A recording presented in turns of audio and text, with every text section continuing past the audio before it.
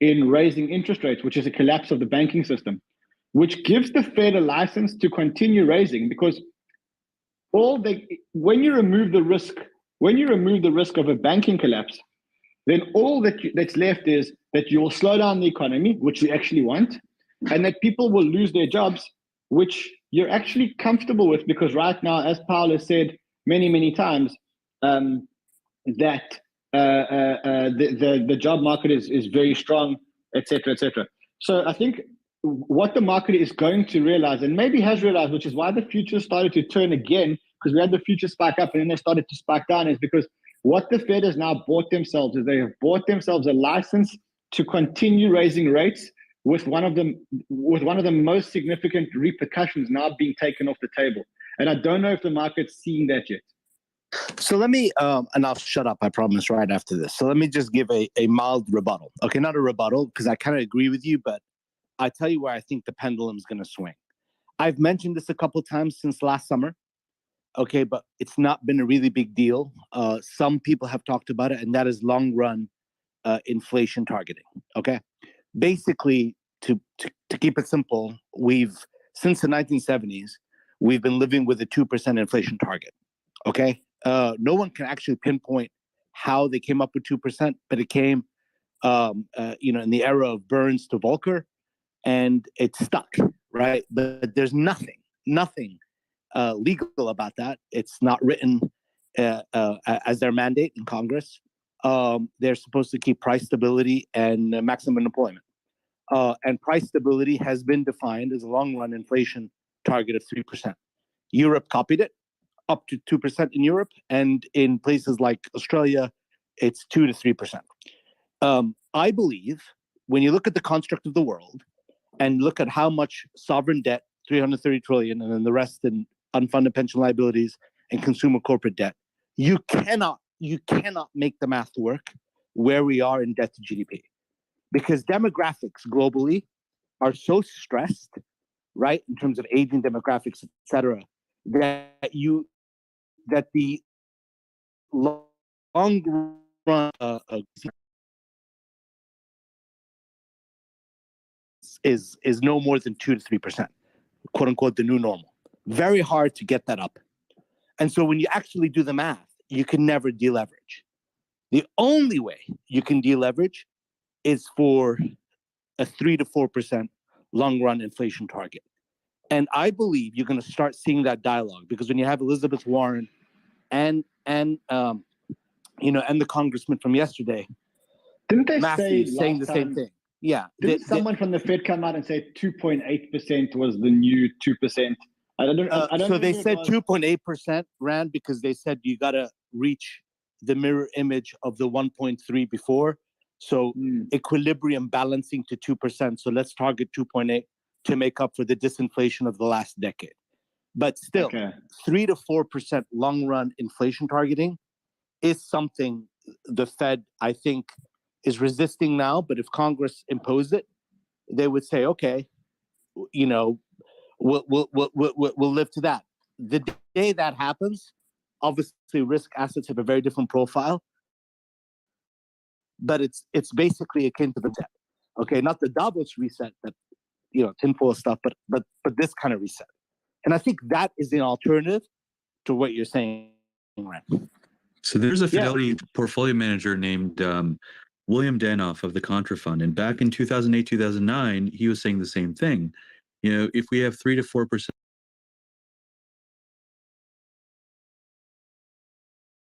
that inflation tax is really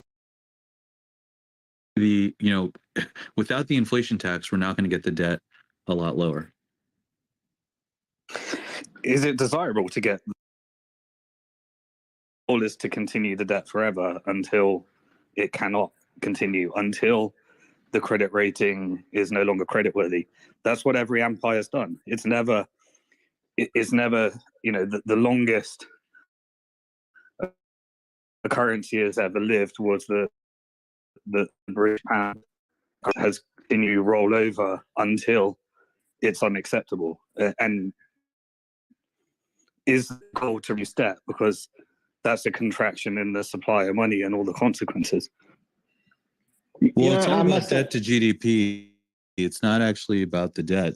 Whenever you hear the Fed talk about the Fed's own balance sheet, they always quote debt to GDP, the central bank balance sheet versus GDP. That's exactly it. It's all the debt GDP. It's your ability to pay down your interest. And now we're getting to points in Japan, China, now the US and Europe, where we just cannot deleverage. We're just increasing leverage and deficits every single year. And 3 to 4% is an alternative. Yeah, I mean, I've long been a Bitcoin and crypto person, and I've long believed in, this collapse of the money empire, etc. But I've never really, really believed that it'll happen soon enough for me to enjoy it, if you know what I'm saying. I knew it was coming, and I always wanted to have Bitcoin. It's not a collapse of the money empire. It's a replacement of one money empire with another money empire. And I'm not saying Bitcoin, because Bitcoin's an exit just like gold. It's a risk asset.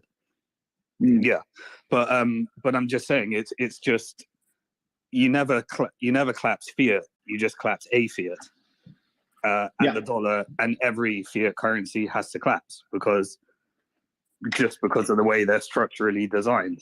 That you have to increase debt from either individuals, companies, governments, and then you put it on the central bank until eventually you hit the end of the debt cycle. Maybe Wahid or... I mean, what we've just experienced is essentially an experiment in what happens when you try and use central planning in order to drive interest rates to something like it would be if they were actually free market-based interest rates in a free market. And what we discovered is that when you have a monetary system where there is essentially more money than debt, that you can't return because it breaks things and it breaks the banking system. So to me, there's only one deleverage in the long term, and no one will ever take it for political reasons, because the political suicide of doing what the economy needs in order to return back to normality is too disastrous for society now. And so you can never get the political vote to return an economy to something that's based upon reality. So the only thing you can do is choose communism over capitalism, which is issue the central bank digital currency and take away debt-based money and replace it with debt-free money and have it algorithmically adjust. That's not going to really solve the problem, though, right? You understand why? Well, you're replacing debt-based money from a bank with debt-free money from a central bank, and you're removing, you have complete central planning rather than having to stimulate indirect money creation through private banking. Why would the debt still needs to be paid back, though, right?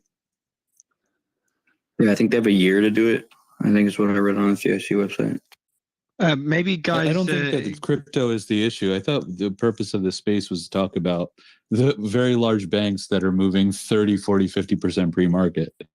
Yeah, so guys, maybe Wahid, you're the reason we started the space. Thanks for waking me up. Maybe give us a quick overview for anyone that just joined, and we have Gergevin on stage as well. So can someone give us an overview on what we've seen so far since the market's opened relative to what you guys expected? You want to kick it off, Wahid? Sure. So in terms of tools, everything, we broke all of them last night. There hasn't been anything really incremental except for HSBC buying the UK arm of SVB Bank, and the Bank of England and the UK Treasury saying they're going to do similar type of backstop, although we haven't seen exactly the details. But that's a very much smaller problem in the UK than obviously in the US. So that's the incremental policy tools. There hasn't really been anything policy substantial. What's happened is obviously the market's ripped, as we saw, and now, in European hours, the European banks started trading materially lower. And part of the reason why I think that is because when you mark-to-market balance sheets in Europe, having lived for more than a decade at negative rates, and suddenly you spike to 2.5%, 3%, European sovereign bond yields. The actual duration mismatch in Europe is arguably worse. And so people are saying, okay, let's test the market. There's a wholesale lack of confidence in traditional banking, which we kind of knew was going to happen, right? Despite the huge amount of the policy tools that were implemented. And then the U.S. markets opened pre-hours, and First National Bank, there was talk about how beyond Signature Bank, the other banks are going to have a lot more support from the private sector. But what does that entail? People are immediately saying, okay, that's going to be highly dilutive capital, right? So that's why the stocks are absolutely tanking, because there's zero appetite politically to make good on saving any equity shareholder, let alone bondholder, right? And when you have Biden saying he's going to punish the bad actors and blah blah blah, right? We're going to go back to this whole scapegoating, right? And so to try to zoom in a little bit on what Amit is saying, just from a price action perspective, without me adding any opinion on the political attitude or environment. FRC opened down almost 70% in the pre-market hours. We have PACW, which is PacWest Bank Corp, down 40%. Credit Suisse, which there were some issues highlighted with Credit Suisse in the last few weeks and over the last few months as well, down 7.5%. Charles Schwab was down over 20% at one point. Bought a ton of Charles Schwab this morning, man. It was up like $8 a share from the lows. It was down over 20% on the week. It was insane as well. But they have a similar issue, or at least a perceived similar issue, with their long duration treasury holdings. And some people believe that they had the same HTM problem if they're forced to liquidate those treasuries. Now, again, I haven't looked into the detailed nuance of that, and don't want to give you a conclusion on whether I think the risk there is the same. But the point is the market perceives it that way. That stock is the eighth largest bank in the United States. Traded down 20% in a week for a bank of that size in general is a big move, but down over 20% in pre-market here. But now it's bounced, and it's bounced significantly, down only 5%. At KRE. So the thing with Schwab that people don't understand is that Jay, let me just finish this. So the KRE, the regional banking ETF, which was actually green to open, as were some of the other big names. The potential beneficiaries of this, JP Morgan, Goldman Sachs, Bank of America, Wells Fargo, they were actually green to open the pre-market session. So you were seeing that dichotomy between the super banks and your big four and the regional banks, which continued to tank. And now there's not really much of a dichotomy at all. They're just all deep in the red. So yeah, that's just a price action update. But go for it. Can I just? There's a huge difference. There's a huge difference. The large cap banks, JP Morgan's, the B of A's, the Wells traders, B of A with the largest mortgage bond security exposure is trading weaker than the very large. Opportunity this morning was definitely Schwab with 173 billion of this HTM issue. If you were to market that, they potentially would take a $30 billion hit to their tier one, but their tier one, is 4 times the size of their potential HTM losses. So the market could be overreacting to that. Whereas with SIVB, they had 15 billion of losses, which was more than their tier one capital. I've never seen banks trade like this since 2008. Sure. It's absolutely unbelievable. And there's so many different names to talk about.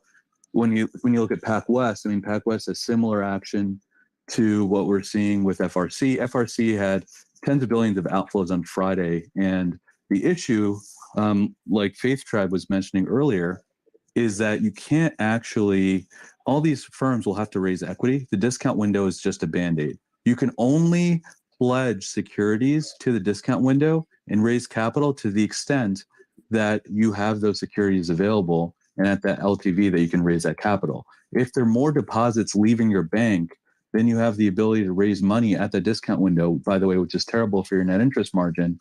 You can still go bankrupt even as a good firm, which is why, even though the management is smart and they have good customers, why the market is challenging FRC and it's down so much this morning. So Jay, can I special situations? Let me just finish this and I'll shut up. I promise. So you hit the nail on the head. So thank you. I don't think the problem with the trading in the stocks has anything to do with securities held for sale. I don't think so. I think it's exactly what you said in your last point, which is there's zero political appetite. So they can access the window, they can access the bailout fund, they can do all that. But now they're going to be forced to issue equity at any price. And usually a board has a fiduciary duty to, what's the risk reward and what's best for shareholders and bondholders and everyone. No, none of that. They're going to get a call and they're going to say, you're going to fucking take this check from JP Morgan or B of A, et cetera. We don't care how much you get diluted. And that's what I think the price action is today. Jay, don't you see this as a bit of a self-fulfilling prophecy? So where the equity valuations are plummeting, right? So people are seeing that, their banks are effectively going towards zero, seeing this problem, starting to withdraw funds from those banks into tier ones. We'll see more of a bank run within those banks. Their stock prices continue to plummet, effectively making it impossible for them to raise money. And then the Fed needing to step into these regional and potentially some super regional banks. Yes, it becomes a self-fulfilling prophecy. It was very similar back in 2008. The difference between now and 2008 is that I actually think that the systemic risk is a lot less than 2008, but information travels much faster than it did back then. I don't know if you guys remember when IndieBank went bankrupt in the summer of 2008. It took like 13 days. They were only bleeding out 100 million a day for them to lose even over $1 billion. And so they had time to figure out a plan on what to do with that bank. It was sold to One West. This was in Pasadena, California. But what people do figure out what the government might be lagging on is that the speed of their decision making is paramount, and the market is second guessing. The market is pushing for bailouts, and they're saying we're not going to do it, we're not going to do it. But the speed that the information is and the people in the media are making it a lot worse in spreading a lot of this fear. I've gotten calls from relatives. I've gotten hundreds of DMs. People saying, "Oh, is my money safe at Schwab? Is my money safe at FRC?" FRC is one of the biggest custodians for hedge funds because they have relationships with all the prime brokers. So there are a lot of small hedge funds that bank with FRC, First Republic, and those guys can pull a ton of capital out, given 68% of the deposits are uninsured. And everybody knows about this in the last 24 hours. It's not like 2008 where people were reading the newspaper or, reading the Wall Street Journal.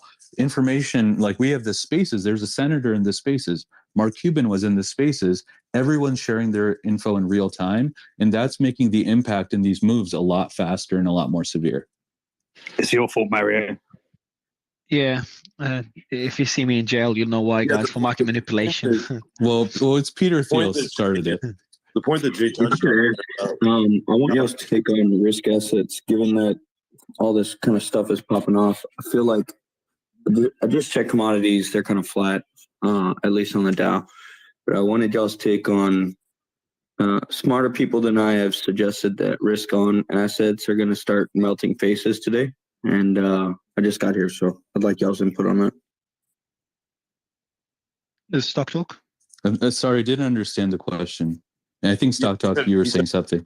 Risk on assets are going to sell off today. I think that's going to be, if that happens, just general market related. I don't think that this is, specifically relevant.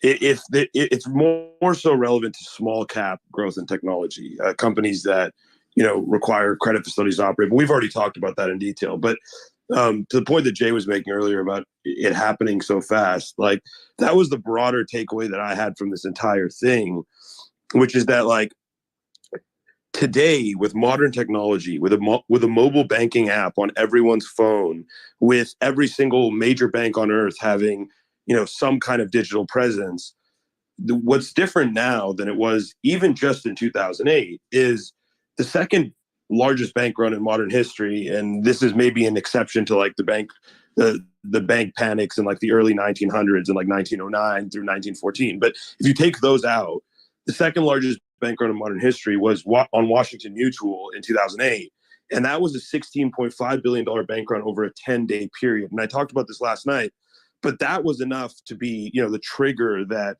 ended up leading to all the cascading events in Washington Mutual after that. But that's $16.5 billion in 10 banking sessions. That's a week and a half, right? IndyMac was the same thing. It was it was literally 10 days. Yeah, it didn't happen overnight. This was 42 billion overnight. I mean, in one session, in one banking session from open to close. So, that's 3 times as large in one banking session. And the difficulty here is that any bank in the world is susceptible to this. Like, were there issues with the long duration treasuries that SIVB were holding? And are there similar issues at banks like Charles Schwab? Yes, there are. But on the whole, if you look at banks' exposure to long-term in general, and you look at, the ability for these runs to happen, that's the scariest part of this. That's the biggest takeaway. Like, conceptually, if you take all the nuance out of it, scariest part of this is the fact that a bank run can happen within 24 hours if enough news spreads quickly enough on social media, and it doesn't take people lining up anymore. Like, it's kind of odd that people were posting like screenshots of people like waiting in lines at banks. I understand the sentiment there, and I'm not discounting the panic of those people, but executing it's all happening digitally, right? Most of the outflows are happening over the phone. Doesn't require people banging on. Like, there's a Simpsons skit about this. There's like Simpsons skit from like 6 years ago about this, where it's like Springfield Bank, and Bart walks in, and a bunch of people are waiting in line at Springfield Bank, and Bart starts Silicon Valley Bank. It's Silicon Valley Bank. It's on my Twitter. I posted on the weekend. It's actually not even Springfield Bank. It's actually Silicon Valley Bank. Oh, so it's one of those Simpsons predictors things again? Dude, it happens so often. But anyways, the point is like Bart's whispering to people like, hey, get your money out, the bank's insolvent, and then everyone goes and bangs on the glass.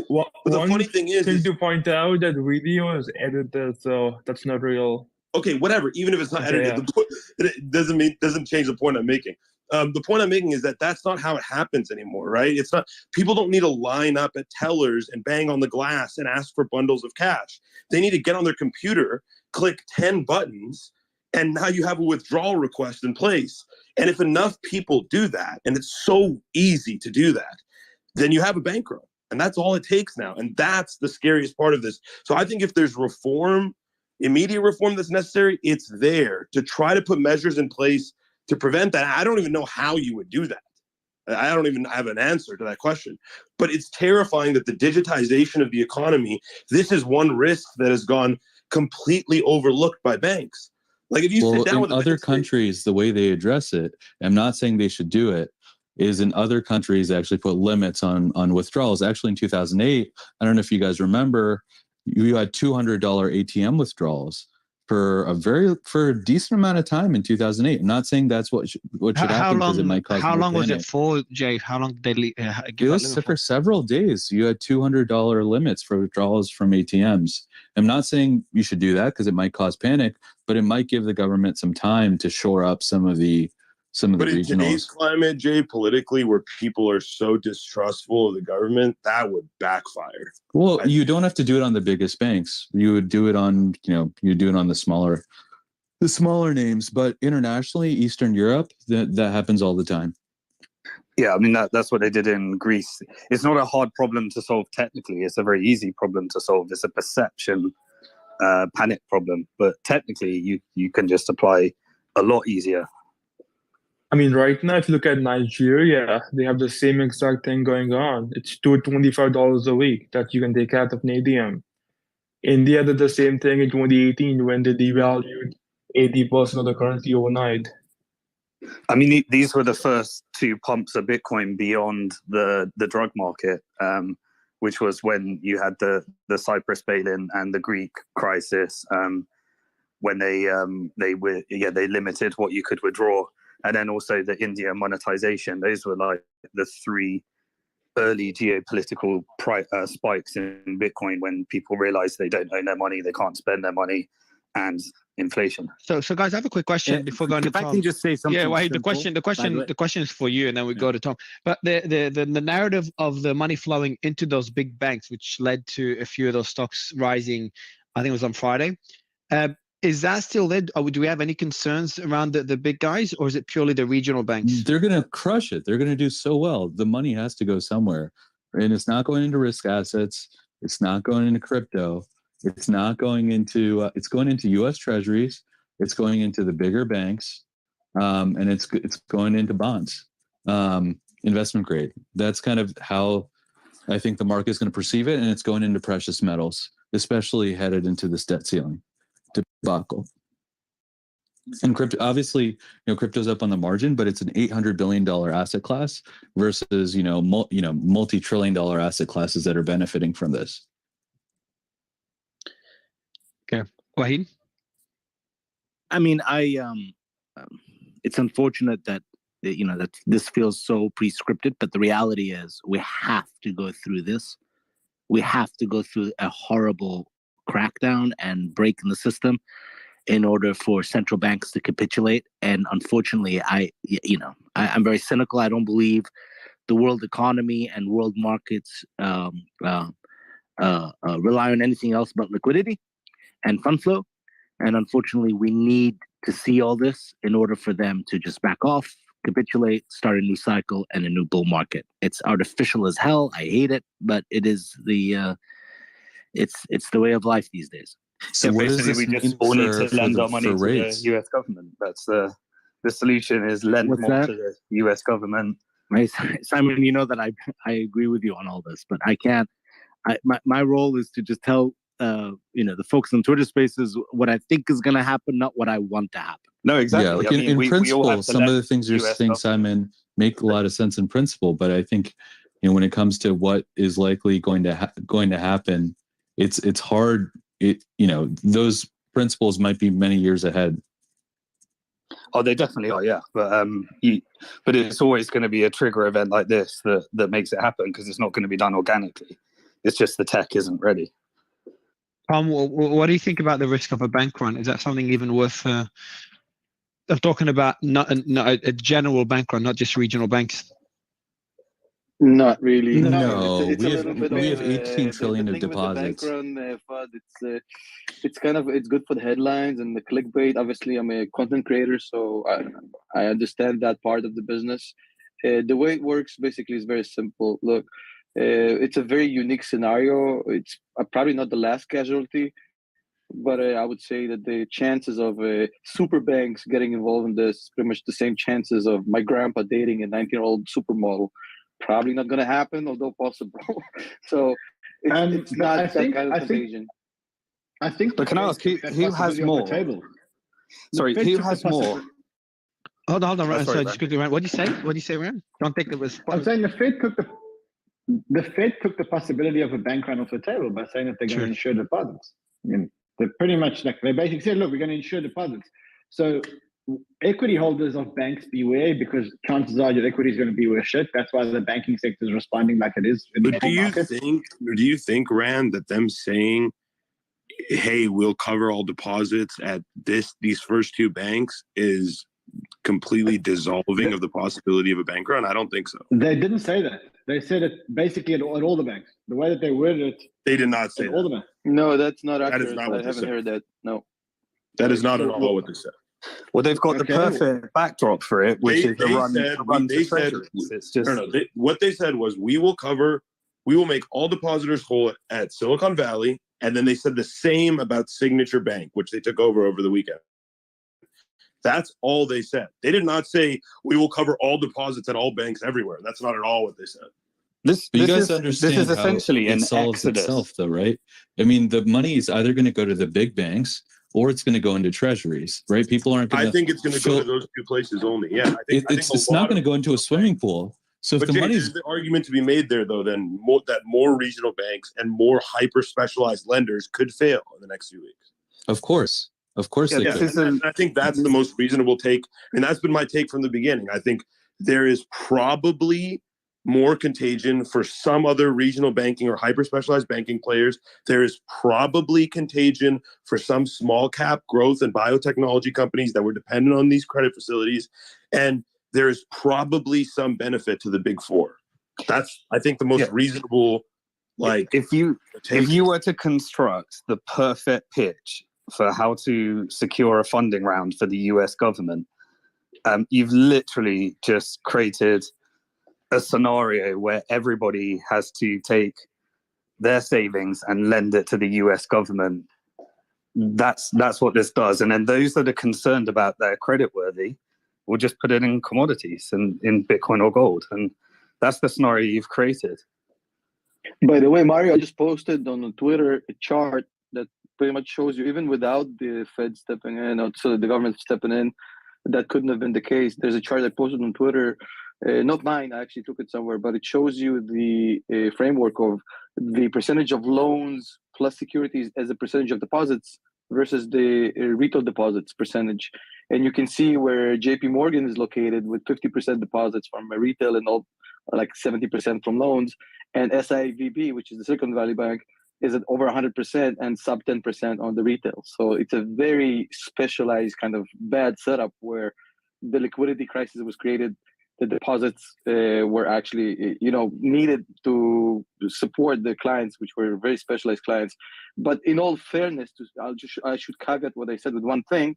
I don't think there's any bank in the world that can technically withstand a 25% withdrawal in a single day from its deposits. Technically, I mean, that's not any bank can withstand that. But I think they have such sticky deposits, the big super banks, the Wells Fargo's, the JP Morgan, Bank of America. It's not going to happen. The only reason I asked this question is considering how fast information spreads, how easy it is to withdraw money, and how everyone's still a bit jittery after 2008.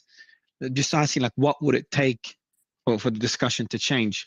Mario, I think it's impossible to withdraw money. I know you can get like a certain amount in ACH, but the user experience of withdrawing money has never been more absurd in my life. I don't see money at a bank as my money. I've got to provide all sorts of documentation. I've got to provide, I've got to be treated as a criminal in every transaction above a certain amount. Like the user experience of sending money. So could you explain that a little bit? Because I have over 20 bank accounts and I just give them my social security number and I can do well over $100,000 withdrawal or, with a lot of the banks in the US. So why is it so difficult? Well, when you bank outside the US, you're treated by default as a criminal from FATF. Yeah, absolutely. So I agree with every single transaction I need to send invoices. Where are you, Tom, and where in Europe are you? I live in the Isle of Man, but I used to live in UK, then I moved to Hong Kong. I have friends in the UK who tell me a very similar story. How like withdrawing cash in Europe in general is just like a wholly different experience in the United States. Actually, every country except for the United States, because of United States regulations. That's what's the irony. Yeah, if I want to spend more than 10K, then I'm preparing that's going to take 3 to 4 weeks and a whole bunch of work just to send it. So if you're going to buy he's right. So how do you buy assets? He's right. So what happens is I live in South Africa and I bank with Swiss banks, I bank with Israeli banks, I bank with British banks, I bank with Hong Kong-based banks. And because of US regulation, and I did live in the US, I experienced both sides of the coin. When I lived in the US, I couldn't believe the freedom that you had in moving around your own money. You could do whatever the hell you wanted. If you live anywhere else in the world, you bank with like an Israeli bank, or you bank with a Swiss bank, or you bank with a British bank. The amount of questions that you get asked, even just to make a tax payment, it's like, show me the document, send me the assessment from the tax man. That's pretty much what you get. So in the US, you take it for granted that you can just do what you want with your money. But because of the US, because of all the regulations that the US has put on, you cannot move money around. Yeah, and the banks. So you asked the question, how do I make investments? I basically spent a year explaining to my private bank, every single mining transaction I've ever done, all of the Bitcoin purchases I've ever done, all of the investments I've ever done. And I had to prove to them, which took about 9 months, how I generated my wealth. It's like you need a new bank. No, I've been through a lot of every bank. Once you're connected to Bitcoin, they'll just, they're very scared of people that have any kind of net worth. They're okay when you're broke and paying a mortgage. But as long as you're paying, that's the business model that is right now. But the second I had to prove all of my wealth, and then once that was proven, I was able to go to a crypto-friendly bank that would allow me to OTC Bitcoin into another investment. And then they have to go through a whole rigmarole to get their compliance team to sign off on every transaction to gain access to the USD rails. So I want to go to Tom again. Tom, what do you expect to see in the next few weeks? Look, basically, sorry. So basically, Rand, your mic Rand is thanks, bro. All right, go ahead, Tom. Well, look, they'll have to. First of all, I think what you said right now was the smartest thing I think I've heard in a while. Few weeks. That's the time frame. People, this is the digital age. We expect solutions within 24 hours on the weekend. So this thing is going to take a while to unravel. The regulators will have to get some time to figure this out. So can you elaborate? What do you mean this thing needs to unravel? What do you mean by unravel? What is it exactly that's going on? Well, look, the Fed will have to get some cash to figure out which kind of deposits they're gonna backstop.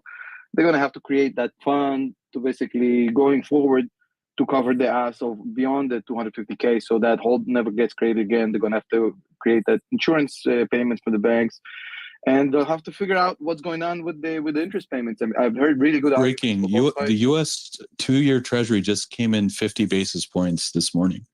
Insane. Yeah, thanks, Jay. By the way, I'm speaking to Jay today at 5:30 on the live stream on my channel. Holy shit, Jay! I didn't even look at this. Dude, I've never seen that since 08. A 2-day move of 100 basis points like that from last week to this week. Special pull up the German DUD. Do you see that what happened overnight? Oh my god! Similar. So can you explain just for the audience not taking? Can you explain what that means, Jay and Stock Talk?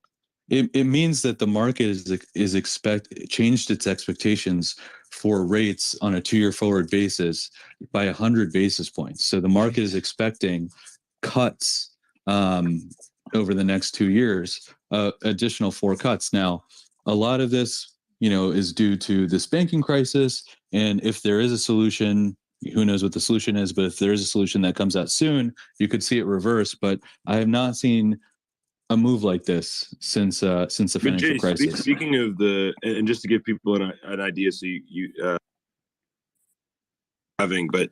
generally speaking, stocks have an inverse correlation to yields. So when yields are coming down, stocks will generally go up. But Jay, don't you think it's concerning from a sentiment perspective to see SPY trading flat here with that move? Oh, of course. This is just 100% risk off. So back in 2008, what ended up happening was you saw all assets fall, right? Outside of treasuries, all assets had a correlation of 1. And when you have true fear in the market, that's what happens. We're not, at a point where you're seeing everything just puke, but you could see this week, crypto, stocks, commodities, all go in one direction, and the treasuries just continue to get bid, and that's not a very comfortable place to be. Well, Jay, wouldn't you say that's the? Sorry, go ahead. Whoever that was. So look at the CME Group's Fed Fund futures. On Friday, we had a 40% chance of a 50 pip hike. Now, the market expects no rate hike. Look at the Goldman note from last night. Especially tweeted about that. Especially, can you pin that note for people here? Yeah. Well, I actually was about to make this point, so you came on a timely basis here. I was saying, look, there's arguments to both directions of where the Fed can take this, right? So on the one hand, they kind of created a backstop, which is essentially theoretically, academically would allow them a runway to continue. On the other hand, obviously, there's going to be political pressure to go downwards. So the question is how many other banks are in a similar kind of mousetrap, penis in the mousetrap situation, right? When you did the safe thing and put money in bonds, and you got caught with the rate spiking within a year. So obviously, not everybody. It's like a fingerprint. Everybody has a different fingerprint. So not the same situation with SVB. But I mean, I'm sure there's a lot of smaller regional banks which are in the same boat. And you don't want to be the one who signed his name on collapsing a bunch of regional banks. Yeah, I think, Tom, conceptually, and this might simplify it for people. If I am the bank of Stock Talk and you come and you give me $10 million, and I think about, okay, where am I going to put that $10 million? So I put it in long-term treasuries. And then you come back tomorrow and you say, give me my $10 million back, I'm fucked because I paired it with a long duration asset. And assuming the And huge meanwhile, the assumption, value of that asset dropped by exactly right. bunch. The huge assumption in this is in that period of time when you came back and asked for your money that we had a move in rates like we did, Yeah, right? But that's just the simplification, a massive simplification of what happened here. And the issue is that most banks in America, by structure, like even JP Morgan, if everybody with an account at JP Morgan called them and asked for their money, even JP Morgan wouldn't have it, right? Despite the fact that they're not, quote unquote, mismanaging their treasury. I would even say one quarter of people account said they would. holders. One quarter of But account holders. Jay, we touched on this, I think, a few spaces ago as well, but the narrative that they were completely unhedged on their treasuries is actually untrue, isn't it? Are you talking about SIVB or are you talking about another bank? No, SIVB on the HTM portfolio. Right?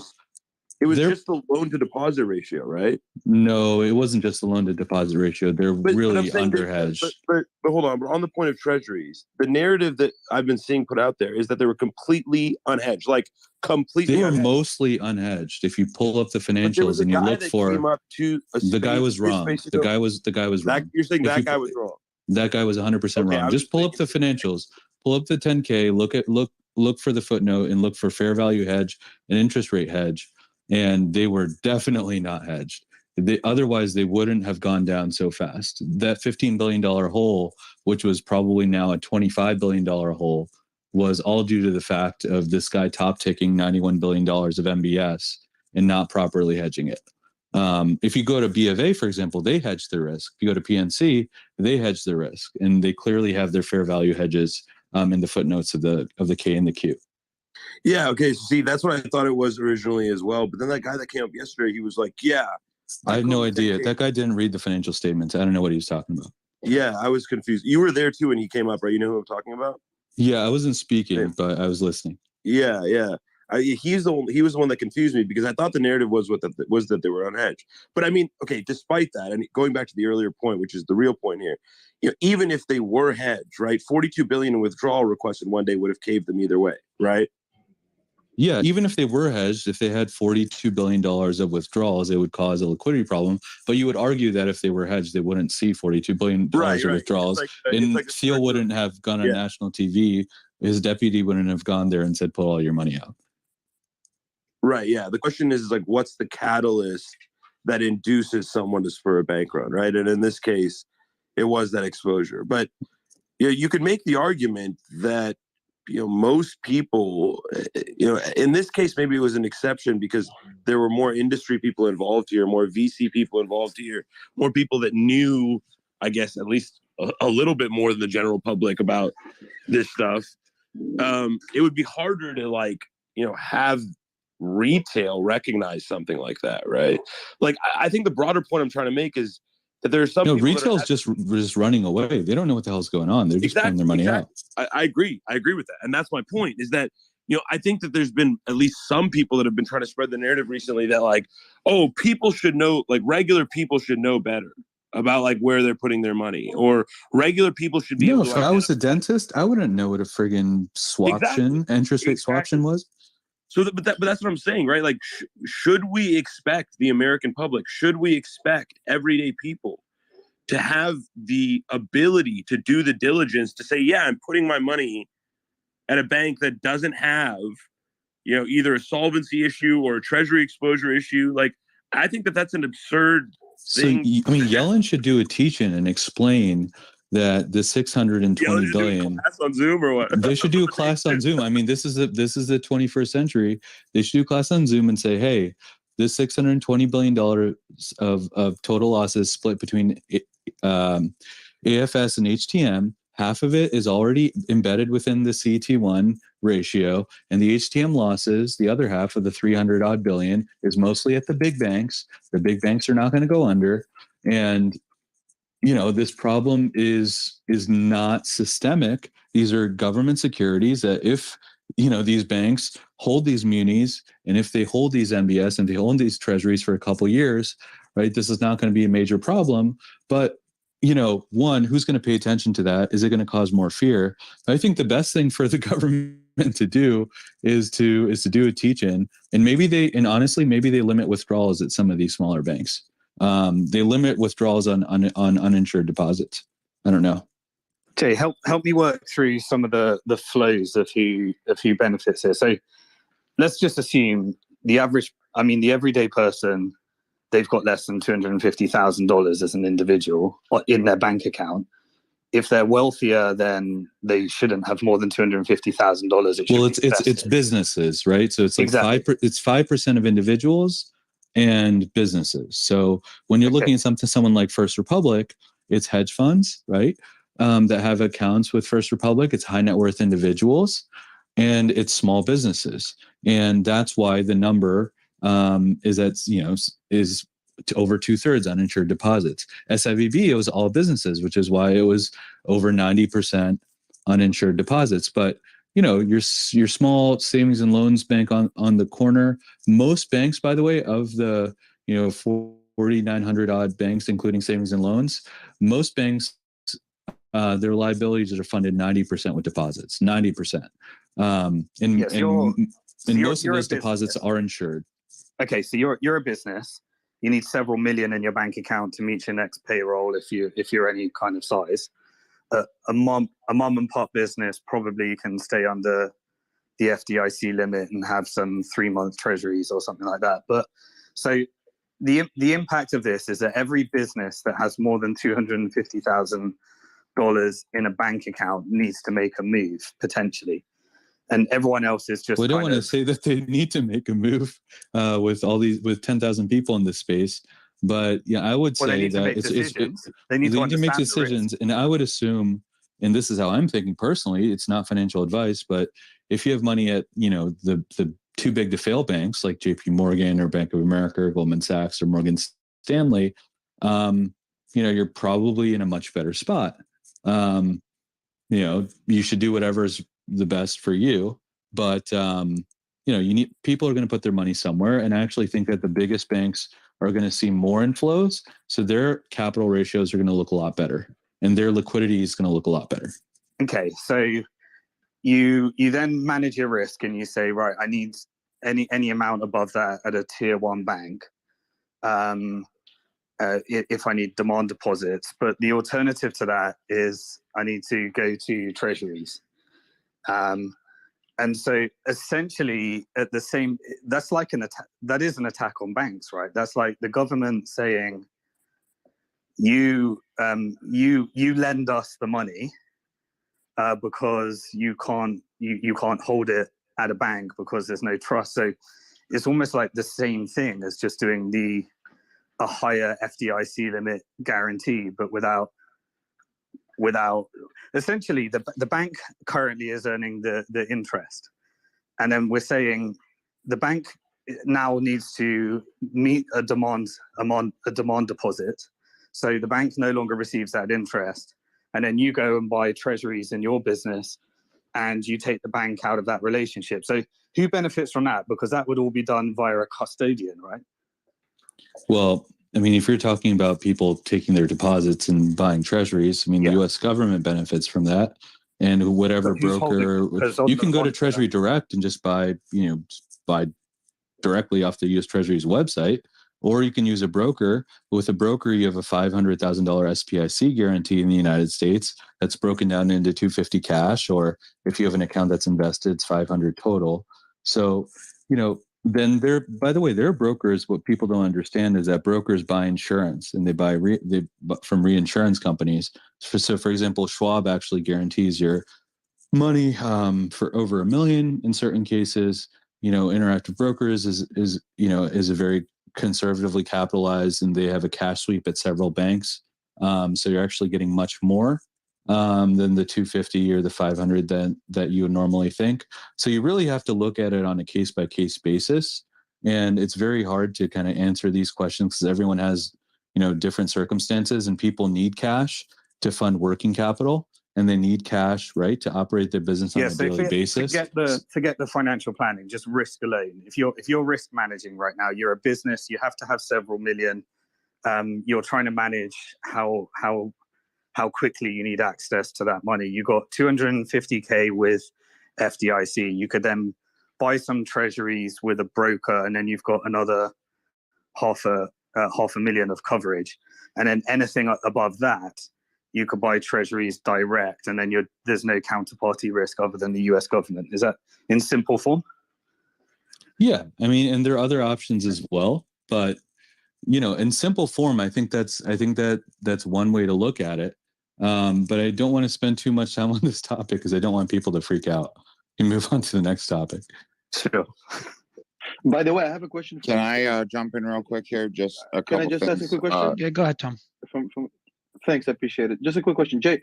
Do you have any criticism toward SIVB as far as there's breaking news. SIVB has formed a committee to explore alternatives for units. I don't think they were able to find a buyer over the weekend. I think PNC said no, and several other banks said no. So SVB Financial has formed a committee to essentially just sell the bank piecemeal. We'll see what happens out of that. Well, we said yesterday that's the most likely options. I mean, right? Nobody is big enough to swallow them all that wants them. But I have a question for you. Can you comment a little bit about the risk protocol of SVB as far as what happened? I mean, they didn't have a risk protocol. That's what I was saying. Like a bank of 200 million billion deposits, you don't have credit swaps, no risk management. How could it be? Well, I think it was very surprising to me, given that Becker was on the San Francisco Fed board, and for him to be in such a high level position, I think they just took for granted the fact that they were getting, I think they got arrogant and they were getting $40 to $50 billion. You had huge venture capital raises at the peak of the market in 2021, 2022. These guys were pulling in, $40, $50 billion a year. And they thought, okay, well, let's invest this in more, interest rates are zero. So treasury yields, are zero at the short end. Let's buy these mortgage bonds at 1.5%, but they're buying bonds with 10-year duration. And I'm very surprised. I'm honestly very surprised that they didn't actually, hedge it in a way because it was held to maturity. I think they just thought, all right, we'll just hold it for 10 years. And our business is growing so quickly that, as long as venture capital raising continues, we're going to always have higher and higher deposits every year. And what ended up happening, which I think that they didn't understand, was that SVB was a little bit of a Ponzi, and I don't mean to joke around with that word, but it really was, because when you're a venture-based lender and a deposit institution, most venture capital portfolio companies run out of cash, within 6 to 18 months, unless you do another round. So, and a lot of early stage venture capital firms fail. So if you assume that these guys have a burn rate, of 10 to 30% a month, then the only way you're going to grow your deposits is if these VC firms put more and more money at your firm, and they raise more and more capital for their portfolio companies. That's why all these VCs kept telling their portfolio companies to put all their money at SVB, at Comerica, at PacW, at only a handful of banks, because these banks were the only banks that were lending to these companies on the other end, providing venture debt and revolving credit. Go ahead, Gurab. So along with that, I did talk to a couple of founders that had accounts at SVB. They said they were the only banks that gave them so many perks. Like, they had the lowest mortgage rates for founders. The only caveat was they had to put all their funds in the bank. That's the thing. So that's why with the VCs we're getting benefits as well. And the VCs had their money there. They're forcing their portfolio companies to bank there. Their portfolio companies were getting benefits from it. And it became a situation where SIVB shot itself in the foot, because the CEO actually said that they didn't want to bank anyone outside of tech. They did some private equity LBO lending, but outside of that, and outside of real estate that was in-house to their own customers, they made a big mistake in not diversifying their assets and their deposit base. And the bank would only grow as venture capital fundraising grew. So when venture capital fundraising peaked, they already had a problem. 2 quarters ago, they lost 20 billion. Last quarter, they lost like 12 to 15 billion. And then they had to sell their $21 billion AFS securities and take that $1.8 billion loss. And when the market saw that they needed to raise $1.8 billion for the AFS, they're like, holy shit, they had 28 billion of AFS that's now worth 22 billion. but now they had, almost 90 billion of MBS that's probably worth 60 to 70 billion. What's going to happen on that when, their tier one capital is less than 15? So it became a negative. The market then realized that if they were to market the held to maturity securities, the bank would have negative equity. And then on Friday, when Thiel scared everyone and people pulled out 42 billion, the bank actually ended up with negative 985 million before the FDIC came in and shut it down. Jump in. Do you think if Thiel did not say that, they would have lasted a couple of months at least? I think they would have lasted several weeks if Thiel hadn't said that, because they would have raised 2.3 billion. And they might have seen some outflows, but the market wouldn't have been that sharp. Like Peter Thiel yelling fire is like Warren Buffett telling you to sell a stock, right? Thiel is part of the PayPal mafia. He was there with Elon Musk. And, every single Silicon Valley executive and founder is going to listen to what he has to say. That's the only reason why you could possibly see $42 billion of deposit withdrawals in one day. That call happened at 11:30 p.m. PST when Becker was talking to VCs, and it was Y Combinator, Tribal, Thiel, and a couple other big spokesmen. And it was Thiel's dude who went on national TV on Bloomberg and blasted it to everyone. And I think that's what freaked out the market. If you short SVB, it's going to be fucking epic. Well, I mean, it's going to be frozen for a while. I think all these stocks, I'm surprised they're not halted. I'm surprised First Republic isn't halted. But of course, yeah, if you're short SVB, you're going to make a lot of money. Peter Thiel. If Peter Thiel is short and he did that. Oh, yeah. I mean, we don't know. I mean, he has a liquid hedge fund. I think they didn't do a deal that he wanted and he was pissed off at them. Who knows what the motivations were, but it was very, very sus. He knew exactly what he's doing. He's smarter than I am. He's one of the smartest people in the world. I know he knew what he was doing. He completely destroyed their business overnight. Yep. Thiel is a genius. Look at what he did with Gawker, bro. If anyone knows. He did the same thing. He screwed over Gawker. Matt, do you agree that this could be intentional by Thiel? So that's the first question I have for you, Matt. And then the second question is, where do you see the markets? I know Biden's giving a speech later today. Where do you see the markets if the Fed doesn't budge and we don't start seeing rate cuts? First off, I think, good morning, everybody. I think special situations analysis is like spot on about the dynamic of Silicon Valley Bank and venture, like that entire cycle. The last part I would say, so it's hard to say they don't kind of mirror the excesses of the tech sector, right? Insofar as they were chasing growth at all costs. And a risk manager should have been able to foresee if I have 97% of my deposit holders are not insured, all it would take would be a few voices like, Peter Thiel and not even many to move that amount of capital out very quickly. Like that should have been on the risk matrix high up, but they chose, growth, obviously. And once that starts, very hard to change that concentration of assets. So anyway, agree with you entirely on your take on it. And in terms of the market, I think there's one difference between where we were with regional banks, on Friday versus where we are on Monday, right? So the same thing that becomes a negative with Silicon Valley Bank, that there's this tremendous concentration of deposit holders who are very sophisticated, who can then catalyze the market to move those deposits out, can now on a Monday become somewhat of a benefit for those banks. And just to hear me out, there's a reason why you bank with these banks instead of JP Morgan or the bigger banks, is because banks are not commoditized. They have the ability to do lots of different things, extend terms quickly,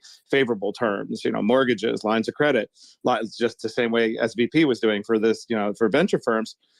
All these other banks are doing in different sectors. So that means, it's kind of a degree of hand-to-hand combat. And now you have talking points on Monday that you didn't have on Friday. Talking points being $25 billion, the ability, that the Fed's not going to let us go under, et cetera. So I imagine that there's a kind of a ground war happening out there in the world between these different banks talking to their major deposit holders saying, trying to minimize the downside because of the moves the Fed made. The fact that the President of the United States is speaking right now should tell you all you need to know about their commitment to ensuring that banks survive.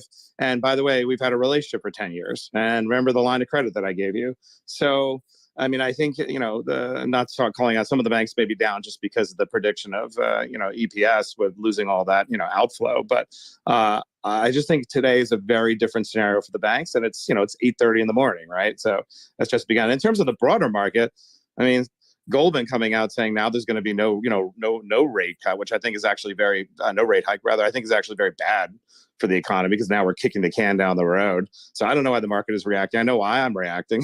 I'm reacting saying, I hope the Fed goes through with that rate hike. I mean, if now we're in complete panic mode before we've even gotten around to taking our medicine, I think that's a disaster for the country. Okay, you're one of the few that says that. Cutting rates would be very negative. It would be negative when it comes to the inflation. Cutting rates. Yeah, for inflation. Yeah, it would be negative. But I actually think pausing rates is actually not the direction we need to go in. I mean, when are we ever going to take our medicine? But I mean, pausing is probably the right thing to do, and we're going to cut rates at some point anyway. It would just send a bad, it would send a bad signal. But the bond market is leading, and the bond market's kind of telling you that that's going to happen soon anyway. True. So True. It is what it is. Yeah. Mario, so Biden has a speech about the banking crisis in half an hour. Do you plan to play that there? Yeah, we'll probably stream it. It's in half an hour, is it? Yeah, it starts at 9 a.m. EST, so 40 minutes. Okay, we'll probably just one thing to think about, playing a contrarian to myself before I get into the car. I'm going to be listening, but after this, I won't be able to speak. Is that if they were to cut rates and look past inflation, it would solve the entire held to maturity problem, right? Because all those bonds would be worth a lot more, overnight. Yeah, so you'd solve the short-term problem, create a bigger problem. But yeah, that's true. Kevin, do you still have that same pessimism you had yesterday? What would change your mind? Kim, you there? Yes. Yeah, I am. Well, first of all, I want to be acknowledged for my wisdom in shorting bank stocks. Buddy. It's early. And special, if your clients need any help with, a proper investment manager, just send them my way, man. I can help you. So your thoughts on what would change your mind, Kim? What would change your pessimism that you had yesterday? It's not pessimism, it's realism, because I looked at all the numbers. I looked at the outlook for the next 6 months, and we're just at the very beginning of these events unfolding. There are more banks in trouble. There's quite a bit of debt.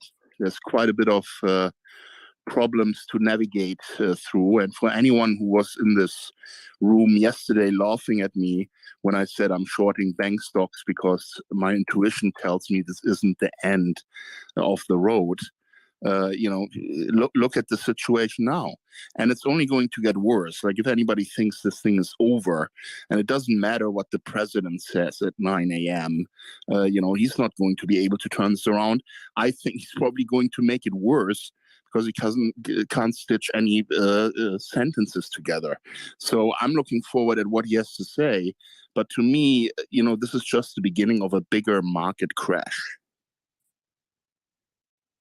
All right. Well, Stock Talk, I'll give you the mic. Yeah, I mean, I'm not confident in Biden's ability to rhetorically. But does it really make any?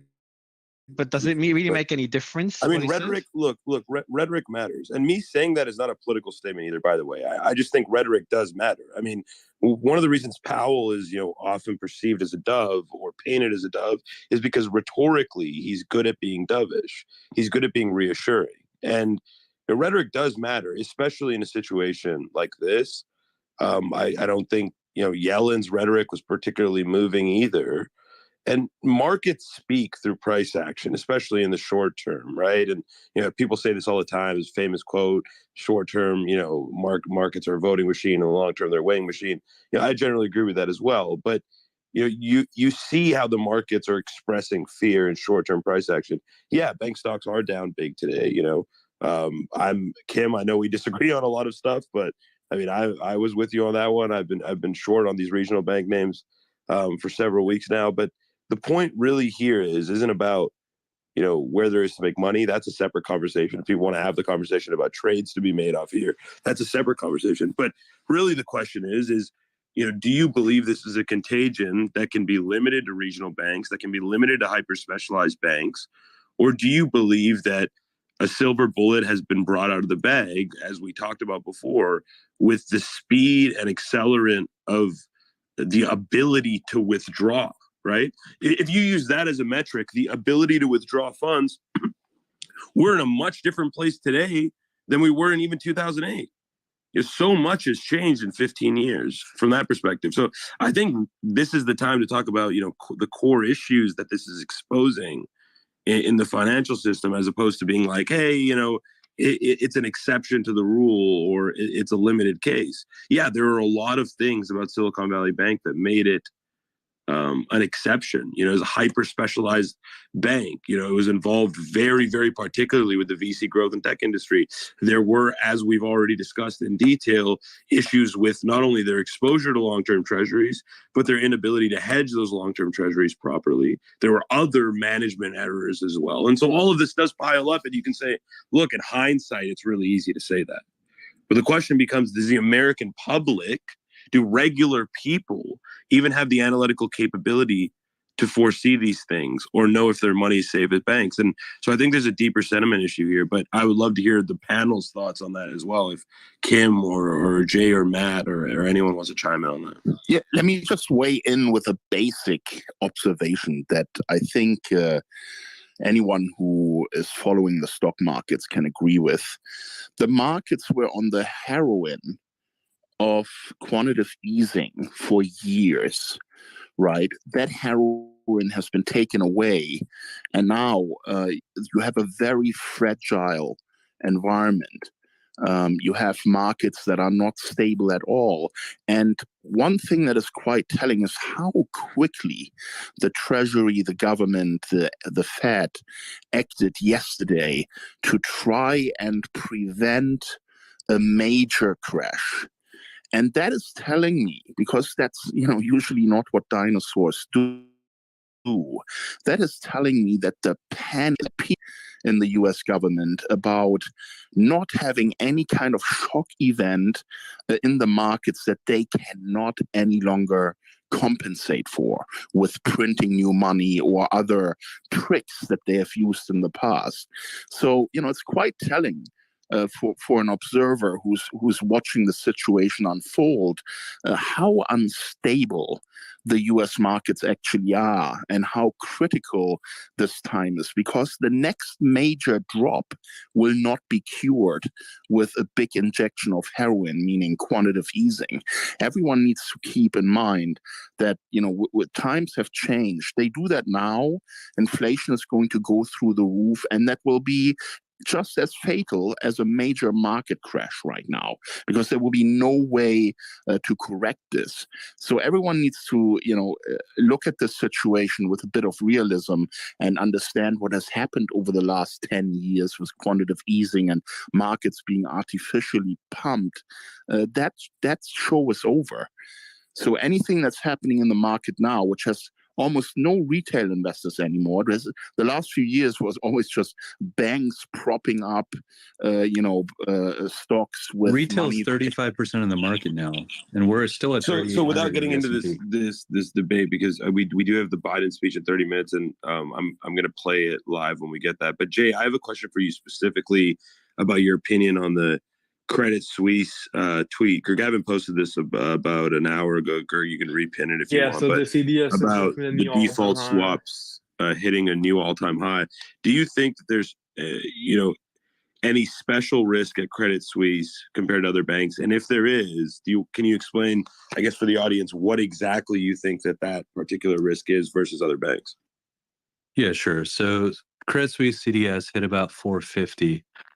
Just so you guys know, at the end of November, it was also at 450.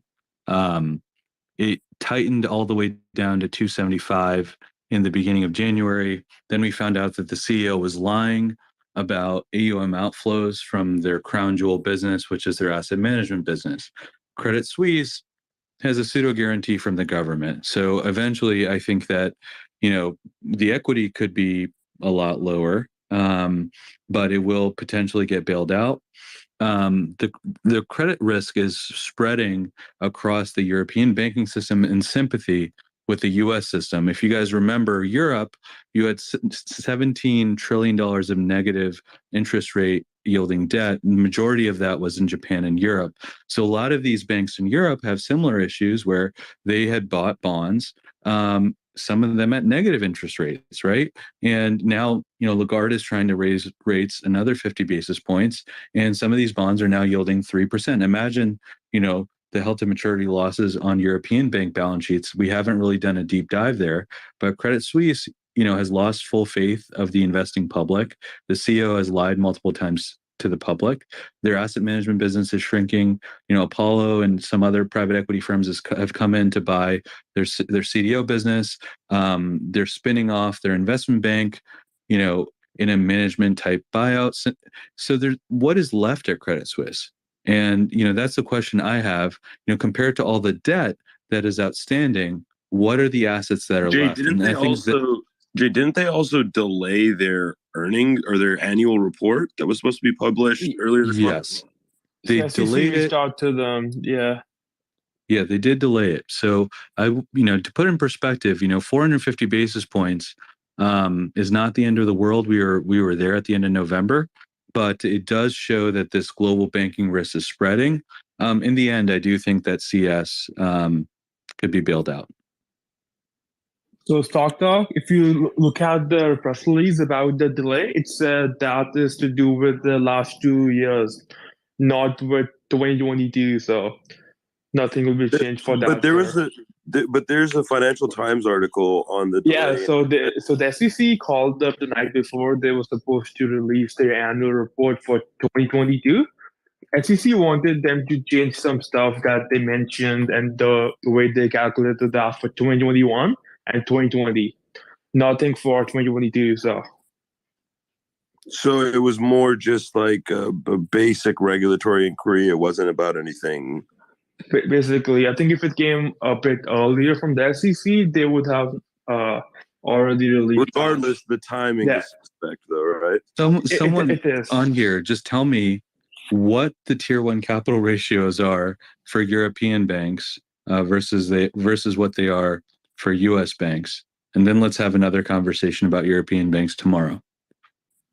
I'm not sure, but I know all of them were Canada. Canada's good. Canada is great.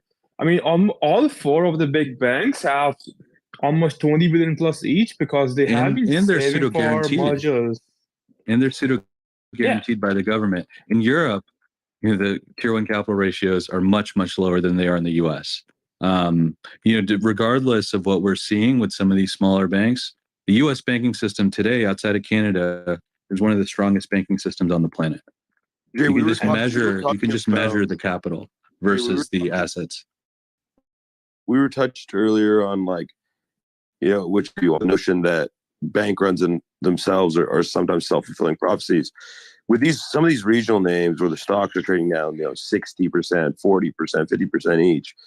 Do you think, assuming the public has enough attentiveness to the stocks and the trading of the stocks, that itself could cause people with money at those banks to say, oh my God, the stock is down 60% today, I got to withdraw my money? I understand that it doesn't function that way. Yeah, of course. But in the end, it's going to be a small percentage of the total banking assets outstanding.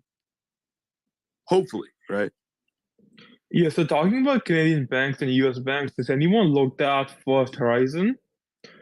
So exactly 1 year ago, TD the arbitrage. I've spent a lot of time on that with TD. They essentially did a deal at 25. They have a ticking fee, so it's going to be 20.65. As of today's, it's about 25.16. The exit date was May 27th. No, it was March, so it's already over. So they extended it to May 27th, and then over the weekend they said they might breach that May 27th out date. So what that means is that what the deal was supposed to close in March, then it was supposed to close in May. Now it's not even going to close in May. But this stock is sold off from 25 to 20, so there's potentially a 25% arbitrage opportunity if they're able to close the deal. But now, given all what's happened in the in the banking sector, who knows if TD even wants to close the deal. However, it's an all cash deal. So this is if they do close the deal, it's a pretty sweet arbitrage opportunity. You just need to get comfortable with FHN.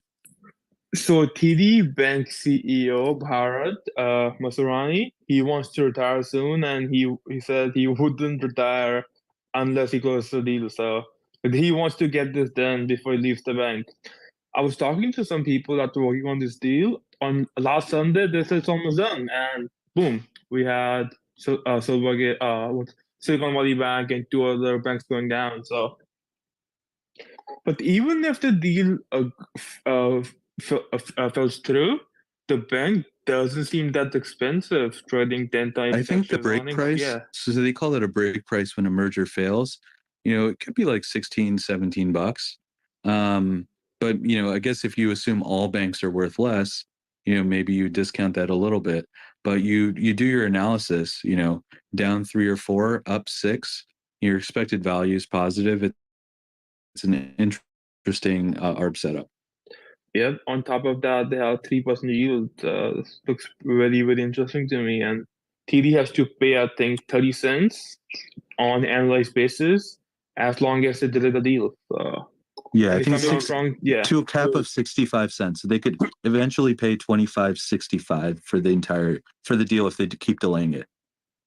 So Jay, so we touched kind of on the basics, and I guess trying to touch on it in a way where the general audience will be able to better understand the conversation we're having. But Schwab has probably been the biggest target in terms of the bigger banks. 8th biggest bank in the United States, down 20% or over 20% last week.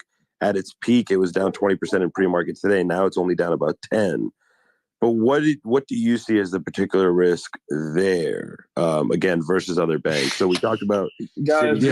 Schwab's Fed not going away. Now show no more rate hikes as the most likely scenario, guys.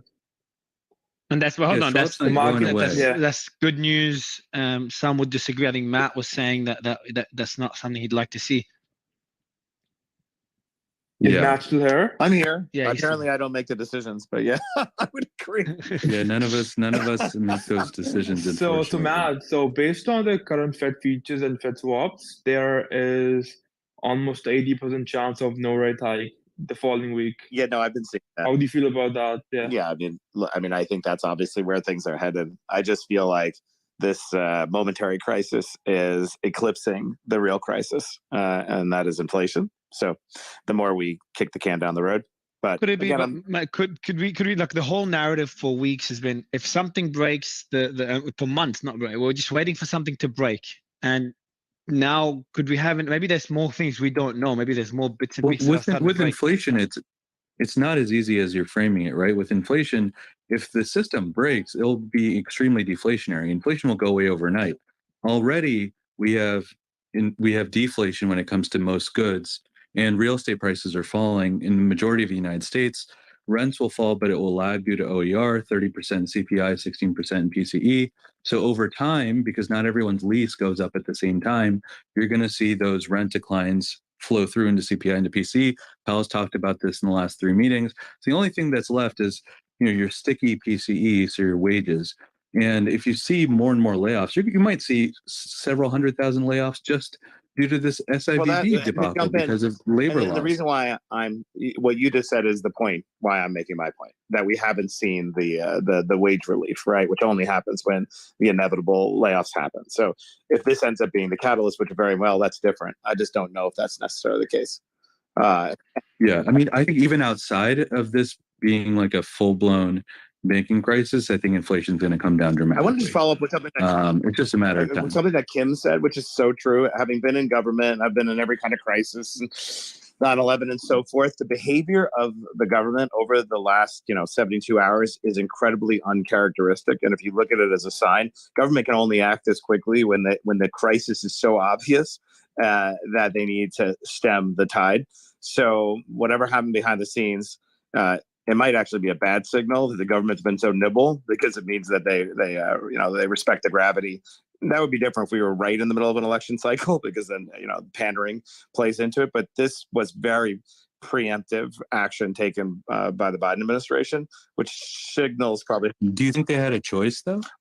Well, all of us in a call, most of us at least, didn't think they did. But the government usually opts for a half measure that satisfies, so let's talk about the political dynamic. You had a significant amount of the country thinking, I don't want to bail out these fat cats, Silicon Valley, who got us into this mess in the first place. That was probably the dominant narrative.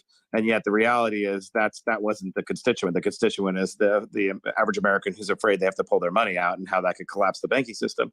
Usually you would normally predict the government would take a half measure, right? Would have released those advanced dividends, 50% of them or something. So the fact that they got ahead with $25 billion fund, over the weekend signals how seriously they took. So I agree they didn't have a choice, but when does government ever do the inevitable quickly? I think they're just reacting to the speed of information. I mean, 10 years ago, we wouldn't have seen $42 billion of outflows from a $200 billion bank in one day. Is that true, though? I mean, let's talk about it. If it was all concentrated in the hands of a few that have the ability to communicate very quickly and very efficiently, that $42 billion. Well, I'm hearing tens of billions out of FRC. I mean, I would say that's a well-diversified franchise. I mean, and SBNY just closed. The CEO didn't even know the FDIC was going to close. Yeah. The CEO was like, I was caught off guard. You shut down my bank. Yeah. Where the FRC, the speed of information is definitely. Well, I guess with the FRC outflows, though, let's call them the retail customers, or were they the more consolidated? 70%. I don't know. It's mostly high net worth and businesses, right? So that doesn't really take speed of information. That's a pretty wired group, if they had the internet. But yeah. Come on, man. IndyMac took 10 days to take out $1 billion. We had Stock Talk on here talking about WAMU, took 10 days to take out $16 billion. It is definitely a factor here. Well, regardless, it looks like rates will pause. So markets, I presume short term, will take that as a positive. Evan, what do you think? Can we give credit to the Fed? They controlled inflation. And we always try to criticize them. They controlled inflation. Something broke. They're reversing course, and then the economy would, or assets would drip. Is that a fair simplification? I think we'll see. But I think the really interesting part is we literally have CPI tomorrow, and none of this data that's happening today we're going to hear about. It will take a couple months. I think that kind of goes to the problem with the Fed, that they're kind of using lagging data, which makes it so hard. But if we get a hot CPI print, I feel like that inflation debate kind of maybe doesn't get as clear. Maybe that changes some stuff. So I just think it's so fascinating with everything happening here. We literally have CPI coming tomorrow. And it's also double effect. So, yeah. So Evan, on Friday, Biden came out and said he is confident that CPI will be in good shape next week. Those were his exact words. I don't think he has ever came out a couple of days before the print and actually said how it's gonna be. Yeah, and I feel like you and always remember it's gonna be good. So maybe that does give you exactly. Yeah, a massive event because the White House gets the report days ago, and usually the CPI comes out the second week. This is the third week, so the numbers are already there. Yeah, I think Gavin's right here. I actually noticed this on Friday when Biden came out and basically told us that he's basically telling us that inflation is going to be lower than we expect. So I'm actually expecting 6% or under. We know this is the government's modus operandi. They warn us in advance if they think it's going to move the market, and that's exactly what it's going to do. So even now, the ECB swaps are a 50% chance of a half-point hike for this week. Can I ask? I would love to ask someone smarter than me, or maybe Jay, Stock Talk, or Gavin, or anyone else. What does this type of event, the last couple of days, do to inflation? Well, what are kind of those expectations? Now, obviously, we'll actually see in about a month or 2 months when we get the data. But what would you a bank blowing up is hard to argue that it's not deflationary. Jay, would you agree with that? 100% deflationary, 150% deflationary. In fact, outside of a nuclear bomb hitting a major city, bank failures are the most deflationary thing that can possibly happen in a fractional reserve system. Yeah, I mean it's literally a bank, going belly up. I mean, yeah, it's hard to do the math any other way. So yeah, that would be my simple answer to that question. Okay, very good. Okay, well, I have another question then. I'm a stock market guy, and I feel like when we talked a lot about this, you guys kind of talked about when the Fed kind of stops raising rates, what does the stock market do after that? I feel like a lot of people might come and think that, ooh, it's off to the moon, but I feel like so I think people expect a rally, but if you look at the history, how has the market reacted on the last few Fed pivots? The market actually sold off right after that. The data doesn't back the people. Why would the market sell off, Gavin? So I'm not saying the market will sell off, but if you look at the last, So why if you look at the past ones, why did it sell off? I don't have the answer to that. We have to see what did people sell. But yeah, there has to be a perception here of like, you know, a lot of people expected a massive bounce here in pre-market in these banking stocks, right? Because they felt that, look, the government was basically insuring the entire banking industry in its statement over the weekend. But that's really where the lack of the nuance in the analysis comes in, is because they didn't say that at all. They said, for the people that lost money at Silicon Valley, depositors, by the way, not shareholders. They said there will be no bailout of the actual bank or of shareholders, but depositors who have lost money will be made whole. They said the same thing about Signature Bank. Now, the dangerous assumption here that maybe some people made who thought that we would see a massive rally is that, does that apply perpetually to every other bank in line that this happens to?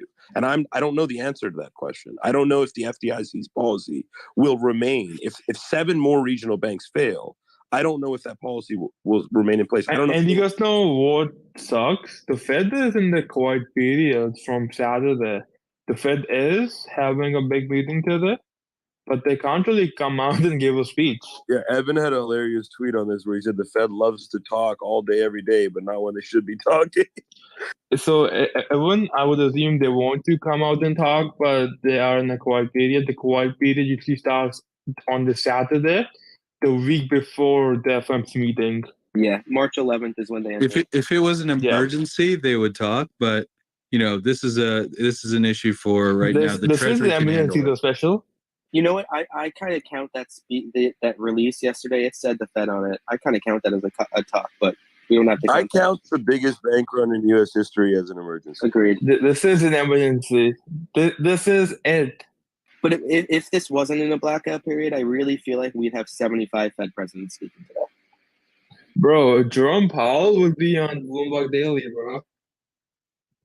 And just for you guys to, I mean, we're phrasing it in this way. A bank, this type of bank run is more important to to Powell than than inflation, right? He already knows the direction that inflation is going.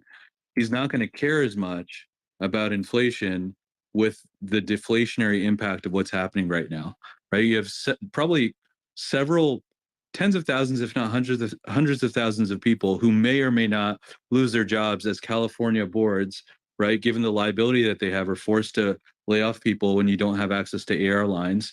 You're going to have, companies like Datadog, Twilio, Oracle, Microsoft see their sales decline from, their 2,500 VCs that bank with Silicon Valley. Let's say each VC had 5 to 10 portfolio companies, tens of thousands of companies that aren't buying goods from those businesses. And then you're going to see a negative, money multiplier effect. So this is super deflationary. And if you see more banks decline or see Trump difficulties, you're going to see inflation go away in a very short period of time. Does the Fed stepping in, does that change things? Does that stop the deflationary effect? Well, the Fed's not saving the banks. They're just giving money back to the depositors. So yeah, it is positive. Otherwise, it would be a lot worse. And I don't want to be political. I'm saying it's positive because, you're seeing what the market is doing, after the Fed announced that. Imagine if the Fed had announced nothing. But I do expect that even with the Fed stepping in, unless they say they're actually going to bail out the banks, which people don't want to happen, right? The majority, it seems like the consensus U.S. average citizen doesn't want, like 2008 for the government to bail out the banks. Even though the government made a lot of money off of TARP. But regardless, if they don't want that to happen, this is going to be deflationary no matter what. Jay, let's play that out just a little bit for the audience, because I know what you're saying because I'm close to the knock-on effects. But just to play it out, let's say that all the deposit holders can get their money back, the 160 billion, whatever was in the bank. So that means all those VC funds plus all those tech companies and startups getting their cash back. Etsy can do payroll. So let's continue to play it out while it's still so deflationary among that group and leads to layoffs and whatnot. Well, there's $62.5 billion of lending off balance sheet and $45 billion of specific tech-focused lending at that bank.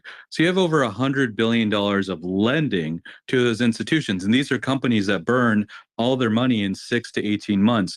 They actually rely on the venture debt and the AR financing to fund payroll. A lot of these companies don't have that much cash to begin with.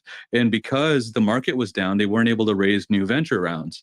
So what's happening is you're just accelerating the demise of a lot of these tech companies. This was the point I was making yesterday. So I was trying to say this, and then you quantified it by putting an actual number on, which I hadn't heard before. So that's very helpful. These tech, that is the big, not contagion. That's the knock-on effect that was inevitable anyway. Jay, I don't know if you feel that way, but they were, I think, handing out debt that other banks wouldn't have done anyway. But regardless, all these companies were also using that to extend their runway. There were covenants, so to some extent, those lines aren't always very helpful. But we basically just, shortened the runway dramatically for thousands of companies that have tens of thousands of jobs. That's I think the ultimate deflationary impact of SVB going under. I think it's not just the jobs; it's the products. You're right. It's the jobs, the products, the services. It's also, by the way, I said this yesterday. You have, all the funds that had money and the term sheets out. All that activity seizes up. That's just the nature of the beast, right? So there's going to be paralysis for a period of time on any new, to the extent to which any equity was getting done in this sector. That's going to totally pause. And Simon, since you jumped in, what do we expect to see for crypto? We've kind of moved away a bit from crypto with all this playing out. Well, Bitcoin has always had a lag between how people perceive it in the short term and the problem that it solves. So I've always said that Bitcoin gets adoption when people realize they don't own their money, can't spend their money, or there's inflation. But it always acts as a risk-off asset. A risk-on asset in the short term, and we expected it at some stage to decouple from the stock market, but you dropped out, Simon. Back. All good. Yeah, we expected it to, long term fundamentally, it's been in a Bitcoin's been in a 14-year bull market, and the top 10 or top 20 cryptos change every year. So crypto is just a trading speculative game, and Bitcoin is always been in a 14-year bull market with massive corrections in between. And so, all of the trends that Bitcoin solves, ownership of money, the ability to spend peer-to-peer, and to combat an increasing money supply are the same. But short term, you just get these pump and dump cycles every 4 years. You get a halving cycle, and then you get, we're moving towards a world where Bitcoin is a commodity. Ethereum is questionable about whether it will be a back layer for many securities, and everything else will likely become a security. And then there'll be international competition. So it's interesting that this is, you can't read much into a 1 day, 2 day, 1 week thing in terms of long trends. But it's interesting that Bitcoin's gone the opposite way of the market. That's a very interesting signal to me. Cool. We're going to be streaming the Biden I speech. totally agree with you, Simon. I think that's a very interesting development, and it may be the time where the crypto scene finally realizes we don't need to rely on U.S. markets or whatever. Like, we can do our own thing, and if that's happening, then that would be a very good development and a positive outlook for crypto. Yeah, I think what's important is as a Bitcoin business, nothing has stopped for us. We can meet payroll, we can transact. the whole treasury management. Now, I know we're a bit of a niche business and it's pretty complex, and we know the intricate details, but the important part is that everything still works for us, and we don't, the banking exposure is a slight issue, but we can still pay all of our staff in a stable coin. We can still pay all of our team in Bitcoin, and we've got a culture that would prefer Bitcoin to meet their payroll than. And I know that that's not normal, but we were completely protected for this. Yeah, Simon, that's what I was going to add. That short term, there is some trouble with Silvergate and Signature going down. There's definitely some havoc mostly in the crypto space, but in the Bitcoin space as well, with their on-ramps and off-ramps to the traditional banking system. But all it will do in the long run is speed up non-reliance on the traditional financial system. So everything that was going to happen, let's say 3 to 4 years from now, will probably start happening over the next year, where there is going to be more of a circular economy within Bitcoin. Short term, people may not be able to buy as much as they like from like Coinbase or some of their resources, but within the Bitcoin ecosystem, more people will now be forced to convince their suppliers and just to create a circular economy within Bitcoin, kind of like the way Russia and China and India are now speeding up, having their own system because Russia got kicked off of SWIFT. It's kind of similar in a way with Bitcoin. And Kim, I agree with you in that debate you had yesterday. China and international big countries not buying U.S. debt and selling U.S. debt is a big deal. Even though Western buyers stepped up, this is a big deal. Yeah, and I was scolded at yesterday for pointing that out, but it is a very big deal. And what people need to understand is what that means is the U.S. government has great difficulty now raising more debt. And the only tool available to them is money printing, which is going to have a direct effect on inflation and long-term, potentially hyperinflation. It's a short-term effect. If I told you that bond prices were going down, the most logical decision, being a smart central banker, would be to wait for rates to peak. And I said this several times. If you read any financial documents from a big Japanese bank, they're all saying that due to FX-related issues and waiting for the Fed to see peak rates, right? That's why they're not buying the debt. They're not buying the debt because, the U.S. is a terrible place to put their money. Where else are you going to put your money in the world? These are all kind of false narratives. And I'd like to ask, how many people in this audience are using Bitcoin to buy anything, anything useful? Yeah, well, that's the point. 4 minutes to go for Biden. Okay, perfect. Cool, thanks, man. Who'll be? Hold on, guys, hold on. Just want to confirm, who'll be streaming the Biden speech, Stock Talk? I can play it. I have it pulled Stock Talk, you have it? Perfect. Yeah, I have it pulled up, so I'll play it right when it goes live. All right, so go ahead. Can I respond to that? Go ahead, guys. That's the whole point. Bitcoin is a two-tiered economy because fiat currency makes you spend your money and it's incentivized for you to spend. So obviously that's good for central planners that believe in Keynesian economics. But Bitcoin is a side-by-side experiment in Austrian economics where you don't want to spend your money. So most people in Bitcoin are really thinking about saving and a wealth effect. And they do everything they can not to spend their money because they believe that it will be worth more in the future. And once they hit a certain net worth, they tend to try and borrow fiat against it and try and build their wealth intergenerational and long term. It still doesn't work without fiat. Absolutely. It's a two-tiered economy, which is why you have CBDCs and Bitcoin in the end. But also it's a bit of a tricky question at the moment because Bitcoin has been down 60 to 70%. So when you ask the question today, not a lot of people want to spend it. But if Bitcoin was sitting at an all-time high right now, there'd be a lot of people spending it. The Bitcoin spending goes way up at the end of bull markets than at the bottom of bear market. How are you going to buy your pizza at Domino's with Bitcoin? How are you going to buy You're Bitcoin closing debit that cards, target with you borrow Bitcoin. against your Bitcoin. How are you going to buy your automobile? convert buy all of that. All of that. Very with- simple. You can't. Not where I live. Hold on. There are things I do with Bitcoin right now. My barber accepts Bitcoin. There are certain people that I shop at, and there are certain services that I use specifically because they accept Bitcoin. No, but you use your Bitcoin. That lowers your economic utility. If you're going to a barber just because he accepts Bitcoin, he might be a shitty barber.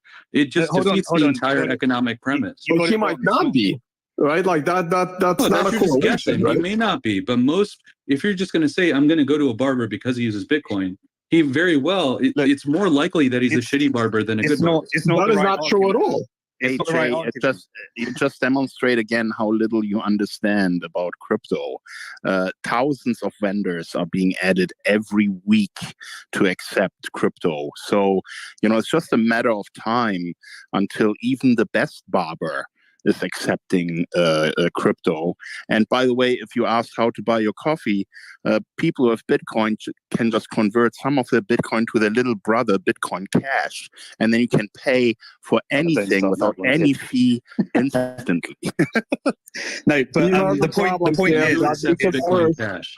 It's not a Bitcoin versus fiat world. It's a Bitcoin and fiat world.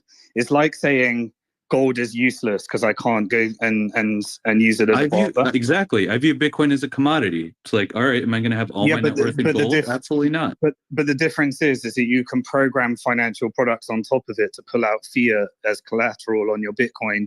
You can connect it to a Bitcoin debit card.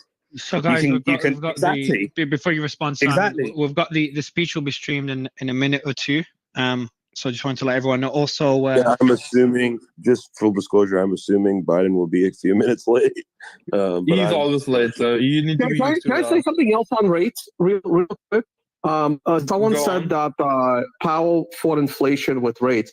I don't agree with that. I don't think raising rates actually fights inflation. The inflation was always a fiscal problem. It was the shutdown of the economy, was the way the economy was run. And the Fed is always lagging. The Fed just does what the free market forces it to do with the interest rate. Now that the free market has forced the 2-year interest rate down and even the 5-year interest rate down, the Fed's going to slow down. The Fed's always been a follower, and also there's nothing stopping the stock market from rising with the interest rate going up. It usually does. It means the economy is strengthening basically a little bit. That allows the Fed to raise rates. So I think that correlation is like the way people think about it is incorrect.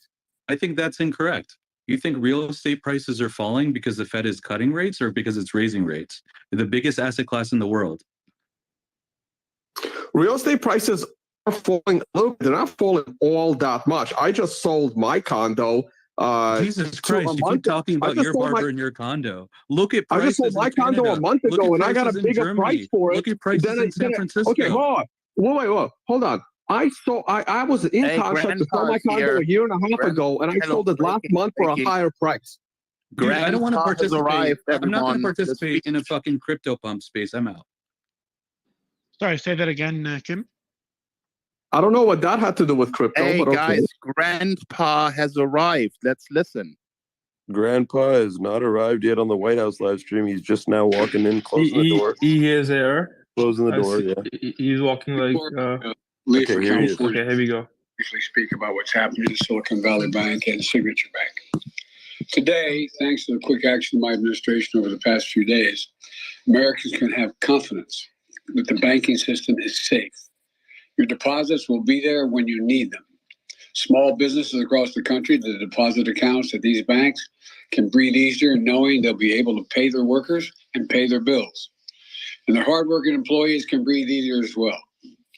Last week, when we learned of the problems of the banks and the impact they could have on jobs of small businesses and banking system overall, I instructed my team to act quickly to protect these interests. And they've done that. On Friday, the government regulator in charge, the FDIC, took control of Silicon Valley Bank's assets. And over the weekend, it took control of Signature Bank's assets. Treasury Secretary Yellen and a team of banking regulators have taken action, immediate action. And here are the highlights. First, All customers who had deposits in these banks can rest assured. I want to rest assured they'll be protected and they'll have access to their money as of today. That includes small businesses across the country that bank there and need to make payroll, pay their bills, and stay open for business. No losses will be, and this is an important point, no losses will be borne by the taxpayers. Let me repeat that. No losses will be borne by the taxpayers. Instead, the money will come from the fees that banks pay into the deposit insurance fund. Because of the actions that our regulators have already taken, every American should feel confident that their deposits will be there if and when they need them. Second, the management of these banks will be fired. If the bank is taken over by FDIC, the people running the bank should not work there anymore. Third, investors in the banks will not be protected. They knowingly took a risk, and when the risk didn't pay off, investors lose their money. That's how capitalism works. And fourth, there are important questions of how these banks got into the circumstance in the first place. We must get the full accounting of what happened and why those responsible can be held accountable. In my administration, no one is above the law. And finally, we must reduce the risk of this happening again. During the Obama-Biden administration, we put in place tough requirements on banks like Silicon Valley Bank and Signature Bank, including the Dodd-Frank law to make sure that the crisis we saw in 2008 would not happen again. Unfortunately, the last administration rolled back some of these requirements. I'm going to ask Congress and the banking regulators to strengthen the rules for banks to make it less likely this kind of bank failure will happen again, and to protect American jobs and small businesses. Look, the bottom line is this. Americans can rest assured that our banking system is safe. Your deposits are safe. Let me also assure you, we will not stop at this. We'll do whatever is needed. On top of all this, let's also take a look at a moment to put the situation in a broader context. We've made strong economic progress in the past 2 years. We've created more than 12 million new jobs, more jobs in 2 years than any president has ever created in a single 4-year term. Unemployment is below 4% for 14 straight months. Take-home pay for workers is going up, especially for lower and middle-income workers. And we've seen record numbers of people apply to start new businesses, more than 10 million of them, more than 10 million applications over the last 2 years starting businesses. Now we need to keep this progress going. That's what swift action that my administration over the past few years is all about. Protecting depositors, protecting the banking system, protecting the economic gains we've made together for the American people.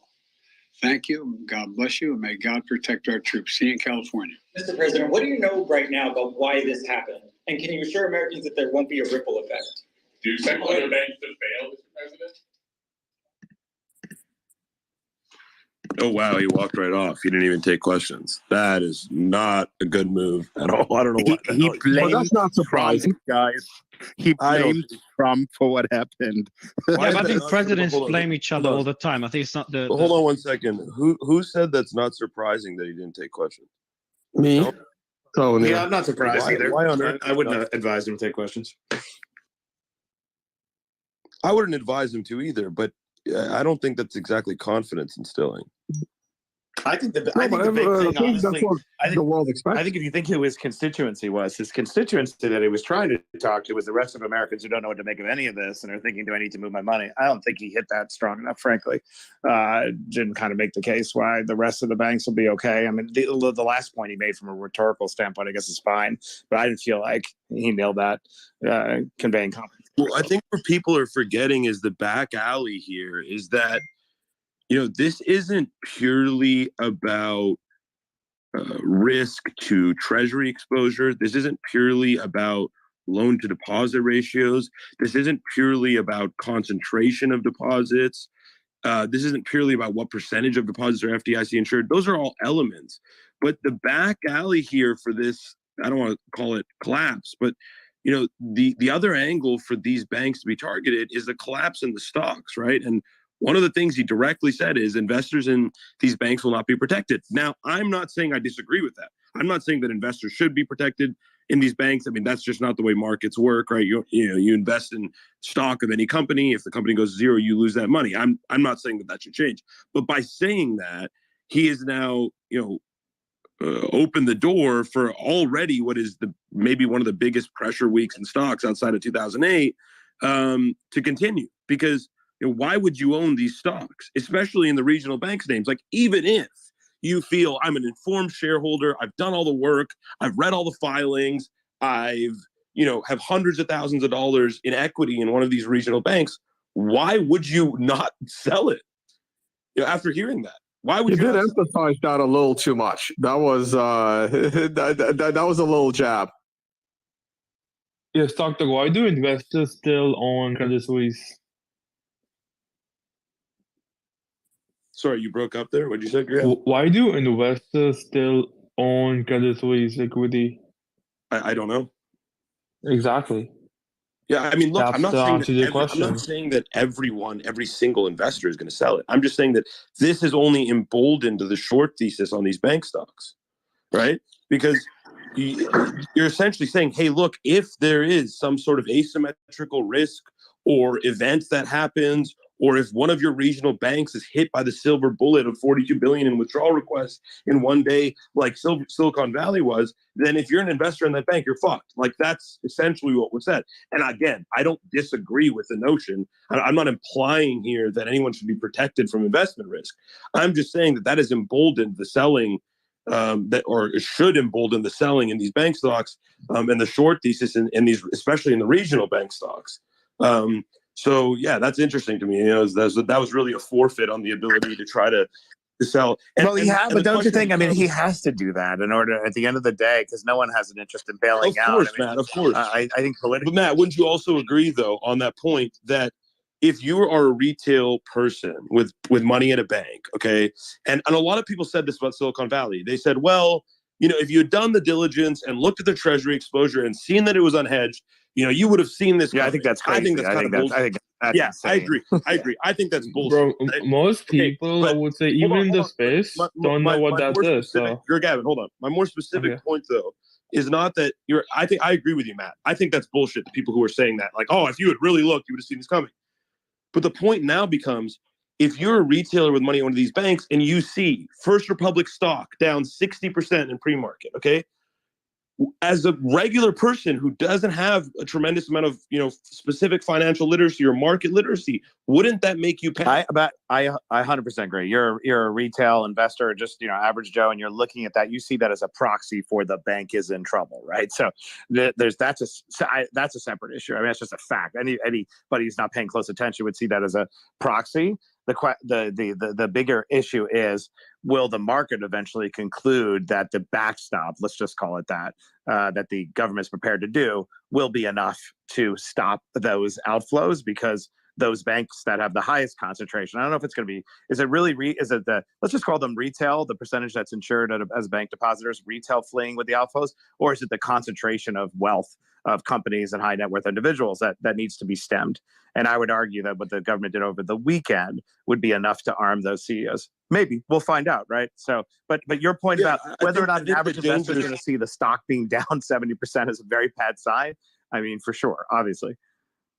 Yeah, I think the dangerous thing here is that there's a confluence of a lot of unique factors, right? Like, number one, more people are privy, or more retail traders are privy to markets in the last 3 years than maybe any other time in history, because of the democratization of brokerages, right? Anyone can install a brokerage app on their phone. By the way, the same phone that their banking app is on, right? And word spreads on Twitter so quickly. Back in 2008, you had 300,000 tweets a day. Now you have 700 million tweets a day. The acceleration of information combined with democratization access to all this shit, this could be a self-fulfilling prophecy where retail traders chase the short side of these regional banks.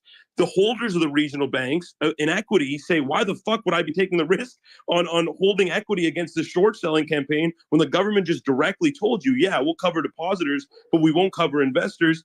And then in the precipice of watching these regional bank stocks go down 60, 70, 80%, more and more people are inclined to withdraw their money because they perceive that as risk to the entity. That is a slippery slope that I'm not saying we are certainly going to slide down, but it's one for which all of the dominoes are lining up from a sentiment perspective. Because again, bank runs today take 10 minutes. You need a bunch of people to click their mouse 10 times. And so would you, the way would you have changed the wording where, because the danger was obviously the rhetoric I would not was have all said about, that. the rhetoric was all about preventing the bank bailout messaging. So would you have just taken the hit and said, let the the average person just believe that there is some kind of bank bailout because that's how they'll interpret it? I mean, I'm not sure how much the semantics matter, but I think his need, or the fact that he felt the need to make the statement, investors are not protected, it's just a bit ignorant about what has happened over the past week and a half, right? Before the the Silicon Valley, I keep making it so many banks, the Silicon Valley, the collapse, before that collapse, there was a massive drop in the stock. Same thing with FRC. There was massive short side activity in the stock, downside activity in the stock last week. Silvergate, same thing before its collapse. So the market speaks to these narratives. The issue is that our policy officials aren't privy to the micro action in stock markets at all. And I'm not implying that they should be, but it makes them make, in my view, rhetorical mistakes. That was, in my view, a huge rhetorical mistake, despite it being true. Can I argue the counterpoint? That unless they, let's say that the thing that you're calling the rhetorical mistake is saying we're not going to make investors whole, right? And if they don't draw that distinction over the weekend, where somebody in the comms team and collectively in the government said, okay, we can do this if we differentiate, right? And then we can go ahead and we can make all deposit holders whole, not just for this bank, but establish the $25 billion, right? I look at that as a condition precedent.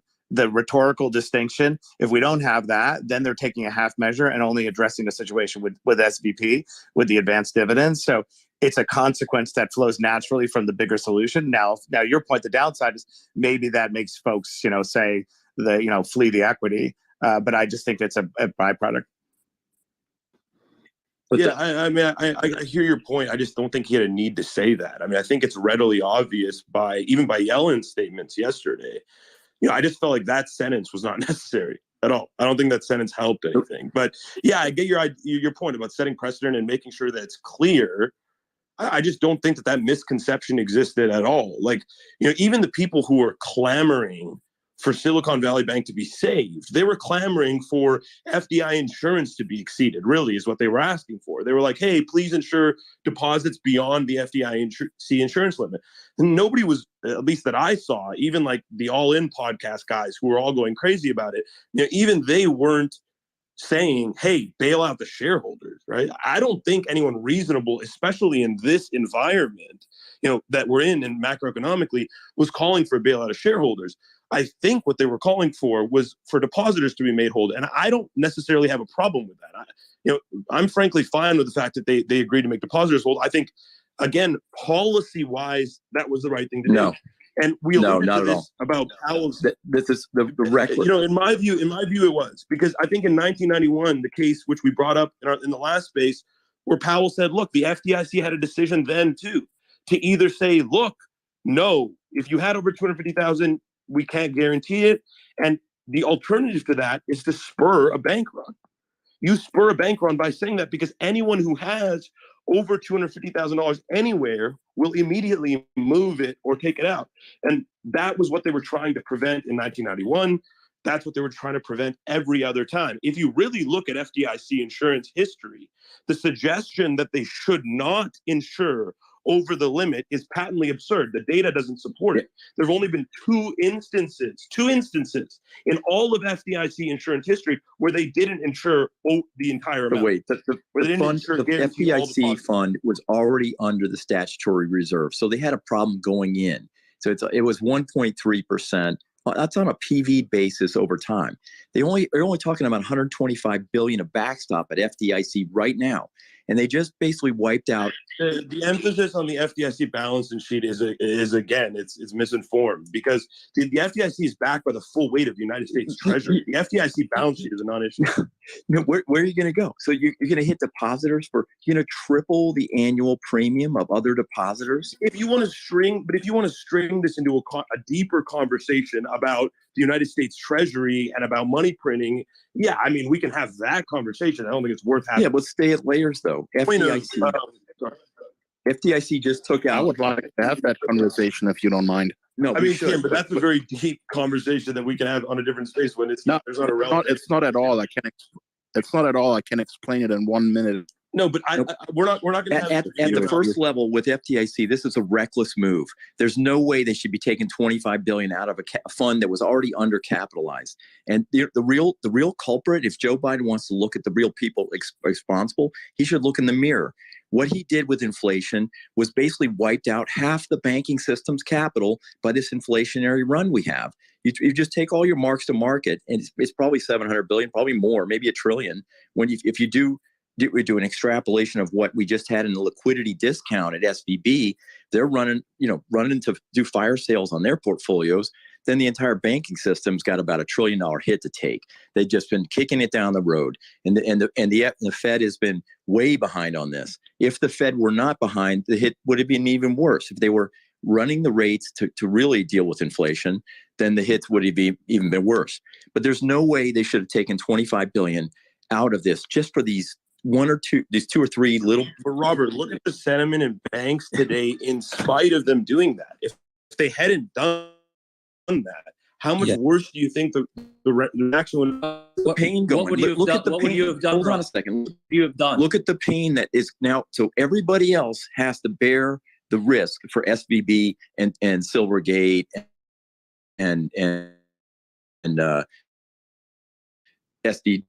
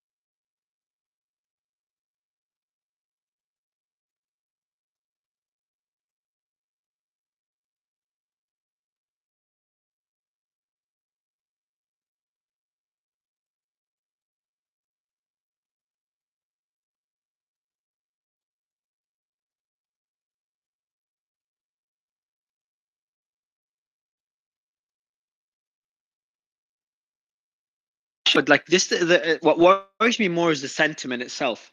Like if people start to feel like the banking system is collapsing again, we get a run. That's the thing that concerns me. And it got triggered when we were doing the spaces over the last 3 days. We had all these, from Jason Calacanis to Bill Ackman and Mark Cuban coming in, and just most of them echoing that if nothing is done, this week will be a bloodbath. Now the Fed did come in; they did support the system. But the markets don't seem to, they still seem to show a lot of concern. To show the big banks, does it catch anyone by surprise that the big banks are falling as well? Because everyone agreed that these will benefit. No, it shouldn't, and that's the confidence narrative. That's the it's not a surprise because you have the entire sector kind of under pressure right now. And there's a big discrepancy between the major banks and their volatility this morning and regional banks that may or may not be specifically under pressure due to similar situations of a Signature or a First Republic and, of course, Silicon Valley Bank. Is anyone, and we talk about, bank runs, is anyone really here concerned about their deposits at a Bank of America or a top or a JP Morgan? I can feel confident speaking for everyone that the answer is no, because number one, we know they're too big to fail. So this notion of a bank run and a collapse of the banking system, I think that's silliness. I truly do. I think the focus here is on how many smaller and regional banks have made stupid managerial decisions along the lines of Silicon Valley Bank and have marked to hold portfolios that have been obliterated and now need to use this facility we shouldn't even use the word bailout, to get out of the trouble that they're in. And guess what? I guess when you raise your hand to say, yeah, we done fucked up and we need to use that facility, yeah, equity holders and bond holders are like, damn, and they're going to be punished for that. Much to Stock Talk's point about why would you hold on to those shares? That's the mess. That's where the focus should be. I guess I would have a low tolerance to extend that into not being able to get deposit or trouble at the biggest banks. If that's the case, guys, holy shit! But that's not the case. I think the fact that JP Morgan is down and the whole sector is down is probably good because it shows a panic response. So in other words, if you look at, First Republic and the other regionals being slammed, so it's the entire sector, because that is to me, somebody made the point before, which I think is really smart, stock trader, I think, about people will interpret the stock price as a proxy for the safety of the bank, right? So if you look at, you want the medicine to work, that does need to stabilize. But JP Morgan being down makes no sense. They are the prime beneficiary of a lot of those outflows. So I think exactly. Yeah, but I mean, I know markets will take care of things pretty quickly here, but I have my doubts on that you just said medicine kicking in here. Even if you take some cough syrup, you got to give it some time to I get agree. into your It blood. takes time. Just because we've been on the space for days doesn't mean everybody else is. Exactly, Matt. That's the point here. One of the effects of us all talking here and bringing our energies into it, and I love it. So many different points of view, and we're keeping it cool. I love that our expectation is like, oh well, we just talked about it and addressed it. Well, this should be reflected right now. Get out of here. That's not how that's going to happen. Well, let's look at Mario. Good point in the sentiment. These are confidence games, but I guess the real it is bringing back the focus to the Treasury MBS portfolios of the banks. So what are the marks? I mean, everybody's seen rates come up so high so fast. It was only a year ago that 10-year Treasuries were under 100, and now. But anyway, we had a little good move this morning on the 2-year coming in 50 bips or so. That actually should help the mark-to-market issue. But I guess, people, what are the mark-to-market losses in the fixed income portfolios of the banks? That's the big issue. I want to go to Jeff. I know, Slayman, you have a few questions for Jeff as well. Just for anyone in the crypto space, Rand is doing a video covering the developments there. I was looking at crypto, seems to be doing well today and over the weekend.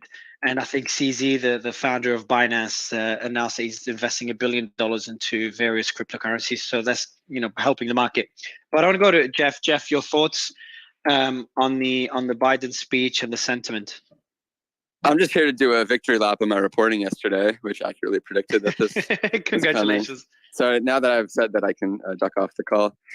No, I mean, I thought it was interesting. I mean, I don't want to read too much into this, but his body language he looks so deeply uncomfortable, and I think there's already an ambient sense in the administration that this might politically not play super well. You can just sort of tell when Biden is in a good mood or feeling himself, and I felt like his. I don't know if other people shared this impression, and I apologize for the theater criticism that's so non-substantive, but it just struck me that this is something that he looked like he had been dragged into, and you know, the administration keeps saying this is not a bailout, and they keep which you know may be legitimate for a lot of reasons, but this is certainly not a fun thing for the administration, and I think they're going to be doing everything they can to try to make it clear that they're not, you know, in the pocket of Silicon Valley donors or these kinds of banks, and will be trying to be very forceful about regulation in the weeks to come. I'm sure, you know, I'm already hearing a little bit about like what can they do now to make clear that that's not where they are. Jeff, do you think that he didn't answer questions because he was, as you said, uncomfortable with the situation, was afraid that he'll, slip up, or do you think it was that he actually didn't know what to say in the scenario?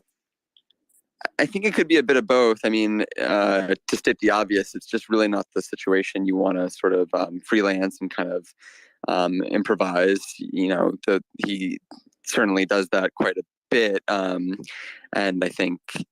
You know, I have no reporting to suggest this, but it would not at all surprise me if he was told by, you know, his top economic advisors, don't answer questions. The only place that can lead us is you know, in a bad direction.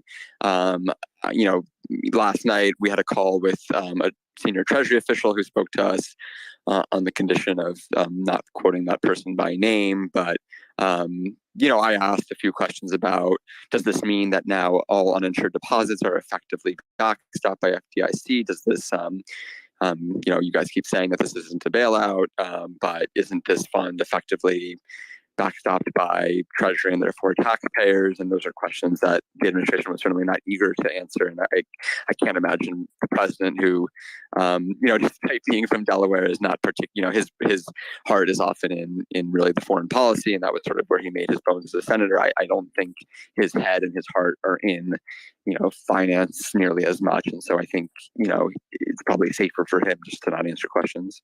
Jeff, a quick question for the president to address this matter. I'm not going to say whether that's a smart thing to do or not, but does it show the severity? Does it indicate that there is fear that the sentiment or I want to call it a run on the banks, but a loss of trust in the system could lead to a potential contagion? You know, I was wondering about that. Yeah. Do you have any scoops you can sneak in as well today? I don't have a ton other than from yesterday, but I will say that I think when this announcement was first made, the language that Treasury used to describe the decision I thought was kind of interesting. They didn't say Biden has decided to do this. They said that that Treasury and FDIC were moving forward with a plan that the president had been consulted on. And I thought that was an interesting choice of words. Maybe I'm reading too much into it, but it struck me that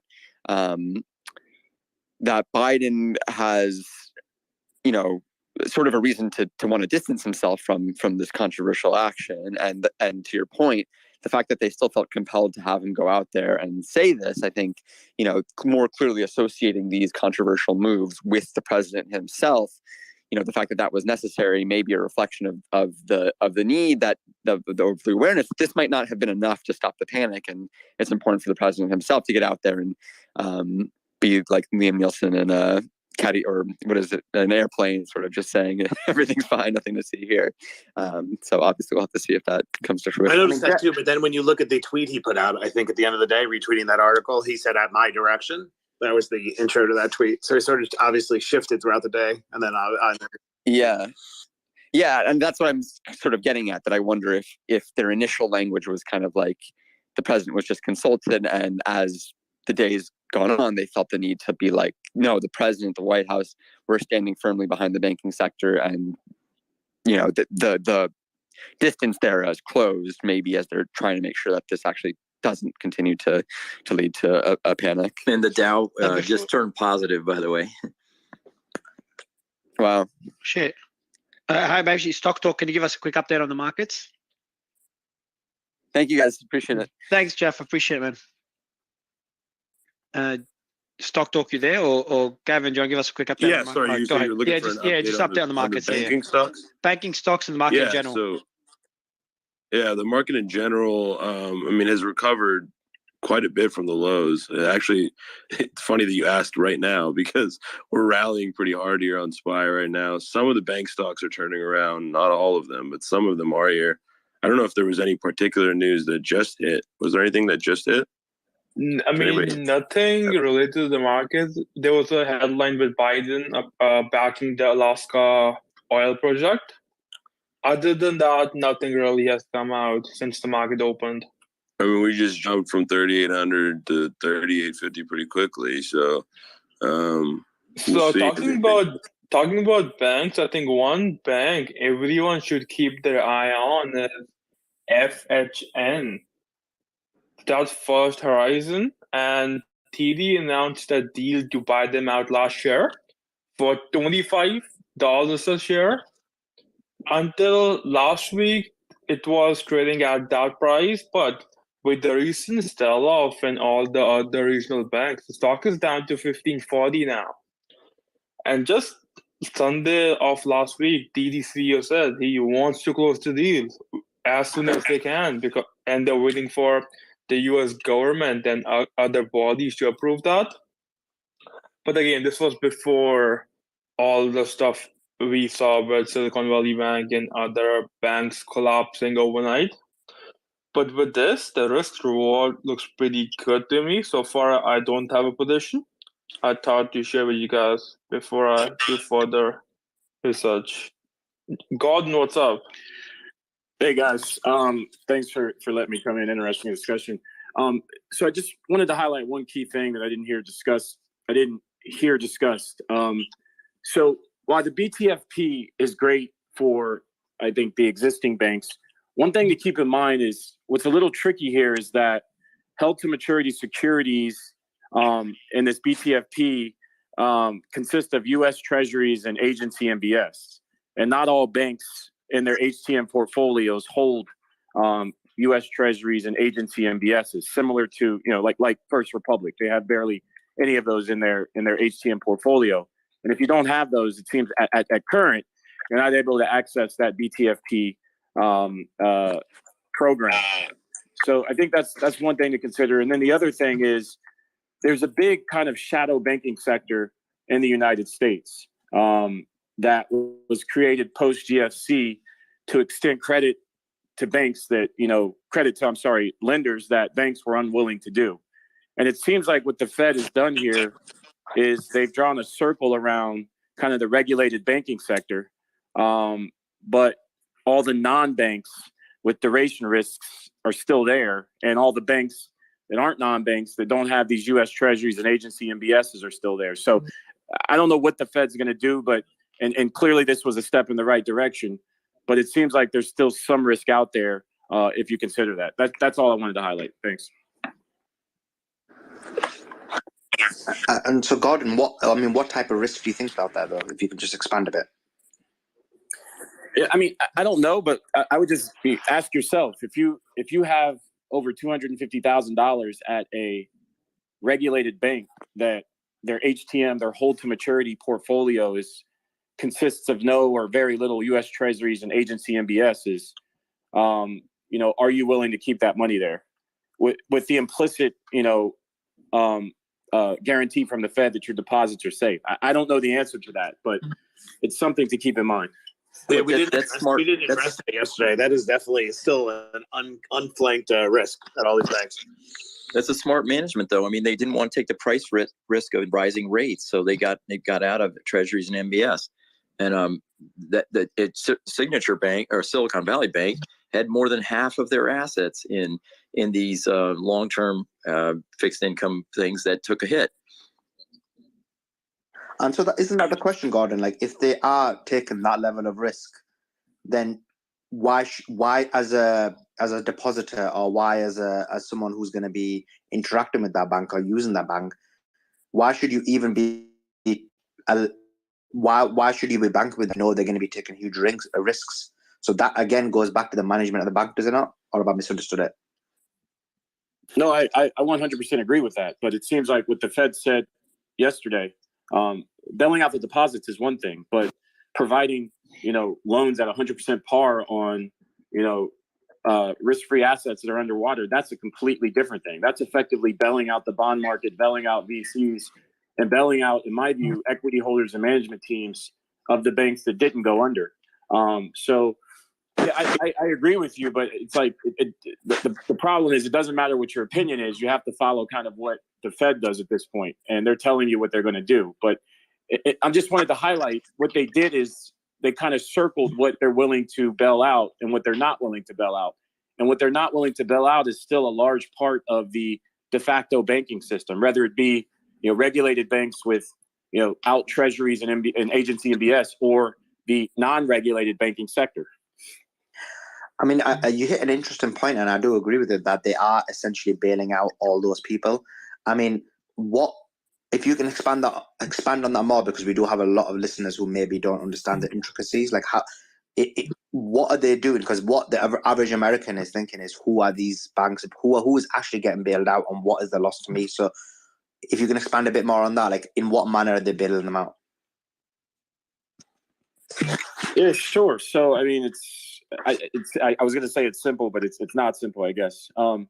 So you effectively had a bunch of banks that were the simplest way that I would explain it is you were using overnight paper to buy long duration assets, and any risk manager knows that is a no-no. Most banks don't do that.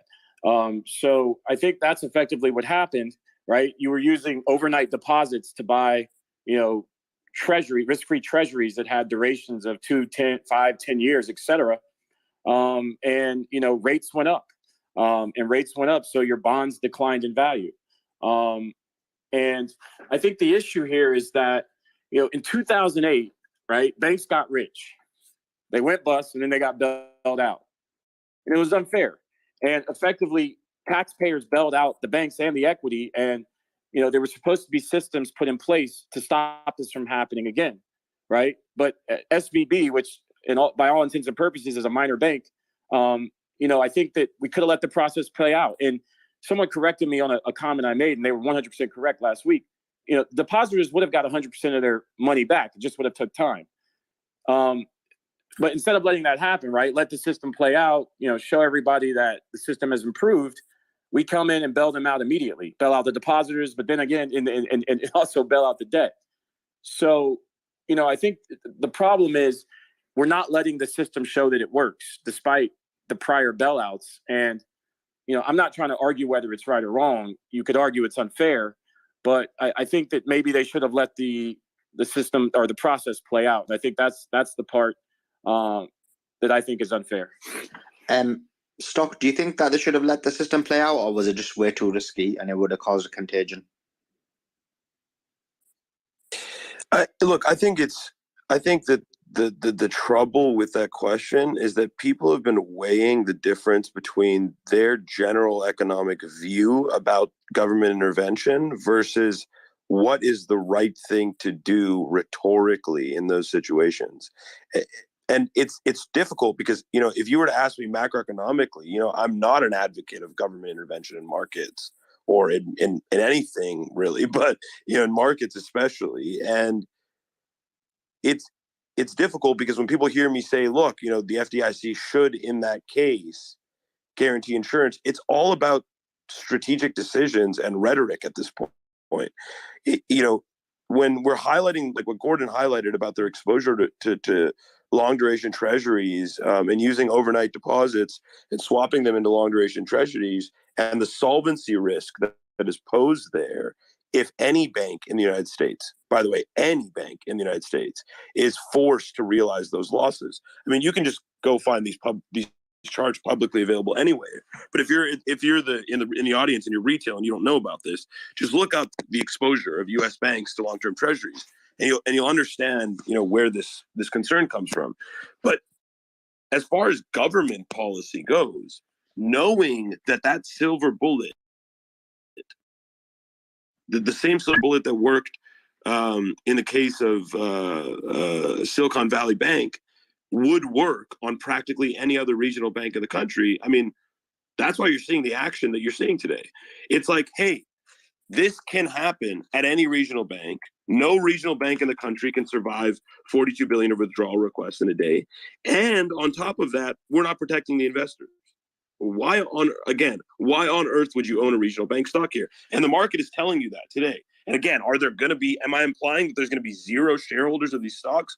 Obviously not. That's the way markets work. Some people will see this as an opportunity, right? And some people even intraday today are seeing it as an opportunity already. And some of these names have recovered significantly from the lows already, as we've been talking over the last 30 minutes. So there is opportunity wherever there is panic, and there is panic wherever there is opportunity as well. And this is one of those cases where I posted in our community this morning as well. Look, there's going to be a ton of selling pressure today in sympathy to these things, right? Live Oak Bank shares, for example, is another one. That's one that I was short as well, and that one's down 40% now off the open. So there are names here that are just going to get caught up in the sentiment. There are other names that will be sold for good reason because they have similar exposure issues, similar deposit profile issues, similar exposure to treasury concerns. Those will sell off for good reason, right? Those banks have either made a mistake in their treasury exposures, or they've made management mistakes, or both. Or in addition to that, they have poor loan deposit ratios. It's been another issue we've seen. Concentration of deposits. All of these things, right, are factors. So the short answer to the question is it's a tricky path to walk right now as any government agency to try to reassure confidence, prevent a bank run, prevent the contagion from spreading further, while also balancing this narrative of like no bailouts, which again I agree with, and investors won't be protected. You're going to kill sentiment, and I'm not saying that that's not survivable. I think it is, but it's odd today to see sentiment down broadly across these stocks, rather than stocks like JP Morgan or Bank of America being slightly green or holding flat, while we see selling pressure in these regional bank stocks. But instead, they're just dumping everything because there's a perception of risk, let alone from depositors, right? We talked earlier that the perception of risk from depositors has changed, but the perception of risk for investors is far worse, right? If you're a depositor and you're like, I'm not earning anything by putting my money in your bank, but you're taking risk on long-term treasuries that you'll be insolvent because of with my money, versus an investor who's saying, I'm buying equity in the bank, but if the bank goes under because of any amount of risk that's in the system currently, 20 different factors that could cause the situation to replicate, it's a terrible risk reward profile for investors at this stage for regional banks, in my view. And again, that's just my opinion. I agree with pretty much all of that. I want to say thank you to everyone here. I got to dip for an hour and I'll try and be back. But my final thought on that, because Stock, you said it really well. But again, how much time is required here? We're open for 33 minutes to be able to sift through, where those opportunities are. I think that's incredibly difficult at this very moment. With just what is bad business decisions and that equity should go to zero. Tall order, and my more salient point being, it's going to take a little while for traders and investors to certainly figure out where they want to place their bets for those who are thinking there is opportunity. So that's just not going to happen in 33 minutes.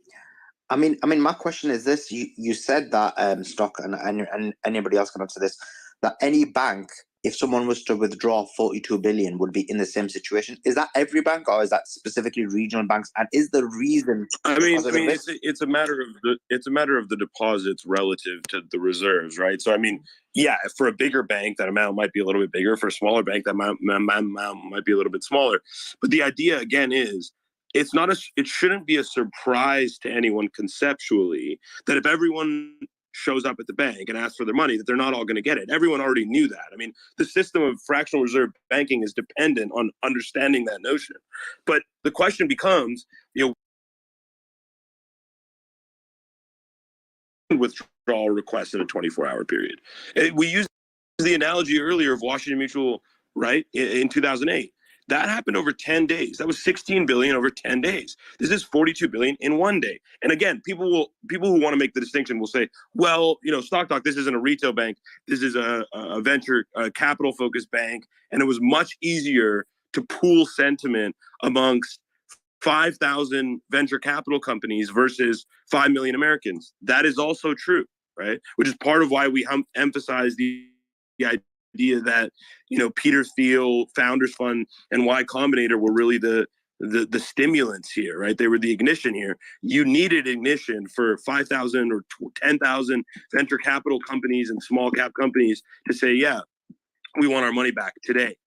And it's a bit much harder. Not even just much harder. It is magnitudes of difficulty more to convince millions of people to do that in one day. And that's why it's hard in theory to have a bank run, especially on these larger players who have diversified their exposure to have enough retail exposure, because they know that. They know that. They like the JP Morgans and the Bank of Americas of the world have made a conscious effort. This was like the first point I ever made like 3 days ago when I was on Space about this, which was that JP Morgan, Bank of America, Wells Fargo have made a conscious effort. They've spent billions to do so over the last 15 years to get more exposure to retail banking, because they know that it's much harder to convince 100 million retail people to do something than it is to convince some companies to do that. So that distinction is important. And that's part of why I think the large caps should be benefiting here in theory. But I think broader sentiment against banking is dragging them down. How the shares of the big guys now, Stock Talk? Well, Schwab's down still 15. recovering? I can pull up my banking watch list here and tell you in a second. So yeah, go ahead. Yeah, Robert. we have Schwab's down 50%. I just saw First Horizons halted. Well, Schwab just put out a 5%. statement saying, don't look at our held to maturity portfolio because we hold it to maturity. And I mean, they kind of have a point, but they said the rest of their balance sheet's very liquid. And anyway, Schwab's defending their shares, and it's down 15%, which is better than where it opened up. So it opened up down 29%, something like that. So for us to be talking about Charles Schwab, I don't understand. Like, we're all concerned about regional banks, but for Charles Schwab to be in the discussion, doesn't that show the contagion expanding beyond regional banks? They're in the discussion. They're in the discussion because of their held to maturity portfolio, right. And people perceive them as the most at risk out of the top 10 U.S. banks. Now, again, I don't want to say whether that's but they true are or liquid. untrue. They are very lying like he did, and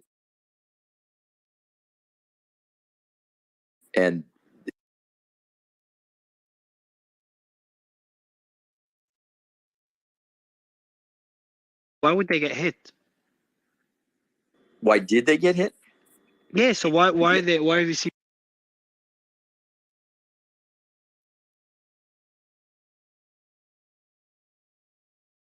large run on that institution? It's not plausible. So I think Schwab's doing the right thing to basically say, hey, this is our situation. We're liquid. Don't worry about it.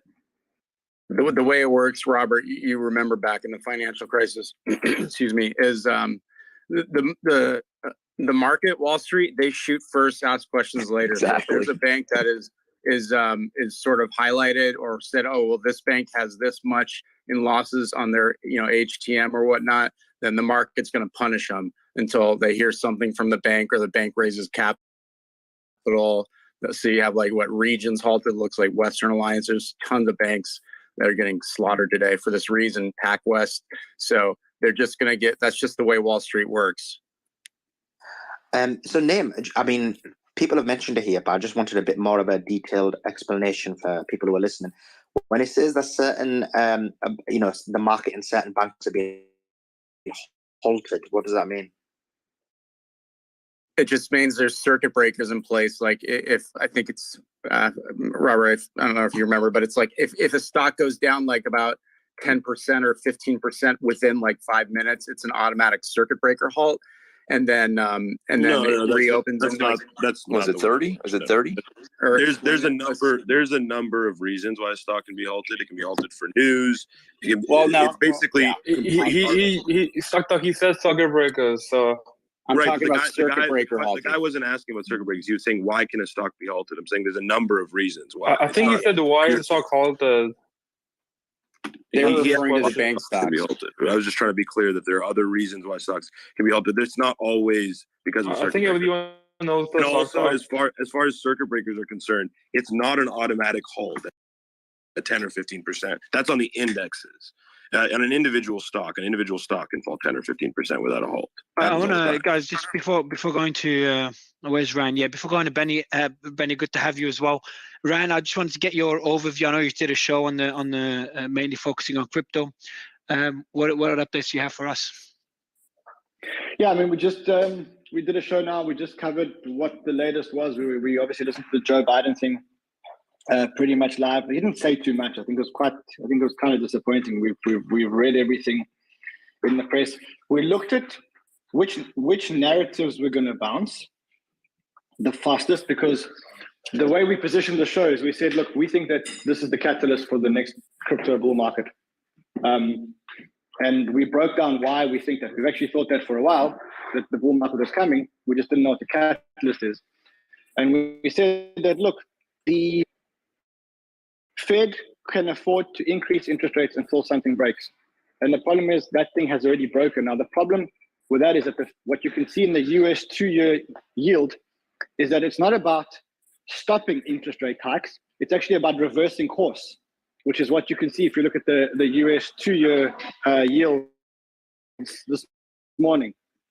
We analyzed that. We analyzed what the price movement should look like and how these price movements will manifest. And then we looked at different narratives that are gonna run. And then lastly, we spoke about a trade, Mario, which you and I spoke about a long time ago. And I think it manifested again. And I think it's something that everybody should be talking about. Do you remember when we did a Spaces quite a while ago, and I said to you, if you think that a stable coin is going to depeg, the best thing that you can do is short the shit out of that stable coin. Do you remember we had that? And then I think you mistweeted and then you deleted the tweet. Do you remember that? Long time ago, yeah. So that narrative actually replayed again this week, because on Friday night, after I came onto your show, the first thing I realized was I thought that USDC was going to depeg. And then that trade came into effect again where you could short USDC. Now, the beauty of that trade is that if you short it before it depegs, or as soon as it starts to depeg, so if you shorted it at 100 or maybe 99, your maximum downside on that trade is that it just goes back to peg, which is less than 1%. But your upside is if it did depeg like it did this time, you would have got all that upside for free. And so we spoke about how to actually execute on that trade for beginners. We spoke about that on the show. So that's everything that happened on the show. Yeah, we're talking about that. Back then, we're talking about Tether. We had concerns with Tether, which obviously we don't have anymore. Hey, Mario, I want to go back to what Rand was talking about too, about the rate hike schedule. It's pretty interesting right now that there's still, I mean, markets are basically saying we're going to raise 25 bips still this month. It's like an 89% chance right now. But it's interesting to see that the current base case is that after this month's rate hike, we're actually just going to pause rates until July at the 4.75 to 5% Fed funds rate. So I think this is really a sign that markets, they kind of want to see what the Fed, they know the Fed's going to want to see what the reaction to all this is, and how also the inflation data is coming in over the next couple of months, even this week. And I also think that the schedule for cutting rates in futures is very similar. We're seeing, a cut and then hold rates for 3 months, and then another cut, hold for 2 months, another cut, hold for 2 months. So I think the futures are really betting still on a Fed that's going to take a policy of let's see what happens and not rush to either direction, because you still do have the whole other side to the equation where inflation is out of control and their initial goal of raising rates has not yet been accomplished, according to current data, which I recognize could be lagging. But This is crazy. If the chart here, Justin said, I'm gonna pin it above. I'm gonna retweet it first for everyone to have a look at it, and then I'll pin it. It's easier. And I can see Have you how guys fast. talked about treasury moves yet? Now we'll talk about that in a bit. Can you hear me, Name, or not? All right. Yeah. Yeah, cool. Yeah. I'll give you the mic in a bit. But yeah, I want to pin it above, just to give everyone an idea of how fast the Fed has been hiking rates. It's the fastest by far since. Fastest in years. Yeah. The chart shows it's since '83. So Mario, if I could comment on what TKL said. So I think the market doesn't know what's happening with rates, which is why we're seeing the probability curves jump around this morning like crazy. We woke up this morning, it was a 25 basis point, then it went to no rate hike at all, and now it's jumping up again to a 25 basis point rate hike. And I want to explain to you what's going on and why that happens. And it's actually got nothing to do with the inflation numbers, because after what happened on Friday, the inflation numbers don't matter for a while. And I'll explain to you why. So the Fed continues to increase interest rates until such time as something breaks. When something breaks, it has to abandon a strategy and it has to do an absolute U-turn. So we said that the banking system broke. The reason why the banking system broke is because of the mismatch of durations. So the banks were long, the banks owned long duration T-bills, and they bought those at a time when interest rates were very low. And since interest rates increased so aggressively by the Fed, all of a sudden those long duration T-bills are not worth as much. And so there's a risk of a bank run, because if there is a bank run, people want their money now. The bank has bet that people aren't going to ask for their money all at once and all now. And so the biggest risk is a bank run.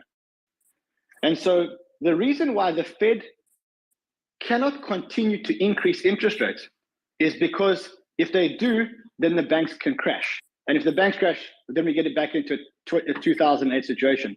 But this is where there's a caveat. If the bank removes the risk of a bank run by telling investors, depositors, look, guys, there's no point in having a bank run because we will backstop all depositors, then effectively what the bank has done is remove the risk of the bank run, which gives them license to continue raising rates because they know that the banks can't break because there can't be a bank run.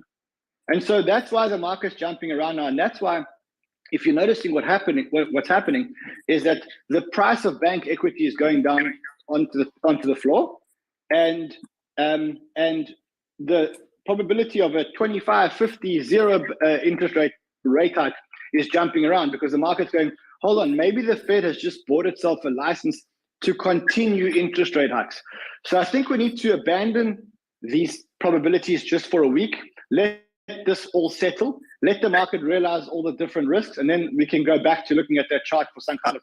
I would agree with what you said, but I think it's still too early to tell the magnitude to which the system quote unquote broke. I mean, I think you really, like you're saying, you gotta let this iron out.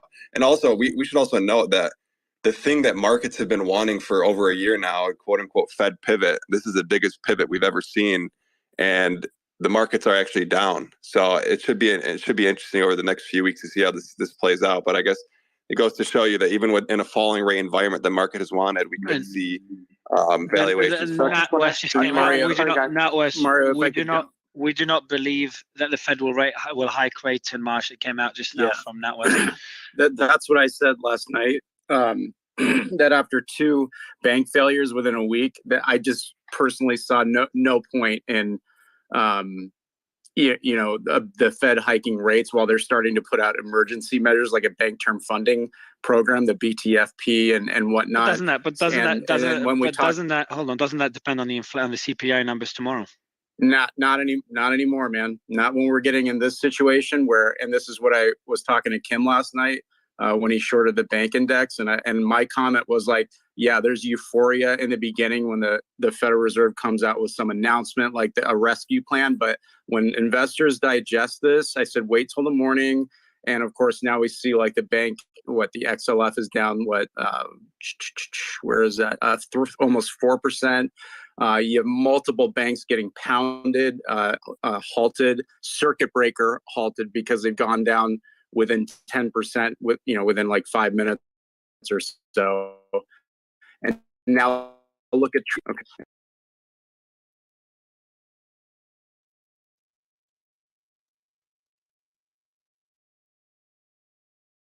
a day. So that's a huge move now. For 3 days, we've seen the 2-year Treasury yield go down a full 100 bips. It was over 5% last Thursday. It's now 4%, and you see a similar move across the duration, the bond. Benny, Benny, first I want to, yes, man, I'll let you introduce Benny, but so yeah, I'm at 0. I think the Fed doesn't do anything. Yeah, I just want to bring the conversation back to Biden's speech. Benny, thanks for joining us.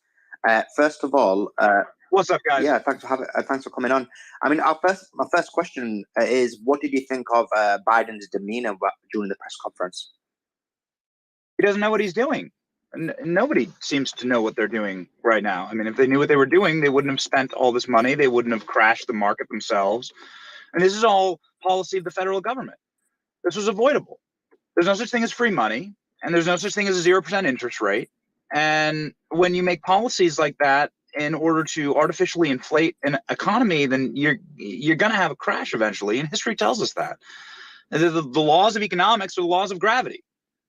And there's been too much free money for too long, given it to too many idiots. Now, what we're going to cover on our show today, and forgive me for a very short amount of talking time here, because one, there are way smarter people on this in this space than I. But what I'm going to cover on my show today is woke capital, ESG, DEI. And it seems as though if you were to go through the archived versions of SVB, and see what they were really focused on, it had very little to do with banking. And it had everything to do with virtue signaling. And that is the true contagion. The true contagion is the woke mind virus, as Elon says, that rips people away from their actual fiduciary obligation to serve their stakeholders and depositors, and makes them concerned far more with skiing in Tahoe for women's rights or empowerment, which is what the CEO was doing. The CEO gave a mewling apology. You probably all saw the video. Unusual Whales is the one who posted it, wearing a golf shirt at a golf course, wearing like a polo zip up. So Benny, these people don't care. So Benny, I mean, and that's Benny.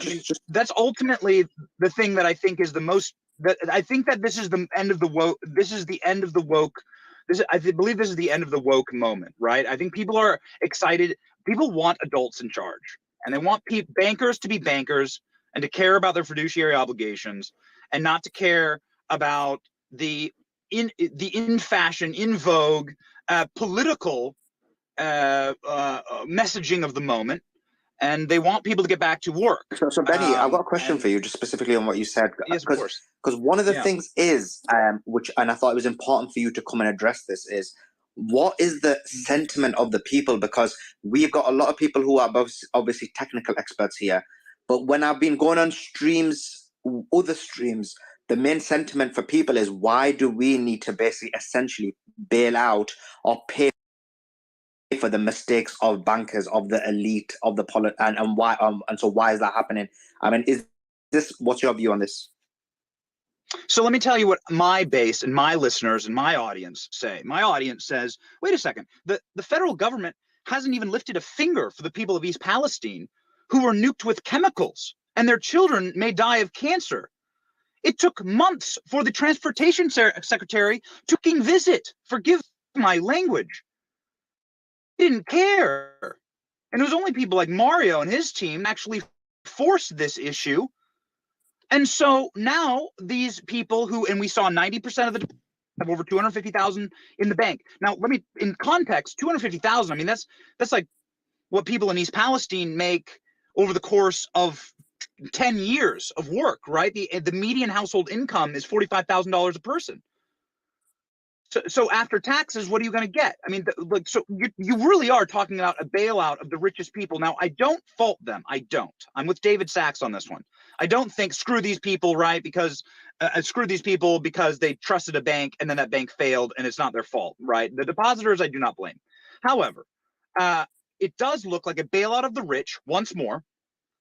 90% were over 250,000. That's a ton of money, by the way, for an American household. The vast majority of American households have less than $10,000 in reserve cash. That is the preponderance of American households. And so forgive me if I'm a little hot under the collar, because the government moved instantaneously to bail out the rich and to bail out a darling here, to bail out a woke bank. Another bank failed in Signature Bank in New York. This was the same bank that debanked Donald Trump, right? So debanked Donald Trump. These are woke agencies that act in concert and in hive mind and culture.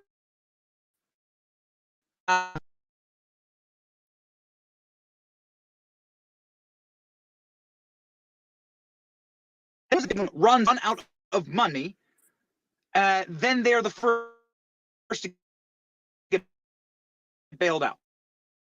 Again, my audience is going to say, you figure for people or Bay of Silicon Valley. So Benny, and just to add to that, it's not just the bailout. Like, the main concern people were having was, in the long term, whether it's through the Treasury or, as we've said on this space, through insurance or the banking system, whatever it may be, that it's actually the average American who's going to have to pay a set to for these depositors.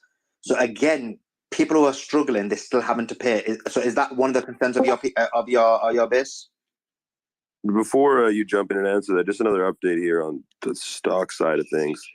New lows pretty much for everything. So that bounce did not last very long. There's a bounce ahead, and we could get another one. I'm not pulling out my crystal ball here saying these things are going to sell all session. Is down 20% now in the regular session. Jesus. So At the same time, is pretty concerning. Crypto's pumping at the same like time, crazy. crypto's exploding. That's insane. Yeah, this hasn't hit the broader market yet, which surprises me, with the S&P only down 50 bips. The Nasdaq's actually up 20 bips. So that surprises me that you have like multiple banks. First Republic down 75%, Pac West Bank down 55%, Schwab down 20%. Well, why? So hold on. Why is crypto, Rand? Why is crypto decoupling from equities?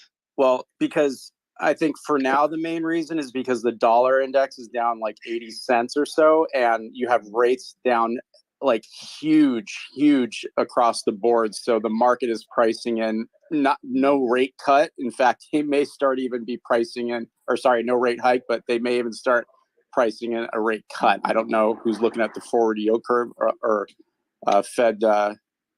Is someone have that up? Yeah, I think it's that. I think it is that. I think also remember, crypto isn't bogged down by these banking issues. A lot of the reason why the markets are not running is because of concerns around the banks and how many of the banks the US government will bail out. That actually works for crypto, because people are saying, well, crypto doesn't have any exposure to that. The other thing that it is that crypto is actually the opposite of that. Specifically, Bitcoin, which is running the most now, is 23,700. Is the opposite of that. Hold on. I was gonna hold on. It's at 23,700 now. It's not I'm not catching up with my chart, because I was gonna, just before Benny took over just before we went to Benny earlier, I was gonna interrupt and just say, hey, we just hit 23K. Literally before Benny took the mic, we just hit 23K. I was gonna interrupt. I'm like, let me do it after Benny speaks. And I'm thinking, will it stay above 23K? And now it's at 23.7 or 0.8. It's almost at 24K. That's for the price of Bitcoin. I don't want to blow my own trumpet, but I must remind you that on Friday night, when things hadn't even started going bad, I said to Mario, USDC is about to depeg and people are going to get into Bitcoin. And I remember you made me tell your audience that that I had to separate Bitcoin and crypto. I don't know if you remember this. Yeah, of course. No, that was a big narrative in the last couple of days. Yep. Did you guys talk about? I think that this is Bitcoin's moment, and I think that right now on Friday night it was probably the best time to buy into crypto. That was at 20,000. Now we're 23.6. Yeah. So Friday I was on here and I was saying I really think Bitcoin is going to go up from here, and I was kind of laughed at, and the reason I said that is that Bitcoin, if you're holding your own keys, it's one of the few assets that you don't have to rely on somebody else. Sure, you can hold bars of gold if you want, but that's not very safe if you're holding it in your house. So I think that risk in other assets, of course, banks in general, is driving some money to crypto. I don't think it's going to blow up to 30,000 or anything, but I do think that it is viewed by a significant amount of people as a safe haven that is in your own control. If I had to guess, it's young people, right? It's young people who are in tune with the community, who are saying, okay, if I'm taking my money out of a bank, I mean, one of the narratives that people were discussing when this whole thing was happening was, well, if somebody moves their money out of a bank, what are they going to do? Put it under their mattress? No, they have to move it to another bank. And obviously that isn't the only thing they can do. Like you said, they can buy gold or they can buy Bitcoin. And, it turns out that buying Bitcoin with their money is just a matter of a few clicks. I don't disagree with that notion. I don't think it's unfair to say that, especially in the young retail community, that there are people who this event might spur them to say, yeah, I'm going to take the deposits out I have at this bank and I'm going to buy Bitcoin. And do I think that's the right decision to do?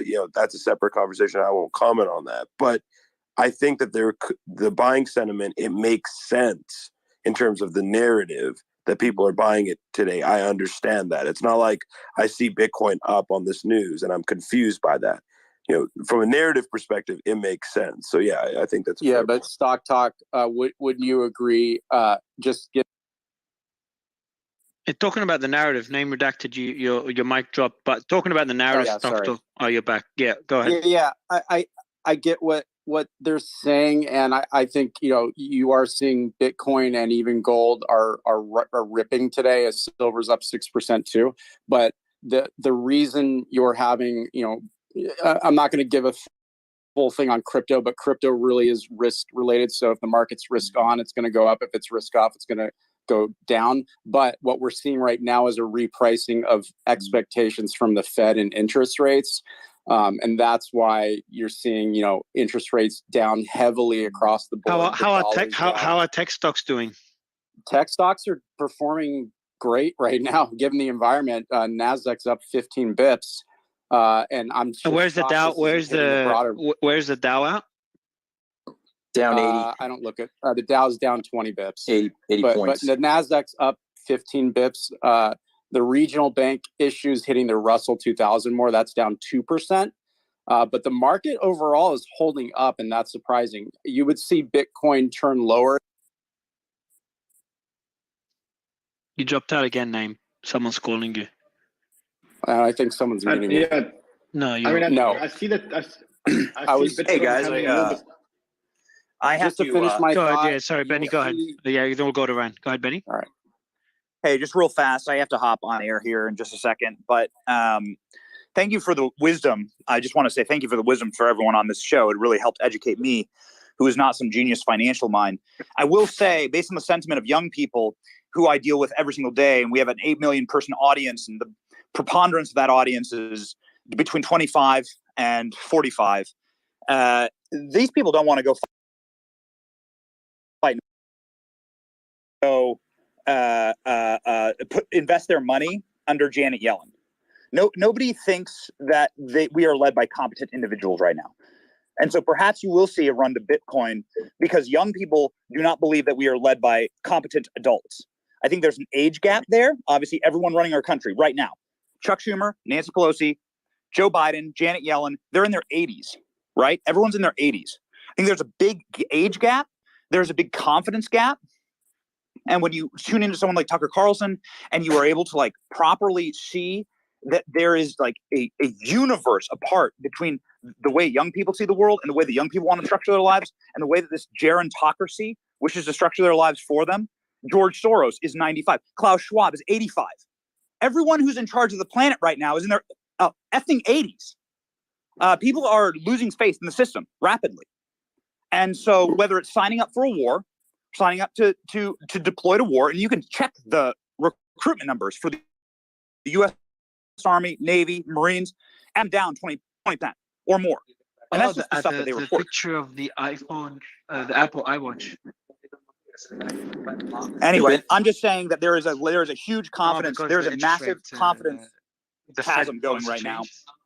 And Benny, and that's what- our regulators that's are what I going think is woke. going- You look at our, Michael Barr, the Biden nominees are like incredibly woke and pursuing these bizarre, racially discriminatory housing policies. Sorry, Mario, just to give you some information about what's happening. So in the UK, so the Silicon Valley branch in UK. They didn't buy it, yeah?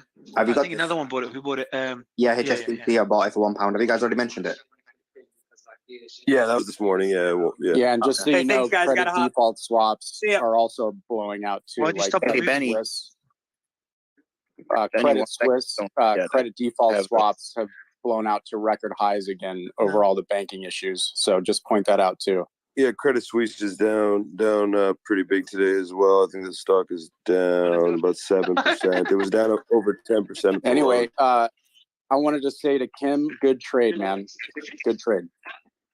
Yeah, I quoted, hey, by the way, guys, I just made a important read for everyone who wants to understand what's going on.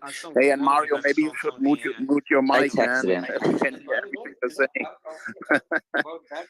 But anyway, and also move Tim Pool up, my friend Tim Pool in the audience. Yes, quite so.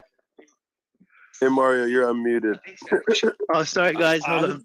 Sorry, guys. Let me mute. At least you're having a good time. Mario, I texted you. No, I'm all good. All good. Yeah, I'm just chatting with the guys.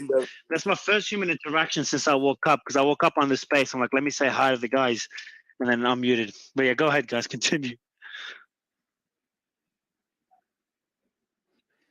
Yeah, so again, I pinned a tweet on top for everyone who's interested. I made a thread about why US banks are failing. I think it's essential reading for everyone who doesn't really understand why this is happening, and it will provide you with some insight to understanding what's happening and where we are heading. Kim, what's the top line takeaway from that post? There is a sorry, this is also just big. It's really short. Just read it. It's not a long read. It's very short. What's the breaking news talk? You know, Mario. It's a short report out from the Bear Cave. 6 minutes ago. Coinbase. Usually people don't really care about the reports, because behind the paywall, right? It's what? Paywall, and most people don't care about the reports. So. Okay. You think people don't care? By the way, reports? Ran, just quickly, Ran, just to let you know. By the way, I was laughing, Ran. I had Gaurav tell me, Mario, I think the it's the beginning of the new bull run for crypto. So we're just joking around about it. Yeah. And, do you agree with that statement? Tell him to watch my show today. I don't agree with that statement. Who doesn't? I'd love to get a watch different. my show today. Name. Tell me more. Why? I'm Why curious. don't you agree? Only because, okay, in one way, yes. Okay, if the Fed starts a full pivot on a market panic type this, and they start actually cutting rates, then sure, I can see crypto rallying. But in the meantime, okay, until the Fed actually really pivots into rate cuts or QE, and the market gets beaten, which it isn't today, but if it does, unfortunately, do you think, Neyman? Do you think that if the markets recover and then things ease up with banks, we don't see a bank run to the regional banks, would we see the rate hikes continue then? I don't think so at this point. I just don't. I said that yesterday on your show that I just can't see the Fed raising any more after two successive bank collapses. And then Goldman was out last night echoing the same thing, that their base case is not happening. No rate cuts or no rate hikes. It's not happening. It's not happening. Yeah, there's no way. There's no way that there's a rate cut happening now. There's no way. I meant a rate hike. For the next meeting, I think it was priced in as 25 bips. But why is everyone discounting what beyond this meeting? I mean, I don't think it's that. I think everyone's discounting the situation way too much right now. I don't think it's that linear. I don't think it's that clear. I think there's a lot of information still missing, and I don't think you can just say that the whole inflation side of this picture just means nothing now. I disagree with that. That's not what I'm saying. But TKL, I mean, the difference is that what we did know about what the Fed was doing is that the Fed was raising the rates too fast and not giving enough time for the effects of the rate hike to be truly felt by the economy. That's what we've been saying for a while. And Mario, I think, alluded to it, and I don't know if he pinned the chart or not, but the Fed has raised rates in the quickest rate hikes that we've had in modern history. Even in the 1970s, when the Fed raised rates, they raised them higher, but they didn't raise them as aggressively. In other words, our base was 0 or 0.5, and we got to a Fed rate of 4.5, 4.75. That is a massive, massive, massive rate increase relative to where you were before, the highest in modern history. Now, when you do something like that, and this is what a lot of people have been calling on the Fed to do, the prudent thing to do is to have a gap to see the effects in the economy. Now, the Fed didn't do that. And now that is why we're seeing the effects of the banks collapsing, because the Fed didn't give enough time for the effects of their rate hikes to be felt. And now I think they're going to be forced to stay where they're at for a month and maybe even 2 months and 3 months. I can't predict how long, but certainly I'm predicting that there's going to be no rate hike on the 22nd when they meet. I actually said that as early as Friday night when this whole thing started. I said, guys, there's going to be no rate hike. And Rand, so if you're saying no rate hike, are you saying that rates are going to start being cut right now, or they're going to pause for 6 months? Like, why would they pause? If the system broke, then why pause? Why not just start cutting rates right now?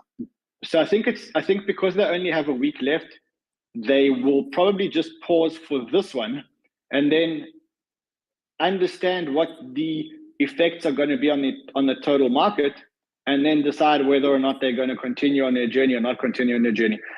Remember one very important thing. Well, I mean, everyone knows they're going to watch whether they're going to continue on the journey or not continue on the journey. But the question but if this proves to be a contained thing, I mean, it's possible that this is contained and that everyone's overreacting right now.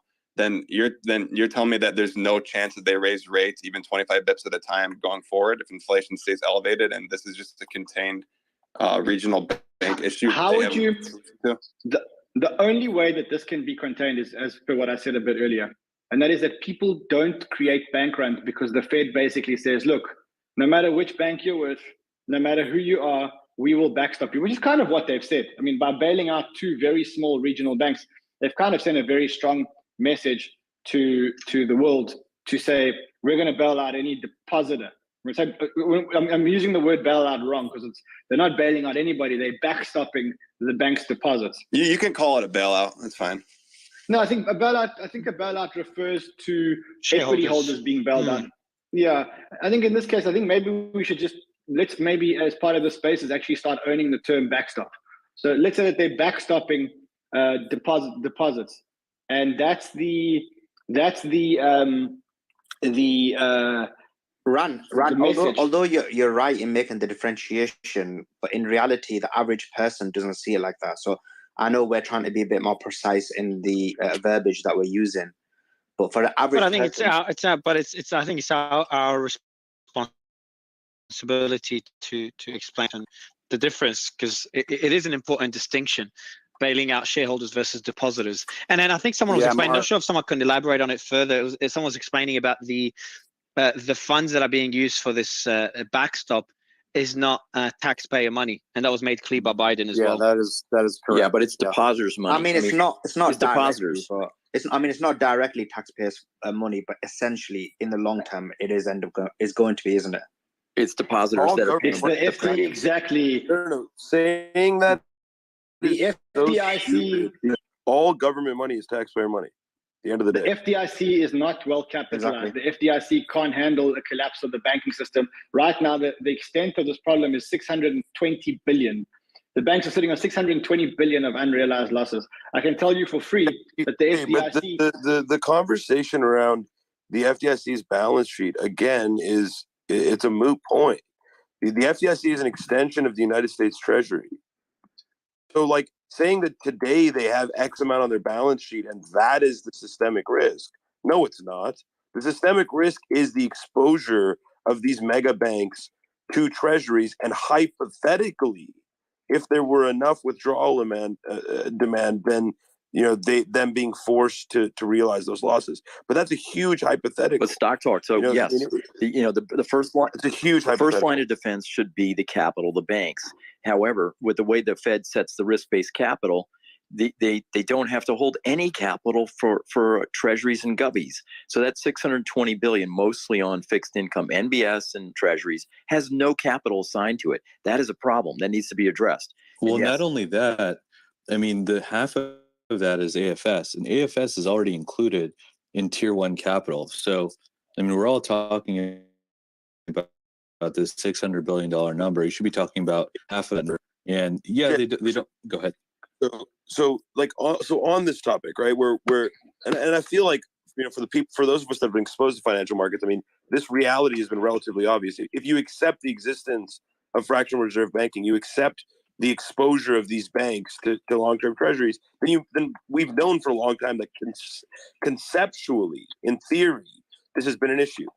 But what can be put in place realistically without like an inordinate amount of intervention? What can be put in place to lower the susceptibility of banks to these type of withdrawal request influx? Just limit the withdrawals. Limit them to 10K. Yeah, but don't you think that would raise the capital requirements? Raise the capital requirements. That'll do. But even by how much though? I mean, you can't raise the capital requirements right now. Yeah, sure you can. I mean, just the banks sort of, the smart banks actually did it themselves. They knew there was going to be price risk. I can't see whose mic is on. Robert, is that you? Who's speaking, Kurt? Yeah, Robert speaking. Yeah, Robert. Yeah, go ahead, Robert. Okay, sorry. So, Robert. Mario, I have to jump into a meeting, but I'll be back on in about 40 minutes. Okay? Yeah, all good. Yeah, go ahead, Robert. How much do you propose that they increase reserve requirements? And do you propose that would be a solution for them to do today? Oh, no, not reserve requirements. This would be the bank risk-based capital requirements where they tweak them. Oh, you're talking about Tier 1 capital. Yeah. So instead of zero for treasuries, treasuries have risk. If you're unhedged, particularly, you got tons of risk on treasuries and MBS. So they ought to be putting up more capital, and that would stronger backstop. So how much do you want to raise Tier 1 ratios? Oh, I would say probably for treasuries, they ought to have 50% weighting. So they need to probably put up 6-8% of capital for long term. That just would not work at all. I hope you're trolling. That would not work at all. That would completely destroy the banking system. Tell me the risk, the volatility risk of a 30-year or an MBS particularly when you have going from a 300 basis point increase, that is real risk. And now we're seeing the duration on a 30-year mortgage is 10 years. Right. So you have essentially 10% move for every 1% move in rates. You can easily hedge that out. What's the VAR on that, though? If you don't hedge that risk out, first of all, I think you should look at short-term treasuries, medium-term treasuries, long-term treasuries, and give them different risk ratings. Exactly. But 50% is too much. high. Too much for short-term, right? You get very little for short-term, but you need something for the long-term, right? In MBS. I think eventually, but if you were to do that today, that would actually be negative. I agree with you totally. They need to really look at the capital weightings on the risk-based capital. I would not do anything on reserves, obviously, but on the capital weightings, I think they need to tweak it. It's been an incentive for banks to do risk-free trading in assets that just got pummeled in the last year. MBS and treasuries got pummeled. And the banks have not had enough capital for that. I've just invited Wahid up. He's be coming up now. In the meantime, do you want to just give us a quick update on the markets, stock talk? Yeah, I mean, not too much news happened here. Again, these stocks are just bouncing up and down, ranging off the bottom of these lows. I mean, most of them are still down significantly. Live Oak Bank, which is the name that I was personally short on. I talked a little bit about last week. That thing is just falling apart. It's down 40%. MCB's down 80%. Yeah, hey guys, there's a bunch that are just falling apart. KRE, the regional banking ETF, has been pretty pinned down all day. I would be surprised to see that get a sustained rally, looking at how most of these individual names are trading that are in those ETFs. But stock talk. Let's talk about the markets themselves are trading relatively flat. You mentioned the concept of this implied guarantee. Should we be out in front? I mean, now there was always debate about too big to fail and whether the big ones are going to be step in and backstop them. But are you suggesting that there's a total implied guarantee of the entire banking system, regardless of what the FDIC has? No, I'm not implying that there's an implied guarantee in the banking system, but I'm implying that there is a level of trust that is required to operate any banking system. I mean, we can't expect banks to have all of the money. Then banking doesn't work, right?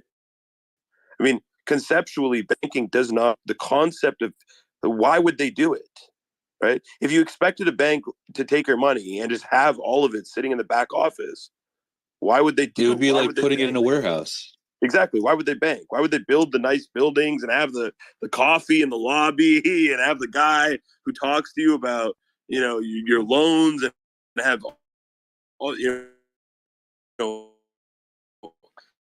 they just wouldn't.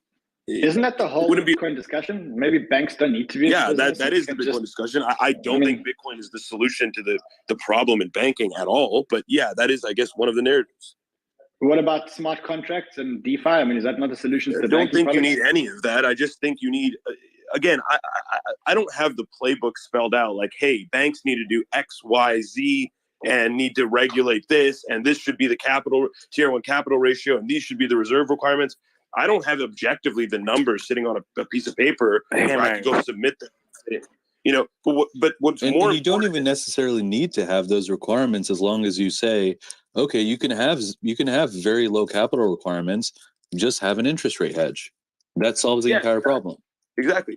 I mean, again, there's some kind of protocols or regulations that can be put in place. There's a balance to be found between, you know, the idea that, you know, I don't want to say people should understand that banks are inherently insolvent, but with enough pressure, any bank in the world could become insolvent, right? And we're in a unique environment right now where, because of this dramatic move in rate hikes, which, by the way, I agree with. I think we should have tightened policy in the face of this inflation. I'm not saying the Fed did the wrong thing by raising rates, but the pace of the rate hikes was one of the steepest pace of rate hikes that we've ever had. And as a result of that, yeah, these banks got put offsides on their exposure to long-term treasuries. And we've belabored this point over the last 4 days. That's all anyone wants to talk about. That's understood, okay? But even before that, with or without any kind of error in the exposure to treasuries, we already know that conceptually banks cannot service X% of withdrawal requests. So this makes it a game of trust. Like, I want to go back to Wahid. Wahid, you talked about this earlier, and you mentioned some pretty big numbers. Can you talk about them again on why you think this is not just mitigated to Silicon Valley Bank and a few regional banks? Okay. And why you think if the Fed doesn't step in and the interest rates continue to hike, this could get a lot uglier? Because you've been saying this for months. Oh, okay, awesome. So just in disclosure, Mary asked me to just jump on. I've been on conference calls nonstop, so I'm not being rude. I apologize if I have to drop off in 10 minutes. So you want me to go over the highly leveraged economy? I think people are sick and tired of me saying that, but here are the numbers. It's 330. Talk about that, but also that, and also your response to the market and Biden's speech. Okay, well, all right. Okay, let's talk about the market. I'm talking a lot of hedge funds. I mean, we have an internal hedge fund. We're mostly private equity, but we're in the markets. Basically the consensus on why banks' shares are going down is they can no longer be priced. Let me explain.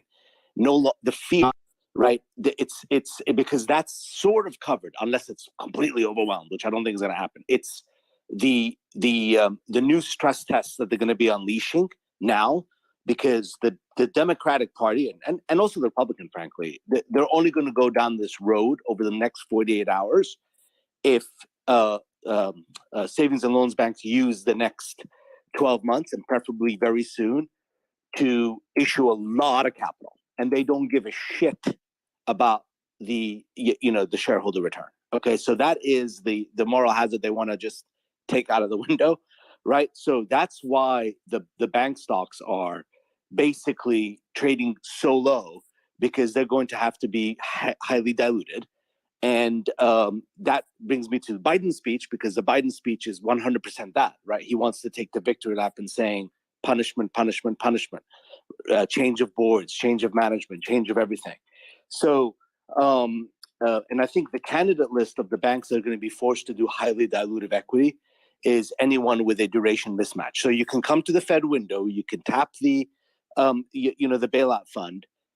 They'll give you a timeline, but they're going to change the management team. They're going to change the board, and they're also going to issue a lot of equity in order to dilute shareholders and shore up the capital base. That's why the stocks are going down. That's my view. On the aggregate debt, there's only one. A lot of people here very smart debating the solutions.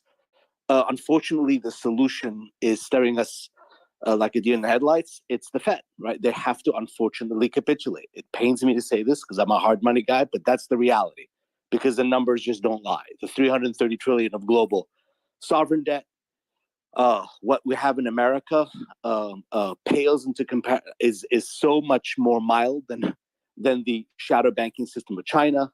The huge real estate debacle going on there in terms of hidden debt.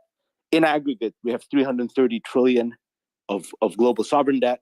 We have 180 trillion of consumer and corporate debt, and we have around 220 trillion and change of unfunded liabilities at the pension fund level. Those numbers, if you just do any math, you'll see that the swing on 100 basis points of interest rates is just too dramatic. That's why, unfortunately, or fortunately, depending on which end of the fence you are, the Fed just has to capitulate, because the system, there'll just be perpetually a run on the system, okay? Everyone wanted to wait for something to break. Now it's broken. Confidence is lost. Don't know if I answer your questions, Mario. But if inflation, if CPI doesn't subside, so this is what's crazy. CPI will subside. This is a deflationary This issue. is deflation. The two things. One, I agree with that. Two is that there needs to be a time, guys, where the market has to do self-healing. Okay, the economy has to do self-healing. That's the problem. It's the 30, 40 years of perpetual intervention where they're trying to outlaw recession, outlaw fixing the system naturally. The reason we have inflation is not demand, it's supply. It's the supply side of the curve. And the Fed has no tools to fix that. You need deregulation. You need, in terms of oil and gas and commodities, you need to be able to allow people to fix the supply curve. You need, less stringent employment mandates and regulations. So that's what's going to fix the system. And unfortunately, it's long term, right? Or you can do it the hard way, which is creating a recession. One of those measures, not one of those measures, Faith, would have saved this bank in the case of a $42 billion bank run. Nothing you mentioned would have saved the bank. Point being, sorry, I apologize. What's the point? That's the point.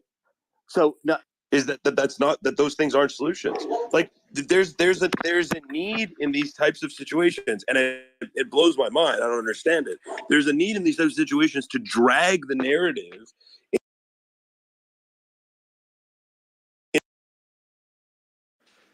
Have very little to do with this happening. So I agree with you 100%. You're saying, well, we can't fix the supply side. I agree with you 100%. Frankly, we don't have the government. That's not what I'm saying. But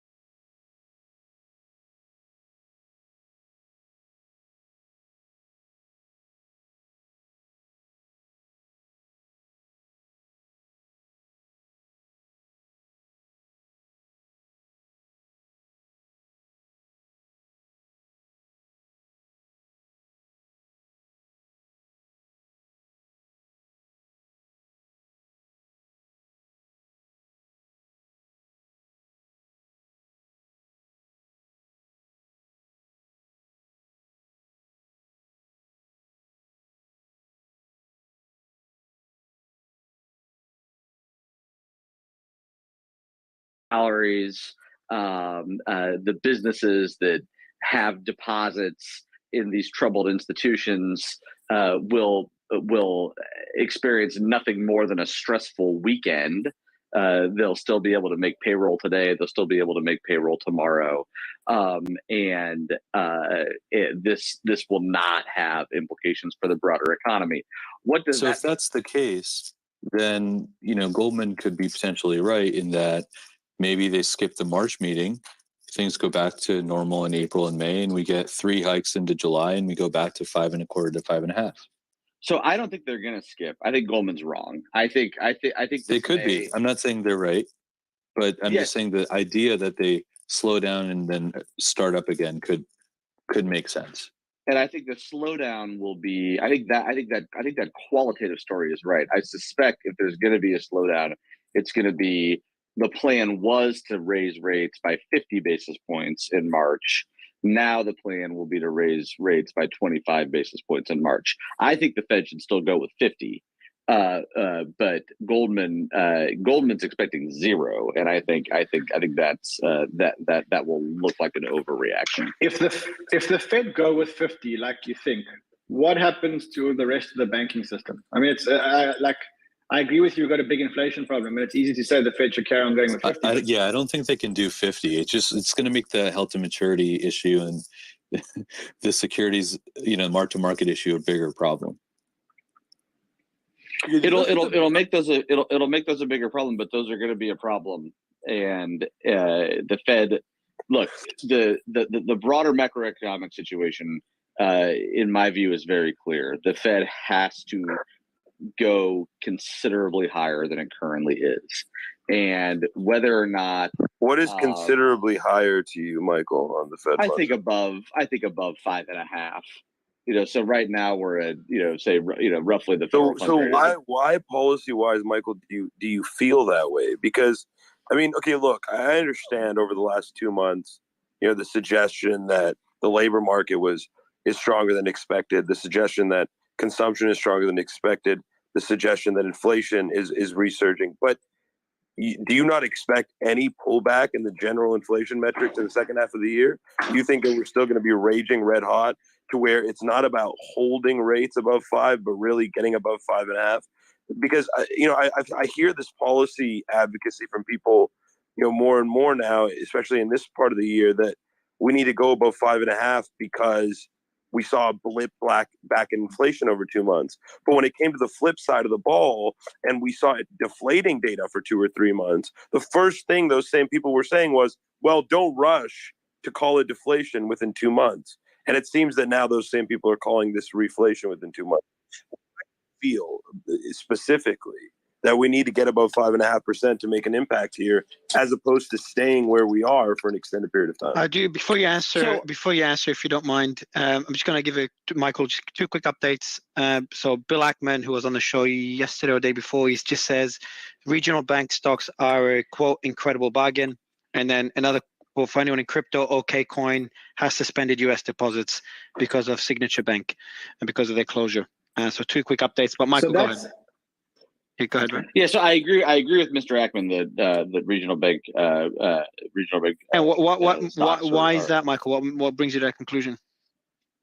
Because I think that what the Fed and the FDIC have done will eliminate any contagion. To what extent? To what extent is it enough? If you don't mind me asking, Michael, like they've done enough. To what extent? Like, what level fear could there be where even they need to do more? They've calmed the panic, and the terms of the lending facility are quite generous, and banks will take advantage of that if they need to. And so they've stepped in and done their lender of last resort. They've performed their lender of last resort function. I think very, very convincingly. And if you've got money in one of those banks, I think you're feeling pretty comfortable right now. But that wasn't true yesterday morning, and I think the stock prices will catch up to that pretty quickly, probably by the end of the day today. But the last time I looked, and I know the markets are moving quickly, but the last time I looked, it didn't look to me like markets had fully caught up to that yet. To answer the question about the Fed, before you answer the question on Fed, Michael, do you mind if I ask you one more question based on that narrative, and then I would love you to answer the question from Stock Talk. 24.5 on Bitcoin, Mario. 24,500 on Bitcoin. Jesus, it's going absolutely crazy. It's a mix of a short squeeze plus a narrative playing out. We're 24.6 now. That's fucking mental.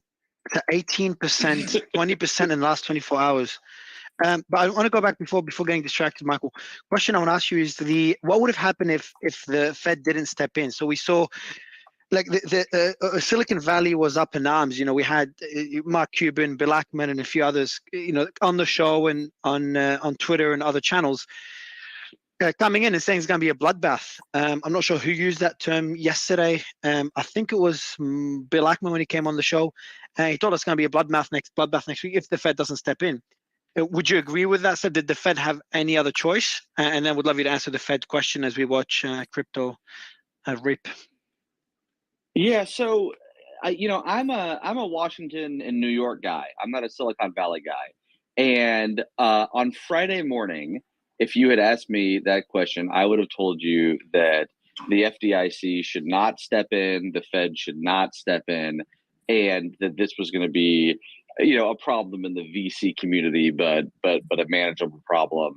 And in general, the banking regulatory view that systemically important institutions are much larger than Silicon Valley Bank or Signature, and that we should not be burdening smaller banks, mid-sized banks with similar regulatory structures was fundamentally the correct view. And then I spent a lot of the day on Friday and a lot of the day on Saturday hearing from people who are very connected in Silicon Valley, and the kind of tight-knit nature of that community, I think, and the eagerness with which that community wanted to reach folks in Washington and New York, I think created an atmosphere where contagion throughout the entire set of regional banks and mid-sized banks was a very, very real risk in a way that on Friday morning, I wouldn't have thought it was. And so by Sunday morning, my view was that a lot of people in the Midwest, a lot of people on the East Coast, a lot of businesses in the Midwest, a lot of businesses on the East Coast who had money in regional banks that had absolutely nothing to do with Silicon Valley and nothing to do with VC. We're going to be looking to move some money. Certainly, any funds they had above the FDIC's $250,000 threshold, and to move that money into the bigger banks. And so I think we were, or it's impossible to know, but my view is that we were facing a very real risk of a systemic problem, and that's the Fed's job, is to step in when there's a systemic problem with liquidity. Again, could have been an overreaction. It's impossible to know the counterfactual, but that's kind of how my thinking evolved over the weekend. Ryan, you wanted to jump in? No, I was just watching the Bitcoin price, and it's very interesting what you get when you get the perception of a Fed pivot and you mix it with a bit of a it's insane. But are we seeing it, like we're seeing this in crypto, but other risk assets are not seeing that same positive response? Because you're seeing a huge rally right now in NASDAQ. Oh, you are? I mean, US Tech is up 1.5% in futures. I mean, you look at the size of that market in terms of dollars, that's an insane rally. And one thing to note, I think someone was talking about the regionals, the reason why the discount window, FRC, First Republic, can't even benefit from the window because the majority of its balance sheet, or a large percentage of its balance sheet, is not treasuries or agency securities. They have a lot of mortgage securities and they have a lot of loans on their balance sheet. Most regional banks in the country do not have a lot of securities on their balance sheet. Henceforth, they cannot use the discount window. So it is not a blanket solve all for this asset liability mismatch. So Jay, is there? I mean, we've talked a ton about the held to maturity situation. We've talked a ton about this long-term duration. Is there a specific solution here? Like, is there a sweeping solution here to solve these exposure problems, or does it have to be government regulation and intervention driven? So it's three-pronged. I think number one, for the bigger banks that have securities, they can use the facility to essentially improve liquidity. Number two, I think you need, what's probably going to happen is, bank consolidation if you rely on the private markets. And if you don't rely on private markets, you're going to have to rely on some sort of a bailout or some sort of, not a bailout, but an insurance fund or some guarantee, because outside of that, you are going to see a number of the smaller institutions that can't even use this discount window because they don't have a lot of securities on their balance sheet, continue to see their securities prices get completely obliterated. And an example of that is Metropolitan Bank. It's a very small regional bank. Its stock was down 80% this morning, right? And it wasn't in the news. No one was talking about it. It's now down 44%. But this is not Dogecoin, right? It shouldn't be down. The entire market cap shouldn't be down 88% in 2 hours. So I do think that a discount window will not solve everything. And I'm going to go back to what I said at the small regional banks. If you just cap the amount of deposits that you can take out, it worked in 2008. If you just cap the amount of deposits you can take out, in 2 or 3 weeks, when people don't care about this, those banks will still have a decent amount of deposits. Yeah, see, I agree with you on everything you said till the last point, which it's fine. It worked in 2008. I mean, I don't know if you guys were around. I know it did, but it was for what, about a week, right? Yeah, that's all you need. I mean, but the don't majority you think, of this move, I think, has already happened. But Jay, considering the social media, the change in social media, right? Rise of social media since 2008.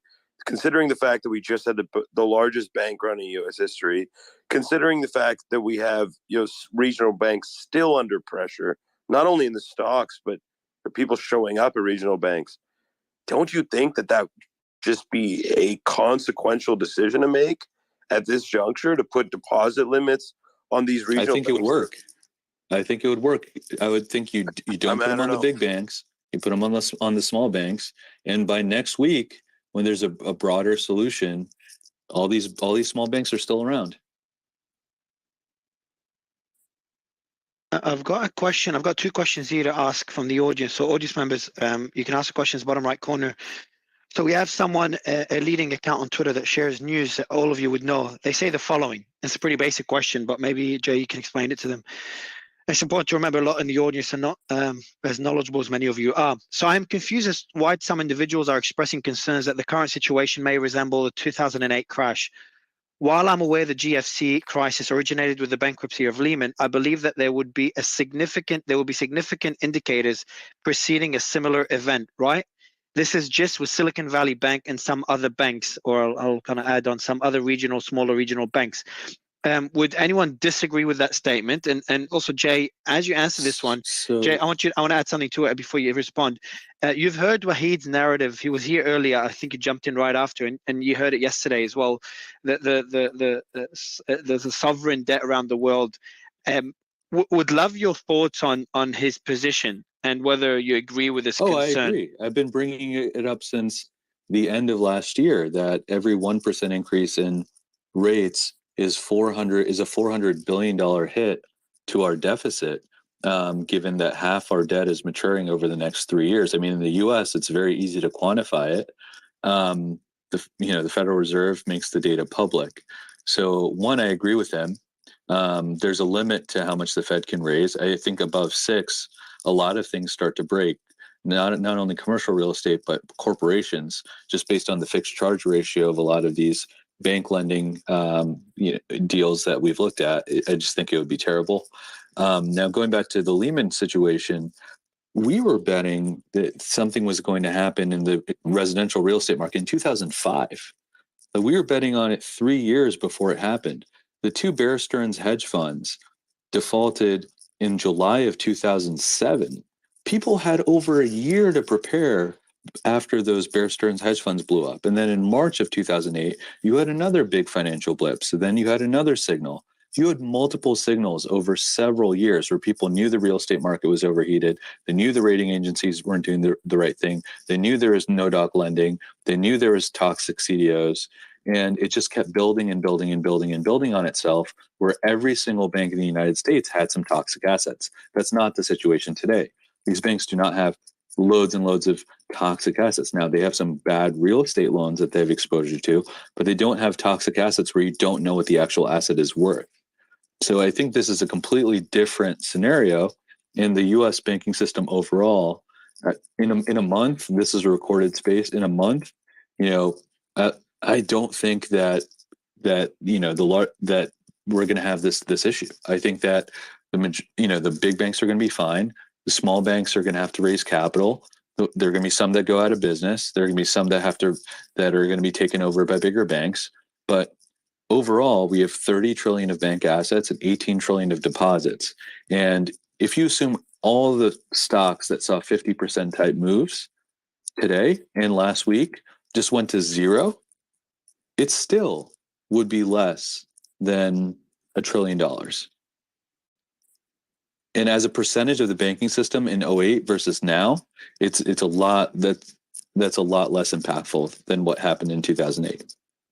And that's assuming like a terrible scenario that all these banks just go to zero, which, I'm including names like Schwab, which I don't think are going to go to zero. So just an update, NASDAQ is up 1.3%, S&P 500 up 0.8%.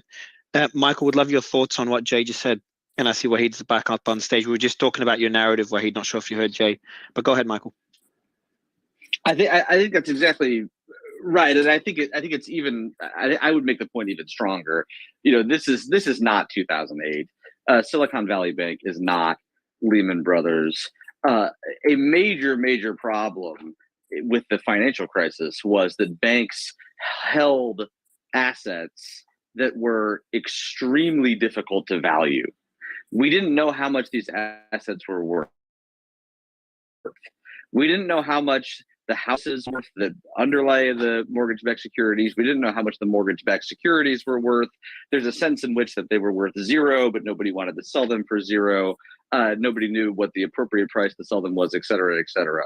And the contagion effects from the fact that this was in large part involving the housing sector, which meant that it was affecting the balance sheets of individual Americans, millions and millions and millions of individual Americans,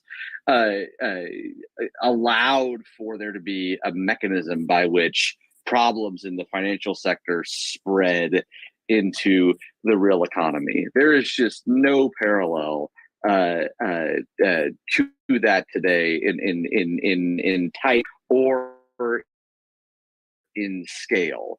Look at the balance sheet of Signature. You can look at the balance sheet of Silicon Valley Bank. You know what you're looking at. You know what the par value of the assets are that they hold. You know what the mark-to-market value of the assets are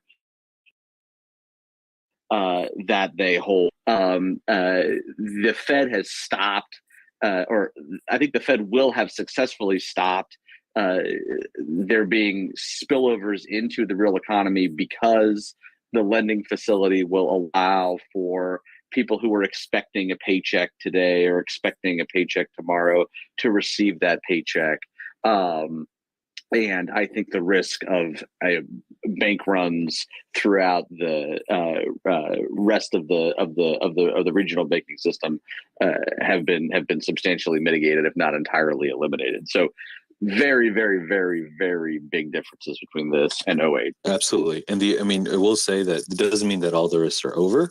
And this is kind of round one. I do think that there's going to be like a slow bleed of 1,000 cuts when it comes to the commercial real estate market and a number of properties defaulting. But I think that's going to happen over 2 to 3 years. And there's very specific banks that are going to be affected by that. And it's, when you spread a problem like that over many years, it's not as impactful as something like this, which is a run. Guys, I just want to quickly read out Bill Ackman's tweet. I'm just going to see if he's free now to jump in again.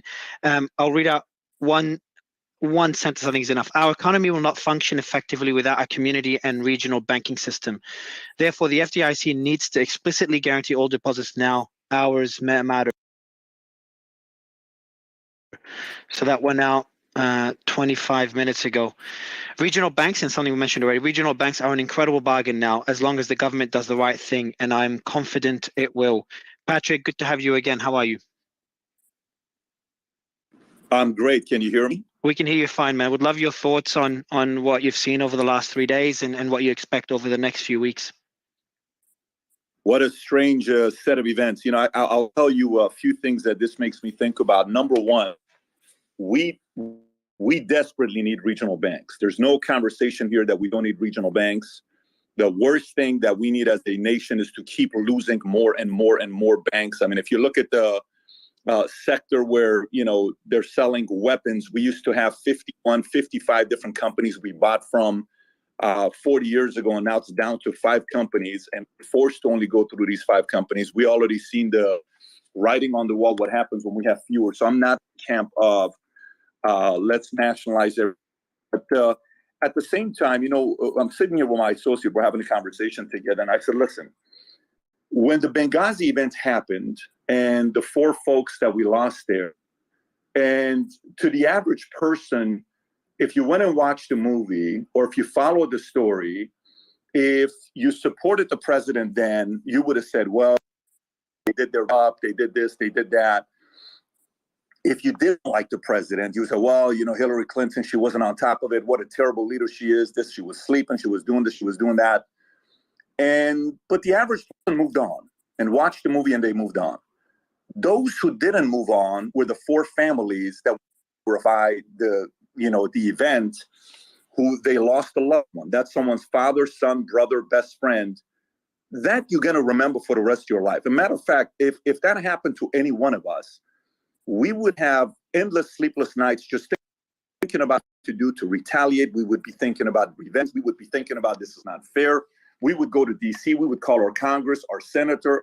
We would get everybody involved to get to the bottom of it to find out who did this. Okay. How does that, to put that in context with today's event on Silicon Valley Bank, if you have money in Silicon Valley Bank and you lost money and you're not getting back to the money, and whatever number they're talking about out of the $42 billion, 37% was accessible. We've seen the numbers and we've read the same articles. If you had money there, that camp is all going to unify together and say, look, we need to be on the same page on Twitter, in the market, on the news, and talk about the fact that this is not fair. This is going to hurt our democracy. These are a lot of startups that are being affected by this, that are doing that. Great. They're right. But also at the same time, if Silicon Bank screwed up, guess what? They screwed up. As a 16th regional bank that we have in America, if you're putting yourself in a situation like this, 5 days if it happens, Forbes announces that you're one of the best banks in America, and you retweet that to give recognition, and your CMO, your CEO, and your CFO sells what, $5 million of shares, whatever the number is.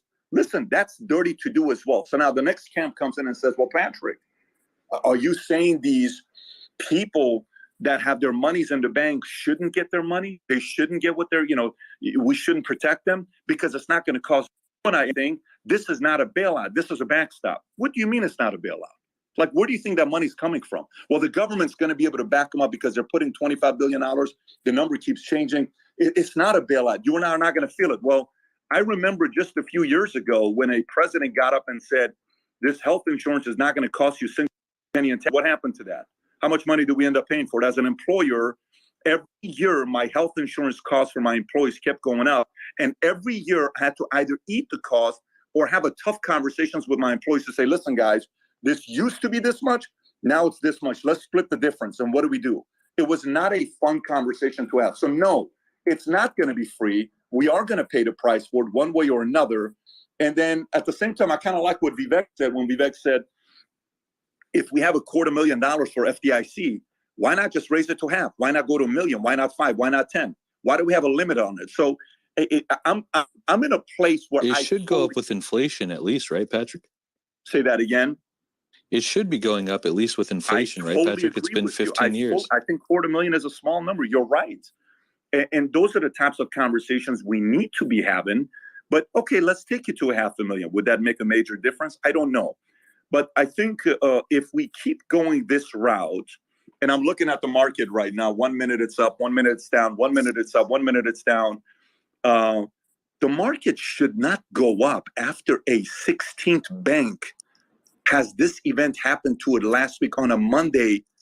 The market shouldn't go up. And I'm in the market. Like I'm losing money myself if the market goes down. But let's face it, guys, it's kind of weird if the market's reacting in an optimistic way after this, just because we're controlling the narrative. Well, it's short covering ahead of this 11:30 speech, right? Say that again. So the market right now is being governed by a lot of leverage players, right? That's the reason why we hit local highs in January and February. You have CTAs, you have 1 trillion. I can't hear you. Oh, okay, we can hear you. Oh, okay. Yeah, we can hear you. Jay, can you hear me, Patrick? Oh, I hear you now. Drop it Yes. down, we'll bring you back up. Yeah. Okay, cool. Jay, do you want to give it a shot again? Yeah. So the market is being run by highly leveraged players, right? We're talking about hedge funds that are levered, 2, 3, 4 times gross, 11 times at Citadel. You're talking about CTAs. You're talking about zero DTE trading, 1 trillion of notional trading versus 30 trillion of U.S. equities. You're talking about retail using options that are now 35% of the market versus 16 in October of 2019. So you have a lot of leverage players in the market that are swinging things around, swinging huge notional using very small premium in options. So the market's a lot different than it was 5 years ago, 10 years ago, 15 years ago, since October of 2019 specifically. Changes anything. So that's why, with big short coverings ahead of speeches and events, you can see even with bad news, the market can completely rip. Did you hear that, Patrick? Not sure if not sure if Patrick could hear Jay. Patrick, can you hear me? Patrick, can you hear me? I hear you now. Yes. Yeah, Patrick. Okay, so you're just unable to hear Jay then. Jay, in that case, can you try dropping down and we'll bring you back up to see if that fixes your connection issue? Yep. That way he can hear you. All good, Suleiman, go ahead. But just the point that, Suleiman, before you jump in, just the point, Patrick, that David was trying to make. I know you couldn't hear him, but what Jay was trying to say, Patrick, was that there's just a lot of leverage in the markets today, and it's causing these unpredictable moves, even where good news is bad news and bad news is good news. But what I will say about the reaction today in the markets is, it could be that the markets are perceiving the interventions that were announced over the weekend as essentially, conceptually, the same thing as easing or the government stepping in to backstop this thing with government money, which, as we've seen the markets react in the past, when the government steps in to backstop the economy with money, the markets tend to respond positively to it. But I agree with you that it's not a good event. I completely agree with that. No, listen, I shouldn't be rewarding for making a shitty decision. I shouldn't be. I agree with that. I could be optimistic going through a shitty situation, but I should not be rewarded for it. That's, again, why a lot of people think we have a fake economy today. Patrick, no, I agree with that, Patrick. But the bank stocks themselves aren't really rallying. I mean, they've recovered a bit off the lows, but the bank stocks themselves are getting clobbered, right? It's just the broader market that's green today. And is that right? I don't know. We can ask ourselves if it's right or wrong that it's up. But conceptually, it's the buyers today are probably thinking that this has lowered the likelihood. Right. If you look at Fed's funds futures, which predict the rate path forward, those have come down to significantly. Right. The Fed Watch model that's put out by the CME, it's now predicting rate cuts at the end of the year, even though it wasn't before this event happened. Right. Everybody on the street was calling for a 50 bips hike at the next meeting in the face of hot data. And now even Goldman came out this morning and said no more hike. We don't expect a hike anymore. So, that's probably what the people that are buying the market today are thinking. But obviously, I can't step into their shoes because I'm not buying the market today. But if your question is why is the market ripping in the face of what seems like bad news, I mean, I think that's a pretty simple. But then I would ask you the following question. I would ask you to follow. Yeah, go for it, Patrick. Makes sense. Tell me how we needed a fall of a 16th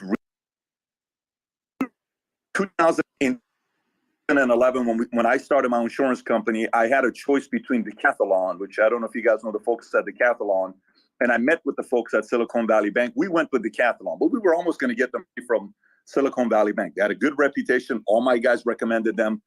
So explain to me how we needed a Silicon Valley Bank to go through what we went through, to then the market come back and Powell to say we're no longer going to raise rates and we're going to bail these guys out. Well, we don't know that. We don't know if Powell. How is that we don't know how does that like if I have to write a paper on this in a class, how does that make any sense?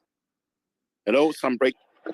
Kim, hold on a second. Yeah, Patrick, to that point, go on, Ron. I agree with you. It doesn't seem sensible that happened, but you know, it's we don't know yet if Powell is not going to raise rates. We don't know for sure. That's just what Goldman Sachs said they think this morning. That's their view that they're not going to raise rates this meeting. That doesn't mean that they're not going to. They can raise it by 25 or 50. I mean, we'll find out at the meeting. But you know, Powell himself has not directly come out and said that this is going to affect the rate path in any way. So I hear you. If it ends up affecting the rate path, I think that your point is absolutely right. You know, the question of whether this should or shouldn't affect the rate path is an interesting question to ask. But then the other side of that narrative is historically, when we look at monetary policy, right, it typically changes once something breaks, right? I mean, that's just the way it's been. Now, is that right or wrong? Separate conversation. But that's typically when it starts to shift, is when things start to break. I mean, the Fed is designed to break. So, Patrick, things, right? thanks for that stuff. So, just you know what it it makes me think about? So, you mentioned some breaking news. You know what it makes me think about? All right, Here's guys, what it hold makes on, me Kim. think about. We'll give you the mic in a bit. Yeah, go ahead, Patrick. If we're up, and by the way, I don't know if you guys can hear me or not because it is choppy. If Yeah, you we can't, can. then Yeah, it's maybe choppy. my Yeah, bad it's and I gotta choppy a step bit. out and We come can. back. We can. Yeah, all good. Go here's ahead. what it makes me think about. If as parents, if our kids do something wrong and you're raising them, and then you make their life easier for a mistake they made, what do you think those kids are going to keep doing? We all know what happens if a... Right. I mean, yeah. So you're going to sit there and you're going to be like, guys, forget about it. Let's do the same shit again. The moment if the bank takes a risk, don't worry about it. We'll bitch so much. We're going to get a bailout because they need our money anyways. And we're going to get lobbyists and all. We're going to scare the crap out of them. We're going to impose fear that the unemployment's going to go back up. Don't worry. Keep putting the money. We're going to be fine. These guys are always going to bail us out. That becomes a business model where future... And by the way, this is where capitalism gets a black eye. To the people on the left and socialists, when they take shots at capitalists, it's because of situations like this that gives them credence to their argument, where the capitalist on the other side has to sit there and say, well, not necessarily. Well, you know, it's kind of like this. No, the capitalists screwed up. If they screwed up, they got to pay a price. I've lost millions on top of millions when I made a dumb decision and I deserved it. But Patrick, to that point, don't you think that we have to make at least a slight distinction between general corporate activity and the banking system itself, right? And the reason I say that is because, you know, the banking system itself, and we've illustrated Wish this. I could hear you guys, but mine, it's not. I'm showing all good, Patrick. Slime man, do you want to jump in? Slime man, jump in. Patrick, can you hear me? Patrick, can you hear me? No, I think I think he's cut out for everybody. I'll ping him. Don't worry, I'll message him now. Yeah, so just want to go quickly to there's Kim has breaking news. So I think Kim dropped down as well. Patrick, I'll send you an invite if you want to come back up. I think you glitched out. But I'll let Jay jump in. So the Federal Home Loan Bank, the FHLB, which is a network. I don't know if you guys. Yeah, we can hear you now. Yeah, we can hear you now, Patrick. Yeah, Jay, I'll go to you in a bit, Jay. Yeah, we can hear you. Can you hear me, Jay, Patrick? Slayman, see if he can hear you. Yeah, Patrick, can you hear me? Can you guys hear me now? We can hear you. I think it's glitching. I don't think you can hear us. No, I think it's okay, it's glitching now I out can for hear him. you. Go for it. Perfect. Or you perfect. can hear us. Okay, who can you hear? I hear you. If you just said who can you hear, I can hear you.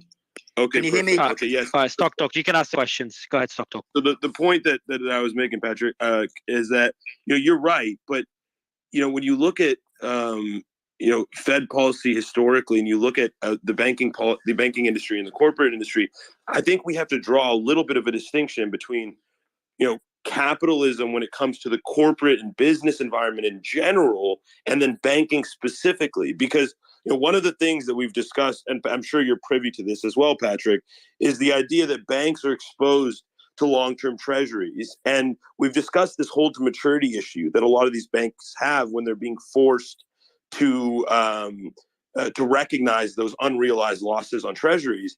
And when you look at the banking system in general, because of that issue, because of their exposure to treasuries, we know that in the modern sense, it's entirely hinging on the idea that people trust their banks, right? No bank would have been able to survive what happened with Silicon Valley, because this was more than just an error in management or an error in risk management that led them here. Is that why the bank was perceived as a target for a bank run?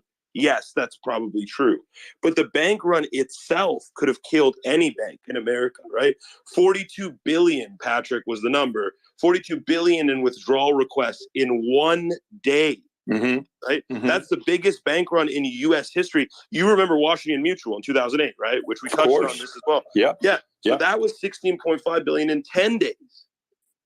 Right. So just another magnitude. And so I think if we agree, which I think we do, that the banking system depends on trust versus the rest of the economic and corporate and business system that, where I agree, it should be kill or be killed, and it should be survival of the fittest in the general corporate industry. I have no disagreement with that. I just feel that they're because of the fact that we all know, we're all basically sitting in a room with all of our money at banks, and we know that if all of us go to the bank and ask for our money, we're all fucked. And it's that trust and that general acceptance that keeps the banking industry alive. And I think that's why it has to be regulated at least a little bit differently from the general corporate environment. And I don't know if you agree with that. It's not just banking, I it's was defense a and WAMU healthcare. product. I had the WAMU president, CEO on that caused the company to go out of business on the podcast 3 months ago. And it was not a friendly conversation because I was a fan of WAMU. A $330 billion company ended up selling for $1.9 billion, okay?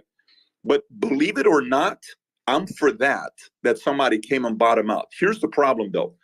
As a competitor, I can think from the competitive standpoint. I'm going to give you that lens. And then I can think from the average person who's trying to work, they're making 50, 100, 150 grand a year. And then I can also think about it from people that have money in these investments. Let's start off with the first one. Jamie Dimon, okay? This morning, I got an email from my folks at Goldman Sachs, and they send me the list. This is the list. I don't know if you guys know this list or not. I'm sure all of you guys do. It's a list of the banks that make it on, let me just read it to you. It's the bank that's called the GSIB level banks, right? And you guys know what that stands for, Globally Systematically Important Bank. A weak acronym, but what a name. Globally Systematically Important Bank. And they rank these banks with ratios at the top all the way to the bottom. I'll give you some names just to kind of be thinking about. All the way at the top, above everybody else, in order of percentage allocated to buckets corresponding to required levels of additional capital buffers. All the way at the top is JP Morgan Chase by themselves. The next tier is B of A, Citigroup, HSBC, which we know HSBC, I think about the UK division of the Silicon Valley Bank. I don't know what the number is, 1.2 billion. It's not a big deal, but still 1.2 billion. Then they bought it for one pound, Patrick. Okay, got it. They bought it for £1. So the next tier is Bank of China, Barclays, Deutsche Bank, Goldman Sachs. And then the next tier is Wells Fargo, Morgan Stanley, a bunch of these other names, right? Okay, look at what, Jamie Dimon does. Hey guys, we're doing an all-nighter. Why is that? Let's go call these guys and let's help them out and let's tell them, hey, startups, if you bring your money over here, we're going to help you make your payroll, et cetera, et cetera. Okay, there's a reason why JP Morgan's at the top with a guy like that running it, okay? He's a killer. He's going to get the job. Now, for the competition side, he's doing the right thing. On the investor side, I also understand these guys are going to be like, well, this is not fair. This is not this. This is not that. But I'm telling you, if the 80% to 70% of people that are sitting there saying, well, this is not fair. It's socialism for the rich and it's capitalism for the rest of us. Situations like this, where we keep bailing these guys out, they're right. They get this argument at a time like this. What you said with Treasury, I agree. I'm not disputing that part. All I'm saying is this is another example of don't worry about it. Go, let's play reckless. Let's play aggressive. Let's go do this. Let's go do that. We're going to be protected because one of us is going to go out there and make the phone call and they're going to come out and help us out. We're going to be fine. I have a problem with that. You know, I'll wrap it up with this. Gentlemen, I'll wrap it up with this and I'll just turn it over to you. There's 4 things about capitalism. Okay, if you ever read the book by Cleon Skousen, 5,000-Year Leap, he talks about 4 things that makes capitalism work. It's the freedom to buy. It's the freedom to sell. It's the freedom to try. And the last one, you ready? It's the freedom to fail. They failed. We're not letting them fail. Capitalism doesn't work if we don't fail. That's part of capitalism right now. All we're talking about is freedom to buy, sell, and try. Forget about fail when it comes down to us. I think that conversation needs to be on the table. Sir. But Patrick, just quick. I know. Yeah, Jay, I'll comment on this. So I think that's what you want to say, Jay. Is that the bank did fail though, Patrick? Is the depositors that are being the backstops for depositors, not the shareholders? Totally get it, but they still are the backstop. Who's paying for that?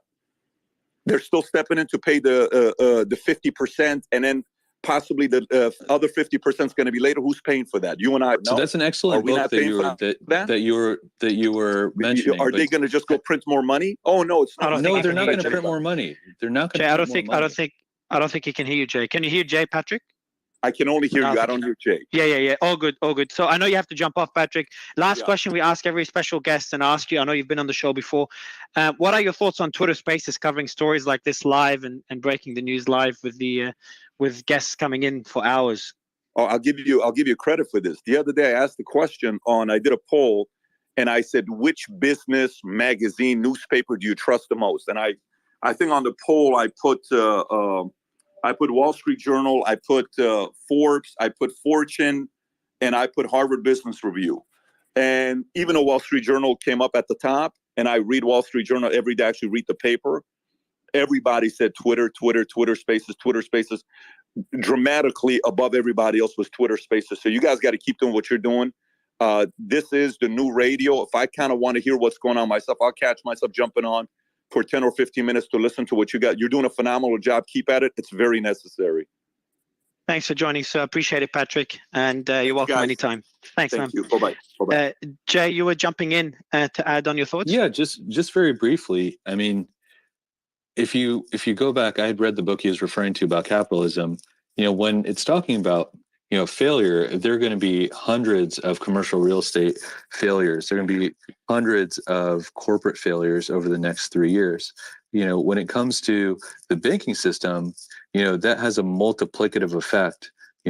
Given the fractional reserve system, one bank going down is the equivalent of dozens of companies going down, right? Because when the bank goes down, you pull credit lines.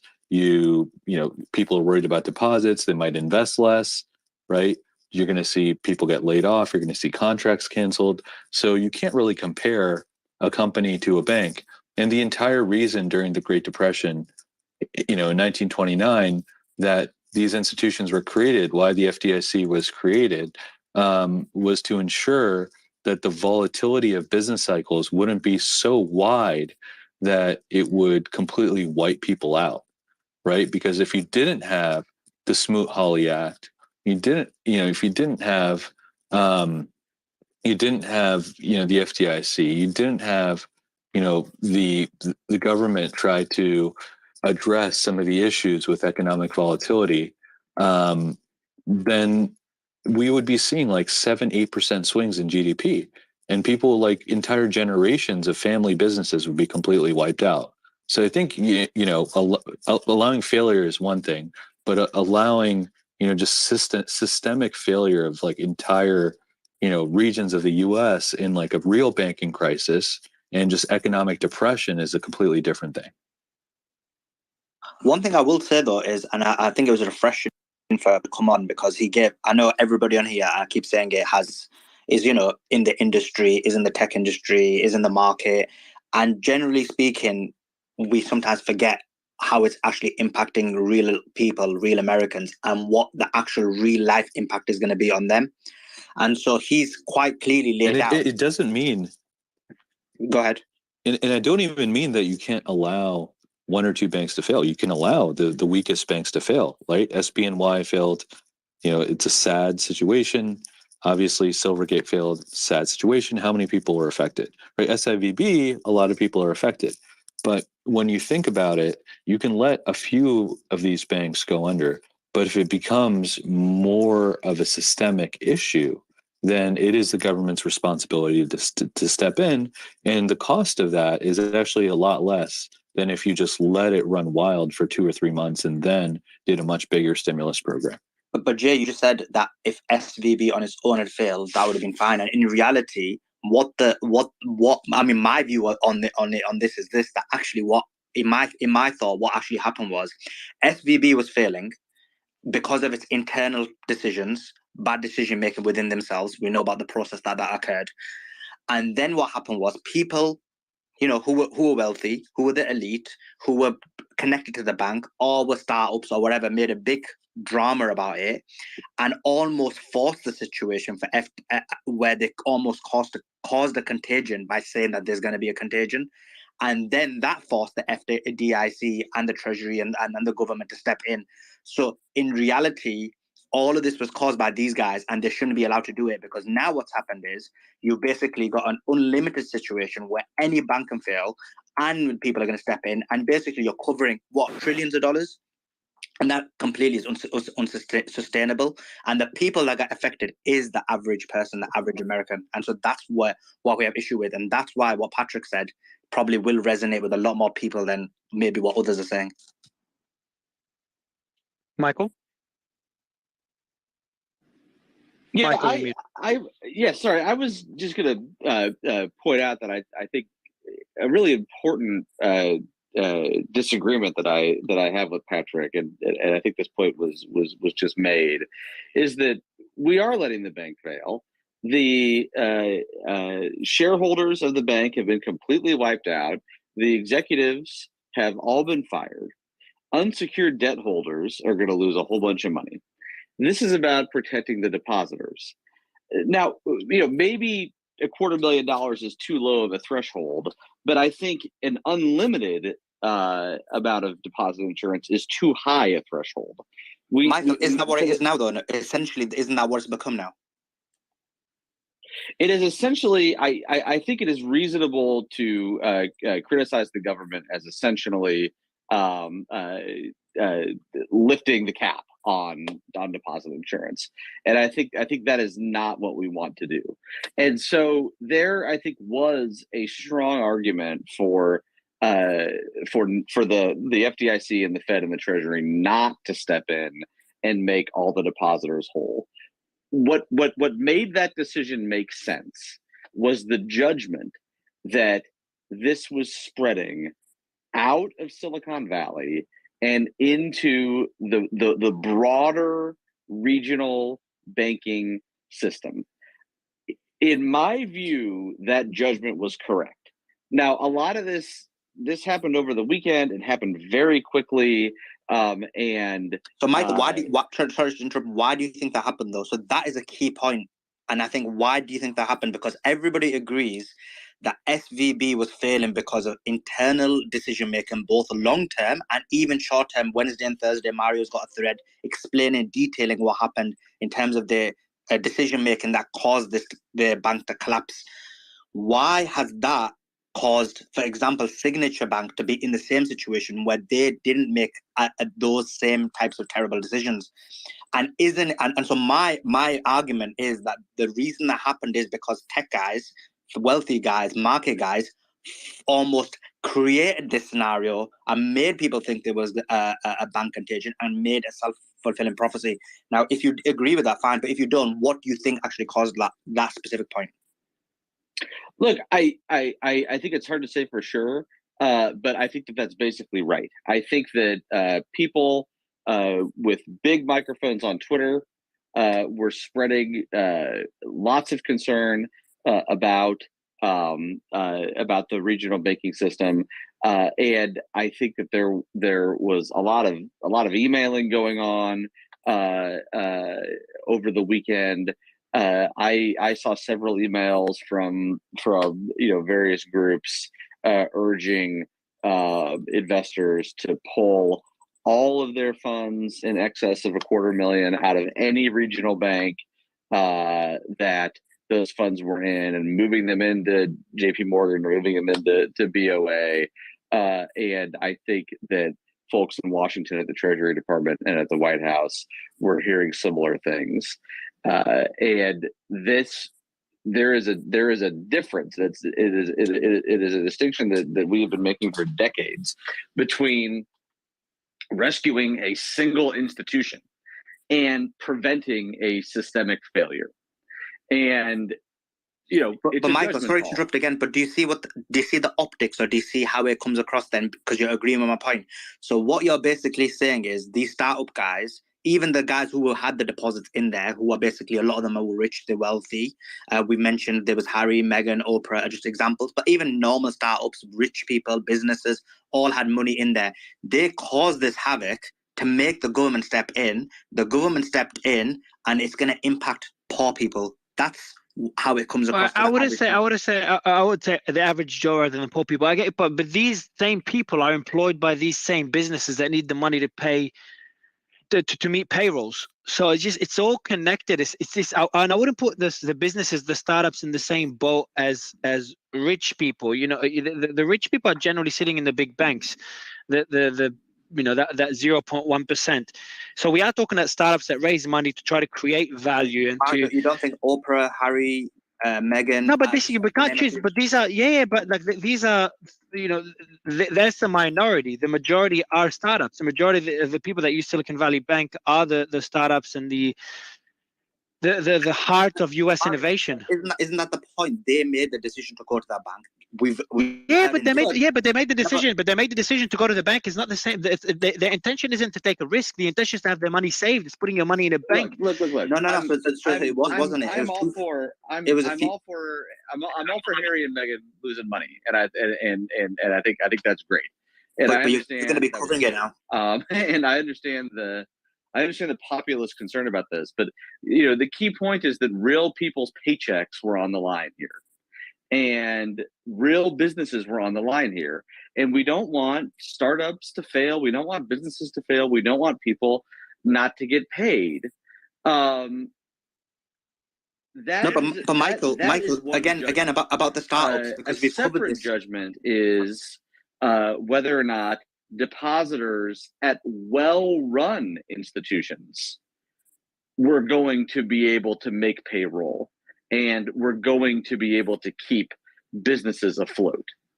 And that is a distinction that needs to be made here. One thing you want to worry about are the employees of the businesses that had money at Silicon Valley Bank.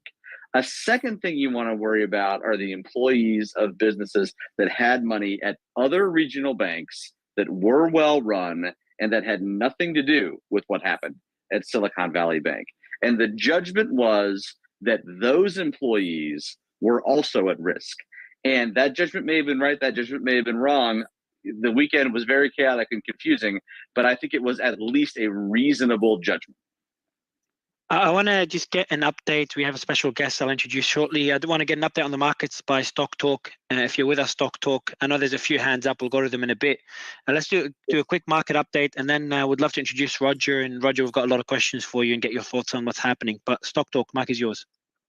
Yeah, so I mean, nothing really in the banking sector at new lows yet. We still have Signature Bank, obviously halted. We have, sorry, not halted anymore. No, still halted. FRC halted. PACW, which is PacWest Bancorp, still halted.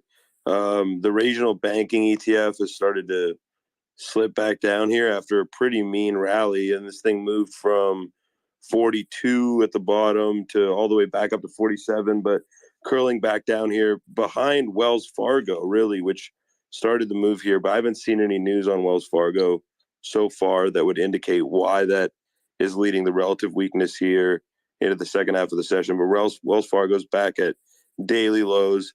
Charles Schwab's holding up better than it was earlier. It was down 20% at the open. It's now down just 10.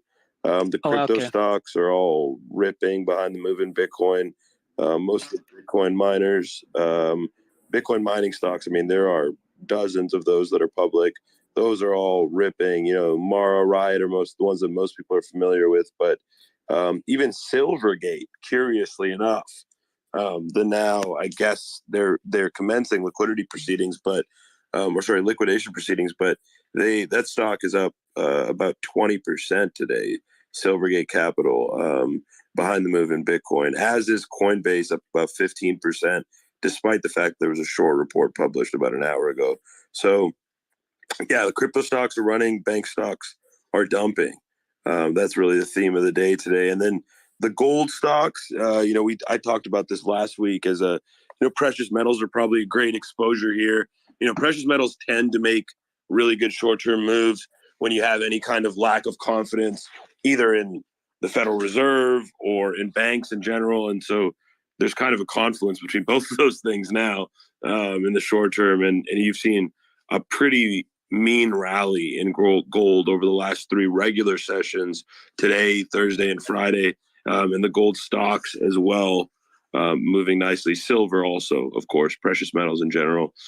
Commodity stocks, depending on where you're looking, are all up pretty broadly too.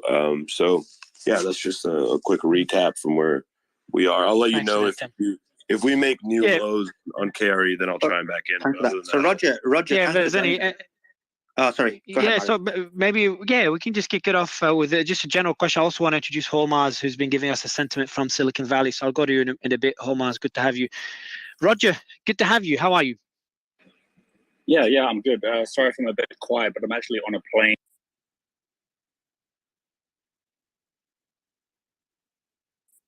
Damn it. Taxiing on the runway. Roger, I'm on the way to New York. So yeah, Roger. I'm in Europe at the moment.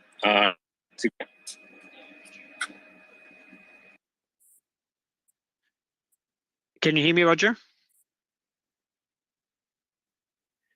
All right, so Roger, I'm gonna bring you down, DM you. The connection on your plane is not as good as Elon's. So we had Elon's the only person that we've had on stage that had a good connection from a plane. So Roger, would love to have you back when the plane lands, where the connection improves. We couldn't hear anything you said, so unfortunately the internet wasn't too good. But I do want to go quickly to Holmaz to get it before going to Bob and MG. Holmaz, just get a bit of a sentiment. You came on early in the space a few days ago, telling us about the sentiment in Silicon Valley on the weekend before the Fed stepped in. How's the sentiment now? What are you hearing? Well, Holmaz, hey man.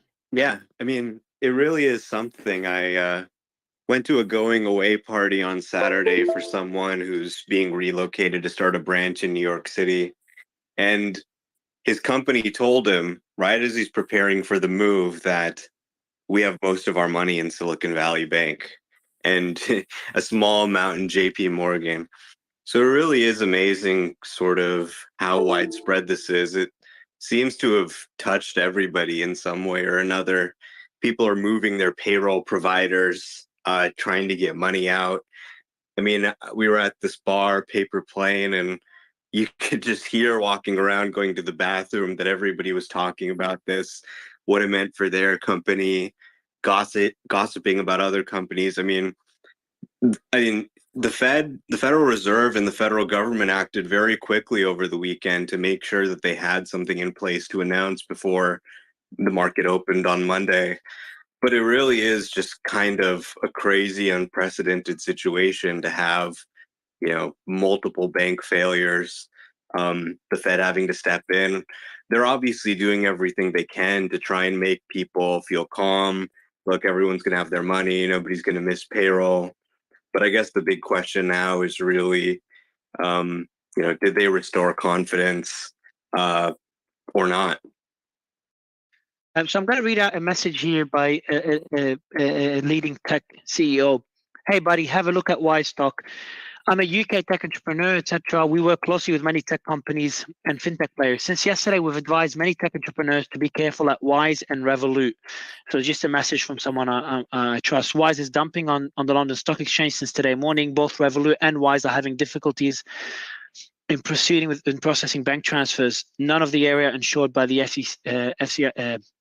FCSC on deposits. A huge bank run is starting in Europe and the UK from all fintech digital banks with no insurances on their deposit. Can anyone comment on these concerns? Jay, maybe you can jump in on this one. Sorry, what? I was in the middle of a trade. So Sorry, what? Sure. What was? No. Could you repeat it, please? Wise. Yeah, I'll summarize it. So since yesterday, we've advised many tech entrepreneurs to be careful at Wise and Revolut. They've been dumping on the London Stock Exchange. A huge bank run is starting in Europe and the UK from all fintech digital banks with no insurance on their deposits. Now, I'm reading this from someone I trust. I don't want to spread FUD, so maybe you could address it, Jay, if that's an overreaction. Yeah, the Wise and Revolut, for those who don't know, are money transfer companies, also known as fintech companies, based in the UK. They offer free plans and personal plans and business plans so that you can transfer, I think, up to like 50 currencies. I've used them actually for tenants that were visiting to New York from London.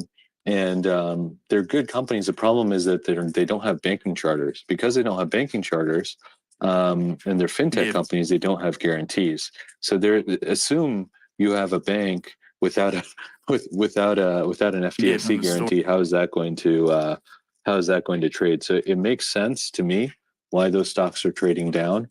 However, I'm not as familiar with the UK banking system. I think that with SIVB, they guarantee about £85,000. So, it makes sense why you'd rather have your money at a depository institution that guarantees you up to £85,000 rather than keep your money in Wise or Revolut. They might have all their customers pulling out their money and bringing it back to banks, which is not good for their business model.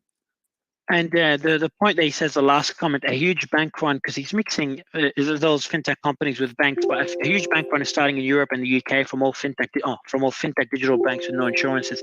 So first, could that be possible? If anyone else from the audience can comment on this, if they're seeing similar concerns, would be great. And what impact would that have on the markets or on the financial system? Jay? Can you hear me, Jay? You're muted. Oh, sorry about that. I was muted. Could you repeat the last part of your question, please? Yeah, sure. The last point you said, a huge bank run is starting in Europe and the UK from all fintech digital banks with no insurance, which I read earlier. First, I'll ask the audience to confirm if anyone else has similar reports or concerns. But my question to you, Jay, what impact would that have on the markets, and does that concern you?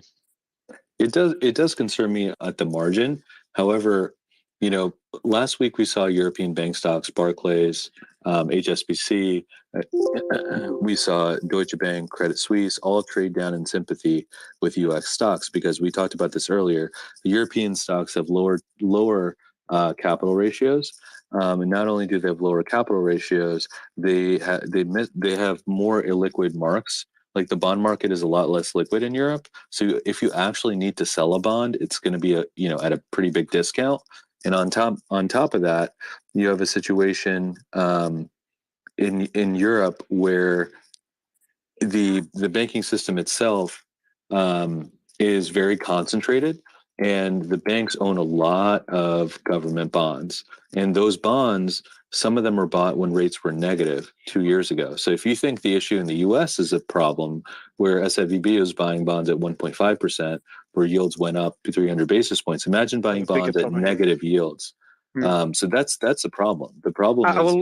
I will correct what I said. Sorry to interrupt, Jay. I don't like doing that, but just one, I already have a couple of messages. What is it? I just transferred from Revolut. There's no concerns there. So just to kind of assure anyone listening. The stocks are moving for no reason then. Yeah. Okay, I'm not sure. Let me have a look. In the meantime, I'll go to Bob. I know you've been waiting for a while. The mic is yours. Let me just check on Revolut. Bob? Yeah, sorry.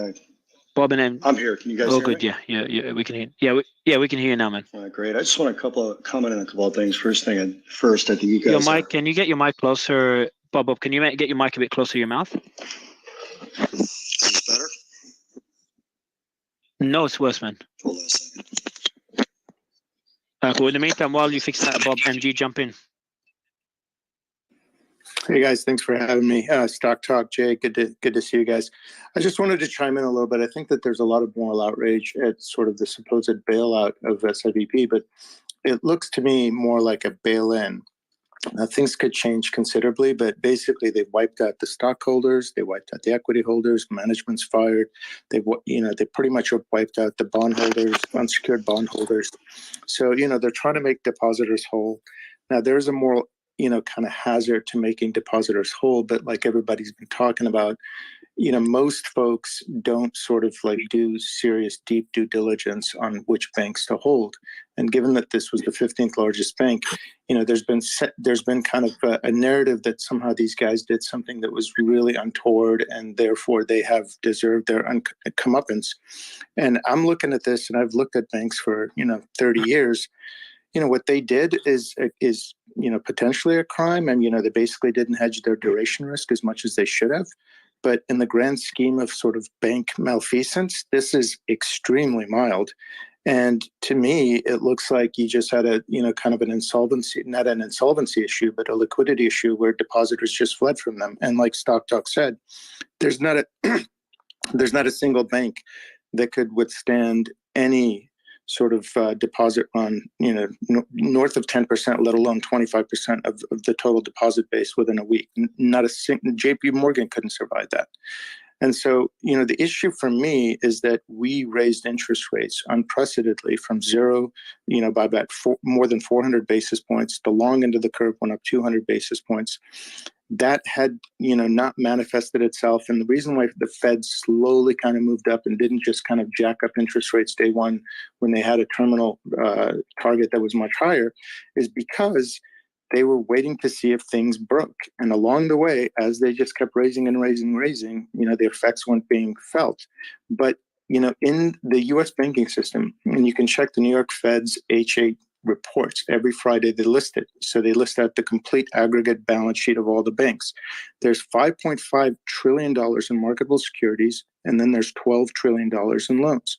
So if these banks had, and Jay, you can correct me on this, but if these banks had instead, taken their deposits and, given out, mortgages or loans or, to small businesses or done anything, most definitely there would be worse quality than the loans that than the bonds that Silicon Valley did buy. They bought high grade corporate bonds. They bought mortgage-backed securities that were A-rated or better, and they bought munis that were rated highly. If they instead had lent those out, those loans wouldn't be marked to market, but without a doubt, those loans would be seriously underwater relative to where they were struck a year They would ago. be, but they wouldn't be in trouble. Correct, because of the mark-to-market issue. You're right, Jay. But if whispers were large enough that said, hey, look, all these loans that were made years ago, technically these guys are insolvent, and that rumor got big enough and depositors pulled, same thing could happen. So it is in part due to, the fact that we raised an unprecedented amount. We had unprecedented hikes very fast. But the quality of the loans, just to your point, because we're sure to engage in the conversation. You said that, if the quality of loans were questioned, if they're floating rate loans, it wouldn't matter, right? So you're making one point about interest rates, and most corporate loans are floating rate. So I think, we need to separate the two issues. I think that you're right that, number one, they should have hedged interest rates, and a lot of other banks hedge interest rates, and most leveraged loan companies hedge interest rates. So it didn't take a rocket scientist. This guy was on the Federal Reserve Board of San Francisco. Correct. The second thing is that I actually think, and I would love to hear your feedback because I respect what you have to say on Peter Thiel, on how he essentially created a bank run.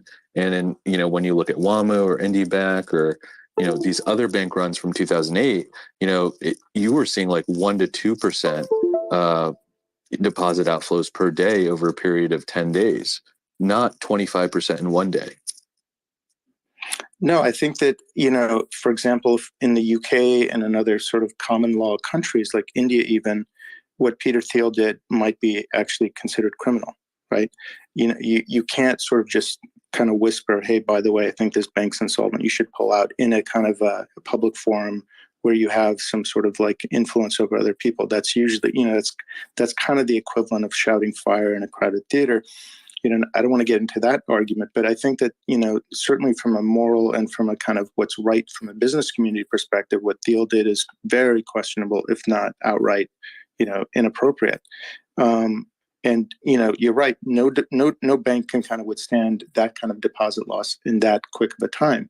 But going back to the earlier point about floating rates, Silicon Valley had over $75 billion in loans, of which let's say that the majority, 75%, were floating rates.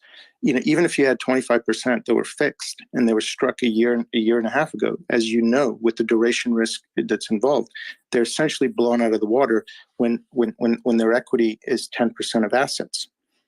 And this is a risk that all of these banks face, right? You have $5.5 trillion of marketable, securities in the banking system. You have, 12 trillion of loans, many of which that were struck, well before last year when interest rates rose. So that means that a lot of these guys, if you had to mark them, are down. Now, the truth is that these bonds that that they got in trouble with, that's like Johnson & Johnson's kind of credit. That's like Triple M's credit. That's like these munis credit. They will be made whole. It's just that when you take a 1.6% bond and then you jack up interest rates to 5.5%, that bond goes from par to 90 cents on the dollar. And as a result, these guys basically said, oh, we're going to go out there and raise equity financing. As soon as they announced their equity financing, people got the sense, oh, these guys are in deep trouble. And even though they had a $500 million guarantee from kind of commitment from General Atlantic, that notification that they were raising equities apparently scared the bejesus out of everyone. I don't know any bank that could withstand that. So I agree that, Silicon Valley, bank didn't act optimally. They did things, they were maybe negligent on a few things, but you would have to admit, in the grand scheme of bank malfeasance, this was pretty minor. I agree that it was minor. The thing that I'm most worried about is that the CEO knew about this and he put together a 10b5-1 plan at the end of January and sold $3.6 million worth of stock on February 27th. And he had done a roadshow in between those 3 weeks prior, and then he also was looking to raise $2.3 billion of capital from both public markets and a private equity entity. So that seemed pretty circumspect. Jay, I know you and I are definitely not the tinfoil hat type of guys, and you and I generally. No, this is like a glaring red flag. If somebody, I think it goes beyond. I think it goes beyond just the CEO's shares being sold, though. I think it goes beyond. There's a CFO. Yep. Yeah, I think there's too much about this. And I'm not saying that I don't have any bias or that I'm the most sober analyst in the world. I'm not making that implication. But I do try, in most of the ways that I look at these companies, to be a devil's advocate and look at both sides. It's very hard for me to believe that in this case specifically, someone didn't know something, whether it was the executives that sold stock prior or whether it was the VC guys that started this run. One of those two parties, or both, knew that there was a potential risk of insolvency at the bank. They knew that there was a potential risk for the bank to be forced to realize its losses on the treasuries it was holding. And so, again, you cannot convince me. No one, regardless if we brought somebody up from the audience or not, no one could convince me that Peter Thiel was ignorant to what he was going to cause by making the statement that he made and the statement the Founders Fund made that morning.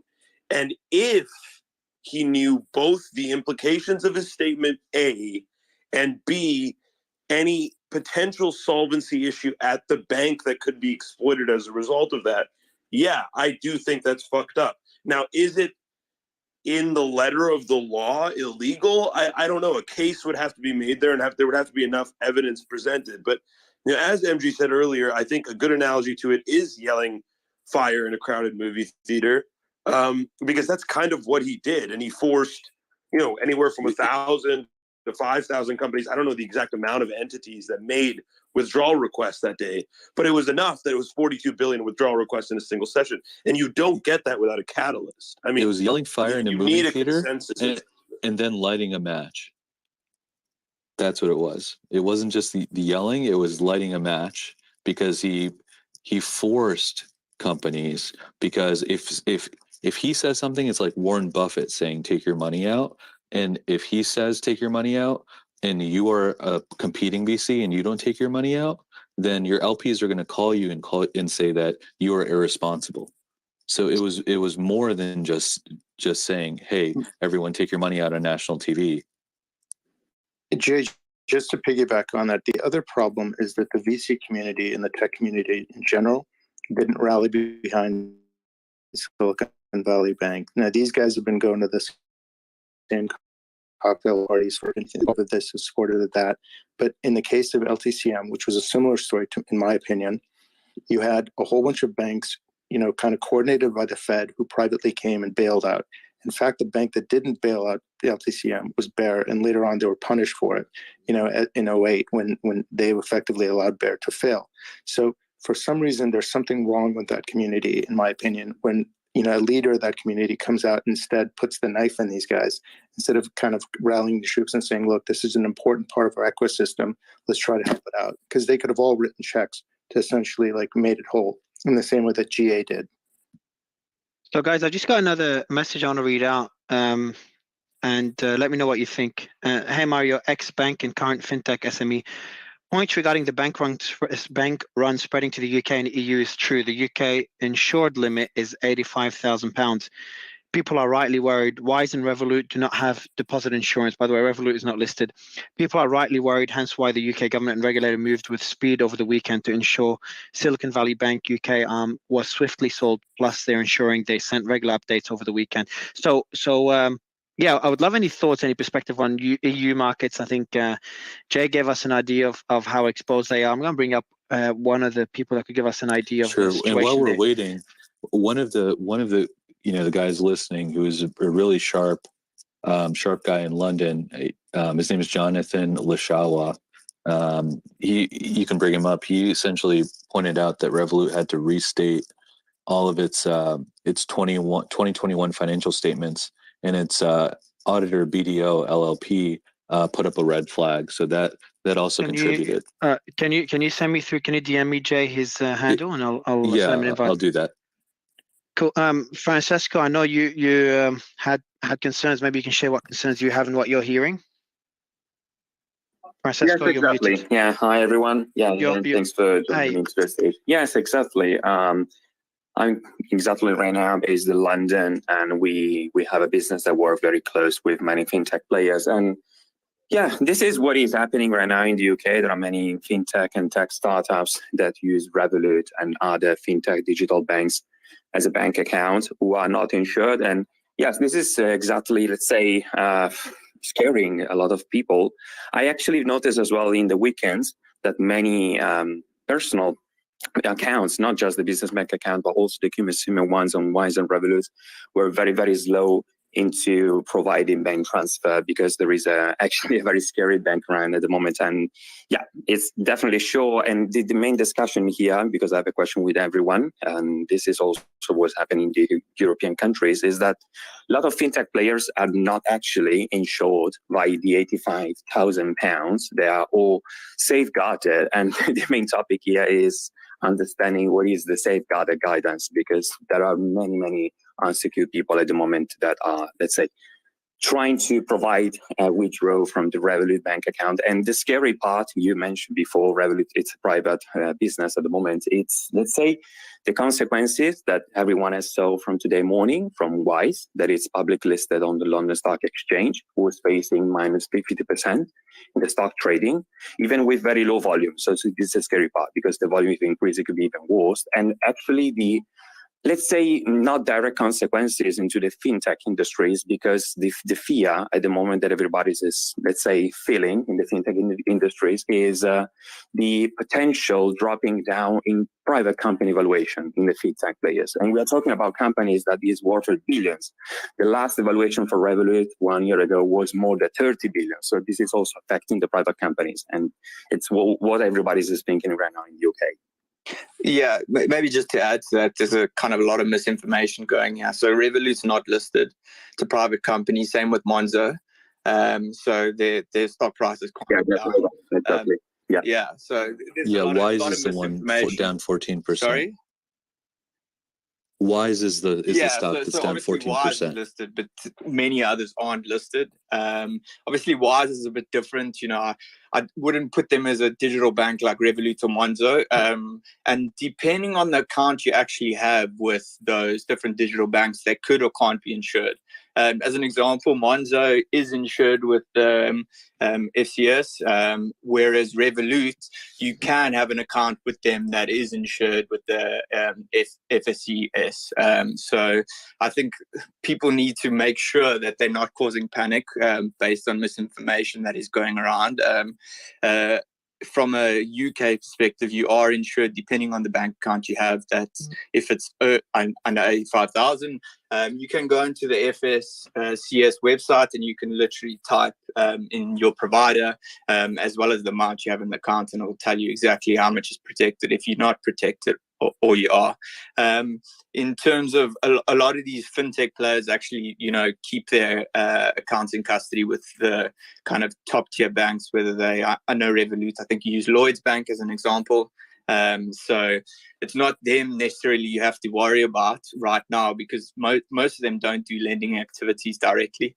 So it's more if their underlying banks that they use face a run, then you would more be worried. Currently, I'm not. I mean, I did a transfer at Revolut earlier today. I did one again, literally 5 minutes ago again to test.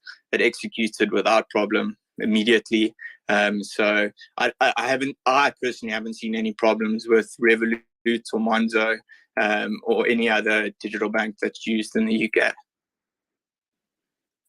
That's good to know. But my question is, just because you can do a transaction on a platform, like I can do a transaction with First Republic Bank right now, but the stock is still down, 80%. Does that mean that there's no risk in these entities? I mean, there definitely is risk within the entities. I think the major risk is not necessarily the entity itself. It's who are their underlying banking partners, because a lot of them obviously don't have chartered licenses to host the bank. So I think the major risk is, if any of these entities that you had, accounts with maybe used SVB as a banking partner, then you're more at risk. Basically, what I was saying, guys, is what you said before, it was actually true, because most of them are e-money services. They don't need to have an insured license because they are not banking licenses, so they don't have the FSCS scheme that it's covering £85,000. This is absolutely true. You mentioned about Revolut that is using liars. That's true. The thing that everybody's not talking about, and this is what also happened with BlockFi and Celsius and the crypto industries, is that the majority of the e-money services, because they don't have a banking license, use private insurance. For example, the life insurance that cover up to £100 million. That is nothing. In the last company accounts, Revolut, I remember, he posted on the 31st December 2021 cash in the bank for liability to clients that was about 7.5 billion. So here I'm not talking about, of course, let's say the scaring and the fear of just the potential bank run, because everybody could try to withdraw the money. What I'm saying is that the facing is about the shareholder. What happened, for example, in First Republic Bank at the moment is a drop down up to 70% in the public listing stock exchanges into the New York Stock Exchange, if I'm not wrong. The thing is that I'm saying is the fear that shareholder could have in fintech players. We are seeing directly reflections to shareholder who holds a stock for Wise, for example. And in this case, they are public listed, so they can face the speculation on public market. What I'm saying is the consequences that could happen in short and medium terms to private fintech players. because they're not facing the public stock listing. Just quickly, Francis, I just want to jump in quickly for the, I won't be jumping off for a couple of calls and coming back, but it's just important to make sure that we have to bring awareness, but at the same time not create fear.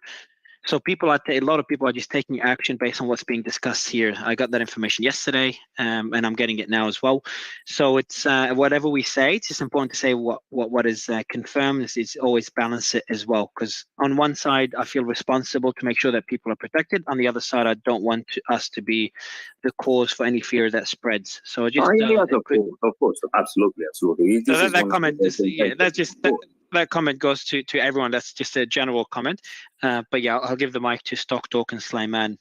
So I'll be back in like 2 to 5 minutes. Sounds good. Yeah, Nick, you got your hand up. What were your thoughts? Yeah, go for it. Yeah, so I got a question, Jay. I'd like to hear from you because of your experience in this. I was trading during the financial crisis and saw it, and because the subprime holdings of these banks, would continue to lose value. So the firms, the broker dealers would go to the market and some of the banks to go raise capital. I think Silicon Valley Bank obviously waited too long to do that. They had, they could have bolstered their balance sheet like for the past 6 months, but they waited till it was too late. But now going forward, and we see these other banks getting hammered today and last week, obviously. What do you think? How do you think the market's going to react if any bank goes to the market to raise capital, whether that's selling stock or convertible or whatnot? That's a great question, and unfortunately, you've seen the moves in some of these banks already, and I think that you're going to have to raise capital at a material discount to the market price. And what do I mean by that? Could be 10 to 15%. I haven't seen moves like this in bank stocks since 2008. You could, you could have to issue stock at a 10 to 15% discount, like issuing equity at 30, 40, 50% a book for some of these, which is incredibly dilutive. Yeah. And that's what some of these equities are actually pricing in. And the same thing goes with preferreds and hybrids. Like the amount of coupon is going to be severely negative for net interest margin. Yeah, I think a lot of what we're seeing as far as the hedge funds, partly obviously shorting these stocks in anticipation of capital raises being announced, and then you have regular funds just liquidating. But yeah, it's not going to be good, and we know that a lot of these banks are going to raise capital coming forward and slashing dividends if they haven't already, obviously. I mean, Naim, shouldn't that be the minimum they do, is to slash dividends and make sure they raise capital? Because we saw with these guys were taking. I mean, these guys were taking their share before the collapse happened. Yeah, eventually they're gonna just go down to a penny or 5 cents or whatever it is. I don't know what they're at now, but yeah, that'll be the first step, obviously. I mean, Matt, thanks for joining us. I mean, what's your thoughts about what's been happening since you left? Matt is with us? No, he hasn't come up. Justin is up, though. Justin, do you have a clip for us to quickly play? Oh, it's still morning time here on the West Coast. Everyone is waking up to the news and trying to figure out and make sense of what's going on. We're glad to be with you guys. Over Sunday, of course, we have the Sunday talk shows, and I thought this was an interesting clip. This is Maria Teresa. She's a contributor there at Meet the Press, and she had this to say, short 30-second clip. I want to start very quickly with banking crisis. Maria Teresa, you were just saying you were surprised you haven't seen Powell yelling out more forcefully already. Jay Powell, Federal Reserve Chair. If you look at which bank this is the Silicon Valley Bank. This is the startup bank. This is also oftentimes the Democratic ATM bank of all those investors. And so the fact that you don't have these individuals, the investors that invest in the people. So the fact that you don't have someone actually talking from the administration and being so forceful, I do think that what we're going to see are Republicans saying, "Oh, you shouldn't bail this one out," and it's going to be, I think, very much along political lines. Yeah, when you look at the FEC reports, which of course is my domain in the political realm of things, that you do see that they do contribute probably on a factor of 3 or 4 to 1 people who work at SVB will actually contribute to Democratic campaigns more than they will Republican campaigns. That's nothing surprising coming from very blue state California, in even bluer state Bay Area regions. But it does definitely give you pause that these people that are very well connected. There's probably a lot of pressure being put on lawmakers to give this some attention. And of course, we know the rescue did come, however you want to frame it. So that was one clip there. And maybe you want to have some comment. We can go to another one. Mario, what do you want to do? Yeah, I've just invited Jonathan just based on Jay's recommendation. Stock Talk, what do you want to comment? No, I was just going to say Jonathan was supposed to come up here. I don't know if he's up here already or if he's connected. Yeah, we got Matt Higgins though. Matt, how are you? Is he not? No, he's not connected. I've just sent him an invite now. Be great to have him here to give us his thoughts on everything. But Matt, good to have you back. How was was it CNN? Did you do a CNN or CNBC interview? No. That's later. That's later tonight for Asia. No, I've just been checking in with different companies and seeing. I think my overall take is relief that access to the capital, but now the second wave of like, wait a minute, we just lost our bank, and our line of credit, and what does that mean, for runway? Like there's a lot of that going on right now. Plus, there's a lot of entanglement with personal lives for these different founders. So there's just like the day after the bomb went off. So everyone has provisions, but the provisions got a lot shorter. So there's a lot of that.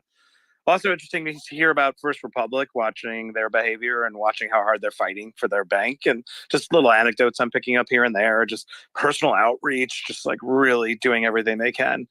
It'll be an interesting case study in crisis management when the book is written, I think, on First Republic, how they navigated it and did those relationships, did that. They have a great reputation. People love that bank. You don't hear, I think Douglas is on here. He talked about it before yesterday. There's just a lot of people very passionate about fighting for that bank. So it'll be an interesting case study in crisis management. Matt, the feds came in and took over 2 other banks over the weekend. Was that just a prospect of the run on the bank of SVB, or basically were they caught napping and that these should have been more scrutinized to begin with? We're going back in time a little bit. Well, that's always I think on SVP, I think this was 100% foreseeable. I've said it before on this spaces. If you go back to February 28th, FDIC put out a statement saying the exact scenario when you have these long, dated maturity government-backed securities, right? There's a mismatch. Should there ever be a liquidity crunch? That's exactly what happened. So I don't know what happened between February 28th and last Thursday, or what could have happened.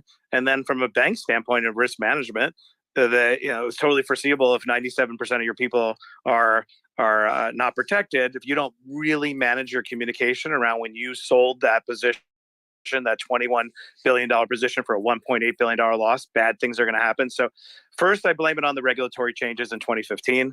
Second, I blame it on the FDIC not doing anything. Third, I blame it on the risk management and the bank. And then fourth, I blame it on the overall culture that I think the bank's behavior probably mirrored the culture of the industry they were serving, which is growth at all costs, right? And somebody mentioned earlier, I think it was special situations, was really smart the way he laid it out.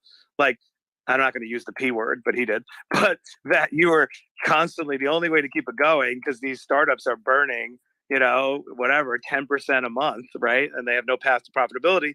The only way they can keep the whole flywheel going is if the VC and private equity firms raise more money, put it on with the bank. And here they are taking collateral against those illiquid securities. So if the money didn't keep coming in through increased valuations, more rounds, it was predictable that the whole thing would probably come crashing down. Now, of course, that's easy to say in hindsight since I didn't predict it. But I think that last point, not fair, unreasonable to think that investors would have the savvy to diligence their bank's, viability. But certainly the institutional investors who had the money there, they probably should have had the savvy. So that is going to be a whole another set of recrimination of like, if you're a big sophisticated fund and you knew the things we just talked about, like, should you have known? Should you have done something about it? I don't know. Matt mentioned anecdotes. I grew up in the Bay Area and had a lot of friends up there, talked to them over the weekend. Many folks who were also, had their accounts with the SVB, also got sweetheart deals for mortgages, for perks and everything else there. Lots of impact, as you say, tangentially as to what what's happening on the margins after the effect here. But that seems to be there. There was this kind of buddy system, right? You were a founder, you got funded, you put your funds with SVB. SVB took care of you, got you a mortgage, got you a house, got you funds, to put your kids in a private school there in the Bay Area. That is a fairly unique situation in some of those institutions. Am I wrong? No, I think you're 100% right. I mean, unless there's one we don't know about in some other industry to that extent. But I think it's probably largely unique to Silicon Valley that you have a bank that is getting the deposits, that's loaning against, illiquid security personally, right, which most banks just won't do. And then you have lines of credit, right, secured, but sitting at the top, obviously. But then, liquidity covenants requiring you to keep your payroll with that bank. There's just so much entanglement. And ironic, if you read the article I sent out yesterday, there was a victory lap that SVP took in 2021. I think it was January, talking about the history of the bank. And at one point, they had gone all in on real estate because they thought that was really safe. But, that obviously ended badly in the 90s, but they because, tech is full of cash. I didn't even understand this logic. And so they've always had it, I guess, in their DNA, this like concentration philosophy, seeing it as an asset, not a liability. But yeah, I think the fact pattern here with SVP is a little bit unique, but there are probably elements of this fact pattern in other banks, right? Whether it's the treasuries or the government-backed securities, or it's the percentage of, and depositors who are not insured. I'm sure there are elements in some of these other banks, because that's what a regional bank does. That's the utility is that they are a little more flexible and better with the mortgage and better when you need something because they know you. That's the value proposition, which doesn't work when you have a crisis. So the last point on this, so what I'm hearing a little bit is just sort of a little bit picking up the pieces of like, wait, a lot of that facility just evaporated. What does that mean for my company? What does it mean for term sheets that I had with XYZ investor? A lot of that, I'm hearing a lot of that talk of, term sheets going shaky. I don't want to call anything out, but everything you'd probably expect in the day after. Yeah, I think I had a colleague text me over the weekend. He had a term sheet out, but the group he had a term sheet with has like 30 companies with SVB, and so that's put on hold. Just lots of best case scenario is lots of punting down the road. Worst case scenario is you're folded, right? I mean, I'm wondering if anyone is hearing out there, startups, companies, people in these incubators who have basically given up the ghost already. Anyone?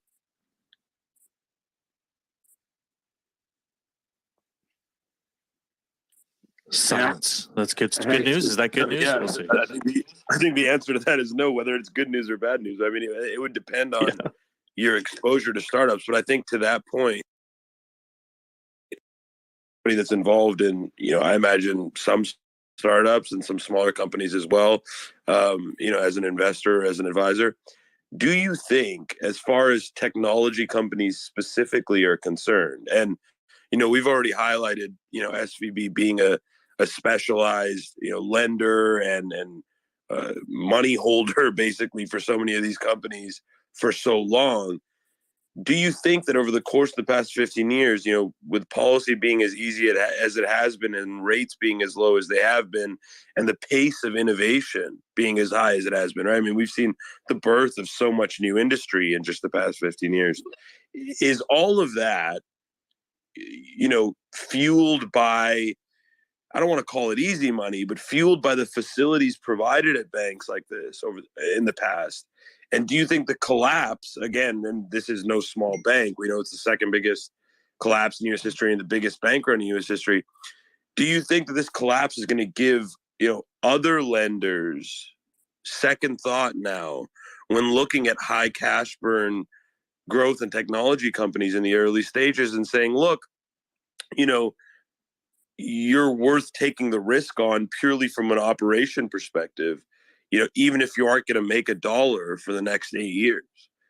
Do you think that perception of risk in financing these companies, and maybe even to a greater extent investing in these companies, has changed in a very short period of time, in part thanks to this, record level of rate hikes?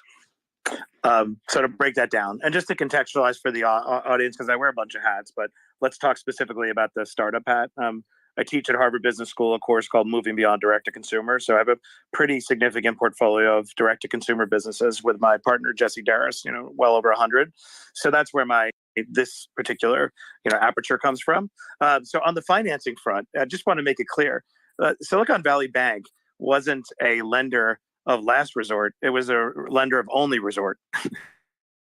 So they're a category 1 generally. So I don't think that anything has actually changed. It's just that now it doesn't quite exist, right? So these are the same credit lines that JP Morgan and the other major banks had, rejected anyway.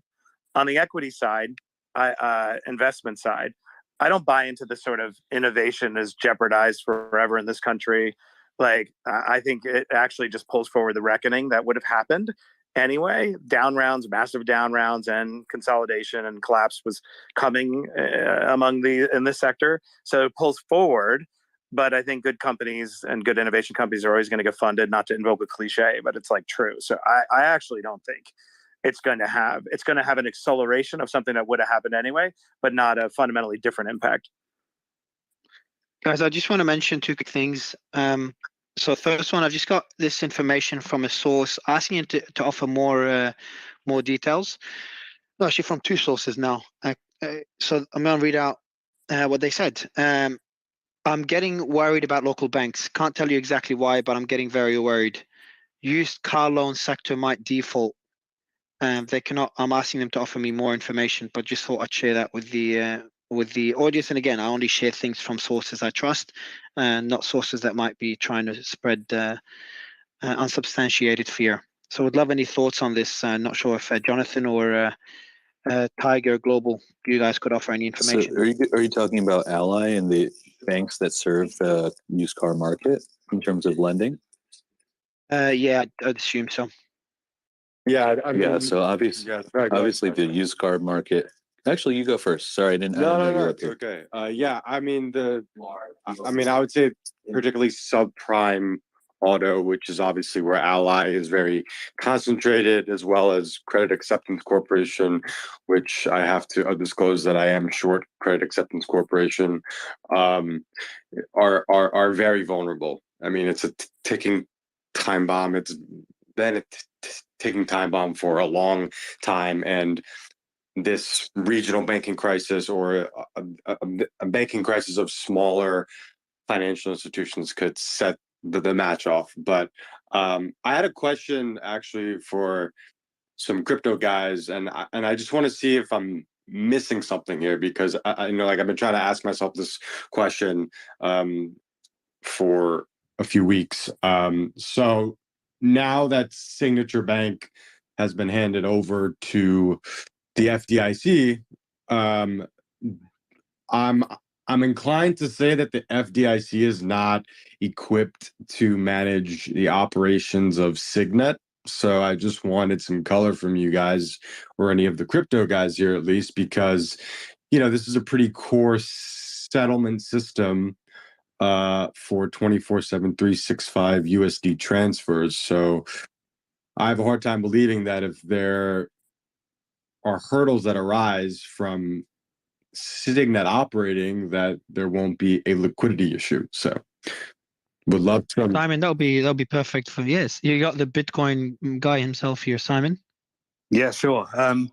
I think you're right. I don't think they'll keep it open. So they with Signature, they closed that network down because of the DOJ investigation. So, but these networks are all combined and they all have the same customers anyway. So I don't think the DOJ was happy with the assumptions that because you're an onboarded customer, you can send funds to each other. And that's where I think they had a lot of problems with the whole FTX/Alameda situation. Yeah. I mean, FTX also. So I think they'll close those. They'll close those corridors. FTX also dealt with Signature, or Signet specifically, and there's reasonable evidence to suggest that Binance also does or did.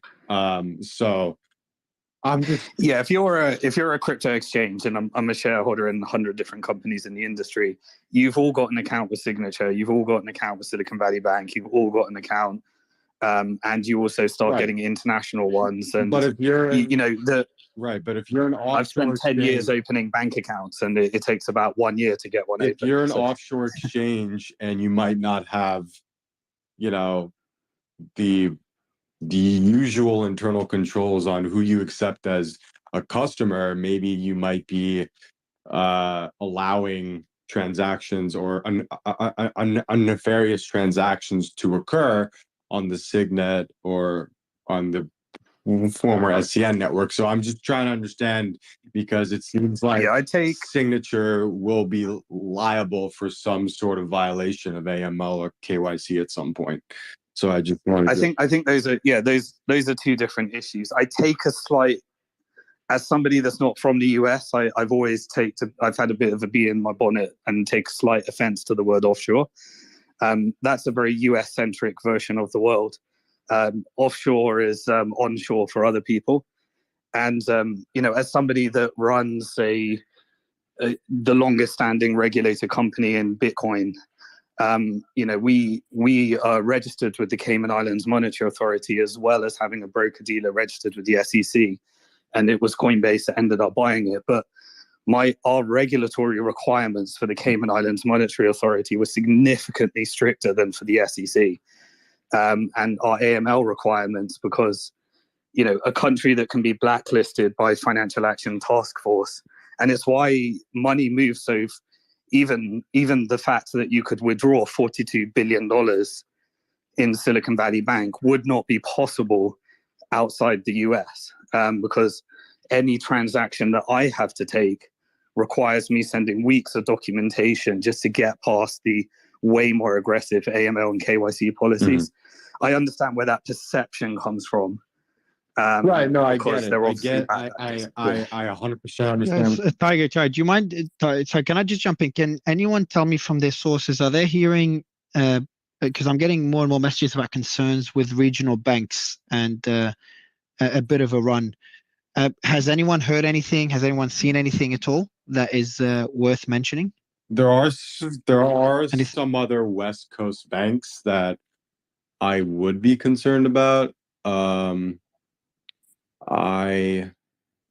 gonna have to come back to me on that one, because I don't have the names in front of me, but I know there are some other West Coast banks that could be at risk. But why, despite the Fed stepping in, why are we seeing that fear? Okay, so here's because it's a band-aid. Yeah, that's right. Go ahead. A lot of these smaller banks don't have access to the window. They don't even own securities.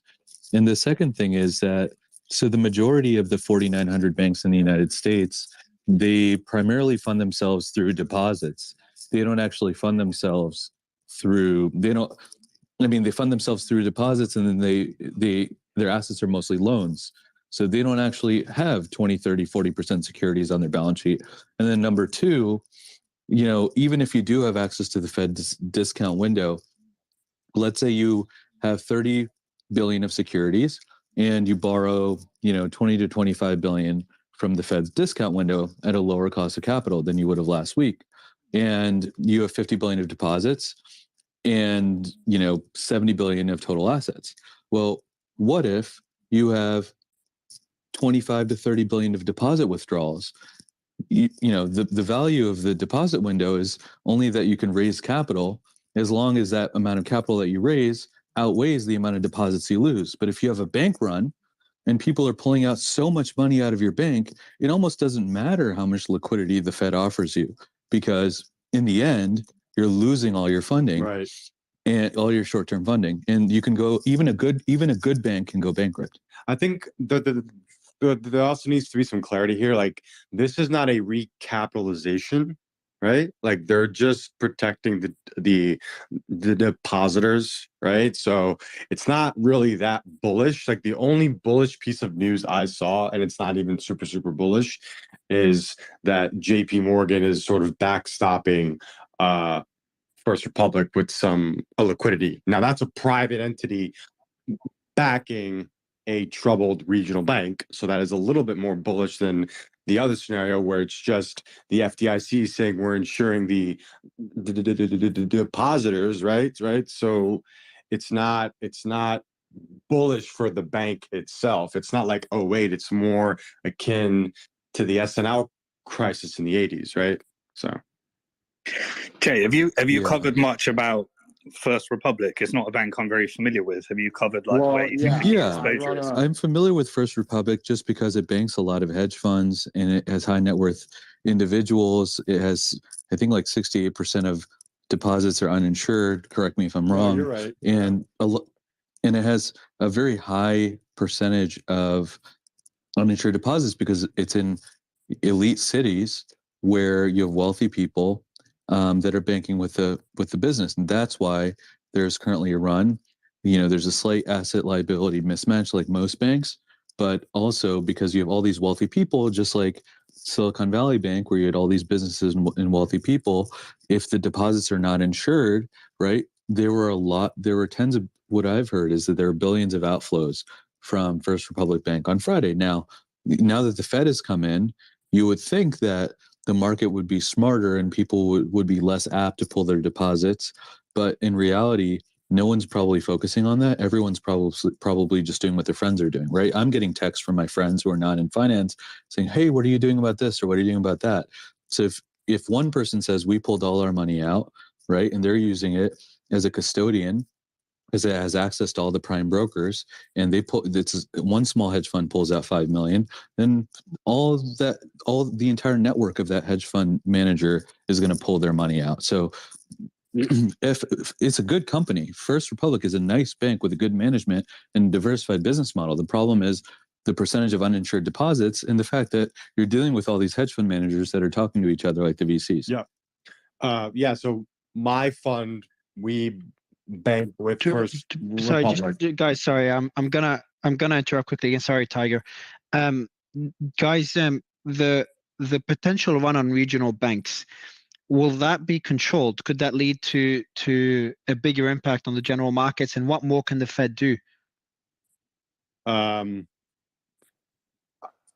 I mean, Jay enumerated a solution earlier, which again, I agree with him conceptually. I think it would work. I actually do think it would work. It worked in 2008. I hear you. I just don't know if I would jump to that solution personally. I mean, obviously, neither of us are in control, so we'll find out what they end up doing. But yeah, I fear that there is a risk there for additional contagion, but I also don't have a better solution.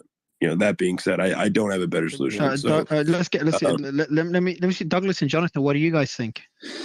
Yeah, listen, I think we need time. We need time. One of the great things about these spaces is we get to react and provide our opinions in real time where, relatively speaking, not a hell of a lot of time has passed since, we got information from Sunday till now. I know that's a boring answer and no one wants to just sit on their asses. It's not an entertaining answer, to say the least, but today's a critical day to see exactly who's going to raise their hand and say, hey, we need help, right? And I think the second you raise your hand and say we need some help, it's not a good day. And you put yourself in the seat of a CEO of one of these banks, and the likelihood is you've been staring at this for a little while, and by the time you raise your hand, it's probably too late, and that's why it's not going to be good for you. It's not going to be good for your shareholders, and it's not going to be good for your bondholders. But it's the stuff that you'll see it in the movie, you'll see it in the book that's written about it. To the extent it interests the audience and my fellow speakers here, I've now, I run a registered investment advisory firm, and I, to the extent it's something you all want to hear, I can give you an idea of what it's like for 150 households, reaching out to their financial advisor with regards to this, as just one kind of glimpse into, what this looks like from retail investors. I serve pretty much 99% retail investors, younger investors at that, pretty much average age 28 to 42. I'm not saying this to talk my book. I'm doing this to provide some insights into what it's like at the retail level. Mario, Jay, thank you for inviting me up. I just want to circle back to the comments made about Revolut. So I don't know whether people know within the space, Revolut is the second most valuable private fintech company in Europe. And even though they're not publicly listed, their parent, Molten Ventures, is, and it had about £150 million worth of exposure to Silicon Valley Bank. So probably that's the reason why there's been some softness in Molten Ventures share price today. The interesting thing about Revolut as well is it's not public yet, is it? Is it IPO? No, it's not public, and they don't actually, in fact, yet have their UK banking license, and they're not for their current accounts FSCS protected. So if you're moving from a savings account with them into a current account, then you're not protected. Right. The interesting thing about them is they raised a lot of their funding through equity crowdfunding. So they have thousands of, retail shareholders through UK equity crowdfunding. They're like a public company that's not public, that doesn't have the, level of transparency or public reporting requirements. And at the same time, now you're telling me they don't have the FSCS, Financial Services Compensation Scheme protection.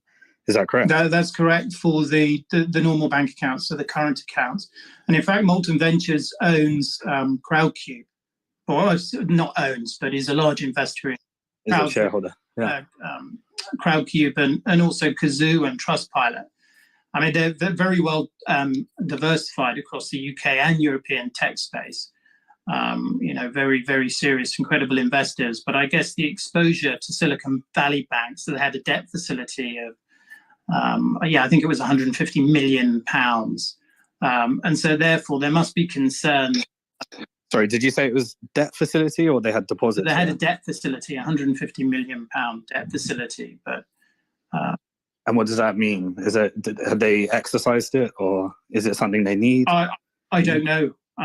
So that I don't know. But I mean, if there's softness in their share price, and again, it's very small softness. So I think they were off at the worst point today, like 5%. So, if there were really true concerns, you'd see their share price. Revolut. Revolut share price. What they are? Revolut. That's Molten Ventures. So Revolut is not listed, so they're a private company.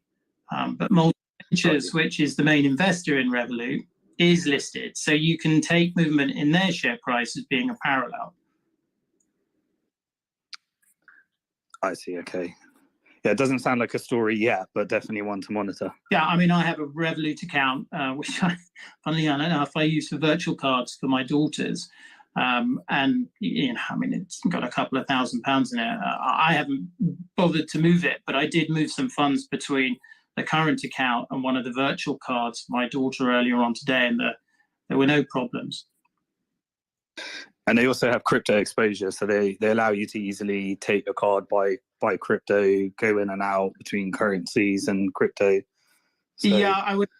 Any bank that is, one of these startup banks that is providing crypto services, just in the consumer space, if people are, flying to safety, they're going to go back to the well-known brands, the traditional brands, if that's the case. But I mean, it's depending on what you use sort of Revolut or Starling or Monzo for.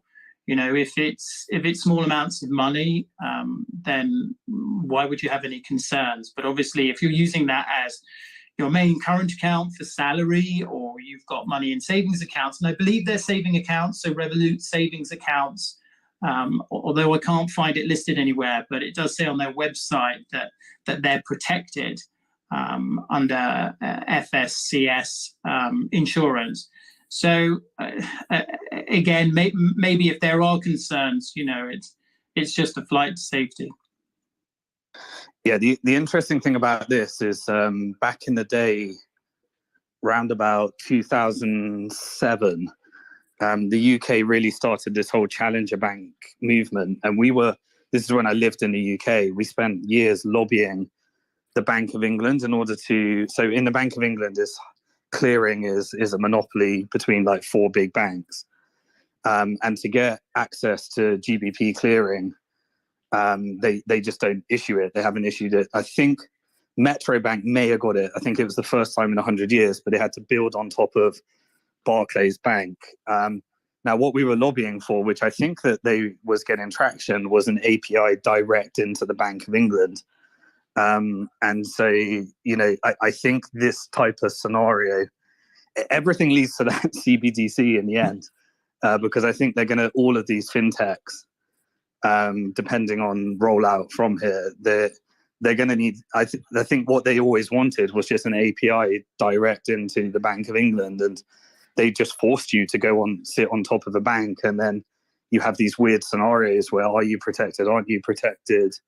And you're more like a money transmitter rather than a full-blown bank, even though you're engaging in activities that may have similar risks because you're sat on top of a bank and you need to understand the risks of the bank that you're built on top of. And I think that relates back to the Silicon Valley Bank issue and why the UK decided to, well, they said London, was it Bank of London came in and then it ended up with HSBC buying it for £1. Yeah, but we're seeing the fallout from that in the UK and across Europe. So, you know, when America gets the cold, the rest of the world's, when America sneezes, the rest of the world gets a cold. So I think, you know, concerns will quickly sort of translate across, and they already are, into Europe and into the UK. And we don't have the same firepower. You know, the ECB and the UK central banks. Real quick, I just wanted to I just wanted to share kind of like the experience that at least some clients had this morning with relation to, in this case, it was actually Signature Bank. We use a high yield savings account, or we offer a high yield savings account that's only offered through RIAs. And the reason I say this is because one of their partner banks was Signature Bank. So I woke up this morning to an email from the high yield savings provider, which is owned actually by Mass Mutual, letting us know that, hey, we're working on letting you know how many accounts or how many of your clients have exposure to Signature Bank. And, it's not a great morning to read that. Your clients are also getting that email. There's a moment where you say to yourself, well, okay, how many phone calls am I going to get related to that today, as well as phone calls just related to everything else that's going on? How come our clients, how come our investors? And I can tell you this, very calm, whether that is they just don't view this impacting them, or they've been trained well, to kind of ignore the noise and focus on their jobs and their work and their family. But with regards to the Signature Bank exposure, it was pretty fluid. It was by, I think, 11 o'clock, by the time I finished a call, another email saying all funds had been moved out of Signature Bank to the other partner banks for that high yield savings account. And that was that. And that was that. And I think there was one client in particular who, just wanted to make sure everything was okay. Ironically, wanted to transfer money out of that high yield savings account to their checking account so they could buy some treasuries, which, over the weekend became far less T-bills, which became far less attractive than they just were at the end of last week. So many things to take away here, but I just figured to share with you guys and the audience, how does this actually factor into the very retail side of investment management and wealth management? And so far, there really hasn't been a lot of hubbub or disruption in this practice. Again, n equals 1 here, guys, as far as giving you this example. I would much rather have 5 to 10 other of my colleagues share their experience, but I wouldn't be surprised if it's been far less I wouldn't be surprised if it was as little involved as I have described to you. And if you're running an investment advisory firm littered with boomers and retirees, then your phone's ringing off the fucking hook because they got a lot of free time on their hands and want to know what the hell's going on. So thoughts and prayers to my colleagues servicing the older folk. Hey, Mario, I'm gonna go make some phone calls to some of the various startups, get some information, see what things are going, how are people dealing with it, and I'll jump back in later and plug my book, Burn the Boats. It's in my bio if you haven't checked it out. But I'm gonna go get a sense of how are people dealing and what are some of these other secondary knock-on effects. I was gonna ask the same. If anyone else can give us a bit of insight, Matt. Yeah, highly recommend your book again. Everyone is in Matt Hagan's bio on his profile. Highly recommend it. Yeah, would love to get a bit of an update from the ground. I've been messaging a few people that have been on the stage in the last 3-4 days, and yeah, just getting the messages are a bit concerning. But I'm just trying to get more sources and not create fear rather than communicate fear. MG, what do you have on your end before Nick you play your clip? Precisely on that point, Mario. I think that I want to go back to Jay. There's a couple of things that were sort of propositioned with regards to how the regional banks can kind of stop these runs, and one of them is whether or not they announce huge capital raises. I'm with Jay in that I think that that's ambiguous what the response is going to be. I think that if they come out and say, look, we're going to raise capital, bolster our capital base, some people might sort of infer, wow, you guys are in serious trouble if you need to raise capital at a discounted rate. That's going to cause a lot of dilution. That might actually speed up the exits, the run to the exits. So that's one issue. The other issue that people, or the other solution that people have kind of proposed, is that these guys immediately sort of significantly raise their deposit interest amounts that they're willing to give depositors. If they do that, though, the net interest margin, which is already stressed, which is the main way in which banks make money, obviously gets destroyed. They'll probably be negative, and they'll probably be locking in losses for a very, very long time if they do that. Now, I don't know how they stop doing that, because you can, everyone can kind of put their money in money market funds at significantly higher rates than what you're getting in deposits, and people can just buy short-term treasuries like T-bills, 3-month T-bills, where you're getting north of 4%. So which is significantly higher than the deposit rate. So to some extent, these guys have to do something. But if that impairs their ability to to function, because they're effectively losing money the whole way, does that also just completely stop lending activity? I'm just curious to hear Jay's opinions on as far as I can see, the financial, the banking sector is kind of almost checkmated at this point, unless they just make all their money through fees. Well, I wouldn't say that the banking sector is checkmated. I would say that what's happening right now is, a targeting of banks that are risky from 3 different perspectives. 1, they have a very high percentage of uninsured deposits. 2, they have a large asset liability mismatch. 3, they have mark-to-market losses, either AFS or HTM. Now, believe it or not, that's not a huge part of the banking system. You could basically create a list of less than 30 banks that have, out of the 4,900 and the couple hundred that are publicly traded, that actually do have those issues. So I don't think that the banking system is checkmated. Obviously, if you're a bank like JP Morgan or B of A or a money center bank like Citi that makes a lot of its money through fees, you're in a much better position. But I still think that the majority of banks are actually doing okay. And, there are a number of banks that were halted, right? Like WHL, FHN, SCHW, FRC, GNE, RF, CMA, AUB, BOH, CUBI.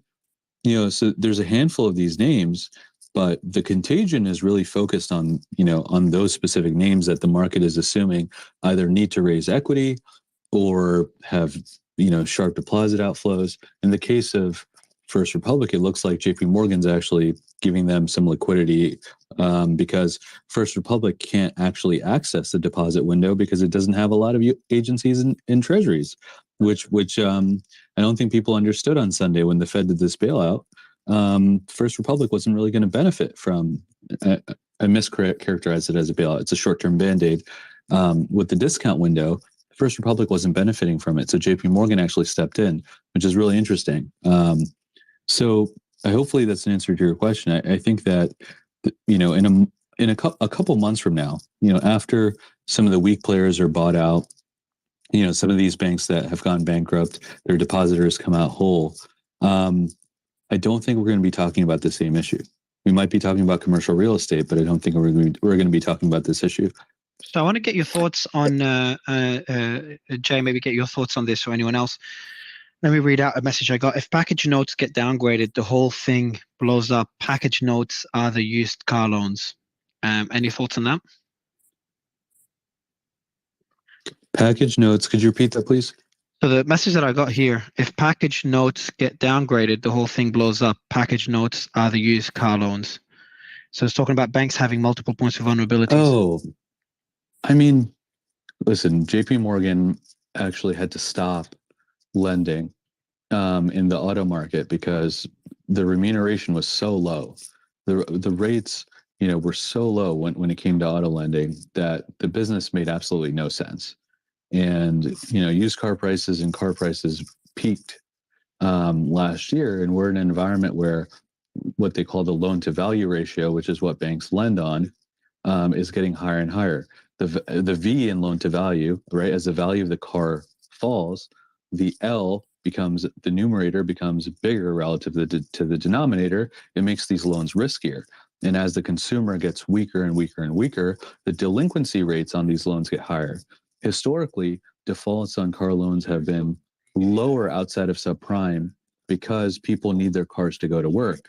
But in an environment where all these people are working from home and there's inflation and the lower income demographic is getting weaker, you could have an environment where you could see delinquency spike, which is why, there's a gentleman here, I think it was not Tiger Global, was short CACC, which is a name that, we've shorted and we covered as well. But CACC is essentially the Credit Acceptance Corporation. It provides funding, receivables management, collection for both used cars and new cars. So I do agree with it to some from, especially entering a recession. I agree with the point. I don't know if I would use the word explode, but I do think it's going to deteriorate throughout this year. So just to say, the source that sends me this is a pretty level-headed person. So just put that as a disclaimer. But Nick, you've got a clip to play. Hold on, we've got, hey, look who came up. Before you play the mic, before you play the audio, Nick, after spamming him, Danish has some time to come up. Let's get an update from him. Oh, he's just loading now. In the meantime, Stock Talk, are you there while waiting for Danish to load? Hey Jay, can you guys, Mario, can you your audio's crap, Danish. I'll let you fix it. In the meantime, Stock Talk, if you can give us a quick market update, and then we'll go to Danish, and then Nick will play a few clips. Not much has changed since we talked last. I mean, most of the banking names are still pretty weak. Wells Fargo, new lows. Most of the gold stocks and silver stocks still rallying. So yeah, not much has changed since the last update. Danish, how's things on your end? You've had a bit of a crazy day. Yeah, just it's been a little bit crazy. So in terms of Jay, your point around loan to value, talking about package notes, as you may know, Jay, the small local regional banks are more vulnerable to used auto loans. And exactly how you said, as the consumer gets weaker, especially as layoffs will definitely are down, are coming as more banks crumble. This is going to hurt the auto loan industry probably higher because most of the used auto loans are supported by these small local regional banks. There are a few banks in the area that are actually struggling with this. And so the question really is it going to affect the smaller local regional banks more than it's going to affect the large ones? The answer, you just kind of alluded to it, but that's the question. He's got a call. No, I'm back. Yeah, Jay, do you think that it's going to affect the local regional banks more than it does the large banks? Of course, it's good. Of course, it's going to affect the regionals more that are focused on the sector because when it comes to the large banks, they're very diversified across multiple business lines. Whereas a regional could have, a pretty high proportion of exposure, maybe 20% of assets. With someone like JP Morgan, they wouldn't have like more than 5% of their assets. So I think that you're right. It was always a mispriced fixed income asset class. Like if you were to talk to anybody in what we call the securitization markets, like ABS lending, student loan resids, CRE, everyone was saying, even though commercial real estate has a lot of zombie assets, that the lowest reward for risk taken was in the auto lending space because, everyone had a view that auto prices were overvalued and, the consumer is going to weaken. And talking about commercial real estate, what do you think is going to happen right now? Inventory was low. There was not much of a sell-off in the market, which was, there was no selling pressure. Is this going to lead to selling pressure and we're going to see a sharp drop in especially commercial real estate? I think that with real estate, only about 2% of the entire real estate market turns over every year, right? When it comes to residential and commercial, it's even less. So one thing to really note is that the real estate market is coming down, and that's a fact, but the speed at which it's going to come down outside of a banking collapse, which we're getting close to, but not really. Outside of a real banking collapse, the real estate market will decline, but it will happen slowly, right? So you're going to see several companies like Brookfield and Blackstone and default on one or two buildings, right? But they have thousands of buildings in their portfolio. Over the next several months, you'll see more and more defaults because where the risk-free rate is, even after the tightening in treasury yields, a lot of these properties, if once their floating rate debt resets, they simply can't make their interest payments and cover maintenance capex and cover taxes. So a lot of these, especially with some of the Class B towers, office and mall are the two sectors, about 40% of the $21 trillion real estate market that are going to see severe losses, that are going to see people walk away from buildings. And I think it's going to be a 2 to 3 year bear market in commercial real estate. So it's going to be like dying of 1,000 cuts. So there are banks that have a lot of exposure. But it's going to take a while to play out. It's not going to be like Silicon Valley Bank where all of a sudden there's there's a freak out because there's a lack of information transparency that actually works to their advantage. With a lot of these deals, the special servicer has all the information and nobody has any information outside of the special servicer. So you don't know what the right price is. You don't know what the rent roll is. You don't know what the costs are. With public CMBS you do, but with some of these loans at banks, it's a pure black box. Because of that, there's no way for short sellers to even know what's in there. So until you actually see the sponsor, the private equity firm, walk away from the property, you don't have to write it down until they default on the loan. So that's why I think it'll take several months. Yeah, it's very interesting. I think, ultimately the big question is this going to be a sector by sector, I'm going to use your words around death by 1,000 cuts, but are we going to see one sector be affected? Like, earlier used auto loan seems like a very good. Yeah, that could be the first. And then that commercial real estate could be like a 3-year thing. Exactly. And like, are we going to just keep seeing different sectors? Because this is the part that no one tells you about. But people that were, in the market in 2008, remember this is exactly how it goes down. We were getting bearish in 2005, right? Like you could see all this happening, but like it may not actually blow up for some of these commercial banks in a big way until you have auto and commercial real estate blowing up at the same time and at peak delinquencies, right? And peak losses, right? That might not be a real issue until 2024.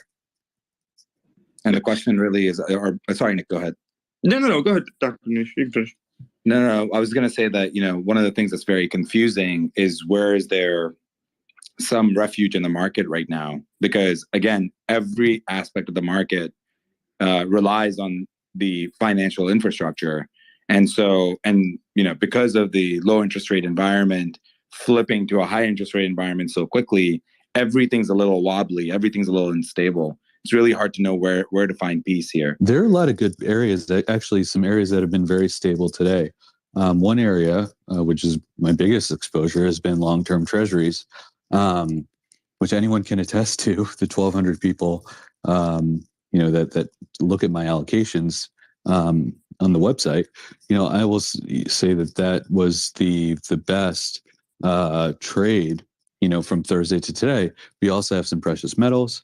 They're doing very well. Hey, can Miners. I jump in real quick? The last thing we have is floating rate hybrids. Yeah, hold on. Which is Tiger, can you hear? Which is an amazing asset class. Hold on, guys. Tiger, I don't think you can hear you. Yeah, I don't know. Tiger, is it breaking news or you can't hear Jay? Just so I understand.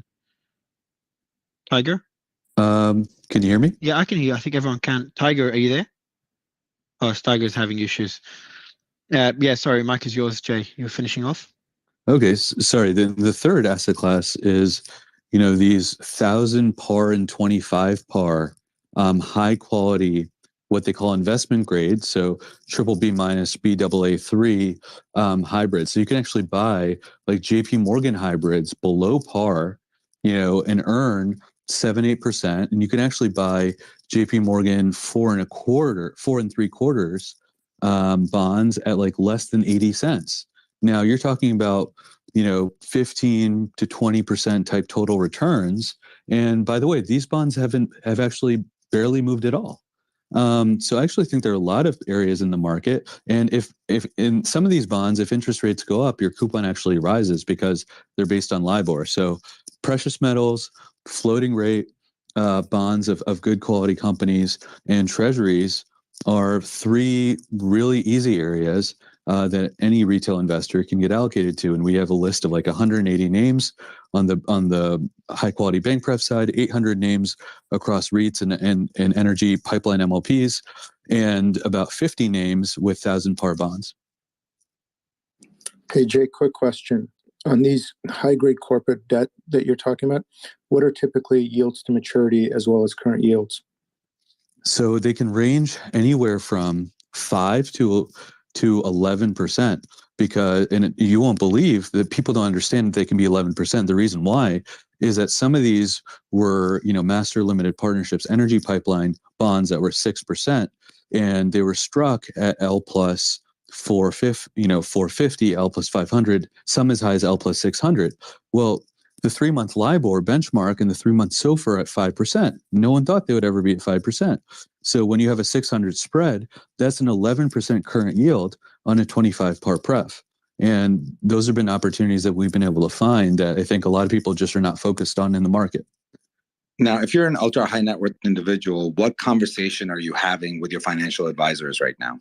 I mean, I think that's sort of the big question, in my opinion. If you're, are you talking about moving money out of banks? Are you talking about moving money into crypto? Are you talking about moving money to hedge funds? I mean, that's sort of the big question for me, which is I've been spending all morning trying to figure this out. To be completely honest, this has been my issue, not only for the business, but also for my own personal net worth. And it's quite challenging to figure out what the right place to go is, Jay, and not Tiger. Yeah, I think I'll let other people kind of answer that first, and then I'd love to come in at the end. I'll have a quick go at it. I think that if you're in the United States and you have anything over $250,000, it's probably prudent to sort of take some of that and put that into money markets and or treasuries that are very, very liquid.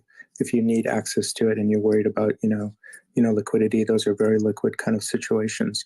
And then obviously the rest is completely based on your risk profile. So let me ask this to you, MG, because you just mentioned if you have a net worth over 250,000. What about the people that have a net worth under 250,000, or I'm sorry, 250,000 in liquidity? How long does it actually take? Let's say your bank does fail. How long does it take for you to actually receive that check from the FDIC? My understanding is that folks from Silicon Valley, under the 250 insurance limit, will get it this week. Am I mistaken? Today. Right. Okay. Yeah, this morning. But is that a normal occurrence, though? Yes, you should expect it next business day. FDIC insured. So anything less than 250K should be insured. The real issue, Nick, is around people that have either personal net worths higher than 250K or businesses that are running that is holding cash more than 250K.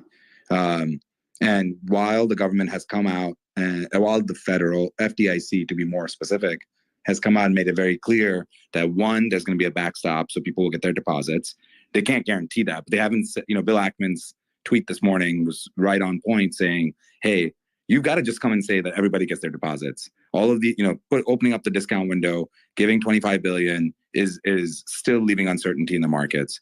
But yeah, for people over 250K, there's still some level of uncertainty of where to park your money. Not Tiger." Yeah, I was just curious if anyone thought that this could eventually affect larger banks, because if they have to now be ultra competitive against, shorter term bills, right? They have to raise their deposit rates. So do you think that this could, I think this is more of a question for Jay or anyone else who could answer, but do you think this eventually affects the larger banks' net interest margins? I feel like this is... Yeah, I think it will. Yeah. I think that's being reflected in price to earnings multiples, which are forward indicators. But what you're seeing is that in the last 3 Fed hikes, right? After 1999, then 2006, then 2016 to 2019, which people tend to forget, we actually raised rates 9 times, and we were likely going to enter a recession before COVID even happened. And then we just ended up getting probably 10 times as much stimulus as we would have gotten in a regular recession. But I digress. The average deposit beta over those 3 time periods was, in the first cycle 37%, in the second cycle 36%, and the third cycle was 22%. So what people should understand is that, since banks were around, right, deposit betas have never been 100% of the federal funds rate. Now, when you have such a sharp hike from 0 to what's going to be 5% this year, then I would be more conservative and assume that you can, get away with a 40% deposit beta, especially if you're a large bank. So what does that mean? You could probably get away with paying people, if Chase has been paying people 0.01% on checking and a couple percent on savings, they can probably get away with paying, between 2 and 3%. That would be almost a 50% deposit beta. And of course, that's going to affect their net interest margin. So what you need to do is say, okay, how much of their liabilities are deposits? Is it 50%? Okay, so on 50%, you increase their cost of capital, by 100 basis points for the first 6 months, and then, 200 basis points for the second 6 months, and assume at some point the Fed's going to cut, right? And then basically stress, assume that their loans also rise, but at a slower rate, or keep it flat. And then you can see how much their NIM compresses. And then you break out their NIM income and their fee income, and you get their total income, subtract costs, get to what their EPS is going to be, and that is going to show you, what their forward earnings potential is, and you can apply a multiple to that. You can stress a multiple, and that's how you can get a valuation of a bank, either using price to a tangible book value or using this earnings approach where you stress your NIM based on what Not Tiger said. I'll jump in real quick and just, Watcher Guru, one of the co-hosts here, just tweeted that Silicon Valley Bank is being sued by shareholders for fraud. Not a surprise, but that's just in. Not a surprise at all, given the amount of absolute bullshit leading up to it. You have executives selling stock into it. How long have they known about this? I mean, you don't need any of that to happen for a shareholders lawsuit to happen. Yeah. Shareholders lawsuits happen every day over nothing. Yeah. I mean, yeah. So, I've seen like 40 lawsuits on one company because the stock was down like 10%. It was coming either way, but the fact as somebody who comes from the small cap world, I've been trading small caps for like over a decade. That stuff is. Yeah. I mean, you can sneeze in the office the wrong way and you'll get a shareholder lawsuit.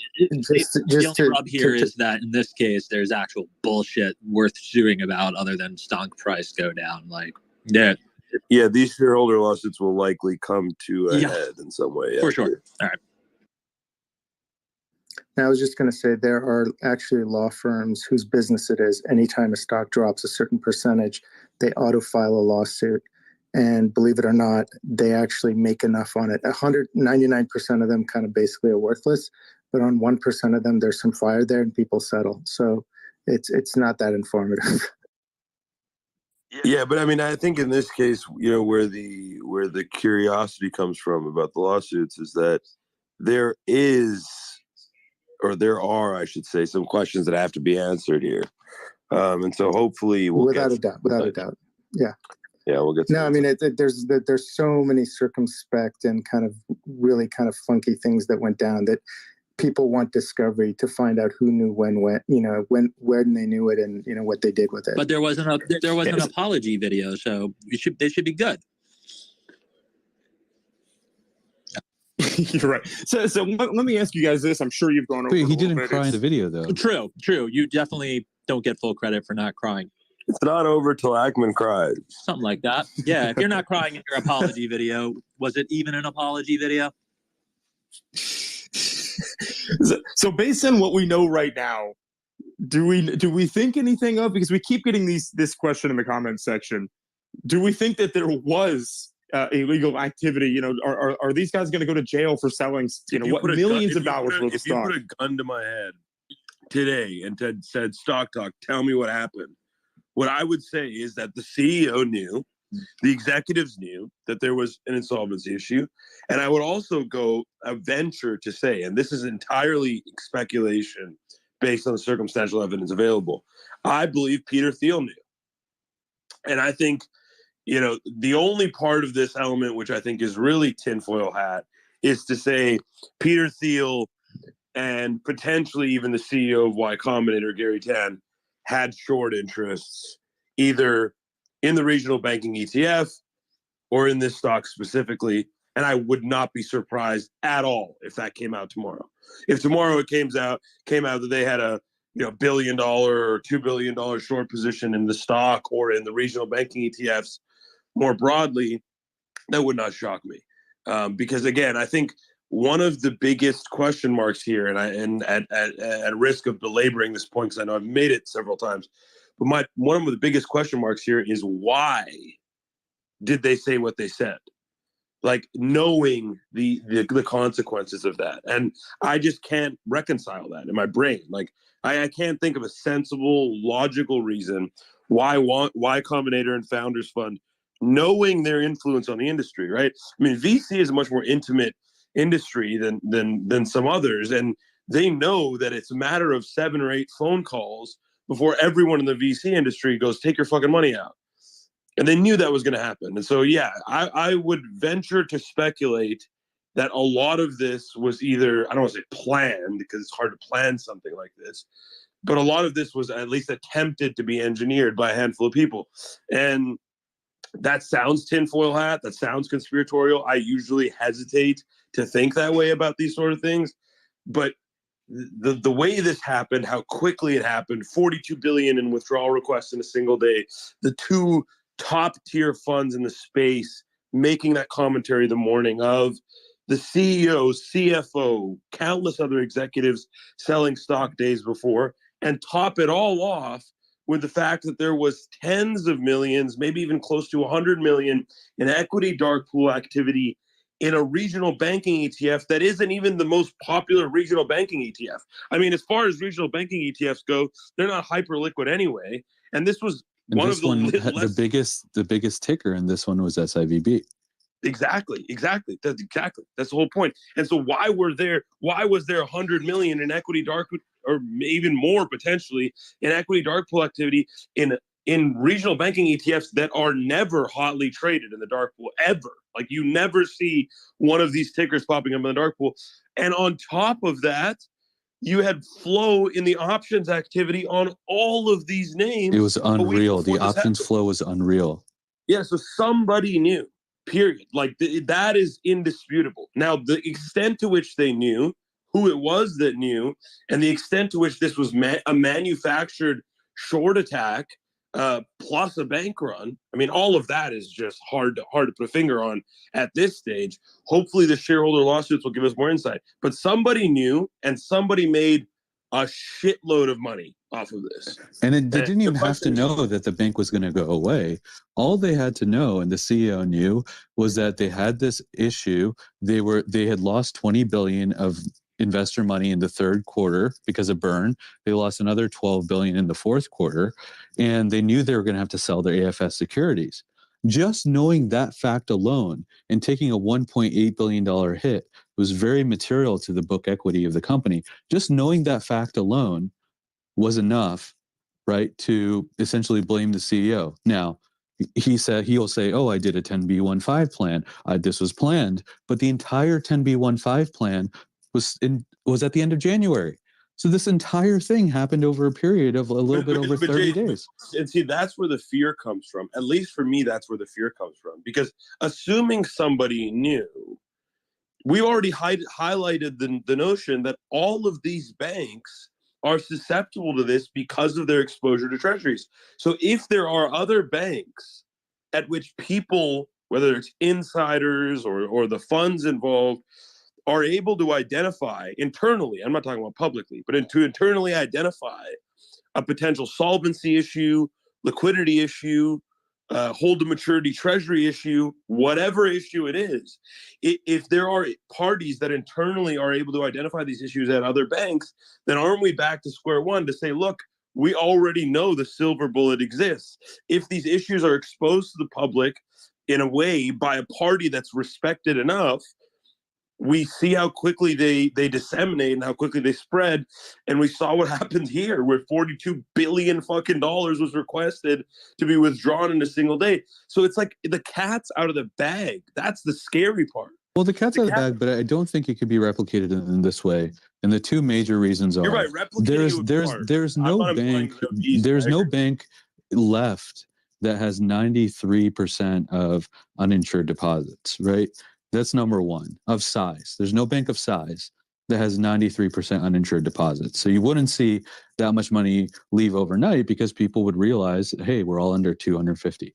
And then number two, I actually think that this CEO took a lot of liberties, and the culture of the bank was such that they overlooked a lot of risks and they favored growth. And also, I'm going to use the word Ponzi because that's basically what it is. You know, they had these venture clients that were burning 10 to 30% of their money every month, and they had to replace that with new venture raises. So he knew last year, he knew in the third quarter of last year when venture capital fundraising plummeted that his deposits were going to go down no matter what. So he knew in January, probably when he set up his 10b1 stock plan so he could hide his stock sale, he probably knew in January that they were going to have to sell their securities. So this is like this story is like really easy to paint. And maybe there's another easy story to paint with commercial real estate, but I just don't think you can replicate this story the same way. I want to quickly go to Ran. Ran, first, congrats on a beast of a video today. Can you give the audience a quick overview on the crypto market? I see sentiment has changed. I know Jay's not a big fan, but just give us a broad overview on the market, what we've seen and what we expect. Is that just a response to a potential? It's not that I'm opposed to the idea. It's just that when there's like a lack of common sense behind statements, like saying that, you can use crypto at any barber in the United States, in the next 5 years, like that type of thing, or housing prices haven't been falling and the Fed's interest rates don't affect the housing market. Like those types of statements just make no sense to me. It wasn't. Yeah. Yeah. I mean, look, let me give you a quick update. I think what we're seeing now is we're seeing an expectation by crypto that the Fed is going to pivot. And when I say pivot, probably go to zero interest rate increases. And the crypto market doesn't have this overhang of the banking system collapsing. So it's like the crypto market is completely separated from potentially this banking collapse, which is weighing down the markets. That's the first thing. The second thing is obviously we're seeing a major short squeeze happening in crypto. This is you can see we knew that there was lots of shorts that were opened over the weekend, and now you can see that the shorts are being squeezed. The one thing that I think everybody's ignoring here, because I think it was masked pretty well by the Fed and all the others that were involved, is that in the Fed statement where they rescued SVB, they also mentioned very casually that they shut down Signature Bank and that they are making depositors whole at Signature Bank. Now, what the crypto market is not talking about today, and maybe they'll, maybe after the party, they'll start talking about it, is that we've been going through this, what we call Operation Choke Point, which is what we think is a proactive effort by the relevant regulators and authorities to shut down the oxygen to the crypto market, to make it almost impossible to get money onto crypto. And if you look at the last, week, we've had Signature Bank we had Silvergate Bank shut down, we had Silicon Valley Bank shut down, and now we have Signature Bank shut down. And I'm referring to a tweet that was tweeted by Nick Carter. I'll try and actually pin it for us on the spaces in a second. And he says, "Dear God, Barney Frank openly admits that Signature was arbitrarily shut down despite no insolvency because regulators the CEO who didn't know what was going on." He says, for his part, Frank, who helped draft the landmark Dodd-Frank Act after the 2008 financial crisis, said there was no real objective reason that Signature Bank had to be seized. I think part of what happened was that regulators wanted to send a very strong anti-crypto message. We became the poster boy because there was no insolvency based on fundamentals. So I think, look, great that crypto is celebrating, and I think who's that statement by though? That is a statement by Barney Frank, who's the CEO. No. Yeah, I think so. Same. Well, used to be. I think used to be. Now didn't Sam? He was a board member. But didn't he was Sam? A board member. Let me just check. Yeah, but didn't Sam Bankman-Fried make a similar statement about FTX US when it was shut down? So I'm just saying, like, it could just be him. I mean, blame. There's a big difference between Sam Bankman-Fried, who, as far as I know, wasn't the CEO of the FTX, and a CEO of a regulated bank saying that. I think there's a massive difference. You know what I mean? Yeah. Yeah. I agree. Yeah. So I think all in all, great crypto pump. But then, if there is, but why? But Rand, why is I can guess why crypto's pumping, but considering there's and Simon was talking about this a few hours ago or yesterday, considering there's an attack on getting liquidity into crypto, long term, isn't that a big risk for the space? And is the market taking that into consideration? It's a massive risk. I don't think that today the market's taking it into consideration. Why? Because I think if you think back on where we were on Friday, we were thinking that the second biggest stablecoin in crypto had depegged. Now, I mean, that's a, you want to use a strong word, that's a cataclysmic event in crypto. And I think the market priced in this cataclysmic event. And then now I think the market's celebrating, the potential Fed pivot and this cataclysmic event not having materialized.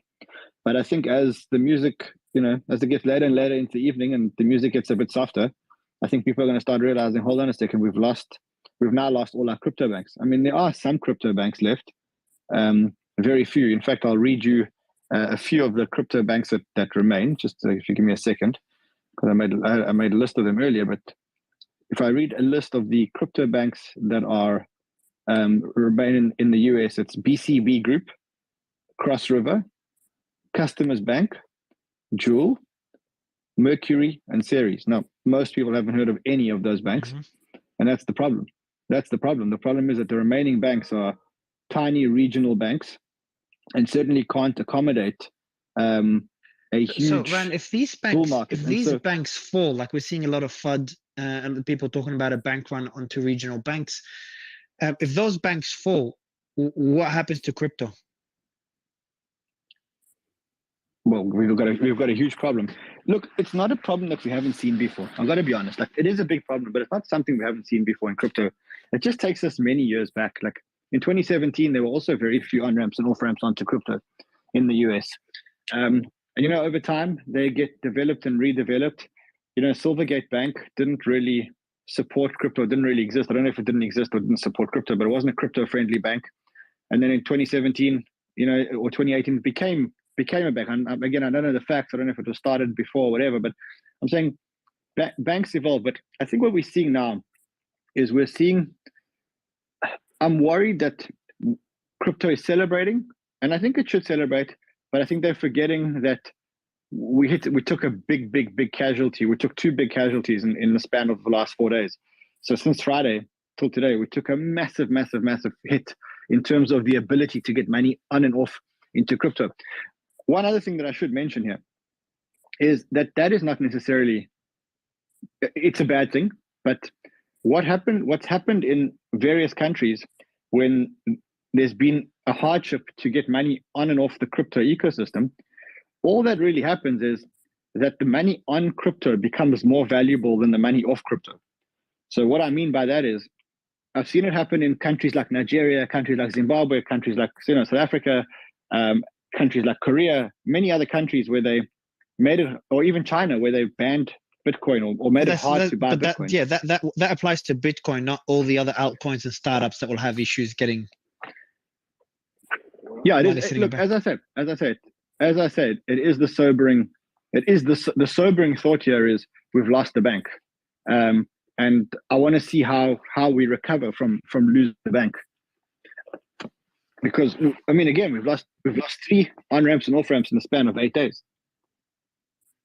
3 of the biggest on-ramps and off-ramps have disappeared in the span of the last 8 days. And yet markets are pumping. That's fascinating. Yeah.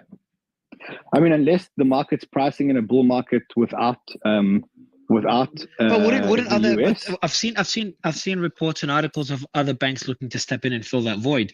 Like, it doesn't take much for a bank, a more regulated bank, to come in and fill the void. No.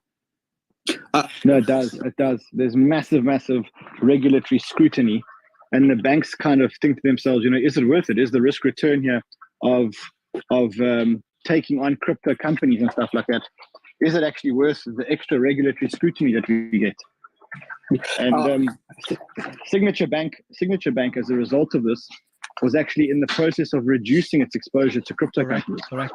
So it's a serious thing.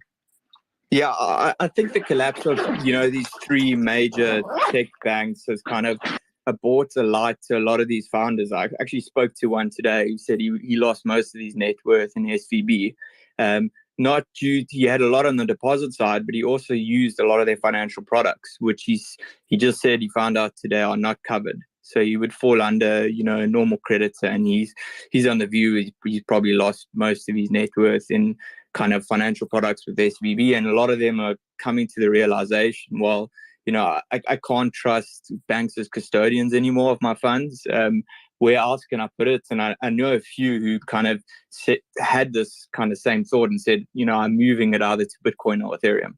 At least, yes, there might be some price movements, but I'm not going to lose 100% of my funds if the the bank I've got it custody with goes down. And I think that's Mario and users kind of Web 2 founders who have found big apps. And not necessarily pure kind of crypto founders and pure kind of Web3 kind of app builders. Mario, we've got in the audience, we've got Bill Barhart. Now he's from Abra, and he's a big Bitcoin OG who could shed a lot of light for us on the banking situation. So I wonder if it's worth maybe just sending him a speaker invite, because he's right there. He's in the line of fire. So I'd love to hear his view on how this on-ramp and off-ramp issue gets resolved and how quickly it gets resolved. Yeah, Bill, I'll send you through an invite now if you want to join, or you can just request to speak. It'd be good to get your thoughts on this. In the meantime, I want to ask a question to, actually, Simon, I'll let you add on to this before I ask another question. Sure, yeah. I mean, yeah, this is a problem we've been dealing with since day one. And, back in the day, we just had to do it outside the US system, and we had to find international banks that would then you SWIFT your money through, and then there's conversions and all sorts of stuff. And so it defaults back to that, which is frustrating because it was amazing having API-based technology banking within the US. That progressed us significantly. So it is a step back. At the same time, the step forward is exactly what businesses will do from this. Now, as humans, we tend to only innovate out of necessity. And so if you think about the two major hurdles, like when we run so much of our business on Bitcoin and crypto.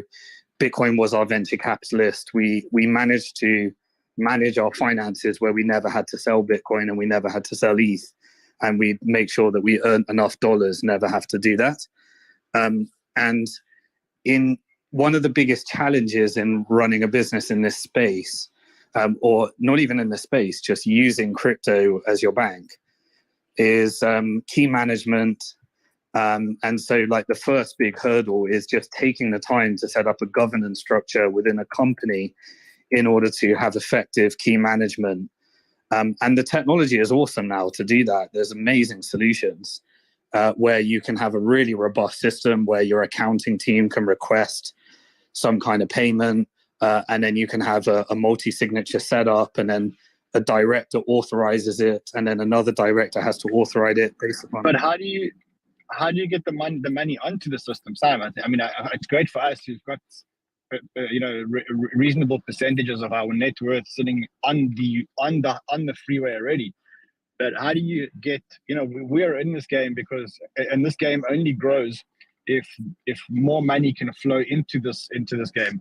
How do you get more money flowing in if the banks are tightening the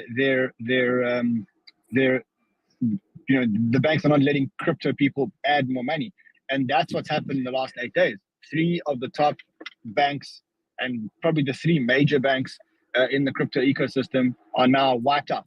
One of them, according to, I don't know if he's a CEO or a director, for no real reason other than because they were dealing in crypto. That's a strong sign to any bank that wants to get involved in crypto. There's a very, very strong message for you that you will get wiped out. Yeah, that's why it's a major concern for me long term. In terms of concern on price, it kind of just makes at the moment, short term, it makes the funds in crypto more valuable than the funds outside crypto, because no one wants to offboard them, and you want to keep it there. So the only way to incentivize someone to want to give up some of their crypto is if prices pump, and they need those. So it's a major issue, absolutely. It needs to be solved. And that requires a fiat player to have the necessary systems and controls and the desire and the appetite to take the risk. It's why crypto banking is so expensive. Like the amount we have to spend just to have access to it. But once you're in, it's about the tools that we can allow businesses in order to do really effective hedging and money management. And all those tools exist. The money that I've lost during this the bear market was all in centralized lending against my Bitcoin, but all my DeFi contracts and loans against them, they all worked excellently. So that's why there's the 2 major hurdles that companies, when they experience, there is ways of getting, there are still international banks that allow you to do this. You just haven't got the ACH at the moment, is the issue. Yeah. I think Bill's up on stage. Yeah. Let's get Bill up on the stage. Yeah, he's up on stage, Ran. I'll let you lead the conversation. Bill, thanks a lot for making the time. And before you jump in, Bill, just for the audience, we've got some heavyweights in the crypto space giving us an overview there. Let us know in the comments what your feedback is on the space, and I want to get a sense of how many people in the traditional markets versus crypto are in the audience right now. But Bill, pleasure to have you. Thanks for making the time, and would love your thoughts on the discussion. Sure. I missed a lot of the beginning of the discussion. Thanks, Ron, and Mario for inviting me in. Look, I mean, I've been getting calls all day from smaller crypto companies looking for intros to crypto-friendly banks. I think the way this is playing out right now is mid-sized and larger companies in the crypto space have been playing kind of, the US euphemism is whack-a-mole with these banks for the better part of 5-6 years now, in our case longer. And we have multiple partnerships and accounts in place in different places. And we can move our OTC business and parts of our retail business very quickly. Somebody made the comment about ACH. We discourage large transactions in crypto via ACH anyway because of the chargeback fraud. Most people with large transactions should be doing wires anyway, and I'm not aware of any outgoing bank that in the U.S. that would block a wire for anything, as long as they know that that's legal, including crypto.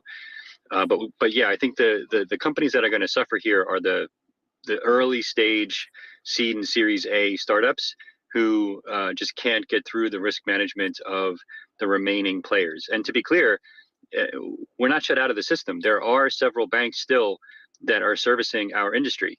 It's just that those banks right now are inundated, and they're going to focus and prioritize the larger players, and upstarts have a real problem.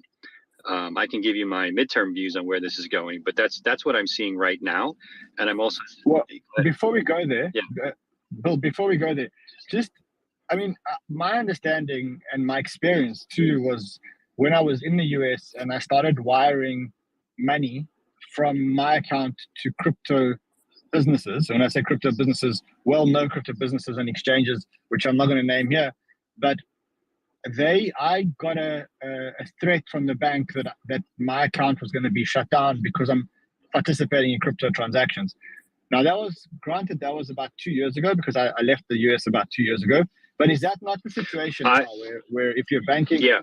When it comes to wires, I've heard that several years ago. I don't hear that anymore. I hear concerns with credit card and in particular, and just because of the chargeback, some banks are blocking credit cards now, but I don't hear about wires getting accounts shut off like I used to, certainly 5 years ago.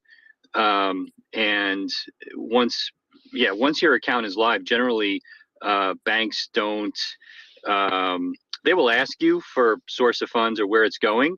But generally I say for personal investment or whatever, but I don't have any firsthand feedback from any of our large clients in particular, and they could be wiring anywhere from 6 to 8 figures, having any issue with. But good. Can a normal individual wire $10,000 from their Chase bank account? Oh, absolutely. To Binance? Absolutely. I mean, we support Chase in our ACH solution as well. That's again for small amounts like $10,000, which in crypto is a small amount. I mean, that's fine. The issue with ACH tends to be the fraud, to be honest, not the banks blocking it. And that'll get you in trouble if you basically start initiating all kinds of chargebacks. But generally, crypto people are savvy enough not to do that. And at Abra, were you guys a banking partner? Did you guys use Silvergate or Signature or Silicon Valley Bank? We never used SVB, which is ironic given that I'm based in Palo Alto and I've been here for years, and I have used them in the past. So that has nothing to do with crypto. That was just me getting lucky and using a different bank for corporate uses. On Silvergate and Signature, we did use Silvergate at one point, but only for wire processing. So we never had any funds there, but we turned them off before any of this stuff started. So we never had funds locked anywhere. We're obviously, and like everyone else, we're waiting for Circle to get turned back on this morning, because that allows faster liquidity for our clients coming in and out that way. But they've told us that the services are just being turned back on, and they're working through the backlog. So that's good news. We need Circle to be functioning. They're a backup even to Circle in the US. You'll notice that Binance, for example, has turned on support for Trust Token, which is True USD, and they've turned support for, I think, USDP back on. And so my guess is you'll see them start to ramp trading pairs, and we're doing the same thing. So there are other options besides Circle, but they're obviously, in the US at least, the big player. And then outside the US, I think Tether is going to be the huge winner here. And I think it's important that they do a good job on maintaining their bank relationships, because they're a super important player now, obviously with everything going on. Yeah, I mean, my understanding is that Tether's relationship is with, is it called Deltic Bank? They have a couple. One is Deltic, and I know they have a couple of other smaller banks as well. And they're very strict about not allowing U.S. entities to touch their banks at all. so that they don't risk any of their, I guess, correspondent relationships, which would cause the banks to shut them off. And so, yeah. And do you think this Operation Choke Point is a real proactive thing? Do you think it's coincidental? Do you think that there is some kind of silent mandate somewhere at the top that says choke the amount of money that is able to get onto the crypto ecosystem? Or do you think that that's a made-up narrative by the crypto community, which is kind of coincidentally playing out? I think the narrative is a reasonable summation of a lot of disparate events that are happening, a lot of top-down events, whether it's from certain senators or certain FDIC or OCC or White House executive branch members saying, hey, if there's any smell of crypto-based risk to anything, shut it down. And so now post choke point, when they were censored, and I dealt with this in the 1.0 choke point because I was running a remittance company, it was a real thing. It was a named project, and they got hammered by Congress because it was considered illegal. So they can't do that, right? They can't just say, okay, here's the new definition of choke point. So I think they understand that, but that doesn't mean that they can't claim, like they did apparently with Signature on Saturday, systemic risk. And unfortunately, systemic risk is a very vague thing, right? It's your definition of systemic risk and my definition and their definition could be very different. So it's like this kind of final solution thing where everybody knows who the scapegoat is going to be, but you can't find a series of documents that say go pull the trigger on these guys, and that's unfortunate because then it would be easier to fight if there was.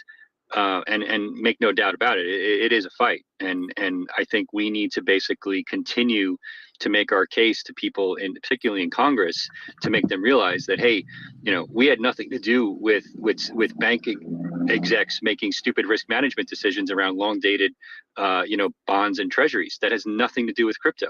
And so even Yellen this weekend said, look, just to be clear, these banks failing has nothing to do with crypto.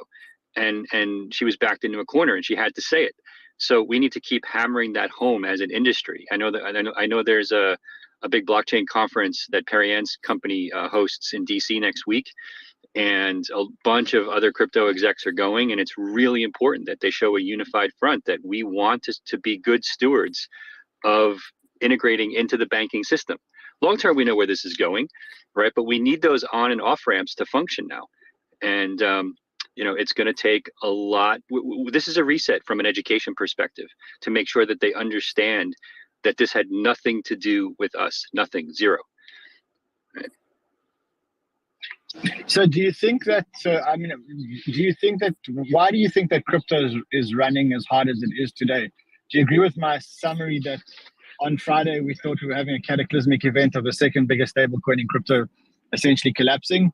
And also we had a fear of a banking contagion, but when the Fed turns around and says they're bailing out the banks, and then we make an assumption that because of that interest rates have to be slowed, and at the same time we've got a whole lot of shorts. That's we've got like a little magic recipe for a pump. Yeah, I think in the short term, that makes perfect sense. I think in the short term, crypto is a levered bet on risk on assets, and so it's going to get a magnified move until we have wider adoption, besides the 15,000 people here who are probably mostly believers already, some skeptics of course, but we need adoption beyond the believers in order for crypto to extend beyond its levered bet in both directions, right? So today the market believes that the interest rate cuts have stopped, and mark my words, you're going to see a narrative out of the Fed this week, and it's going to magically look like all of a sudden inflation is under control. It's going to happen. I can almost promise you it's going to happen, right? Well, Biden already started that on Friday, saying he released a statement saying that he thinks that things are under control. So exactly. Yeah, I think, exactly. I'm very much expecting a good inflation number tomorrow. So in that regard, I still think we're somewhat in this. Crypto is a levered bet in terms of risk on assets. So I do suspect that to change over the next 12 to 18 months. I think we're in the tail end of that. We just need another wave of adoption. And I think that pushes us over the top, given where we're at in terms of probably 75 to 150 million real crypto holders of some kind. And I do expect that to happen. I think the reason Bitcoin is probably pumping a little harder than Ethereum is that narrative.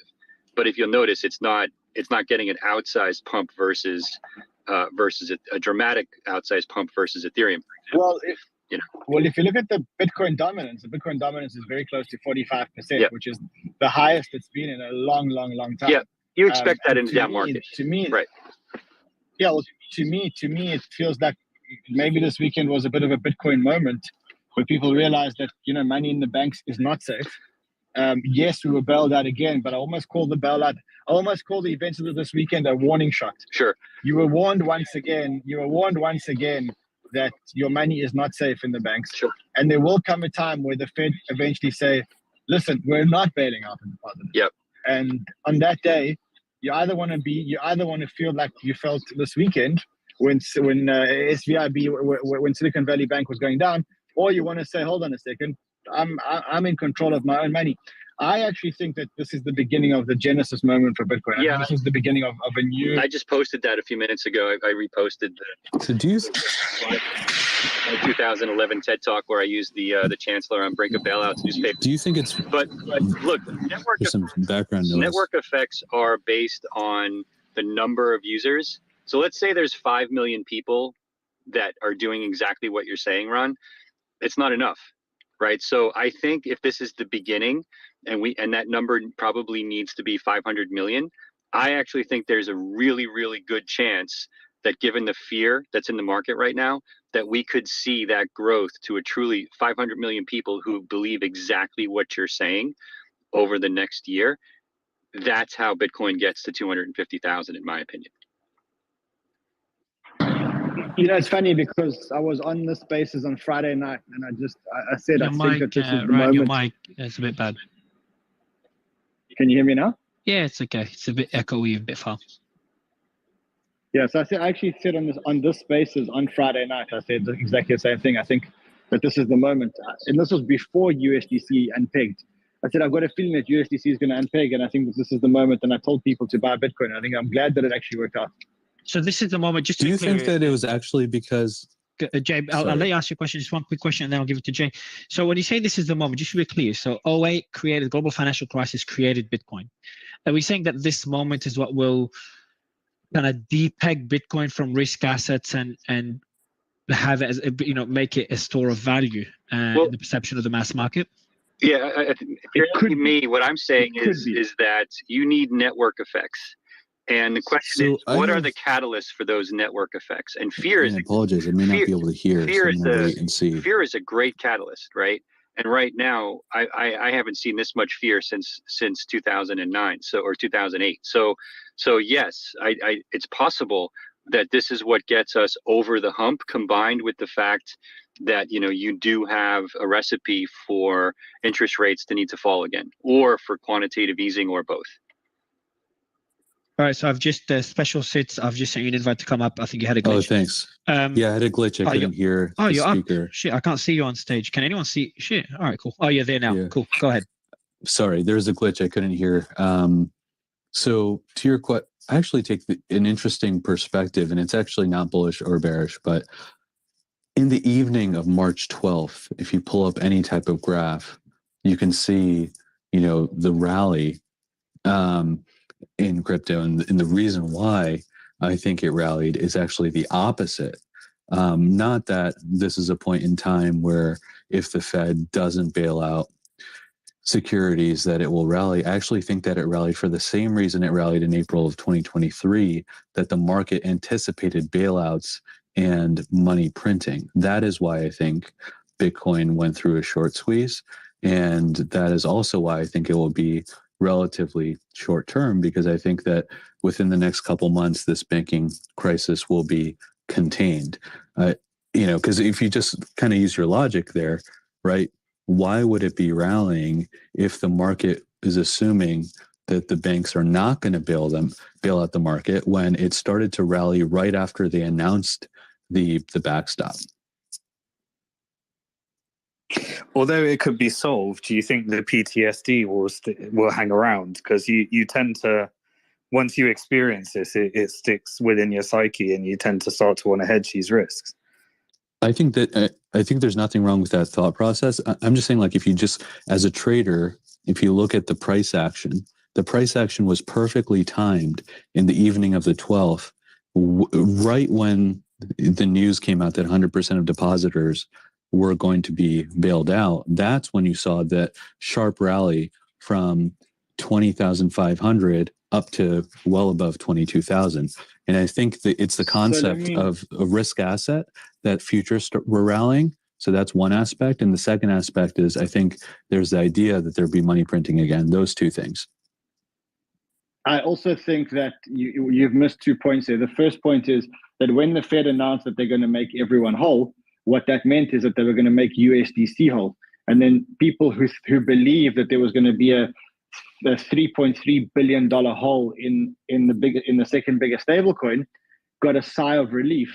And then at the same time, what you do is you take that and you say, okay, there were a whole lot of people short. I don't know if you saw the funding rates, but I've never seen the funding rates as negative as they were last night. In fact, I think I've seen it once during the FTX collapse.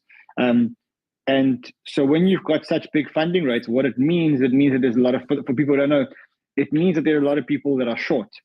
And when a lot of people are short, and then you get a catalyst that drives the price up, you get what's called as a short squeeze, where these people have to buy back and enter back into their positions. And so I think that, if you want to talk from a trading, those 2 points, I agree. So I think it's, I think there's a short-term trade here, and there's a very, very, very long fundamental discussion. The short-term trade was the short squeeze plus the relief bounce because USDC was backed. But I think, rest assured that every time these things happen, they strengthen the marketing department of Bitcoin. And I think what the Fed did for us this week was that they ran a very, very cool free marketing campaign for us to say, hey guys, just a reminder that you can lose your money in banks. And a lot of the time that when you do lose your money in banks, it's because the Fed does something stupid, which is accelerate interest rates without giving it enough time, without giving the effect, without giving the economy the time to absorb the effects of the radical increase in interest rates. And as a result, you're now getting the banking system collapse. And, by the way, the banking system is the first of the cracks that we can see. We've seen small regional banks start to collapse, but, maybe if they raised one or two more, we'd start seeing a whole lot of other things. Don't forget that the US has a huge, huge, huge budget deficit that they have to, or a huge debt and a huge budget deficit, which keeps causing the US debt to keep growing. They've got to service that debt. The Fed's raising rates at this pace when so much of the debt needs to be recapitalized could be maybe the next thing to break. Now, hopefully, we're not going to get there, but I'm saying we just seen the first domino fall. Let's wait a little bit more and see what happens.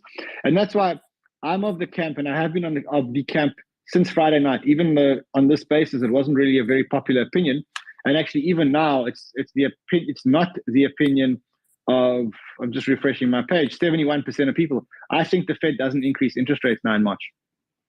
No, that's definitely right. I may be wrong. If they increase rates. By the way, my job when I was at Goldman years ago, I had one job, and that was basically to help traders build models for what would happen if interest rates move in the wrong direction or move at a rate that would represent systemic risk.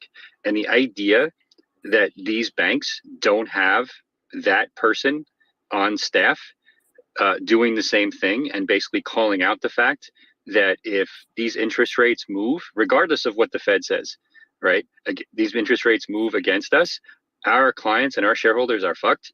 I mean, that is unspeakable to me. Like, it's just unfathomable that this has been happening and that these banks don't seem to have fixed income risk management in place.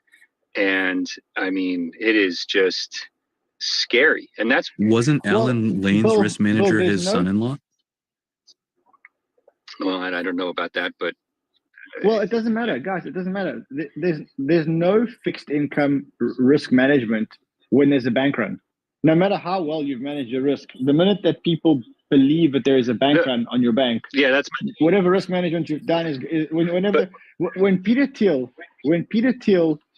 comes out, when someone of the stature of Peter Thiel tells people to withdraw their money from Silicon Valley Bank, I really don't care what your risk management processes were. You could have been the best risk manager in the whole world. When someone like Peter Thiel does that, that's the end of your bank. Totally agree, but work backwards. What caused I agree with Bill. the fear to spread to get to that point in the first place, right? You're 100% right. If I had money at Silicon Valley Bank last week, it would have been out immediately. The question is why, right? It's all about fear. Fractional reserve banking is predicated on eliminating fear from the system. And if you don't have risk management in place to deal with your long-term investments, and by the way, that should be illegal. The idea that you don't have to do daily mark to market on long-term investments as a bank is insane. But let's put that aside, right? This whole system is predicated on eliminating fear, and they weren't in a position to do that. And so what Peter Thiel did for his companies is absolutely correct. It's not his job to eliminate fear in the system. It's his job to eliminate risk in his portfolio. But his job isn't to create fear either. I agree with you, Bill, that it was because of a mismanagement of interest rate hedges on 90 billion of MBS with 10-year duration. But I disagree. I think Peter Thiel could have just called his companies and taken his money out, which, by the way, he did before. That's why he went on TV, because all of his companies had already pulled their money out by then. He actually just... That's fair. I don't actually know.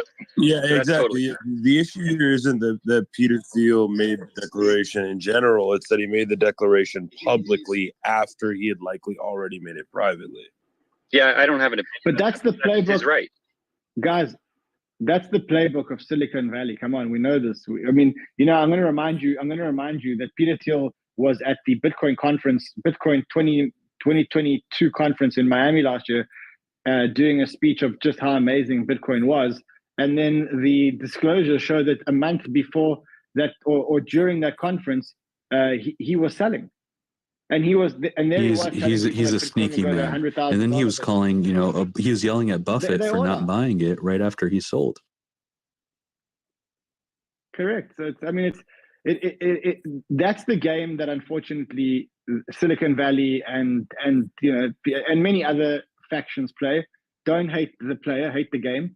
That is the game. The game is,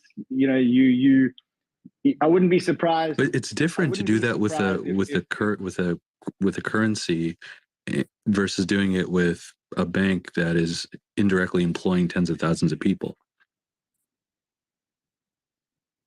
I don't think there's a difference. I think capitalism is capitalism and profit is profit. And the best capitalists are going to be the biggest sharks. And you've seen it. You've seen it. I don't have to show you that this is Peter Thiel is not unique.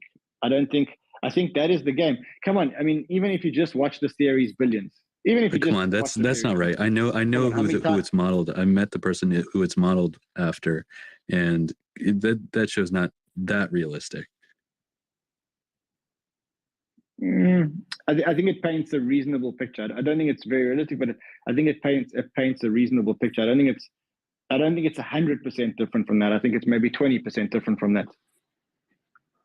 Hey, Ron, thanks for inviting me. I've got to get back to my day job, but it sounds like you guys are running a great discussion, and I'll leave you to it. But thanks again for the invite. Bill, Thanks a lot for joining, Bill. Yeah, my pleasure. I'm going live. I'm going live again, Mario, on our channel. So I'm going to hand back to you, and I'll jump on after my live. Cool, man. Yeah, enjoy the live, and anyone that wants to check it out, anyone in the crypto space, check out Rand's YouTube live.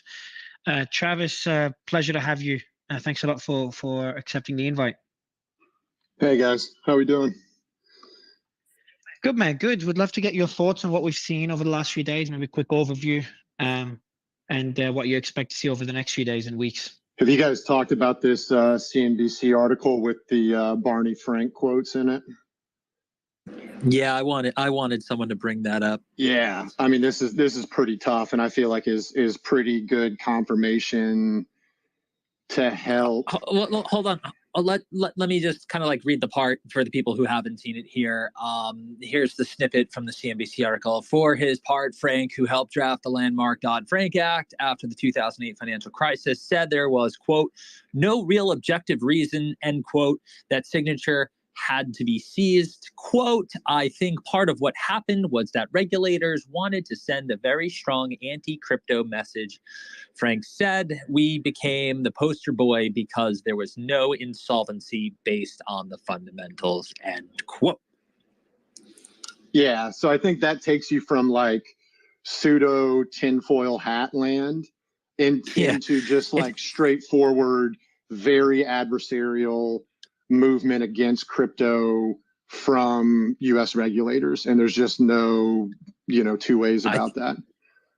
I think it's very important. I agree with that. I think it's very important to say this is what he thinks, not what he knows, and that's why, Travis, I agree with how you kind of frame that right there. It does take you 1/2, if not 3/4 of a step of legitimacy towards the claims that have been made previously around was shutting down Signature, an anti-crypto move. I'll take the other side of it for whatever fucking reason and say Janet Yellen was not talking about crypto over the weekend as much as y'all think she was. I could be just flat out wrong. We got to have two sides of it to have a dialogue. Right. I think there's no doubt, being someone in crypto, I think there's no doubt that this Operation Choke Point is deliberate and real and out in full force. And I know that Bill wasn't as sure as I was about it, but I mean, having seen the events of the last couple of weeks, but specifically last couple of days, and the fact that three of the most pro-crypto banks have been wiped out in the last 8 days, especially when, if you read Nick Carter's article from, I think, the beginning of this year, maybe even very late last year, I mean, this is exactly what he forecast. This is exactly what he spoke about. So I don't know. It just sounds to me like it's too coincidental. Travis, what do you think? And real quick, indeed, this thing I read comes from, as you guessed it, Nick Carter, who is very much on top of this story. Yeah, so I mean, you've got a few those were the three big ones, and specifically the Silvergate Enterprise Network and Signet, which is part of Signature, was the 24/7, 365, instant settlement from fiat to crypto. I mean, it was the backbone of fiat transfers in the crypto ecosystem. Those are both, now no longer in existence. Silicon Valley Bank didn't have one of these 24/7. It wasn't like a transactional bank, but tons of crypto companies, banked there. And now, I think you're left with a much smaller list of, you've got like Mercury, Cross River, Customers, Ceres Financial, BCB Group, Jewel. I think those are the ones that come to mind off the top of my head. And how much longer and to what degree those banks are going to be continue to be involved in crypto, I think that remains to be seen. And if they can step in and create one of these 24/7, 365 instant settlement rails, like we had previously with Signet and the Silvergate Enterprise Network, then maybe that's how these pieces start to get put back together. But for right now, I mean, there's no other way to characterize it other than USD banking rails in the United States are significantly impaired for crypto, and that's going to take time, and it's just unclear how it's going to settle out. I mean, Travis, I have a question. I'm not sure if you've answered this, so apologies if I repeat because I've just joined. But for someone who's not, who doesn't have a huge amount of knowledge about crypto, it seems like what you're saying is that crypto still relies on fiat in the sense of they need their banking system. I mean, I know you said that you want a situation where it's possibly that they can work on their own without this, but at the moment, are you saying that's the situation? Yeah, I mean, you still needed to get fiat currencies into and out of the crypto ecosystem. And you have, a big stablecoin ecosystem that is like one part of that kind of bridge. but the stablecoin ecosystem has its own situations that it's dealing with right now. BUSD has its own situation. Tether, which ironically seems to have, made it out the best out of this so far, which is there's a lot of irony there, given all of the issues around Tether over the past number of years. Then TBD on what's going to happen with USDC. There was a brief, somewhat significant depeg that happened this weekend based on $3.3 billion worth of deposits that Circle had held at Silicon Valley Bank, and the uncertainty around that's now repegged. But if you look, one of the things that I've been talking about with some folks is like, if you look at how adversarial U.S. regulators have been towards crypto over the last few months in the wake of the FTX collapse, you want to rank that 1 to 10. That probably feels like about a 9.5 on the adversarial scale. And you take that as the backdrop and you go, what are the chances that regulators are going to look at the depeg that just happened with USDC and try and come in with some kind of strong arm there as well too? That's complete conjecture on my part, but the setup for it is like not great. I mean, regulators are obviously reaching. Like if they're going to send some Coinbase kid to jail for insider trading NFTs, what's the likelihood they try and halt USDC for, being temporarily unpegged and not redeemable 1-to-1? I don't know. That just feels like one more of these shoes that may or may not drop in the coming, weeks and months, amongst others. So based on that, then, I mean, I get that people, and because of what's happening out of fear, people are moving to Bitcoin, and that's why the Bitcoin prices have increased significantly. But then the fact that they're both is still reliant on fiat, shouldn't it? I mean, to me, in my mind, it doesn't explain why the booms happen then, because I understand just out of fear, but logically, should this price increase or the value of Bitcoin have increased?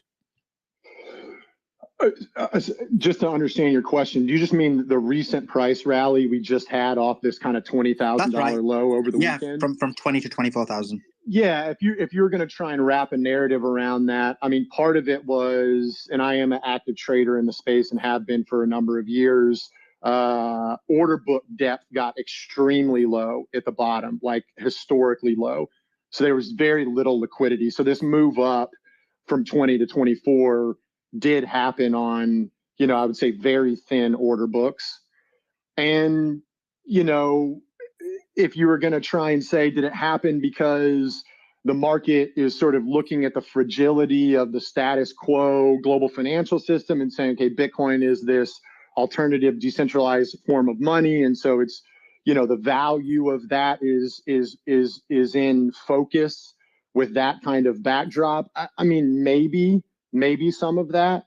You could also argue that the sort of macro view of, is the Fed going to have to slow down tightening and the pace of rate hikes in response to this, mini banking crisis that looks like we, narrowly averted a systemic large scale banking crisis.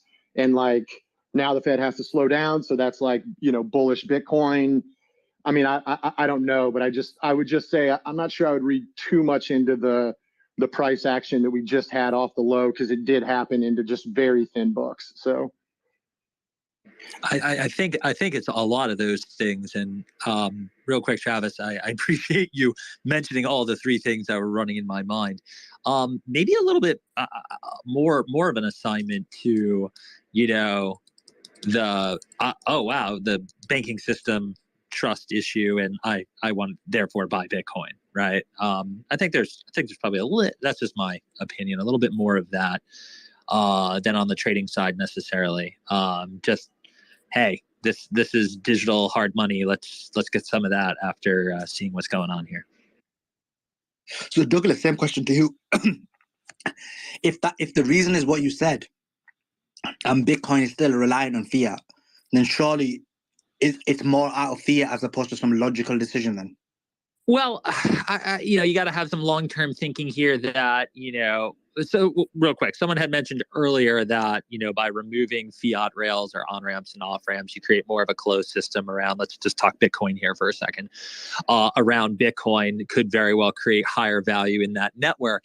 But if you think forward, and this is how I tend to think, and I mentioned this yesterday, how there's now a massive opportunity to create, there's no opportunity if the US government is like, hey, there ain't going to be any on-ramps and off-ramps from crypto to fiat. I mean, that pretty much kills that right there. But if you're forward thinking to be like, you can't kill this thing, at some point, there will be, and there, in my mind, is an opportunity to create on-ramp and off-ramp from fiat to Bitcoin or crypto. And can you blame? I mean, there's a part of this where, guys, I mean, look what's blown up over the last year here on not great terms. Whether you want to look at FTX or Celsius or take your pick. So again, I think there's an opportunity. I think down the road there is on ramps, off ramps, from U.S. banking system into in and out of crypto, early innings here. And I think people, are a little shook by what has unfolded with the U.S. banking system, and therefore have become bullish on Bitcoin here, and don't really care that a bank, in this case Signature Bank, an integral part of the ramp system. They don't care. They can still go buy Bitcoin. And take a position in that, and I think that doesn't need necessarily to be as understated. I don't think it should be crazy overstated. I think it just is what it is. I mean, Carnage, you got your hand up. I mean, do you agree it was out of fear as opposed to some kind of like logical long-term decision? And in addition to that, you got your hand up, so you can add whatever you want. Yeah, thanks for having me up here, Mario, and everybody else. I was just chatting with Travis about this in our space, and yeah, I think one of the things around it is honestly realizing, going back to the Genesis block on Bitcoin and why these bank bailouts are exactly what Bitcoin was created for. It's just kind of like the game theory of continuing to print more cash and create these incentives. And the moral hazard of banks running into these issues and central banks printing more money and being more accommodative. And why are we? I feel like, not to interrupt you, I just feel like there's a huge, probably incorrect assumption that's being made here, which is that the retail participants that have been, I don't know, either baited into this fear or have fallen into the fear of not trusting banks. Why are we assuming that they are just buying Bitcoin, putting it on a cold storage, and becoming peer-to-peer, transfer parties? The vast majority of retail participants are not doing that. The assumption that they're taking their money out of a bank and transferring it into Bitcoin and putting it on cold storage and calling it a day, and wow, thereby they've defeated the terrors of the American banking system. That's just, factually incorrect. Now, are people? Yeah, not hold on real quick. Not like an in mass move here. Well, no, Douglas, hold on, Douglas. I'm not shooting down what you said specifically. Oh, okay. I'm just saying, I'll shut up. I'm just saying there's an underlying assumption that we're making that, again, Bitcoin is up today in the face of this banking crisis, and we can connect the dot to say, look, maybe X amount of people that are buyers today are buyers because they feel like they've, or at least in the short term, lost faith in American banking. Okay, even if we make that assumption, what I think is the erroneous part of that assumption is the idea that these retail people are actually going and buying Bitcoin on cold storage or through peer-to-peer transfer. I mean, they're not doing that. We all know that. The vast majority of the retail buyers are getting onto a third-party exchange. And if, to what extent they are transferring bank deposits into Bitcoin, they're buying it on a third-party exchange like Coinbase or one of these other mega exchanges, right? So how does that solve the problem at all? The exchanges like Binance and Coinbase are, if not as much at risk as these banks, if not more. I mean, Travis can definitely speak to that with the issues he ran into at FTX. I think your point's right, though. I mean, en masse, I think it's going to take making this process a lot easier for people to move crypto off exchanges into cold storage. And definitely that's a problem that has been continually learned. But I think if you think about what progress has been made there since the days of Mt. Gox and people realizing some of these issues, unless you self custody, those aren't really solved. I think you're absolutely correct. But I think but then doesn't the self custody issue just reawaken the issue of liquidity in this case? I mean, if we bring institutional parties into this conversation, right, to the extent that we believe institutional parties are maybe better informed or more literate even than the retail parties that are involved here. I mean, it's a two-pronged problem here. On one side, there's the problem of ease of onboarding, ease of access, democratization of access, people wanting to just install apps on their phone and click a few buttons. I mean, that's kind of how we got here as a whole, right? I mean, even when we're talking about this bank run, let's put crypto aside for a second. Even when we're talking about the Silicon Valley bank run, how did that happen? The democratization and digitization of banking globally, right? And so this issue also exists here. And if you want to shift the narrative to institutional parties and say they're better informed, well, on the institutional side, why on earth would they put it into cold storage and depend on peer-to-peer transfer? Because that brings a huge liquidity issue into the mix that they just can't afford to have.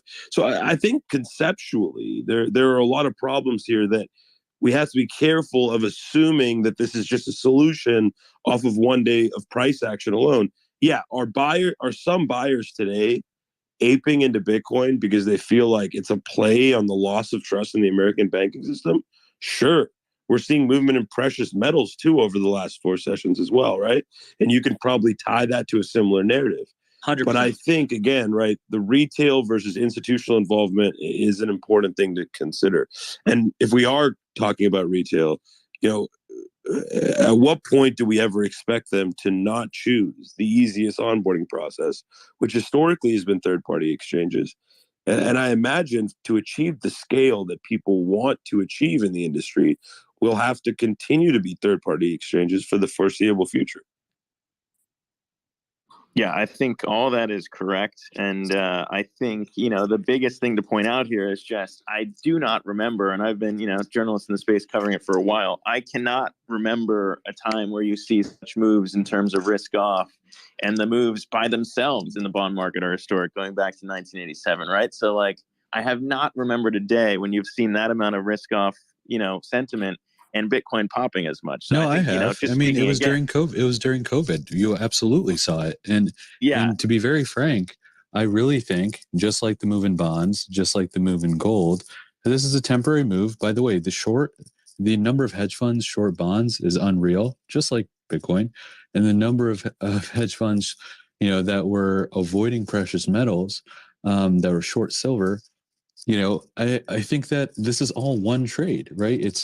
It is the idea that we are bailing out banks again, and the short covering that the gentleman earlier mentioned. I think he had a great point around Circle, right? If everyone's getting bailed out, Circle's getting bailed out. People were probably short on Friday, and you see a recovery. I don't know how, with 2 days of price movement, people can make the assumption that we're at a 5-year inflection point on this asset class. I don't know if that was the point I was trying to make either, but I do think the original point made around the inner workings of the banking system and these on-ramps is one that historically had not gotten enough coverage. But I also do think that, the point around Barney Frank and what he's raising around not just Silvergate and what happened there, but now Signature is a point well taken. And the fact that Caitlin Long from Custodia did have, as she claims, inside communications with the White House saying that they were shutting these crypto banks down with the purpose of trying to siphon off and choke off any sort of on-ramp into crypto. And, she's been on Wall Street for 25 years and has had a lot of inside communications with these people and these regulators for years, and had gotten her whole fully backed banking model, special deposit, institutions in Wyoming to be approved. And I do think there is something there. And Travis, you and I were just talking about this just before, but I think that is an important piece of this, that more information will be coming out along, because, whether it's in the US or not, that whole banking on-ramp is going to exist in crypto. And so, yes, I think all your points are well taken around this. Is too early to say Bitcoin's here and it's taking over the banking system, because it can't succeed if those on-ramps are severed. Just a question of where are those on-ramps going to be built, if not in the US.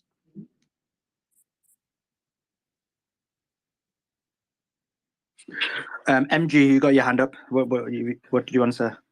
Yeah, no, I was just wanted to back Jay up on the idea that the Bitcoin rally seems to be part of the trade that involves, basically betting on the pivot or the pause. And to me, it's correlated with the gold trade. It's correlated with the treasuries going down, which means that people are buying treasuries. Treasury yields are going down, sorry. And so I think that those are all part of one trade, whereas previously the Bitcoin trade was heavily linked to the risk-on trade, which isn't necessarily happening today.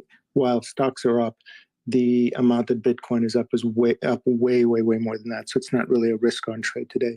I want to MG, can I ask you a quick question? And Sure. If you guys covered it already, I do apologize. I was just on a call, but the narrative of Bitcoin becoming a store of value, it's a long-term narrative.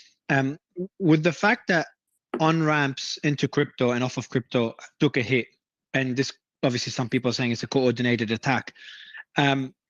Would you say that the fact crypto's pumping despite this attack is an indication that and I know that's happened a few times and never materialized, but as an indication of Bitcoin becoming a store of value and decoupling from risk assets, or is I'm looking into it a bit too much?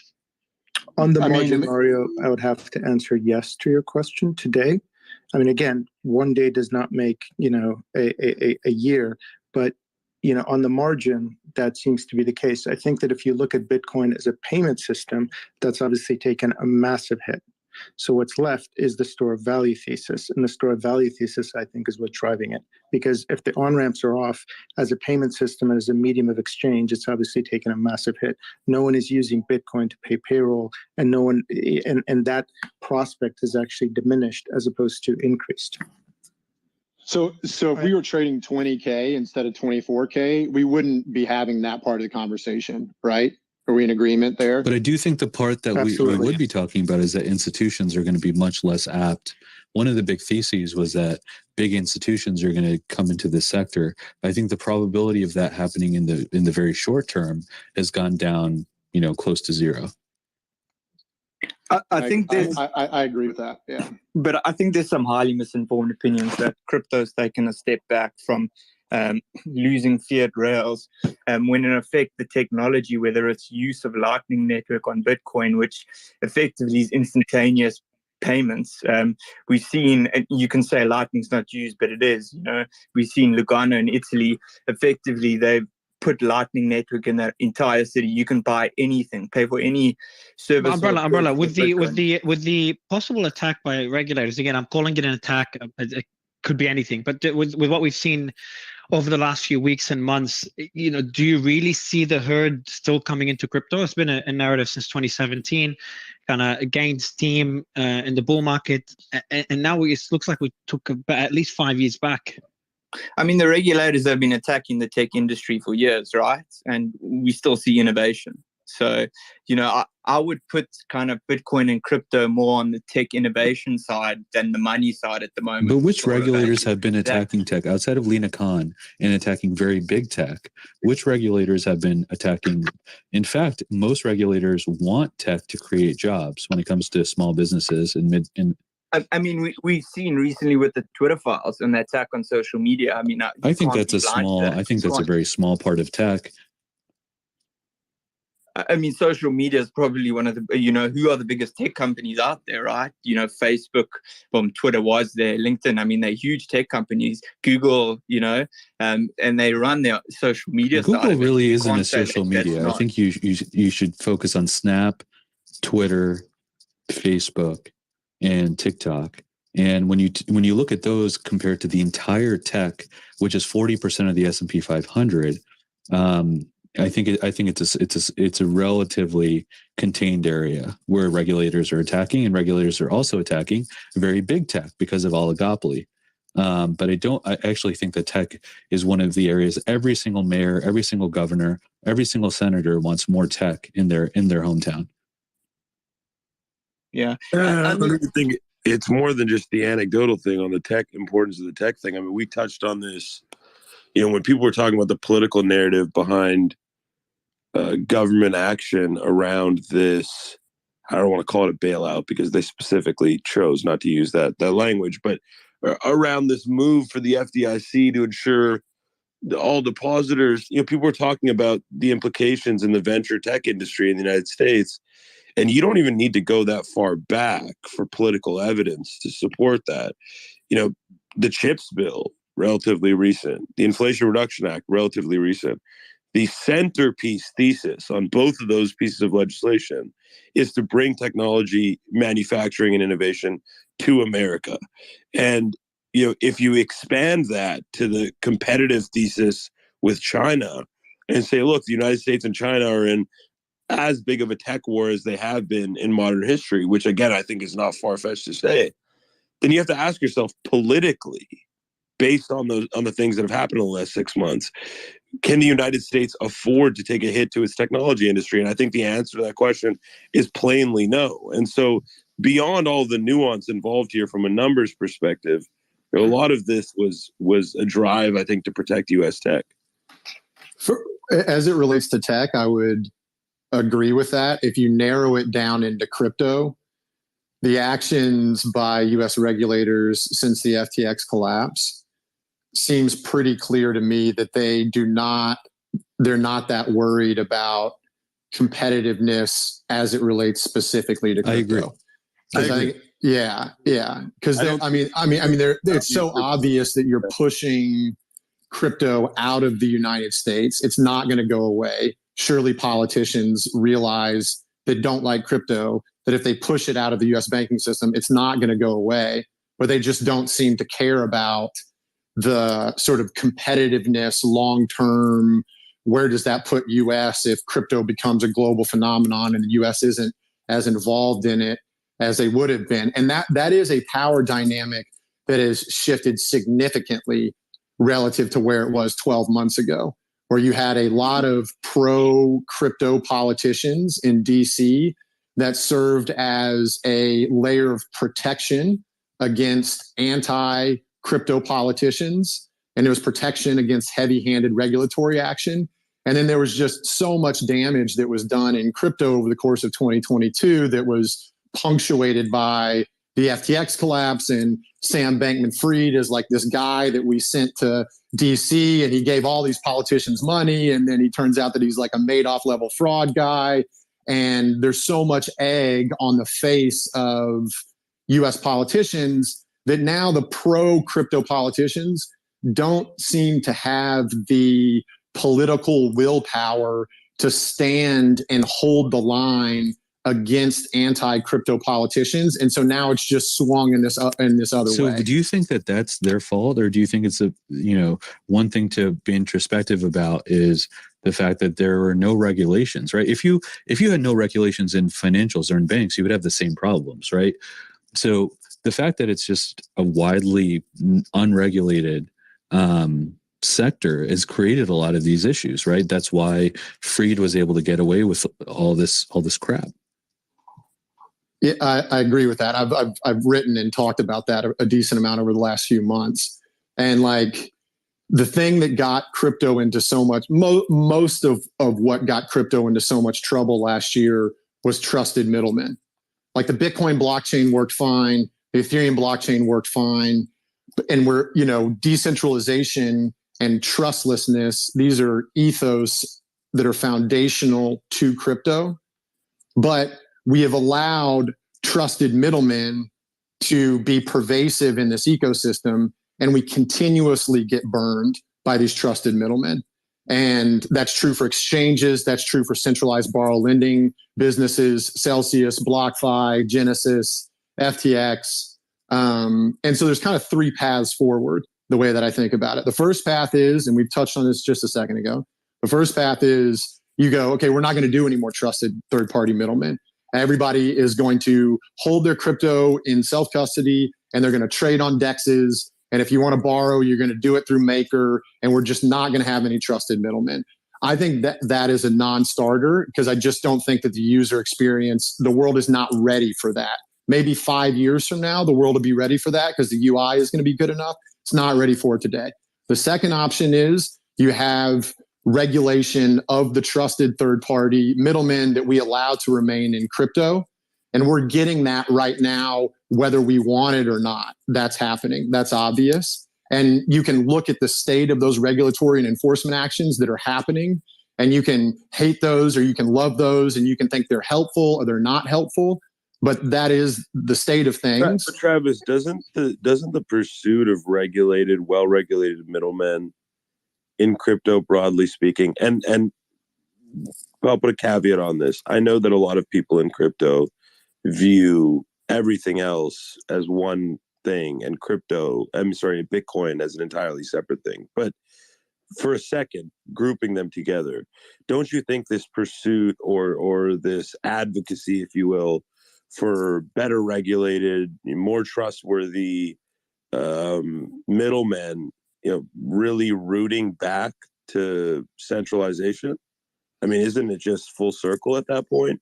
If the idea is for the government to regulate and install and boost the trustworthiness of the middlemen that are required to achieve scale and onboarding in crypto, in exchanges, isn't that just centralization all over again? Isn't that a pursuit for centralization? Well, yeah, I think you can't have it any other way other than a transitionary period. And what's the point? Well, because I think you're hopeful that you're moving towards an eventually trustless system, but the user experience is just not there. If to achieve scale, and this isn't a facetious question, I'm genuinely asking because I'm curious, how you reconcile this philosophically. But if the advocacy is, well, in order to achieve tremendous scale, we need more trusted middlemen. And in order for those middlemen to be more trusted, we need more regulations and processes in place by which they can be overseen or prevented from being bad actors. Aren't you just advocating for centralization? And if you are, then what's the point of crypto entirely? Because the foundation is still decentralized and still trustless. What does that mean? Yeah, like Bitcoin, the protocol is decentralized and trustless. Travis, I think. But now we're back to square one of differentiating Bitcoin and crypto. So I'm saying, for the sake of argument, right? Because if we differentiate the two, then we're back to route one, where you're going to tell me, hey, everyone who owns Bitcoin should be on cold storage, and then we're back to the argument of liquidity versus ease of access versus democratization of access, and we're back to that whole argument on square one. So I'm saying, grouping them for just a moment, the advocacy for middlemen in order to achieve scale is centralization. I mean, that's precisely. It's just a step along the way, right? Is a multi-decade journey that we're talking about. Right? That's how we got to the traditional finance industry that we're in today. And Bitcoin, or at least not Bitcoin, I'll say crypto in general, is purported as a solution to the traditional finance system. But if to get there, we have to have these well-regulated middlemen, I mean, it seems circular to me, and maybe I'm missing it, but I don't understand how you reconcile that philosophically. I mean, Travis, I kind of disagree with you on exactly that point, in terms of the fact that we think we're 5 years away from kind of mass adoption in the space from a DeFi or decentralized perspective. I do agree with a lot of your other points. I think innovation and tech and UI moves a lot faster kind of than we think it would. And I mean, who would have thought we would get as much NFT adoption as we saw over the last 18 months, even within a bear market? And I'm talking about big gaming companies wanting to do NFTs for their user base, big brands coming within the NFT and Web3 world. I do agree that there is a lot to be done in terms of the UI, UX, and user experience side of it. But there's a huge amount being done from what I've seen. And I know I'm helping a few protocols, and, everything from account abstraction to the fact that you can have smart contract wallets now starting to be integrated to your front end. You don't have to manage keys. You can do social recovery, etc. And that, that's coming down the line, as well as scalable solutions that allow you to do, everything from what we've seen, Web3 gambling, Web3 gaming, etc. And I don't think the UI UX is 5 years away. I would say it's more, a year or two away. We're going to see something click and getting huge adoption as we saw, in the last 18 months or maybe 24 months even around NFTs. I think we're gonna see that going forward in the crypto space, and I don't think central players are going to be a key kind of element to that. Yes, you do need them for the kind of fiat. But let's be specific then. How do you achieve mass scale here without third parties, without regulated third parties? Well, how do you get there? Well, it's and then if the question, hold on, but let me just finish the full question, and then I go for it. But if your answer is, well, it's just a step in the process, and eventually we won't need them anymore, how do you expect the people that onboarded into the ecosystem because of the fact that there were trusted third parties to then say, well, eventually they won't be needed? And do you mind, right after you answer this, Umbrella, Stock Talk, can you give us, I know markets haven't changed much, just a brief overview of the markets, and I'm curious as well to get your thoughts and Jay's thoughts on the way the markets took the news yesterday.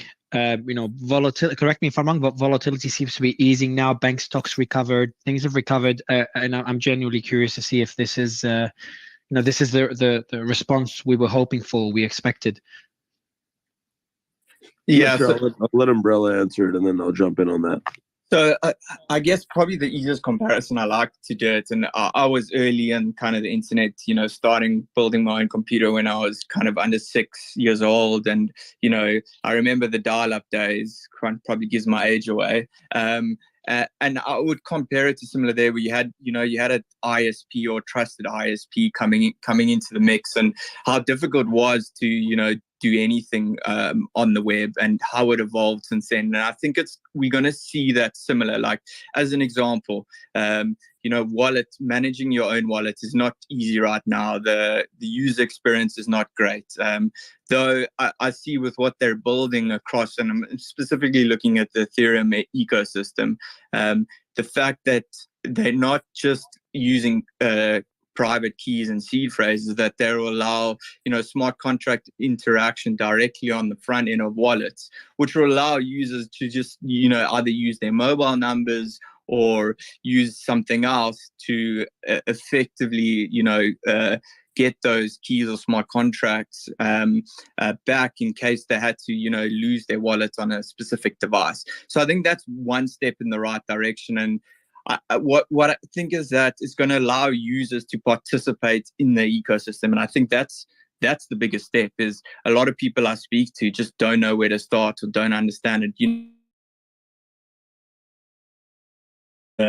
Digital artifacts, want to get into NFTs, but then you show them how to set up a wallet and they're like, I'm not going near this. So I think for me, that is probably the biggest step we're going to see kind of going forward, as well as the fact that, you said adoption and scalability is, I think the biggest thing we've seen on Ethereum, and we've seen big, adoption in the last 6 months, is around Ethereum layer 2 solutions. And we've even seen some Bitcoin layer 2 solutions as well, which allow, highly intensive smart contracts, which is effectively programs, run directly on chain, and allow, multiple thousands and potentially millions of users to participate, whether it's a gaming, whether it's, something else. It could be, NFT specific related. It could be, gambling protocol, or it could be decentralized finance. Appreciate it. Stock Talk, yeah, would love this, a bit of a market update. And just back to the question that I asked originally, just trying to get back to the markets a bit. Yeah, there's not too much to, I'm always watching, pretty much the whole market. Not much changes, but in general, like as the day went through and we've had time to digest everything, would love to get your sentiment on how that relates to our initial expectations and where we were yesterday and the initial panic that we had. Yeah, I think everyone had a little bit of different expectations, but this today traded the way that I thought it would. I thought gold would be strong. It is. I thought regional bank stocks would be weak. They are. They were a lot weaker at the beginning. So some people weren't. I know he gave updates earlier. Just giving you updates because a lot of people weren't in earlier. Right. Yeah, I would say the part that probably surprised me the most, maybe the part that I didn't expect, was I did expect the JP Morgan, the Bank of America, the Wells Fargo stocks to be either green or, to be holding up very, very well. Those stocks did still get slapped today, right? I mean, Bank of America down 4%, Wells Fargo down 4.5%, Citi down 5%. I expected maybe the market would pick those up as potential market share beneficiaries here from the regional banks. We didn't really see that. But as far as the regional bank selling goes, the day this started, Jay was hosting a space, and the very first thing I said was, I want to find out, where the contagion is going to go first. And we kind of nailed it today. I mean, I shared, on our live streams on trading in our community last week, but, I went short on LOB, which was down 40% today at the open.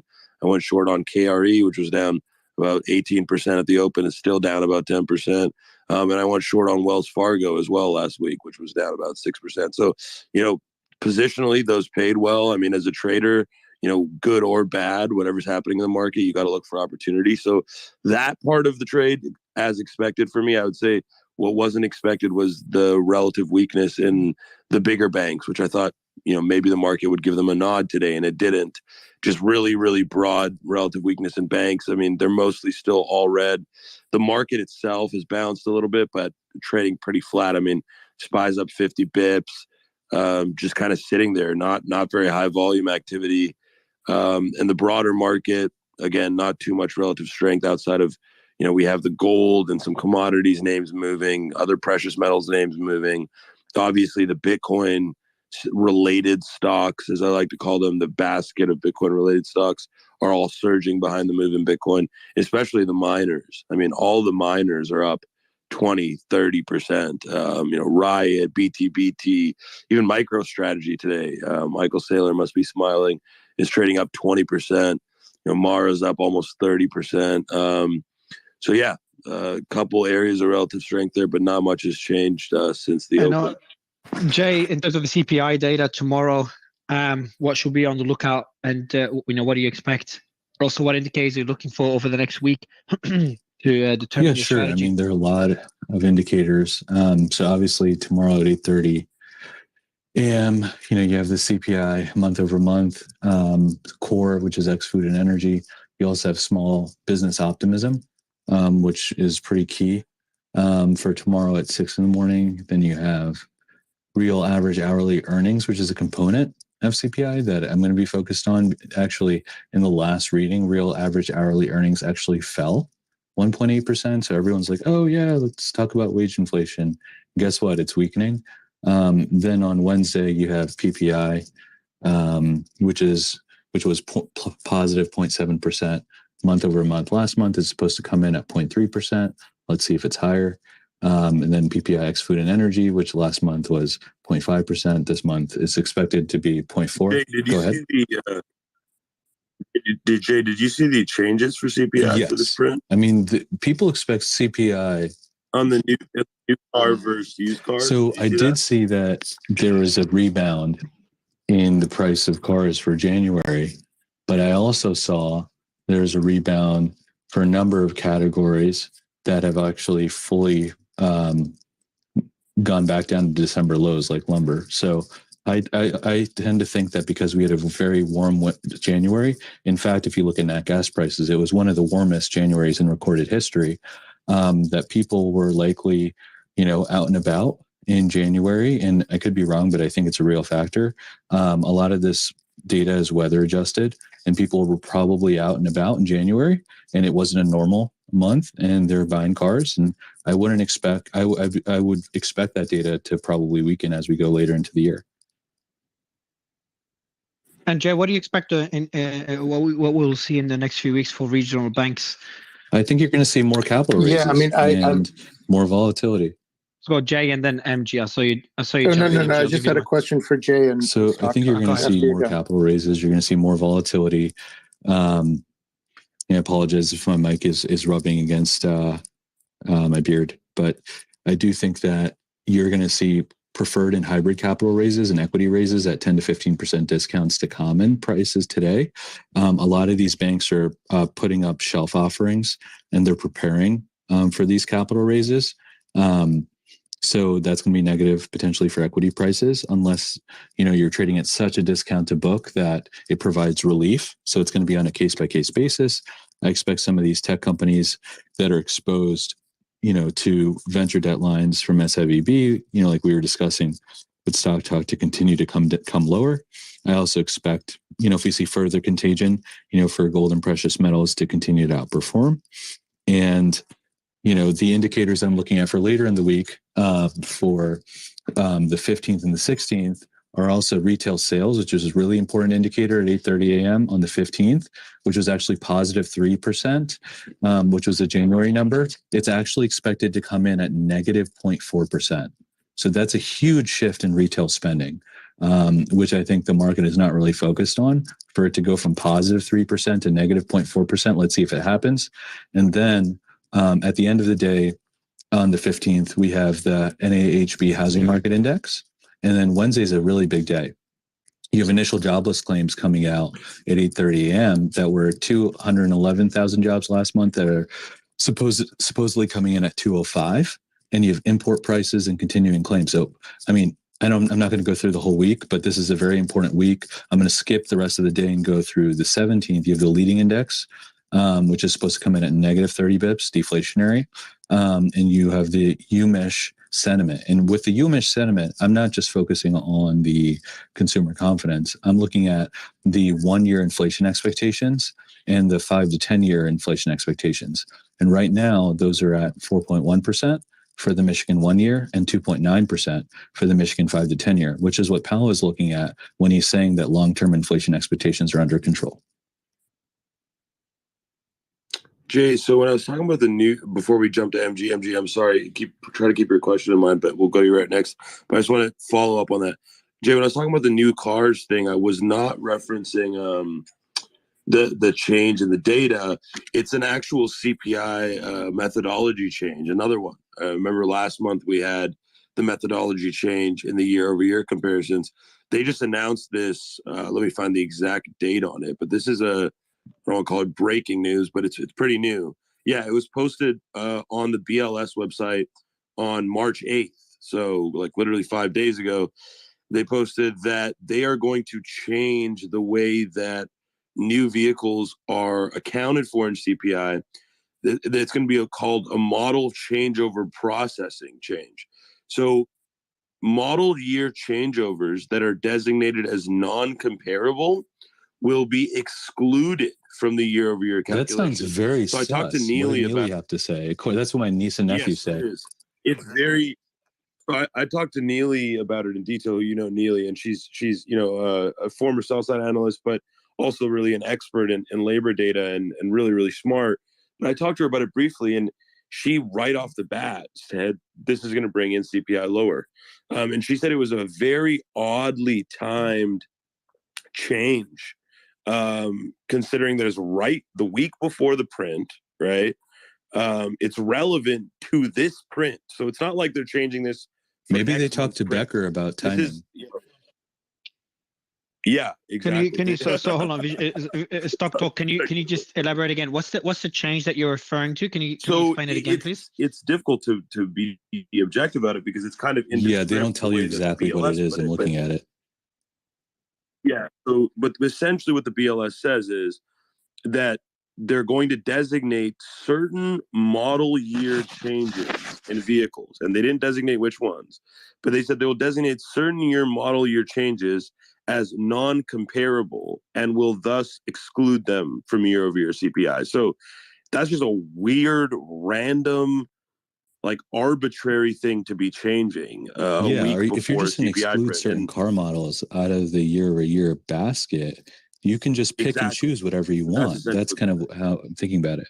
Yep. So could that just be? Let me know if I interpreted it wrong, but could it be? And I know we're just speculating, just a preparation to shift the without putting the tinfoil hat on. Yeah, without putting the tinfoil hat on, it does seem like this is a shot. No, we try not to put our tinfoil hat on. How could Biden say he was so confident about the CPI? You guys all heard this, right? Like, how could he? And this wasn't like the night before when these guys get the report early. It was like 4 or 5 days before. Like, how could he be so confident when he was talking about CPI and then he poo-pooed it after? But I mean, Jay, we don't really know. Like, the assumption that they get it the night before is also just an assumption, right? Like, I read a Financial Times article last year that said that, or the implication was that they get it 5 days before. So I don't know, right? Like, it's so hard. I mean, some people even think that the Fed gets the numbers before, and then we have moments like we had last August where they're like, "Oh my God, CPI came in hotter than expected. We're raising more than we thought we were going to raise." So it's like, I don't know. It's so hard to know when these federal agencies, when and if they're getting data before the general public. I think Powell admitted, he said that in some White cases we definitely do get it. And I think by admitting that, he basically said in all cases we get it. Right, yeah, and I wouldn't be surprised if Powell gets it before. I mean, so guys, so based on these indicators, actually, Jay, I'm not sure if you already said this, and it's been a long 3 days. Are we predicting a gradual pivot by the Fed? I think now it's with these inevitable. two, with Biden's. I think it was going to happen. No, I mean in the short term, like in the next month. I think that depends on how bad this banking issue becomes over the next couple of weeks.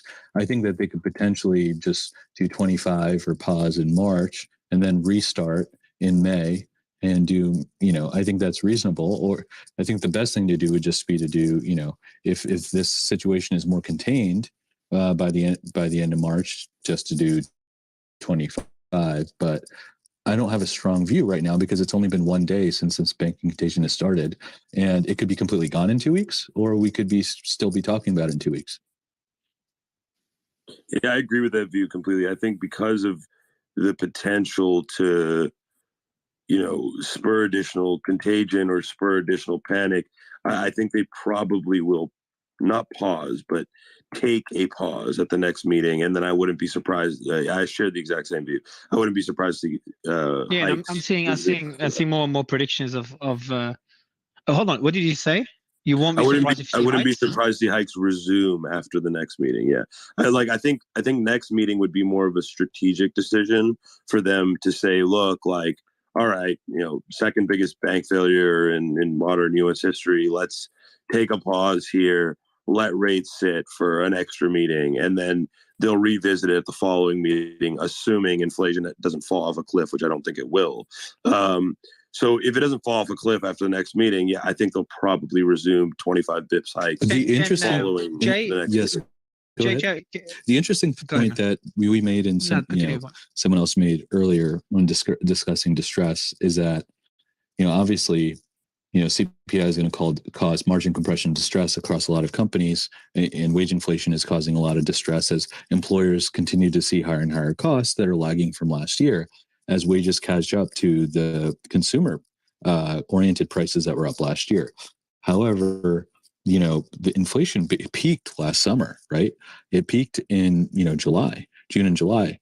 So as you come up to those months, because all it is just arithmetic, a year-over-year change in prices, it's going to be very, very difficult for inflation to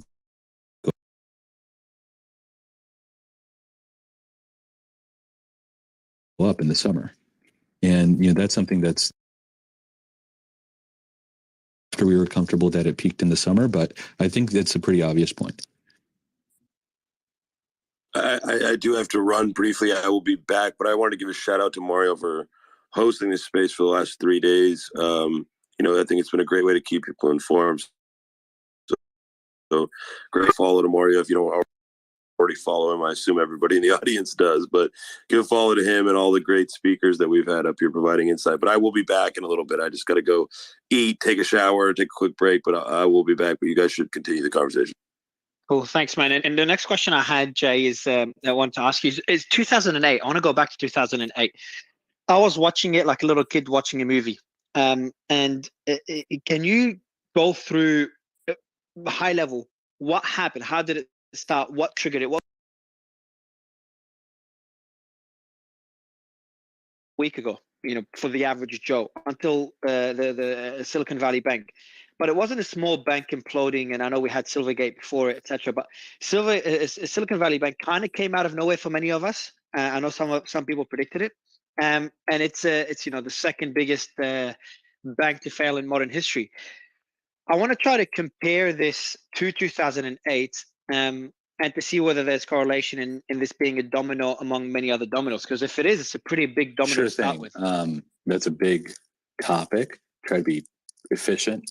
But, when people say 2008, I like to really characterize it as, the decline from 2007 to 2008, where many were speculating in 2005 and 2006 that the real estate market was completely overvalued. There was fraud going on when it came to lending.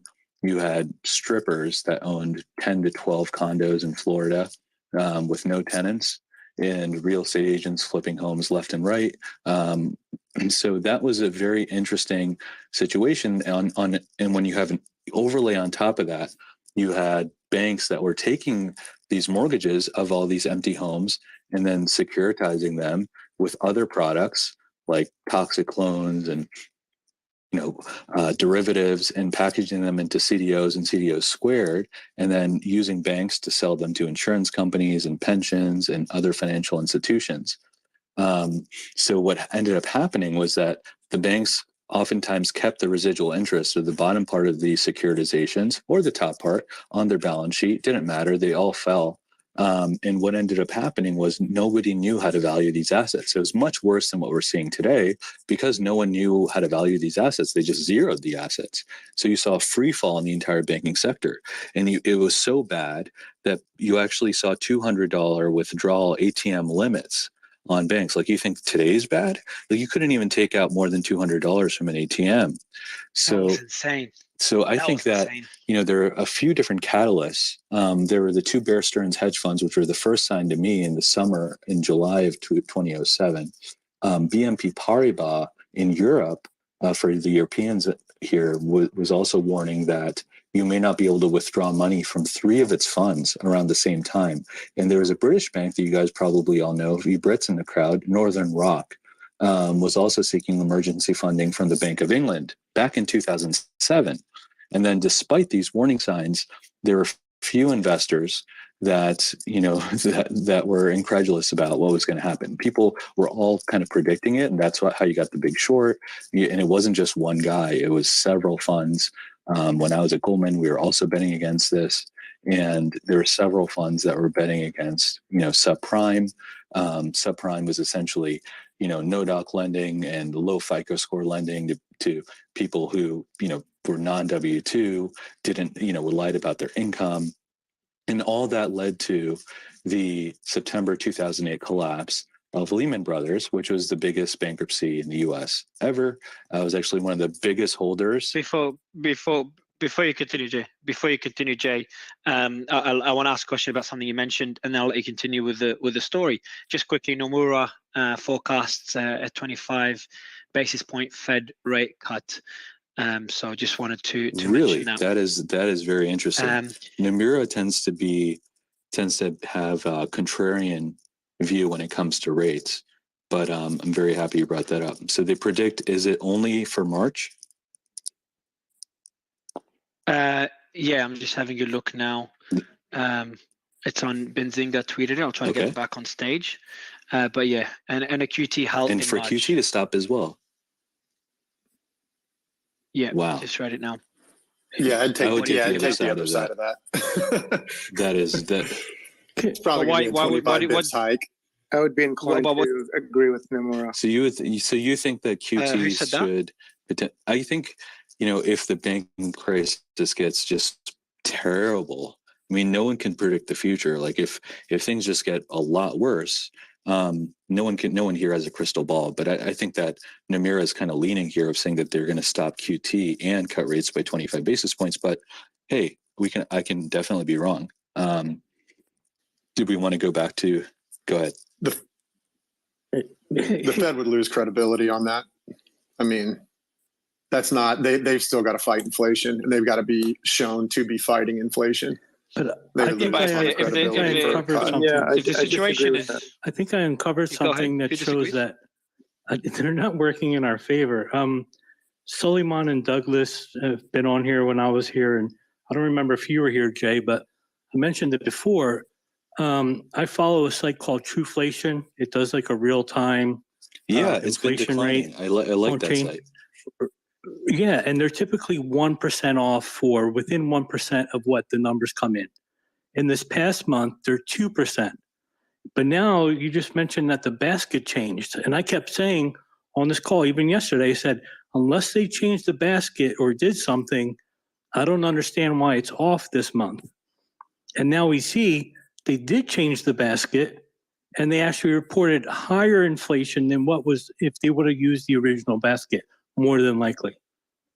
Is that so they could be aggressive with interest rate hikes? Like, do you see what I mean? I don't know what your thoughts are on that, but I'd be curious. If you follow that site, you've seen like they're always within a point of difference for months.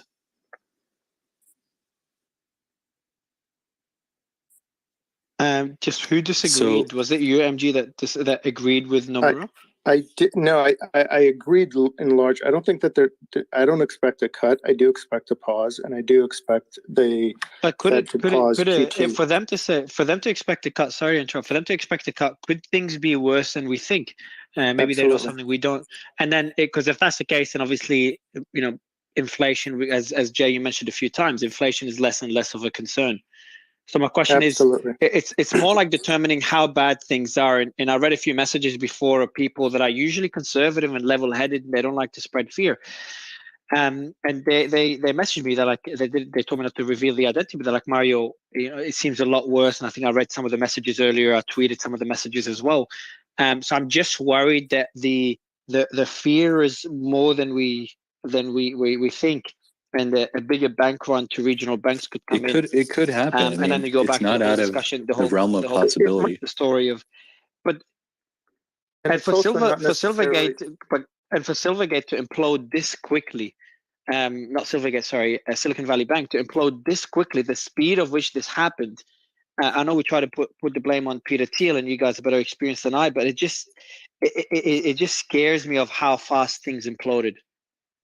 Absolutely. I think that it doesn't necessarily have to be something that they know and they're looking at the data and the data looks far worse. I think that just the mere fact of uncertainty would lead people to just pause and to hike, simply because I think that even in the case of Silicon Valley Bank, I do think that another explanation could be that with regards to why the executives didn't move or anything like that is because they expected, frankly, that they'd be able to raise equity financing. They did have, a $500 million commitment by a serious private equity player, General Atlantic.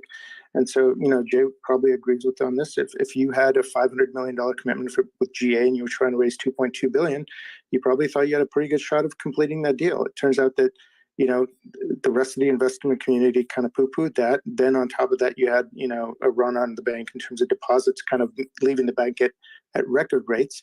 And so that led to this sort of where we are. And so the Fed looking at that might be sitting there going, wow, confidence maybe is highly uncertain. This wasn't a situation of insolvency, but, if people are that kind of, lacking that trust and they need a lot of reassurance in order to make sure that their deposits stay in banks, do we want to be hiking in the face of that? I got to think that, that uncertainty alone would give some members to pause.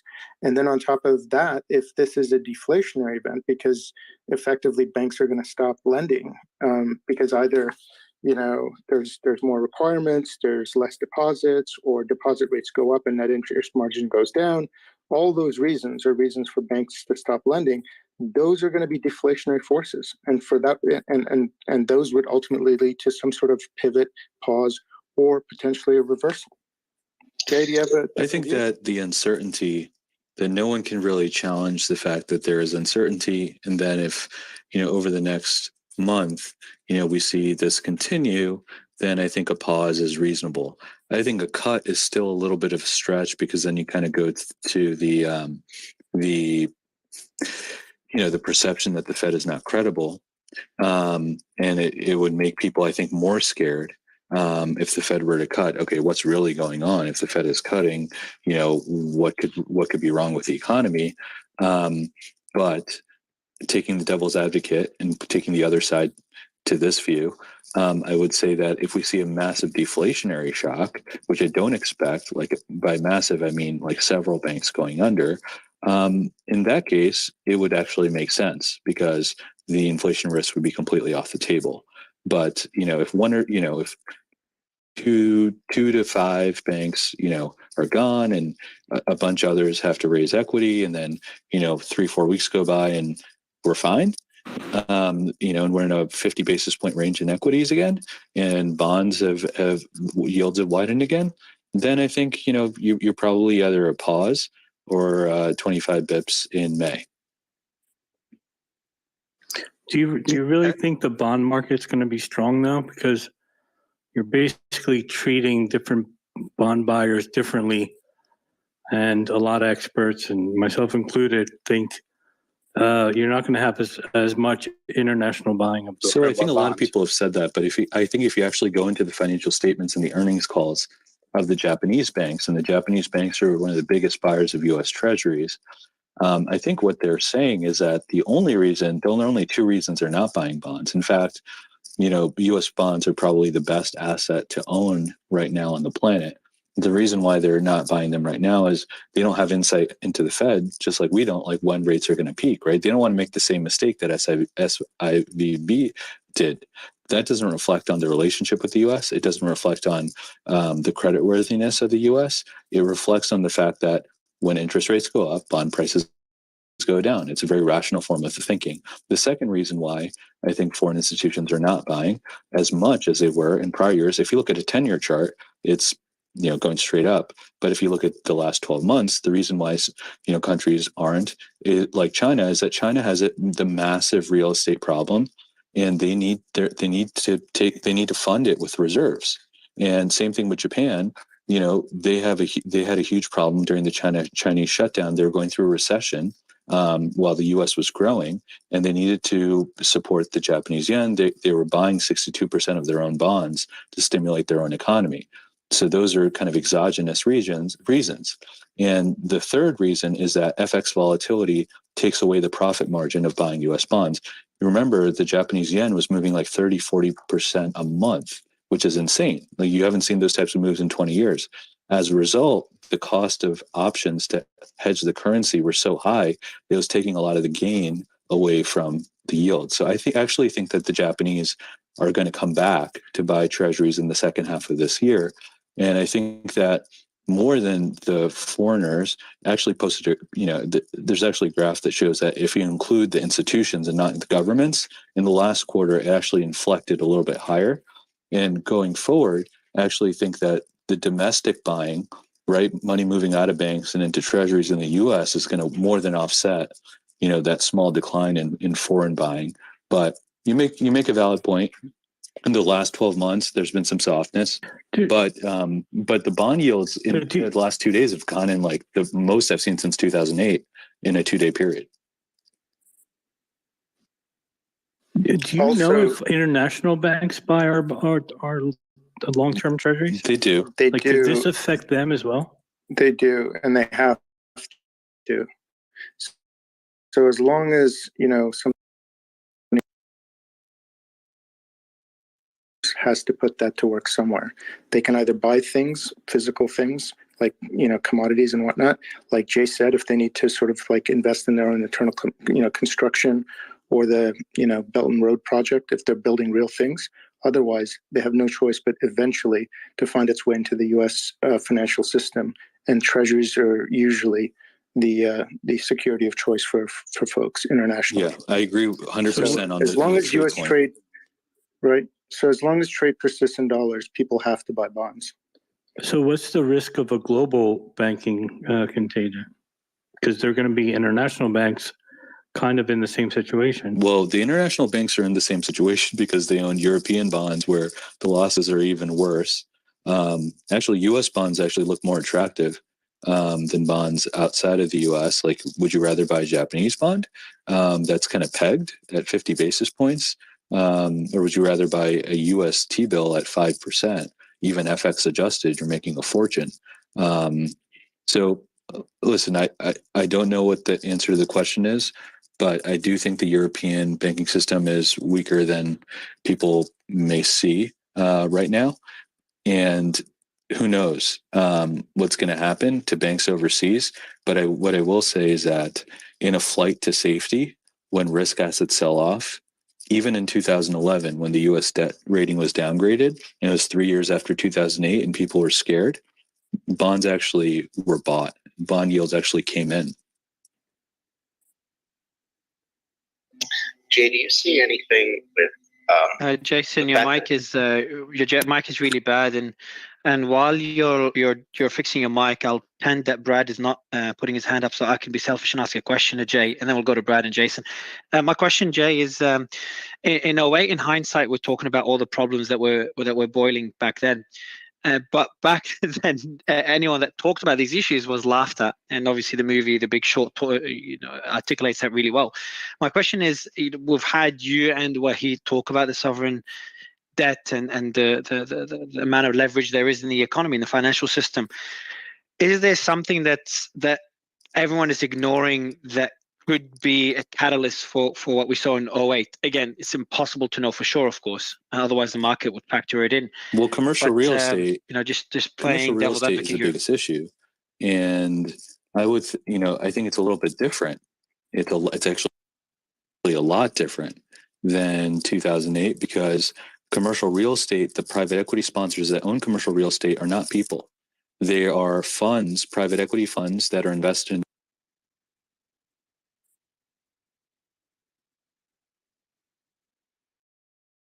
Was it my end or did Jay drop out? No, he dropped out. I thought the space glitched. I don't want it to crash again. I get sick of this crashing. We'll go to Jay. I'm not sure if you're back with us. Glitched on your end. But would love maybe MG while waiting for Jay to come in. Do you want to give us more thoughts, you and Douglas? I'd love your thoughts on this particular question, especially commercial real estate. Douglas, you want to go first? Yeah. Sorry, I just got off a call and heard Douglas. I'd love your opinion on this question. Yeah. So the question I asked is we talk. Every financial crisis is different than another. Than the last one. So I'm talking about the 08 crisis. We saw the all these financial instruments that no one talked about back then, but obviously when everything imploded, everyone started talking about it. So I'm wondering whether if there's something now with the amount of leverage the financial markets have around the world, is there something that we don't know yet that could lead to a repeat of what happened in 08? And there's also the narrative since 08 that every year is just we're just putting a band-aid. We're putting a band-aid. It's inevitable with all the printing that we're going to see a worse financial crisis. Is there something we're missing that could spark what we saw in 08 that no one's talking about? If I knew what that was, I would tell none of you and no one. Go make a position on that. I get the question though. Yeah, I mean that's always that's what people are actively looking for, is what's going to create a black swan event cause the other shoe to drop, and we're now falling pretty hard, and we got ourselves another great recession, if not worse, on our hands. There always could be something looming out there. In this case, I think we saw what it was, at least right now in the context of Silicon Valley Bank, poor risk management decisions by management when it came to those treasuries. Again, we mentioned this. Yeah, I mentioned this yesterday. You got to somewhat chuckle at the irony that the safest investment on earth is the underlying asset causing this situation to take place. Not credit default swaps on packaged subprime mortgages and these rather these things you've never heard about until such time as a movie like The Big Short comes out, or for the masses to truly understand. I think this is about a lot about the way we think about banking from a historical standpoint, and how that doesn't quite match up to the way that capitalism and business works today. A lot of things over the course of the last few days in this space is this constant, I read in this book that was written, however many years ago, 50 years ago to 67 plus years ago. That was a very, very different world than where we are right now. And I feel like we constantly find ourselves innovating and for lack of a better word, making up a word, financializing things, the financialization of things that, outpaces the regulation, the rules, and the rails that we've put into place. I mean, crypto is a great example. It's now folded into this. What's wild here is, for the first time, we have a crisis, and crypto is being brought up alongside of it, not deliberately trying to bring the conversation back to crypto, but good Lord, 2008? Can you imagine saying yeah, and then in the future, decentralized finance will be paired with traditional finance, and we'll have all kinds of, crazy shit taking place. So for anyone who knows what's looming out there in terms of some sophisticated product that's been packaged and will be revealed and, bring us over to Drawdown City, please let us all know right now so we can make lots of money ahead of it. But yeah, the answer is yes. There's always the possibility of that. And I usually take a calm approach and a more disciplined approach to take a look at what's right in front of us, which is bad risk management by banking institutions. And the event being no one thought, or they didn't think, JP was going to raise rates as hard and as fast as he did. They made the bet that low interest rates and zero interest rate environment would exist forever. Let me, Douglas. Let me ask you another question, because I know Sliman will take over from me. But a question for you, MG and Jay. So this is from Glenn Carvajal. Mario, thanks for hosting. I'm a co-founder of a next-gen insider risk startup. Can you ask the folks on the show their thoughts on the role credit rating agencies played with Silicon Valley Bank, Signature Bank, etc.? How's no one talking about their roles here? I worked at Moody's for over 12 years. Thanks. That's a great question. Does anybody know what Silicon Valley Bank's credit rating was? I'm sure it was very good. Yeah, we had A. So once again, I mean, we can. What? How did everybody feel about the credit agencies, rating agencies post 2008 and 2009? And can anyone point to anything over the last 14, 15 years that would make you say, man, they got a lot better at this? Or were they just leaning on the fact that, hey, we kind of really fucked up there, and let's hope time heals all wounds? It's very interesting to hear that. It's the first time I heard on this space something mentioned about credit agencies. I don't know. I cut my teeth in 2008 and 2009 in Manhattan, and a lot of us just believe how much stock do you really want to take with credit agencies after what you saw in 08 and 09? This is, I guess, where I will put on my skepticism hat, where I'm unfortunately not taking a lot of stock in that. If you were relying on the credit agencies and their A rating of Silicon Valley Bank, whoops. They rated Silvergate as well. Yeah, there you go. And they rated Silvergate. I mean, it's just almost like a joke at this point that you probably, should take a heavy hand of discount into what,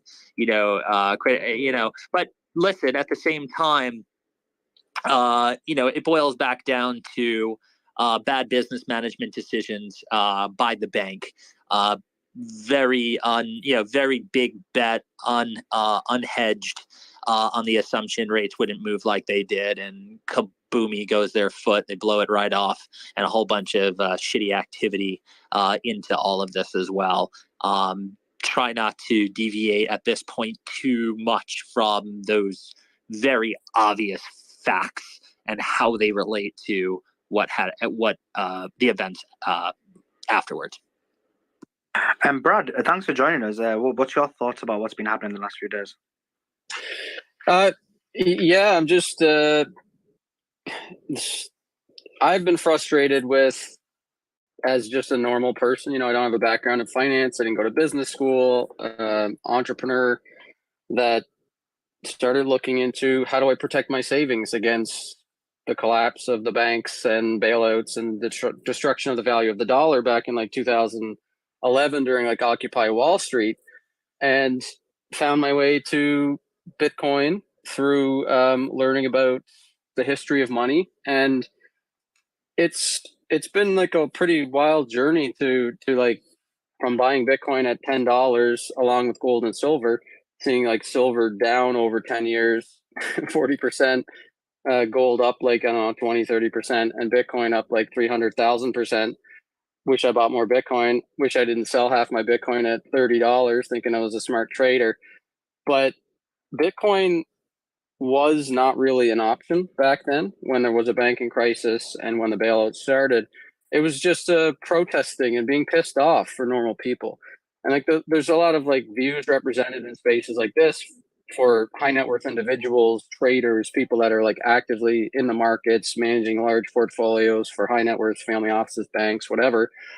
But the perspective from normal people like me and you know millions of other people who are just looking at this, it seemed like this is just such a scam. Like how is the bond market itself not a Ponzi scheme when the Federal Reserve and government sponsored enterprises monetize the debt that the Congress authorizes? There would not be so much debt issued and so much money issued if the Federal Reserve didn't give commercial banks a license to print money and didn't monetize the debt. And you know, we kind of have to look at the perspective of what happened last year when the U.S. and the West basically dropped a nuclear bomb on the financial system with the Russia sanctions, and half the world decided not to obey those sanctions. India, Russia, Saudi Arabia, China, lots of countries are not going to be there to soak up demand for new debt issued in the U.S. Treasury market anymore, because there's all of a sudden, what did Satoshi release Bitcoin for? To reduce counterparty risk. What did last year prove? That there was counterparty risk at the sovereign level. If you were able to have your assets seized by another central bank, then that all of a sudden elevates the conversation from just regular people having to think about counterparty risk to, wait, maybe there is an alternative. And I'm not saying that overnight sovereigns are going to start buying Bitcoin. I just think that the conversation should include the reality that like there is maybe now this balkanization that's going to happen of the world reserve asset status that the treasury used to dominate, and that the dollar used to have, like still does have world reserve currency status. But over the next 10 years, it seems like that's going to decline. I'm not saying the dollar is going to go away, the death of the dollar, anything like that. I'm just saying that people finally have an option. And before it used to be just protesting and, you know, doing Occupy Wall Street. But now it's like you can actually productively protest by taking custody of your own funds, opting out of the system and choosing Bitcoin. And maybe we might see large entities and sovereigns start to also do this over the next 10 years because the trust is breaking down in the system. I think it'd be counterproductive for central banks to take any type of position in this type of unproven asset. So Jay, you were halfway through, and I was really interested now, and you happened now to the OA before we. Oh yes, sorry, my battery ran out. So yeah, essentially, you know, the commercial real estate industry is a $21 trillion industry in the United States. Okay, the 40% of that is completely, you know, zombified, right? It's malls that should have gone bankrupt in 2008 that the banks just rolled over, and that's kind of like Carl Icahn short. He short the CMBX 2000s. He's the CMBX 6 triple B minus tranche that he expects. You know, he's already made like 20 points on, and you know, Marathon, which is another distressed fund, is short the office sector through the CMBX 13 triple B minus tranche. And what these two funds are doing is essentially they're betting against two of the weakest parts of the commercial real estate sector, office and malls. So, I mean, we can all do the math. You know, 40% of, you know, 21 trillion is a pretty big number. It's 8.4 trillion. And assuming, you know, the LTVs through MEZ, you know, are 80%, you multiply that by 0.8, there's like $6.7 trillion of this debt. Now, it's not just this debt that's going to be a problem. It's that the industrial, digital REITs, nursing homes, all of the, you know, it's one trade. So if those areas of commercial real estate, if big funds like Brookfield and PIMCO and Blackstone, like we've seen, are walking away from buildings, it's going to put pressure on the entire commercial real estate market. And for a lot of people need to understand weren't able to refinance during COVID like corporates were, because a lot of these buildings were vacant and banks didn't want to refinance for long periods of time. And then on top of that, a lot of this debt is floating rate. What does that mean? It's benchmarked on LIBOR or SOFR. So when Brookfield defaulted on those 2 buildings in downtown LA 3 weeks ago, what was happening was those buildings saw their utilization, how much they were filled up, go from 80% to 70%. So they went from $2.5 million of rent to $2 million of rent per month. Their interest was $400,000 a month. And when LIBOR went from 0 to 5, they were borrowing at L plus 190, so 1.9%. When it went to 5%, their interest rate went from 7%, from 1.9% to 7%. So that quadrupled their interest rate. So all of a sudden, they have to pay $1.6 million a month, and they're only collecting $2 million in rent. Guess what? Maintenance and taxes are another $700,000-800,000, and now they're negative on the buildings. That's happening all across America right now. That's happening in San Francisco. That's happening in LA. That's happening in New York. That's happening in Chicago. And it's going to take a long time for it to play out. It's not like 2008 where people lose their jobs, right? That's the catalyst in 2008. They lose their jobs and they can't pay their mortgage. What's happening here is that these assets are owned by 10-year life private debt and private equity funds that are backed by sovereign wealth, insurance, and pension. So when you have a 10-year life fund, most private equity funds are like 3-year invest, 7-year harvest. You don't need to take the losses right away, so that you're not going to see like a cascading blow up like you saw in 2008, where the catalyst was people losing their jobs. Here, if people lose their jobs, it's going to affect rent rolls at these real estate firms, but they might push the can down the road a year or two. So I think this is a 3-year, negative for commercial REITs and banks, but it's death of 1,000 cuts. I think it's not going to be like 2008. It's not going to be like this overnight collapse of SIVB. It's going to be like markdowns, increased NPLs at banks like MTB, which we've done some research on, that have large exposure to commercial real estate. Justin, you had let's play a few clips. Good afternoon, folks. It is now afternoon on the West Coast, and people are getting into their sunny weather. The rains have left us. The snow is packed. Everyone's excited to get up to the slopes, except they're all stuck at home trying to wonder if their bank is going to be next and whether they'll need to foreclose on their Martis Camp home. Let's go to first this little context clip. This is from Jen Psaki, who is now part of the MSNBC crew, and she was talking about President Biden's remarks. Just a short clip. Some interesting context here. Apparently, President Biden is not a morning person. And that's what people need to hear from him. Now, it's important to note, President Biden does nothing at 9 a.m. He is a night owl. So the fact that he is doing this at 9 a.m. anyway speaks to how vital the White House recognizes it is for him to have his voice out there, conveying that to the American public. All right, that's one clip here. Let's go now to Chip Roy. Chip is on Fox News, Representative Chip Roy, and he's talking about the context of everything that's related to this banking crisis here. Everything you're seeing this morning in the news, they're all tied together.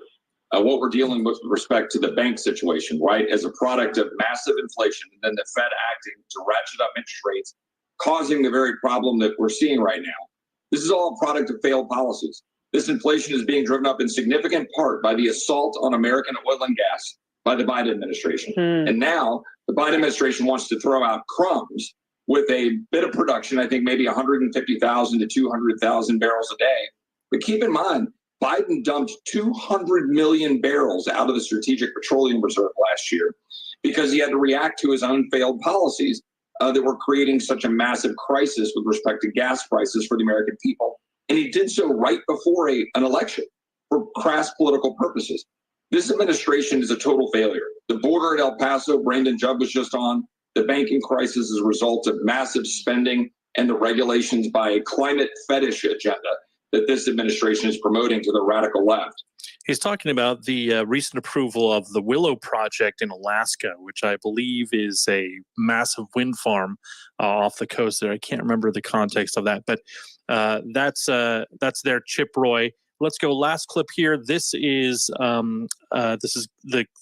Before you play your last clip, sorry, Justin, before you play your last clip, although it just came out 5 minutes ago, we talked about censorship. So Senator Mark Kelly's the one that called. We had Senator Massey or Congressman Massey on stage yesterday, and then right after coming off stage, he tweets about a Democrat on a call with the various institutions. I can't remember who it was, the Fed and others, FDIC, Fed, etc. He said that a senator mentioned about censoring any fear on social media to prevent a bank run. And now a piece came out, not sure who the author is. Senator Mark Kelly calls for social media censorship to prevent bank runs. So that's, we've been covering censorship very heavily here with the Twitter files and everything else. I'll send you the No, piece that's now. great one. There was a tweet thread that Representative Massey had. I don't know if you reviewed that, but someone pushed back on him because he alluded to this senator on the Democratic side who was asking the feds if they had any tools for censorship. And someone in his thread said, yeah, actually, I agree with this. I'm usually against censorship, but if you have to stop or run on the bank, it's kind of like calling fire in a crowded theater. And Representative Massey's reply was classic. He says, but what if there is a fire in the theater, right? And that kind of negates the... But then it becomes a self-fulfilling prophecy. That's a tough thing. Like a bank run is a bank run when people start running to the banks. And if you do something to prevent those people running for the banks, you just solve the problem. It's not like there's a problem. Like this is the problem. It's not like there's a problem and you're trying to censor an existing problem. We've talked about censorship during COVID, etc. So it's a tricky one. I'm generally against censorship, and I'm not saying I'm for censorship in this case. It's just an interesting discussion. I do want to, on your first video, Justin, I want to get the panel's thoughts on this. For Biden, I forgot to ask this earlier. For Biden to do a speech that early on a Monday, is that relatively common considering the size of Silicon Valley Bank, or not? Like, or does that tell us something about the concerns there is at the White House? Can anyone give us some thoughts? Maybe Robert, you can jump in on this one about Biden's speech kind of being more concerning rather than reassuring. Yeah, Jen Psaki said that this was so important that we got Joe to the microphone earlier than we normally do. He comes out in the middle of the day and then they put a lid on right after lunch. So he's got this very narrow window of operating capability, and 9 a.m. is way outside his comfort zone. So she commented about that. I guess he had to do something before the market opened, and they wrote him a script and he hobbled out and gave it. Most of it, he got one part of it right, and that, yes, the shareholders weren't bailed out, and that's the correct move, obviously. But then he said, no tax. Your mic is getting muffled. I think you're rubbing on your shirt or something. Sorry about that. Let's try this. Yeah. So yeah, he got one part of it right, that shareholders of the banks are getting wiped out, but the rest of it is the depositors will be paying additional, like perhaps lots of additional premiums to replenish the hit that the FDIC reserve fund is going to take. So that's, it's depositors. Maybe it's not taxpayers, but it's still depositors. And the FDIC was already in a hole under its statutory reserve amount. So, this is perpetuating moral hazard. Somebody just described it as, how is this different from a mob going into raid, loot a Target store? And this is except in this case, it's legal, right? I mean, you have the legal authority to pull out your money, right? You're not robbing someone else's money; it's your money, right? Yeah, but your insured deposits are covered, and that used to be 100,000 cap. Now it's 250 after 08.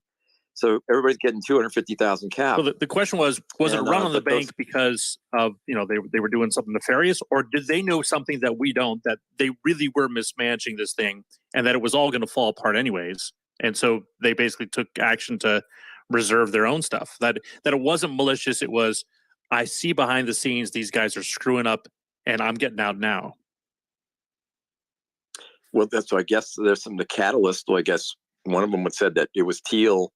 Or some commentary from folks last week that caused the $42 billion run on Thursday. But how much was it known for the past 6 billion? Hold on. Just to confirm, that's $42 billion in a day. Yeah. Fuck. Phil, I know we've mentioned it many times, but negative $900 million in cash. Right.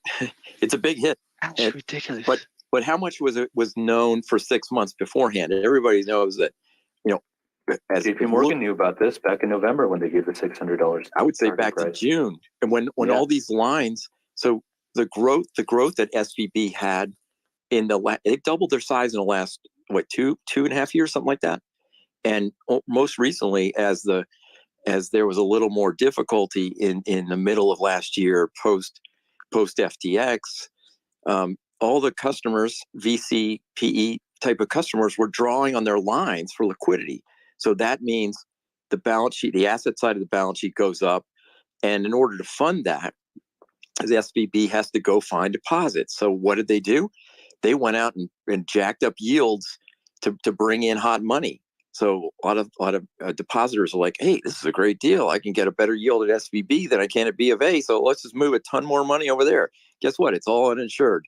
So they had to fund the line draws with more deposit growth, and it just fueled their growth. So they had doubled their net interest income in the year 22 over 21. So management's living high on the hog. There's like, this is great, but it's really covering up the other problems, like the loan portfolios are liquid. And now with all this massive move in interest rates, our treasuries and MBS are, down 10, 15%, something like that, mark to market. I'm not, it depends on where they were in their maturities. So you had, a combination of problems, the super concentration and the liquidity, liquidity runs, it just like really hammered it. I think it's somewhat unique. Maybe a few others are in this boat, but it's not systemic or contagious. Well, I wanted to play this clip. I can't find it right now. Jeff Snyder. There are a lot of people who are not on Twitter who are really good financial guys, and there's one guy, Jeff Snyder, I follow. He runs it's called Eurodollar University, and he points out. He said, "Look, I know people have called this an anomaly, but runs don't happen in an economy that's doing well, right?" And to the point of what was happening at these banks, what was happening at SVB, what was happening at Signature. Perhaps there were some signs here. I just posted in the thread. I'm just going to play a short clip. This was a video. This was a commercial that Signature Bank paid millions of dollars for. If you see it, you'll see that all the executives are covered in feathers. And they did a little play on Parody's tune. Here it is real quick. Ruthless, so many useless meetings. Some banks will sell their souls, some banks just feel real old. I wish they weren't so. So here they spent millions of dollars trying to convey some banks will sell their souls, but we're totally different, right? And I get the new feely stuff, but it was kind of like Bill Maher said some years ago. He said,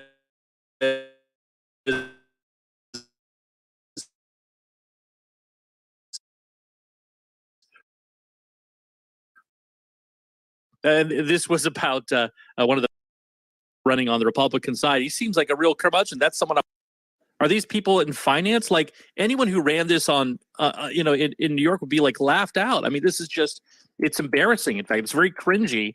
And I keep wondering, maybe they knew this was all cringy and awful behind the scenes, and they're too squishy to manage money in the right way. Just a thought.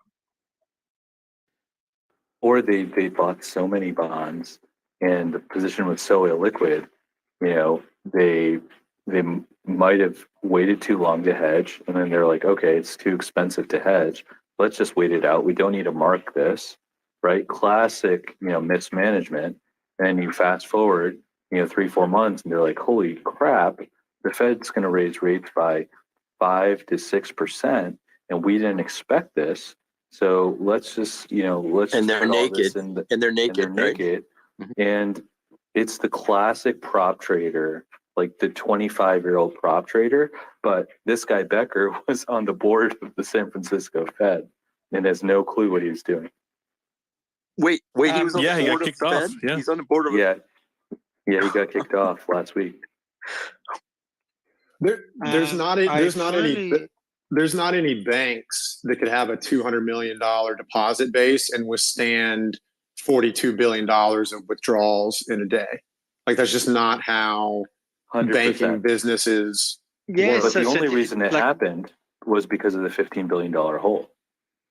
Well, yeah, but every bank has that because the Fed has raised rates fast. I mean, everybody's seen the chart that's been going around of the $600 billion of mark to But that market. $600 billion is not the full story, because of that $600 billion, half is AFS, and AFS is already included in the CET1, in the Tier 1 capital. In So, AOCI, right? in AOCI. Yeah, that's So- the alternative so other it's- comprehensive income that takes half the mark-to-market losses into income. Exactly. Right. So it's really only 300 odd billion, and most of that's at the very large banks. So I think that graph is kind of taken out of proportion because JP Morgan's not going to have to sell their HTM. I want to go to first. I want to make a statement, and then Michael, I appreciate you giving us the time and coming up. It's been a while. The statement that I have is that the Silicon Valley Bank just essentially remind us of how sensitive every bank is because of the reserve system, the fractional reserve system that we have, and like with the speed in which fear can spread. We saw that like Twitter led to the fear that we saw with Silicon Valley Bank. What, despite fundamentals being good in many of the banks, what prevents similar FUD or fear, uncertainty, and doubt to cause a similar run on those banks? Would love your thoughts on this, Michael, and would love your thoughts on the entire situation. It's a pleasure to have you. Thank you very much. So look, one, I've written my thoughts down on my Substack. You can find that by going through my profile. And that's been pretty broadly shared at this point. So my guess is most people on this call have had a chance to look at something along those lines. The really key thing that I would highlight is the point that is being raised on the speed of what transpired, right? So there's several components of speed here. One is the dynamics of how quickly the deposits were withdrawn. That's a byproduct of a unique characteristic where this bank was largely a corporate bank and an ultra high net worth individual bank. And so instead of seeing accounts being withdrawn for $100,000 or $500,000 even, that you might see at your typical Wells Fargo, et cetera, this was extremely large sums being taken out by corporate entities, all operating within a very defined universe that circles around people I've worked with in the past in Silicon Valley.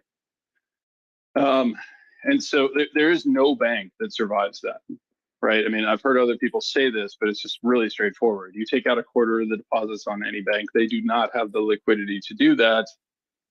The programs that have been put in place by the Fed address that dynamic effectively, creating the ability to borrow against high quality liquid assets. But as other people, myself included, have pointed out, like that is a very small subset of banks, particularly smaller regional banks, where the majority of the assets that are being held are high quality liquid assets. That's actually one of the great ironies here is that Silicon Valley Bank did not engage in terrible underwriting, did not have, well, let me rephrase that. In this situation, as it relates to the losses that they've taken so far, it was not a function of bad underwriting. The irony is there were many people that were short because they thought that this bank had terrible underwriting policies. And I think that's going to be one of the interesting things that comes out of this is as there are greater restrictions around future lending, we'll probably find out that much of the lending that they did for airplanes and boats and various other stuff ends up being lower quality than we had thought. But that's not what drove this bank into bankruptcy. What drove it into bankruptcy was the fact that they needed to meet withdrawals of deposits. That's it. Like that really is it. And they just did not have the liquidity to do it as they had set aside a ton of money into what's called the hold to maturity portfolio. The minute you try to take losses or try to take cash out of those accounts, you have to recognize the losses. That meant that they would deplete their regulatory capital. Facing that, they tried to go raise money. Their depositors got wind of this situation and said, why bother? Right? Whether it was tied to a personal vendetta, as some people have alleged, I have no knowledge of that. Whether it was a prudent decision is something that we probably will not know for a very, very long time. Right? That has probably been ring-fenced at this point by the actions that the Fed has taken. But it hasn't changed. And this is really the key thing that I think markets are going to have to deal with and reconcile is that the reason that deposits are leaving the banking system in general is because of the increase in interest rates that's been done by the Federal Reserve that has suddenly created a very meaningful challenge to the there is no alternative, argument. If we go back over the last 5 years, nobody was able to earn anything in their banking accounts or their savings accounts. Now suddenly they can put their money in a money market fund and get close to 5%. That's causing assets to leave the banking system in a manner that is almost destined to cause problems.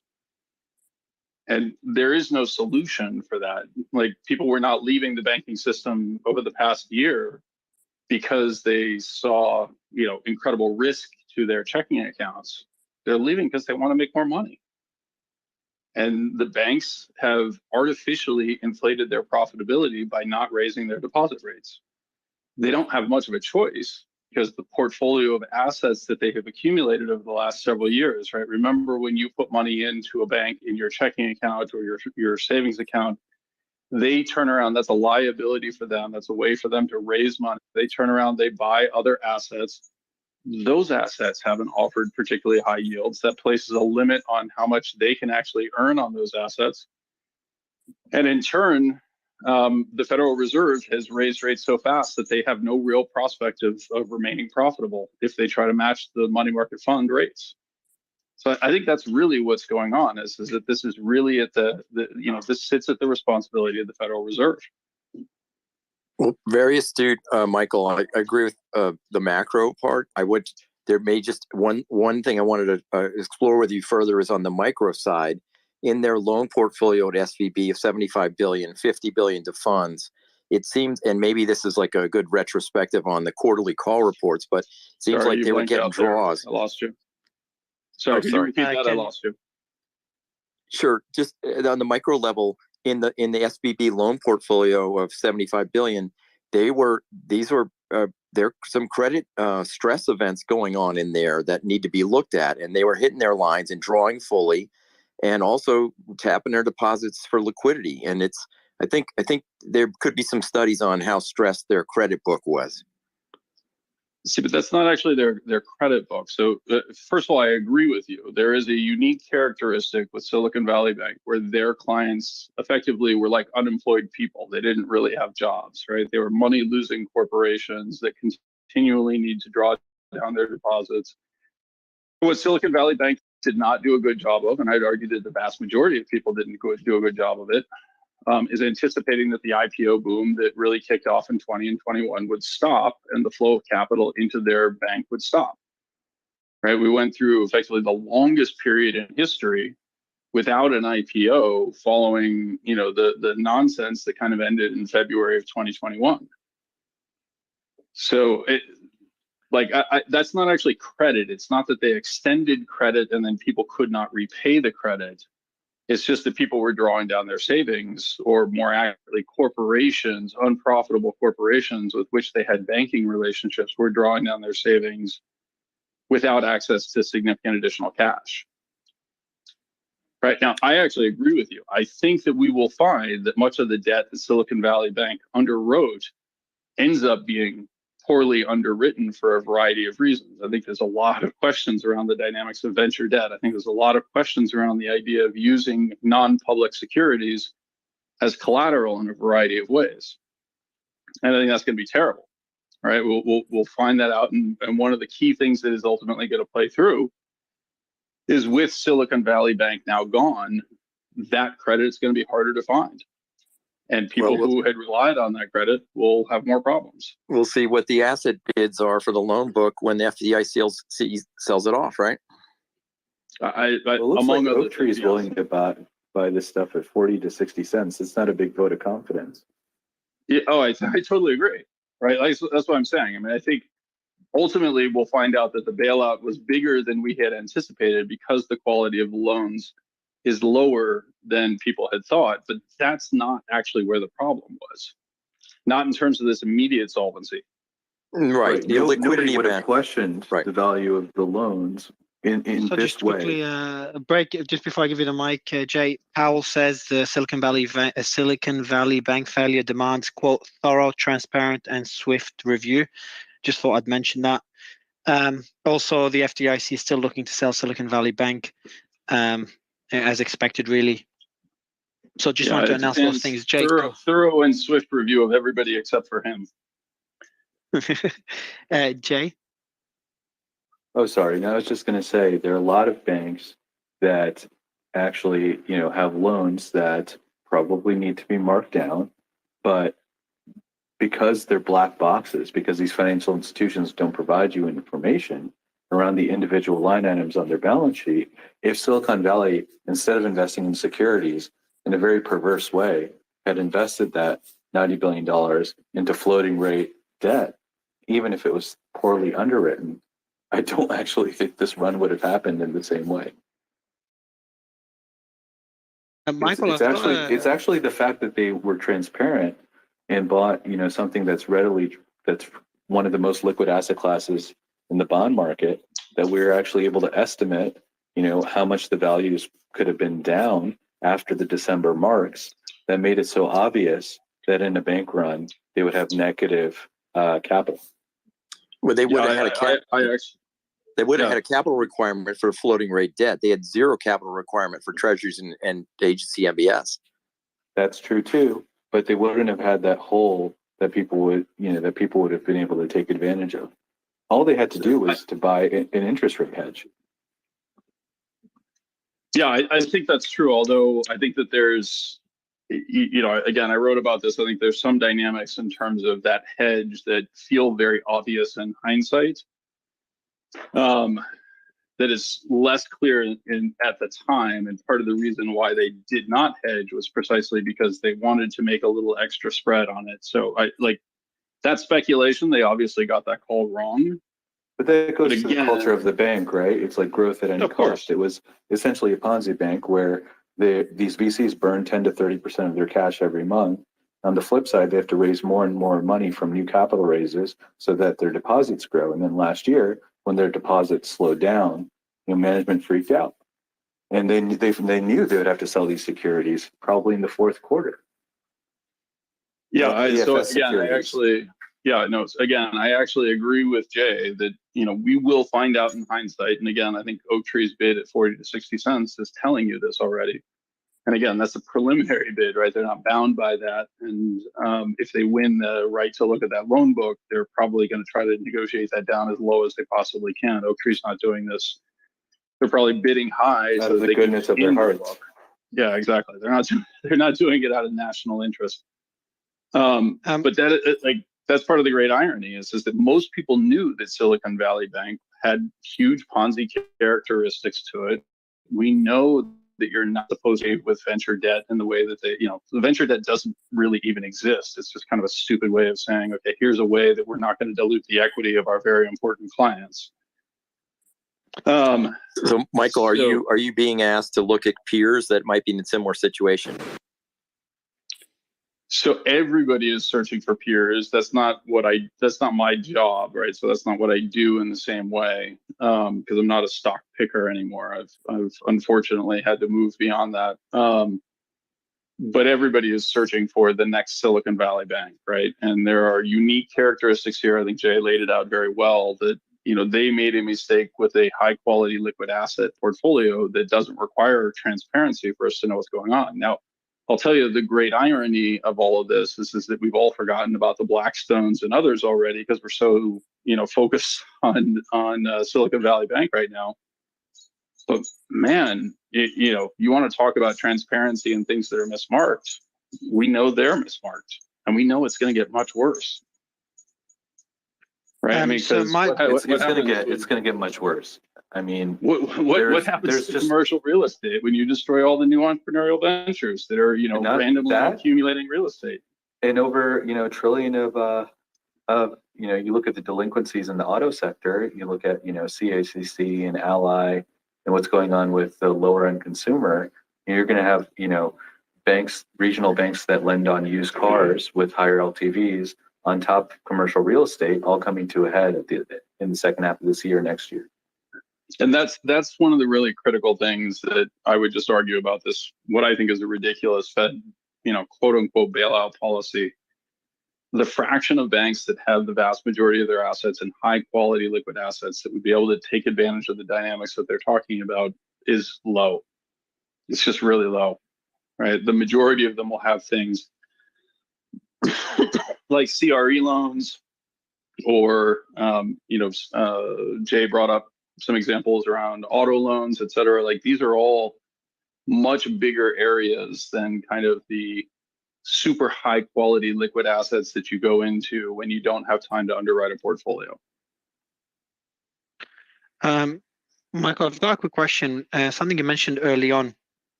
Actually, before asking that question, Nomura's prediction about a 25 basis point rate cut and an end to quantitative tightening. Pretty extreme take. Others like Goldman Sachs echoed that. That's being that Goldman the market's pretty calls much for a pause, right? Goldman called for a pause, and that I think is probably reasonable. I don't put it past Jay Powell to hike by 25. I think 50 is definitely gone. I heard Jay earlier alluding to it may raise more concern. It may make people say, "Oh my God, what's really going on?" If they don't hike by at least 25. Or pause. Yeah.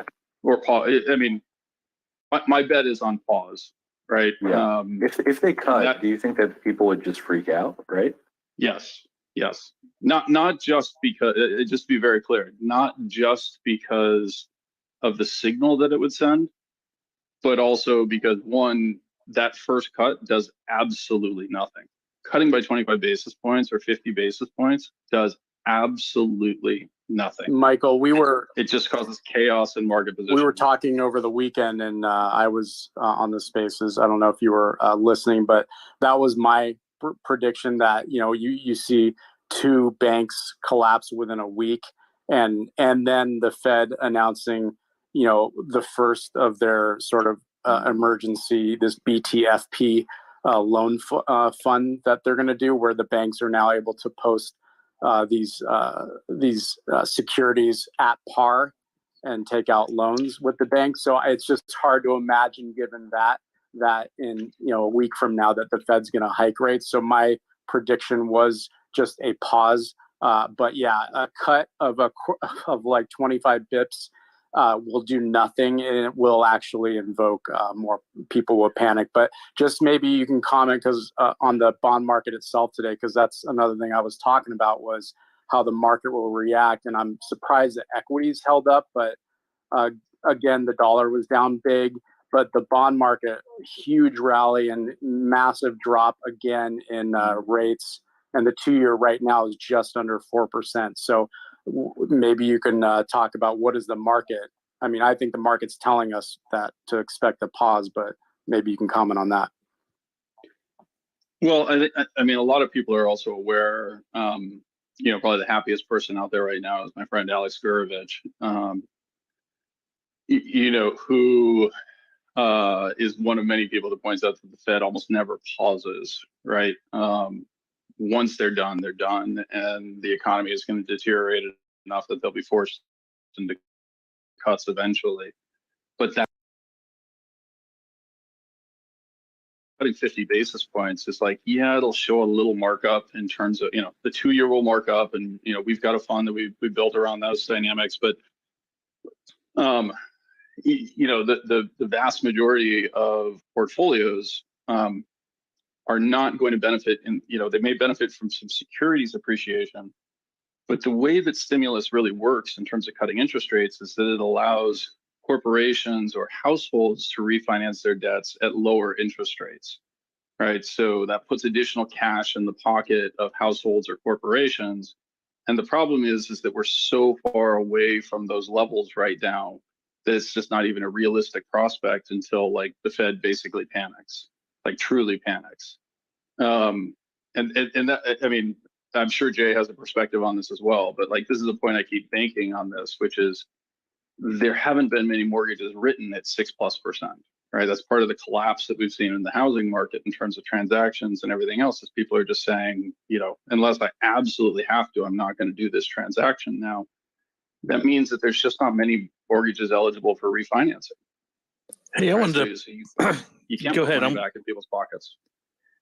I wanted to put something to you too. So I follow Jeffrey Snyder. I mentioned him before, and he was just posting how global markets. Here's a tweet just a few minutes ago. He says global markets are not buying that everything is fine. On the contrary, they are buying hedges in a way I've never seen. He goes on to note, explaining it to someone. It means that the biggest money lenders on the planet from all over the planet just rushed to take out end of world insurance, CUS, CDS, all at once at the same time. No one wanted to sell any of them. Yeah, I think that's right. I mean, if you look at what's happened to implied volatility, the move index, et cetera, like there's just been an explosive move in volatility on particularly interest rates. Part of that, there's a good Bloomberg article talking about the dynamics of quants being caught off sides. You know, we have a strategy that absolutely that happened. You know, where it's a quantitative strategy, it rebalances on a daily basis. So if you think about the mechanics of what transpired, when you have the type of move that occurs on Friday, that signal comes in, leading to transactions expected to happen today to rebalance that portfolio. Today's move, of course, everybody's getting similar signals, causing an even larger impact on the market. And by the time you go to rebalance the portfolio, like you're getting killed, right? Just absolutely slammed. That's part of what happened in March of 2020, ironically, is that the Fed was so aggressive in its rate cuts that people with derivative exposures outstanding just got blown up, right? And that you could do that right now if the Fed were to cut aggressively. And it seems like the trajectory of everything we're witnessing very much mirrors the trajectory of some of the inflation, the trajectory of some of the challenges we had over COVID, which was everything's backed up, right? The boats are off the shore of Los Angeles. They can't get anything to the docks.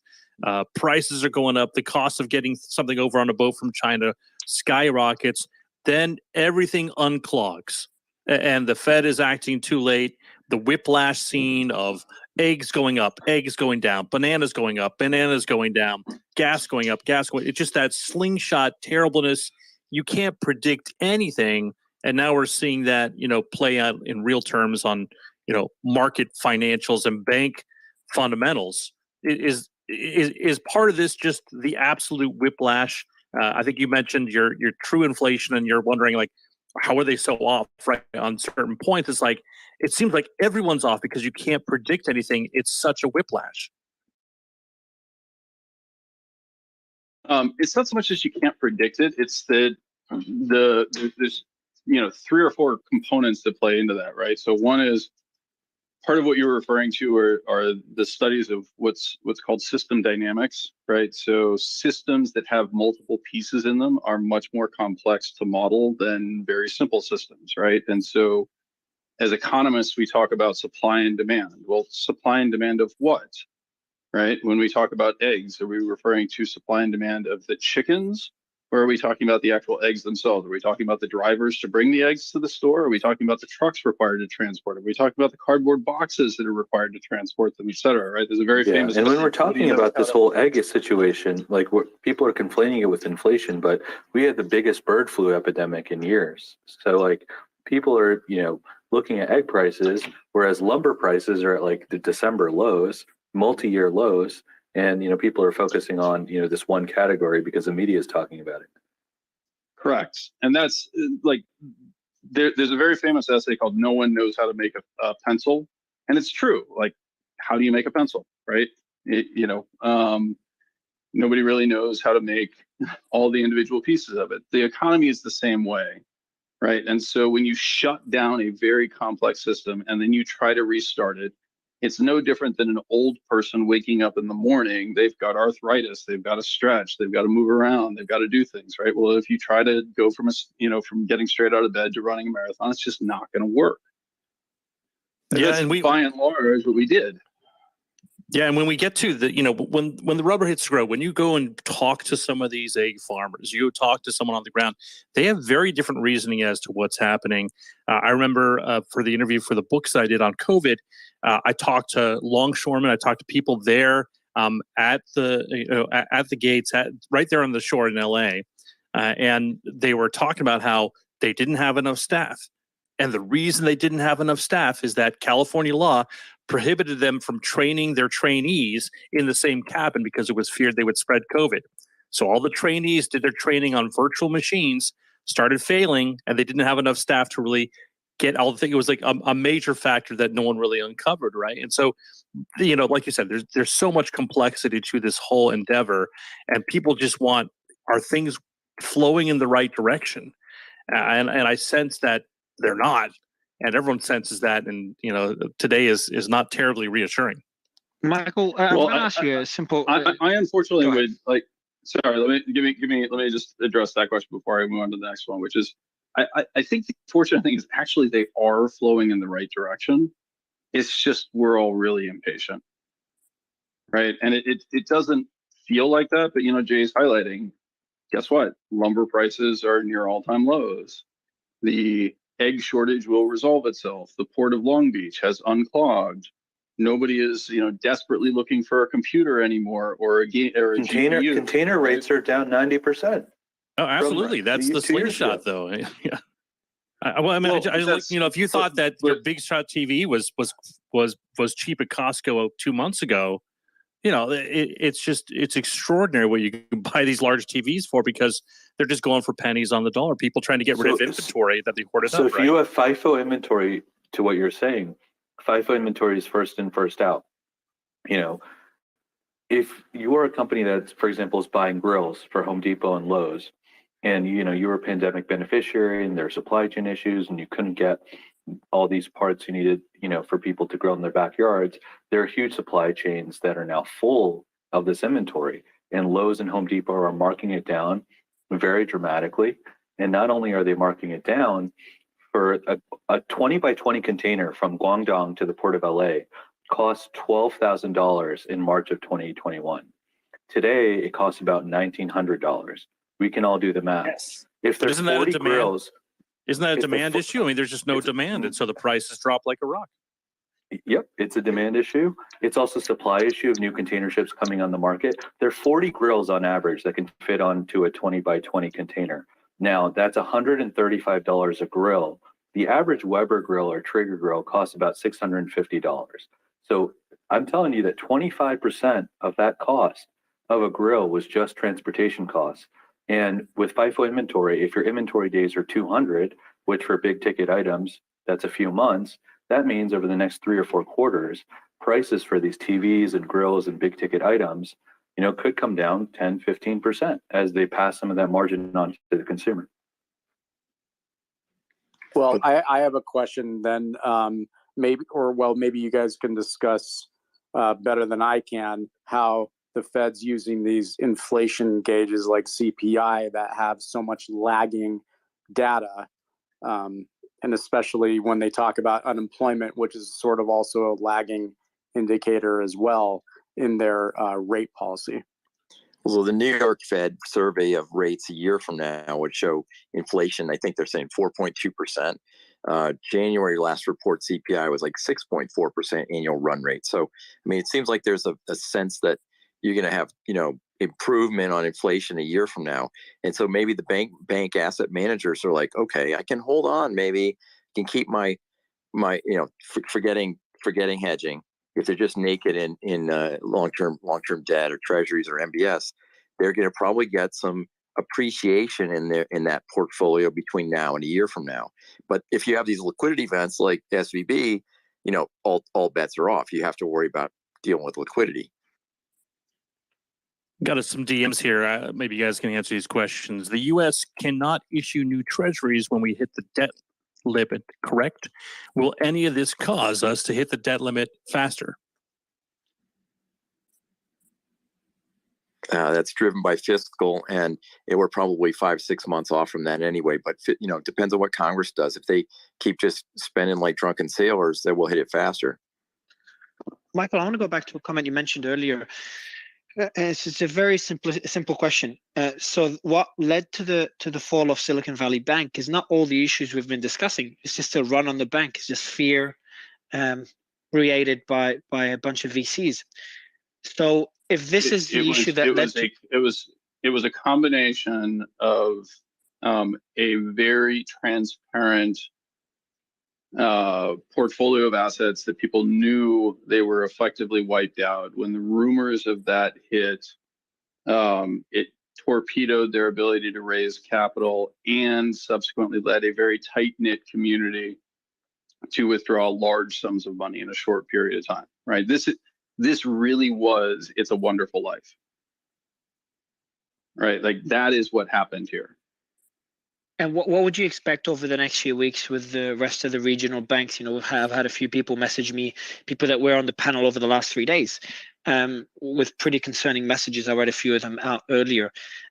What would you expect to see over the next week or two, or even month or two? So I think part of it depends obviously on how people react. I tend to fall into the camp, sounds like Jay is there as well, that this is the opening salvo in a much deeper story about what happens when you dramatically tighten financial conditions without the proper metrics for measuring financial conditions. So I've put out many tweets on this. I've actually written about this, et cetera. All of the metrics that we have for financial conditions measures work off of spreads, right? So what is the spread between mortgages and treasuries? What is the spread between high yield and fixed income rate and risk-free rates, et cetera? That's a useful metric in an environment of stable and falling rates, but it gives no consideration to the absolute level of rates, which can also create their own problem. And so, effectively, we're driving a car, that car does not have a temperature gauge, and we're like, oh, it should be totally fine because we're going the speed limit, right? Meanwhile, the car is in the process of overheating. We just don't have the tools in place that are properly allowing us to monitor this. And because Jay Powell decided to do something that nobody has ever done before, which is go from 0% interest rates to quite restrictive interest rates.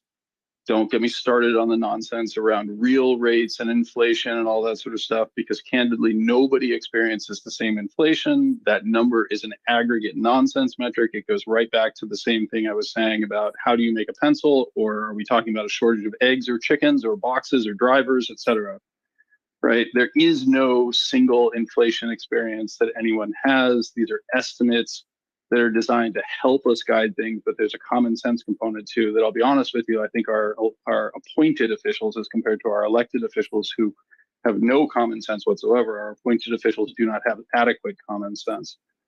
And so, we've created conditions that are highly, highly restrictive at the same time that we're telling ourselves that they're not. In any other economic cycle, you would have seen, with $100 billion of treasuries rolling off the Fed's balance sheet, outside of the MBS, and interest rates at 5%, up 400 basis points, being extremely tight. So for anyone who thinks I keep hearing people say, oh, they need to tighten to 7%, they need to tighten to 8%. We're going to Volcker, we're going to the 70s. Do you have any idea how much debt we have now versus the GDP versus then? You can't compare it. We're a manufacturing economy with a growing population. Today, we're a service economy with, 10 times the debt to GDP.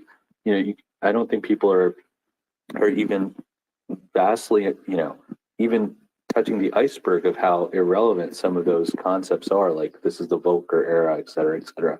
The Fed cannot afford to raise rates much more than they've already have. Already, things are breaking. So if the Fed does pause their hawkishness or even reverse its course, is the problem fixed? Is it back to business as usual? It's not fully fixed because of commercial real estate. Jay, your mic is not great. I don't know why. Oh, sorry. It's not perfect because of commercial real estate. But look at what happens when the 10-year falls. These mortgage bonds are probably up a ton in the last 2 days. Michael? Yeah, I actually agree with Jay that, allowing the 10-year bond to rally, and the idea that they are going to pause the cycle and that the terminal rate is going to be lower is helpful for collateral. And it is somewhat helpful for the wealth effect. I think that's going to be subsumed by the dynamics of the degree to which we have already hiked and the deteriorating credit quality that we're experiencing in the economy. Mr. Strain, Michael Strain. Yeah, sorry. I wanted to comment on the hiking cycle. I agree that that this is an example of something breaking as a consequence of the tightening cycle. But my sense is that the aggressive speed of the tightening cycle had a lot to do with this, in addition to the absolute level of interest rates. And the reason why the Fed had to move so fast is because it took so long for the Fed to realize the problem it was dealing with. And I'm concerned that if the Fed were to stop or to substantially slow as a consequence of something having broken, then the Fed will actually make things worse, and the Fed will break even more of the financial system, because a pause before inflation is under control just means even higher rates in the future than will be necessary, an even faster tightening cycle in the future than will be necessary, and that will cause more damage to the financial system.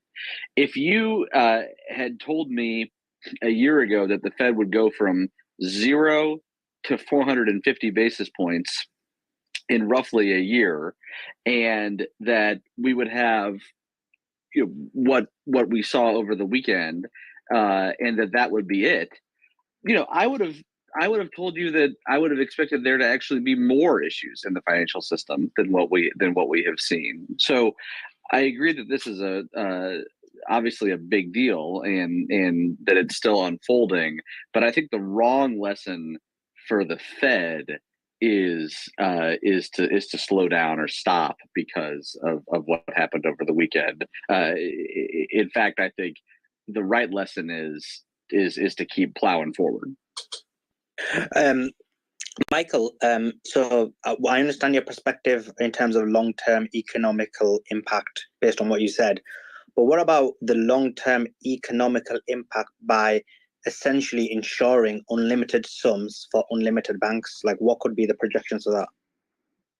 Well, I think that's a real problem.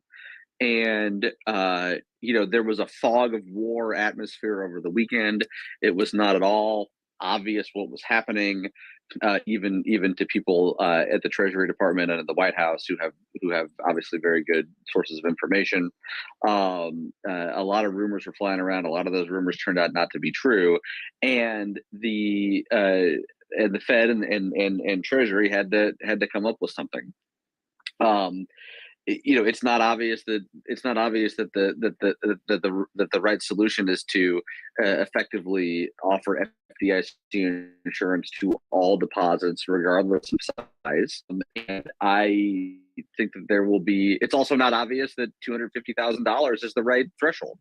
And so I suspect that when the dust settles from this episode, there will be a debate about what the appropriate threshold is. And I don't pretend to know what the right answer is. Maybe it's $1 million of deposits. Maybe it's 2 million. Maybe it's 10 million. But I think 250 is probably the wrong answer. I also think unlimited is probably the wrong answer, and I think we'll find an answer in between those two. So, Michael, now they have to deal with jacking up premiums at FDIC to cover the hole they just took in bailing out these uninsured depositors. So, not only do they have to resize the coverage limit, but they also need to resize the premiums and see whether that's going to be a real hit to the rest of us depositors. Mr. Green, I think a question is for you. Yeah, absolutely. And look, sorry, okay, Mr. Strain, go ahead, and then Mr. Green. Yes. Go ahead, Mr. Oh, I'm sorry. I'll be really quick. I think that's exactly right. Oh, good. And I think when the president says that taxpayers aren't going to be on the hook for this, I think that's obviously not right, and it's not right for precisely the reason that you said. So, Mr. Green, I mean, the same question I asked the other Michael is the same question to you. That basically we know now that essentially the cover for insurance for deposits is unlimited, and it's going to be for an unlimited amount on banks, and we don't know if the time is going to be unlimited. Is that a greater impact on the economy? First of all, what's the impact on the economy, one? And two, is that a greater impact on the economy than the possible impact of allowing SVB and maybe a couple of other banks to fail? So one of the things I guess I would just point out is it didn't seem like anyone cared that SVB didn't offer unlimited deposit insurance 3 days ago. Right. So the fact that we suddenly discover that we have something we didn't know we didn't have before, is that somehow supposed to spur a dramatic increase in risk-taking activity? Like, I'm sorry, that's just silly, right? Like, is 250 too low? Who knows? Who cares? Right? They knew the rules going into it. They chose to ignore it. They didn't care. Right? Now, was that the right choice on an individual basis? No. And are the consequences associated with sticking to those rules probably too high for us to handle right now? Probably. Right? But I've never met a management, like this whole idea of like, you know, the giant moral hazard of management teams that sit around supposedly saying something along the lines of, well, who cares about the underwriting because the depositors are insured? Like, their jobs are not, their compensation is not insured, right? They're not going to go out and take risks that they think are completely insane simply because they know that their depositors are going to get bailed out. They want to be bailed out, right? And they know if they behave in ridiculous fashion, they're not going to do that. Here's a counterpoint, though. Let's say you raise a second version of the FDIC that provided some level of protection for uninsured deposits, and JP Morgan and B of A, you know, contributed like 2 basis points of NIM, right, to this new fund, and they raised, you know, a $50 billion fund. It probably wouldn't even need to be that big of a fund. All of a sudden, you know, moral hazard questions aside, it wouldn't be a bailout. It would be a private institution, just like the FDIC is a private institution, collects fees from the banks and provides insurance. You could basically set up, you know, and initially seed a new insurance vehicle for uninsured deposits.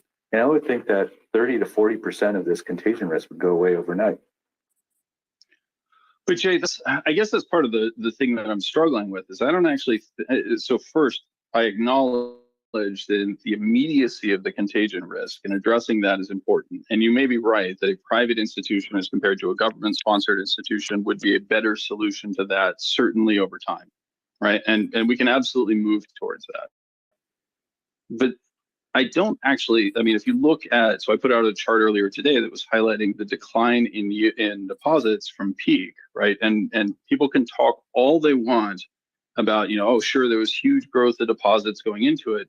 What matters with deposits is when they shrink, right? You're withdrawing credit from a system, right? And so what we're seeing is a nearly unprecedented decline in the level of deposits in the banking system, which is creating the sorts of stress that we're talking about here in the aggregate system. And again, those are not happening in a totally uniform fashion. JP Morgan is losing less than others, et cetera, right?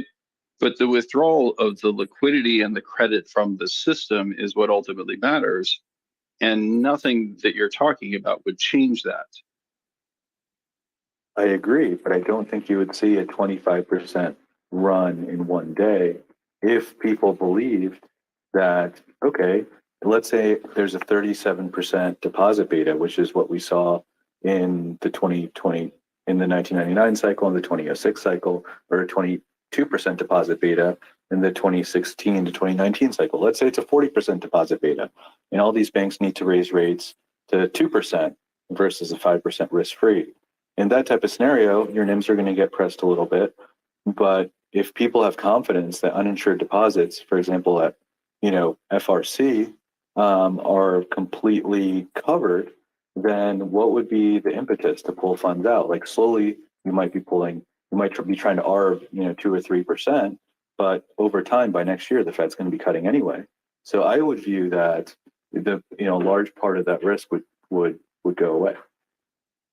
Yeah, again, I actually agree with you from a solution to address the panic component, but I think that's a much smaller dynamic of what's actually going on here. We've already seen deposits, like the data that I put out was only through February, so it doesn't include the 42 billion that came out of Silicon Valley Bank, right? So like we didn't see the run on the bank component there. We're already seeing the tightening conditions.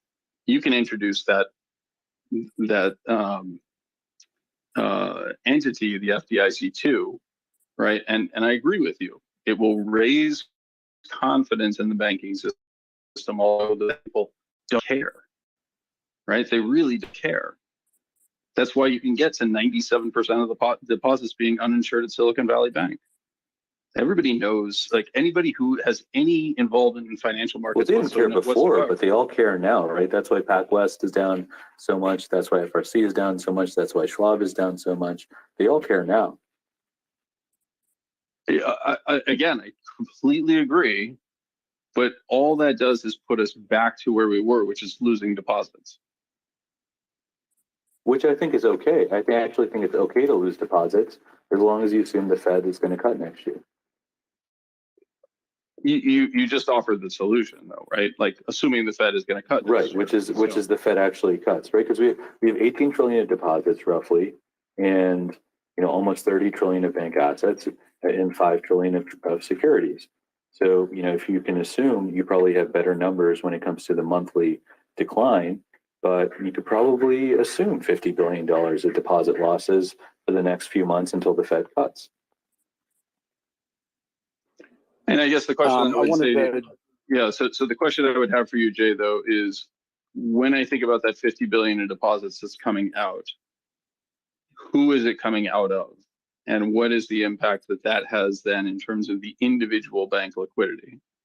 That's where the insurance fund comes in, because as long as you assume, uniform, and again, you're right, with SVB, 70 billion was zero interest deposits, but assuming there's like a uniform deposit beta of 40% across the banks, then the insurance basically would cover, the edge cases, right? Right, but that's actually the core of the issue, is that you're making a very big assumption when you assume that the beta is uniform across the deposit base, right? Because the way these things work is I tell two friends and you tell two friends and they tell two friends, etc. It's a localized event that magnifies. Silicon Valley Bank just gives us the perfect example of that. What was happening prior to the 42 billion coming out in the last couple of days was various VCs reaching out to each other and saying, hey, are your portfolio companies getting the 5% money market funds, or are they getting the 0% at Silicon Valley Bank? Because if they get 5% on the funds that they've raised, that actually extends their period of time before we have to put any money into them again. That can raise our returns on invested capital, right? So the money was beginning to hemorrhage out of those components, right? And like that's right. The way these things work. It's a very different thing than saying it's a uniform withdrawal. I agree with you. If it was a uniform withdrawal, then that'd be great, but that's just not a realistic modeling of the system. Wanted to ask about, in a secondary scenario, if the companies that were not able to get to that 40% deposit beta, let's say the NIMs were too low, if those companies were able to raise equity, as a component of the insurance plan, that would kind of bridge the gap until the Fed actually cuts rates next year. But I guess we keep saying, like, can we as private entities bridge the gap until the Fed cuts rates next year? Cut rates. Come on.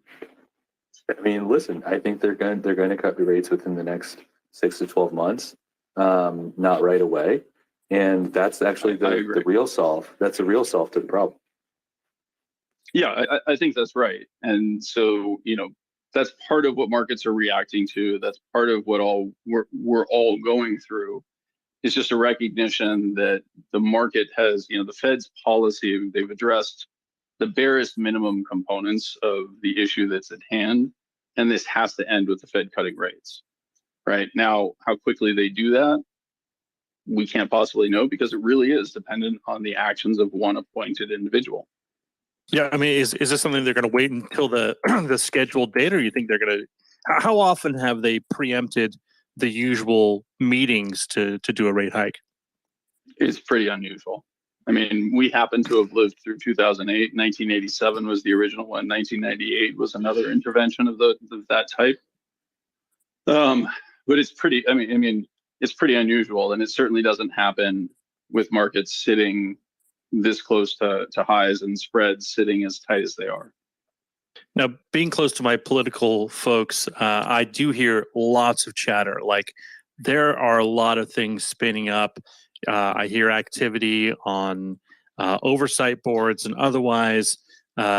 These guys are itching to get into the game. Is that a good thing? Do you think we need some political intervention here, or do you think we kind of just need to let things play out and let the Fed do its thing? I think Congress has a lot to do on the fiscal side to clean up its own house before they start meddling in the monetary policy. They're not doing very well fiscally, so I think they should just take care of that first. The debt ceiling's coming up right on us in several months.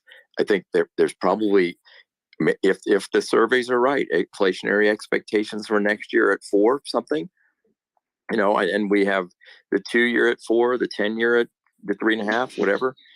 We're that's maybe the normal place to be. Maybe we don't need more rate rises, and then the inflationary bubble is going to kind of work its way through the system. I think there's definitely a need for some review, perhaps on the risk-based capital and on the bank practices at SVB. That's going to need some focus. One interesting thing that people have been talking about, especially here, is that inflation is a problem. And, one thing that, that I've stressed is that goods is already in deflation. Real estate prices are coming down, commercial and residential, and rents, which are just going to lag on OER. Service inflation is an issue. But, okay, just like in March 2021, when I was saying, inflation's an issue, and everyone was like, you're a complete moron, inflation is transitory. After waiting for 3 years and now saying inflation is permanent, don't you think it's getting a little bit long in the tooth? And if you have the biggest asset class on the planet, which is real estate, completely blowing up in Germany, blowing up in Canada, blowing up in China, blowing up in Japan, blowing up in San Francisco, it's only a matter of time before it becomes a big deflationary force in the United States. So I don't get, people who are saying, I do think that, energy could be a problem with Russia by the end of the year. But you look at actually every single category of inflation outside of wages, and the delta is coming lower. So I want to go to. It's not only. I'm sorry. Wait. I just want to add to that. No, go ahead, Michael. It's not only coming lower. It is falling very, very rapidly. You can use tools like trueflation.com to get a sense for what the actual experience that people are having with inflation looks like. Most people would have complained that the lagging features, particularly owner's equivalent rent, which, any number of people who have jumped into spaces in the past couple of days totally misunderstood when they started talking about it, still apparently totally misunderstand now. Those are just terrible metrics for policymaking. Terrible metrics for policymaking because they lag so severely. So, and trueflation is objective. Exactly. Yeah. Go ahead. No. And so what's actually happening is we're seeing inflation and inflation expectations fall very, very rapidly in the same way that we saw people dismiss the transitory component, even as it was peaking and coming down. Now, of course, they're telling us that we just don't understand and it's permanent and inflationary, et cetera. I agree, by the way, that I'm concerned about the positive component that we've experienced from oil and gas in particular, that's probably approaching limits in terms of how far it can go. But the real estate market falling, the rental oversupply beginning to hit, et cetera. And by the way, the quantity of anti-competitive behavior that's going on is extraordinarily high, right? Holding properties off market, maximizing on things, et cetera. Maximizing for yield as compared to producing in a competitive framework. We're seeing tons of evidence of that sort of stuff as well. So I just kind of sit here thinking that we're very worried about fighting the last fight, that we're extremely focused on this idea that inflation is here. And the crazy part is that like the argument behind that is basically, well, we're separating our relationship with China. China's no longer the low-cost producer. Like this is actually among the most Sri Lanka, it's Vietnam, it's Indonesia. And we're taking all of the innovation and technology that we put to work in China, and we're taking the better and newer versions of that production technology and moving it into lower cost places. Like, things are going to get cheaper, not more expensive. Now, will healthcare in the United States, will education in the United States, with all the nonsense that we have, can that go up? Will we see NIMBYism preventing, new construction? Will we see environmental nonsense preventing stuff from being done in the United States? Absolutely. But man, I am just not worried that a TV is going to be more expensive 5 years from now than it is today. I want to get Mark Holder. It's good to have you back. I want to get your thoughts on the things mentioned so far, and just kind of also, is it a fair way to simplify it? Is a very, very simple way of kind of summarizing everything? Interest rates rose quicker than they have in a really long time. Something broke. Now that they've broken, the only way to solve it is to reverse course throughout the year. Is that a fair simplification? I'm going to come up with D. First of all, I happen to like those two have been talking a lot. But I have another plan, and the plan would be, as long as the Fed or whoever wants to backstop deposits, what's wrong with these 30 banks that are sick? What's wrong with them going out of business? There's no shortage of banks in this country. There's way too many. So you need destruction of zombies so this shit doesn't happen again and again and again. Because everyone keeps going back thinking cutting rates is the solution. Easy money is the solution. It's just like rinse and repeat. Let these bad actors who don't know how to manage money at the banking level just go broke. As long as you have the deposits covered, fine. They'll go to another bank. And if First Republic goes under, you go to US Bank Corp. US Bank Corp goes under, you go to PNC. Wells Fargo, you go to B of A. Canada, as fucked up as that shithole country is, they only have 5 banks. They only really have 5 banks. And somehow it works. So I think the one thing that, these VC guys are always begging for a bailout, and the government needs to do more. And, they're so smart on free money, but the second things get tight, they squeal like stuck pigs. Let the worst 30 banks go under. Just go under. And folks, we got you covered. You won't lose a dime.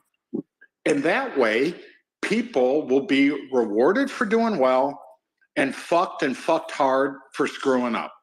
And it's just as simple as that, because otherwise, this is going to go on. It's going to go back to forth, to back, front to side, the whole way.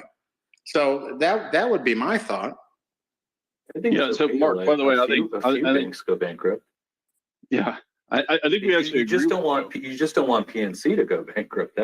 That's kind of where you touch the line. And in Canada, which has a population a tenth of the size of ours, actually they insure bank deposits to a bigger extent. After they're modeled after the Scottish banking system, and the government actually, all the banks are pseudo government entities in Canada. Yeah, that's right. And there's more banks almost than there are restaurants. So let the sick ones go. They'll never get on sides. They've been off sides forever. Let them go. Say, we got you covered.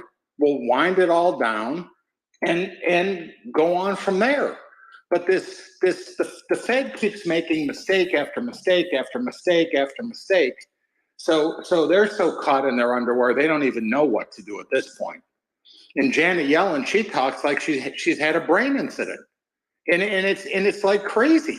And if you don't know anything and you just watch what's going on, right? In the last week, look at the destruction because of why? Peter Thiel says, take all your money out of Silicon Valley Bank, snaps his finger, and all of a sudden there's a bank run there.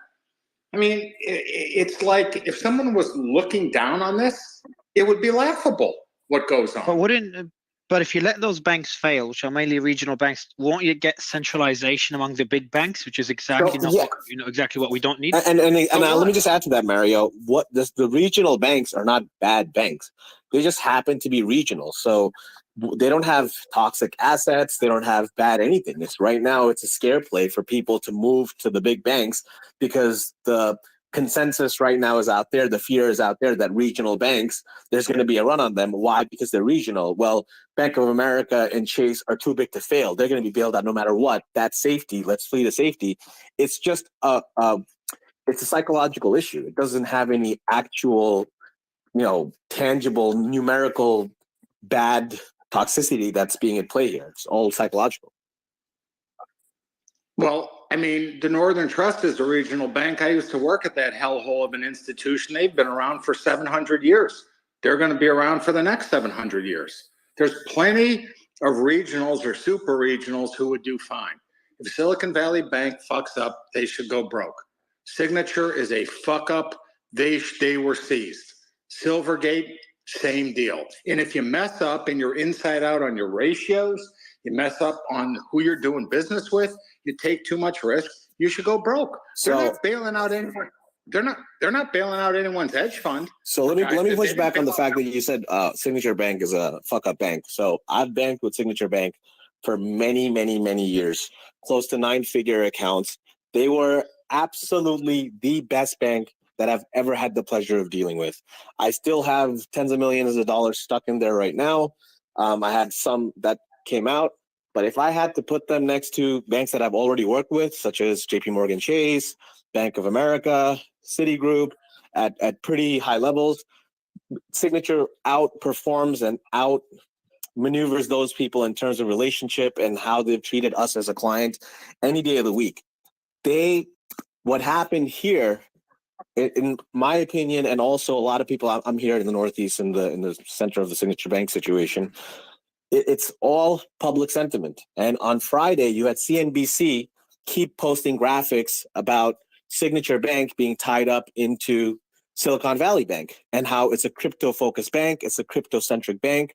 Signature Bank had 15% exposure to companies that were in the crypto space. They weren't dealing with crypto, they weren't dealing with tokens, they banked for them. So like the cash that these crypto companies had, they were their clients. That's all it was.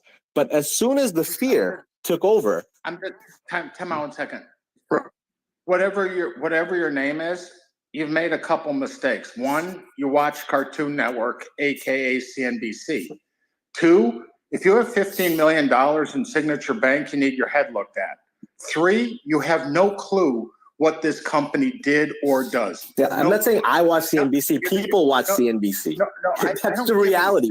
You go shut down CNBC then. Good luck. I'm just saying, for you to have $15 million in a bank that was seized, you are A, not very bright, B, you don't really care about your money, and C, this is exactly what I'm talking about. If the government didn't bail... So what you're saying is what Mario's saying. We should only have Bank of America, and we should only have Chase, and we should only do business with them. That's it. But homie, why would you have $15 million in a bank that's insured for $250,000? Why would you do that? Are you daft? Do you understand $250,000 the maximum FDIC? What do you think? People are just brokies running around $250,000. They don't have anything more to do with their money.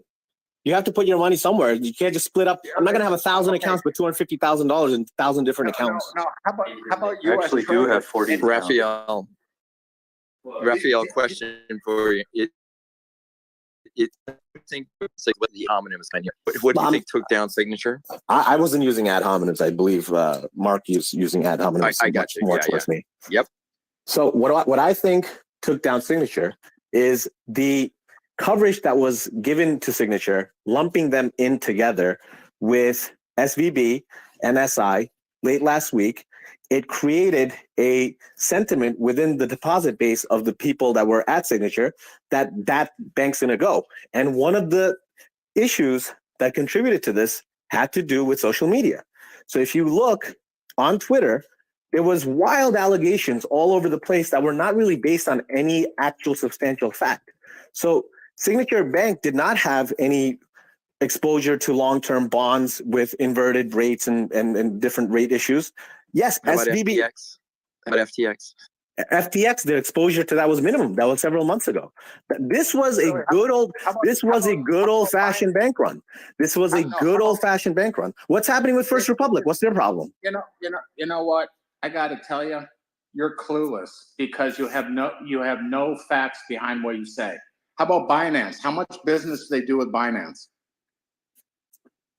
I don't know how much business do they do with Binance, but I don't think these. But these are not the issues as clients of Signature Bank. These are not issues that created the bank run. The bank run was a public sentiment issue.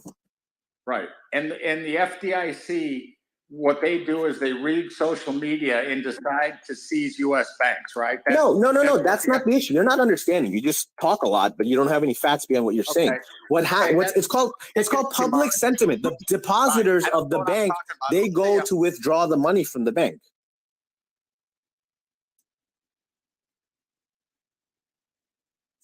No, I think he dropped out. He got mad. No. I'm here. I'm here. I was allowing him a chance to speak. What he's saying.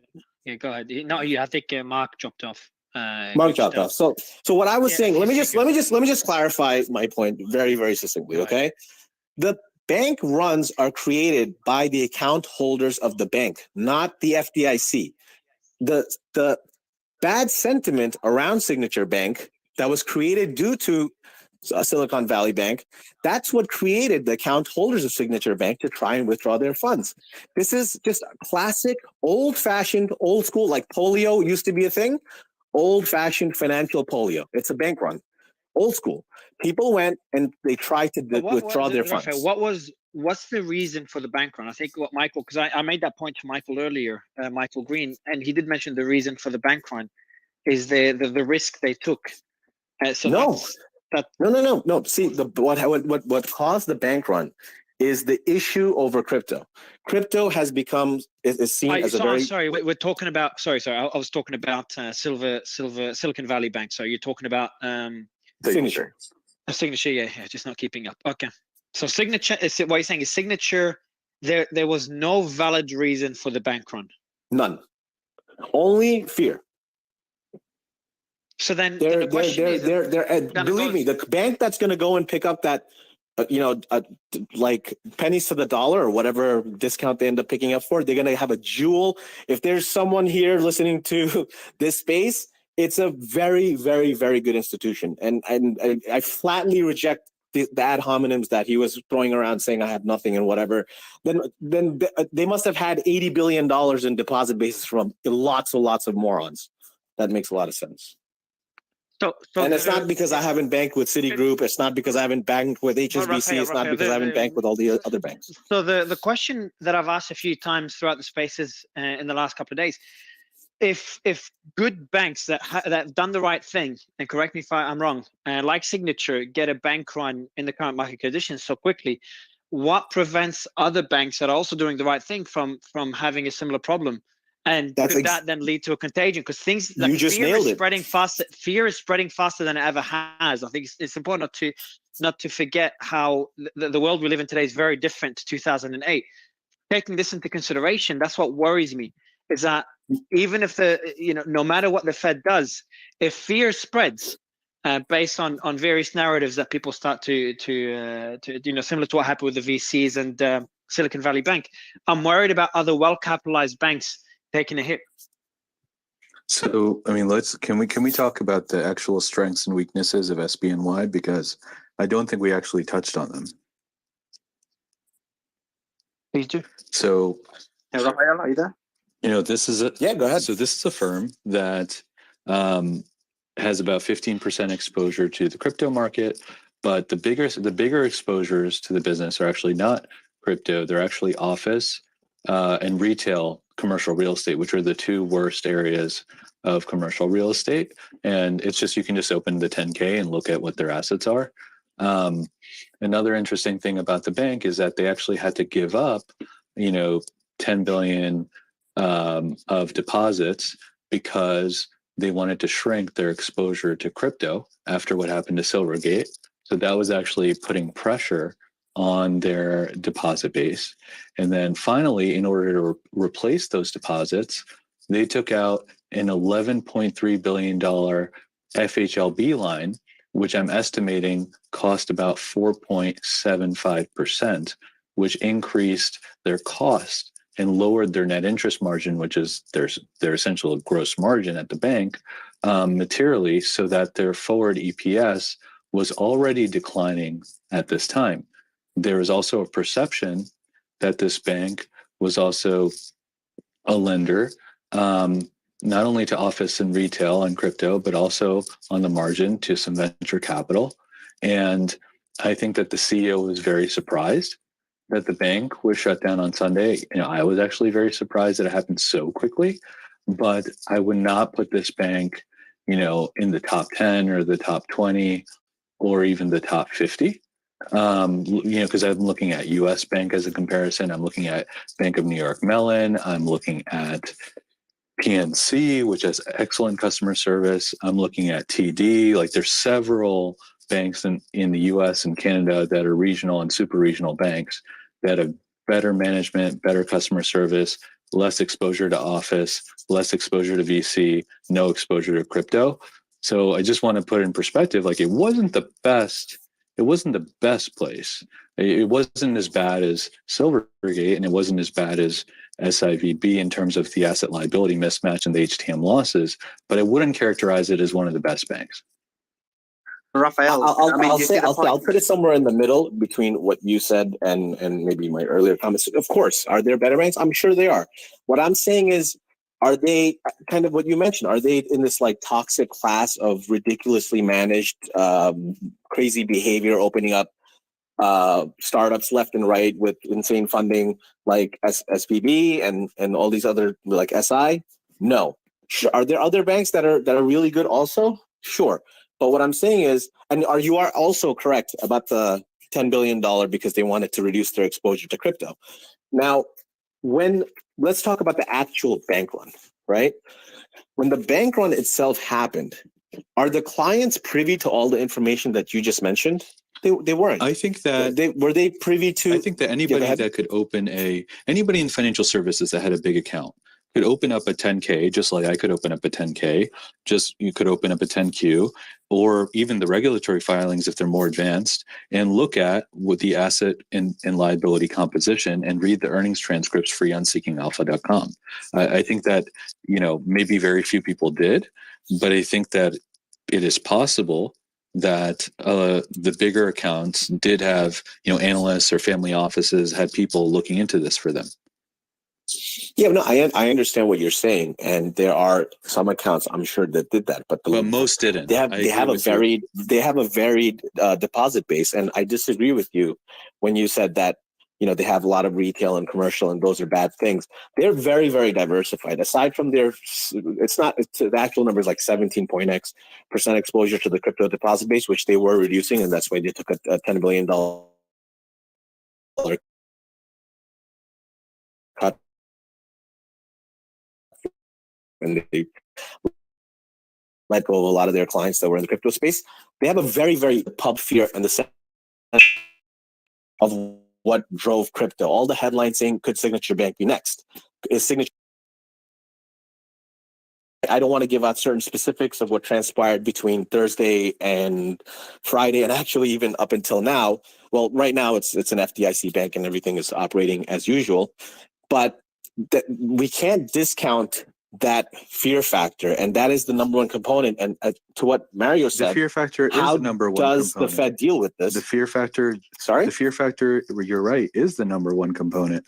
But what these guys are targeting is they're just targeting the banks that have small weaknesses. Like, I would say that First Republic is a wonderful company. They have great management. They bank a lot of hedge funds.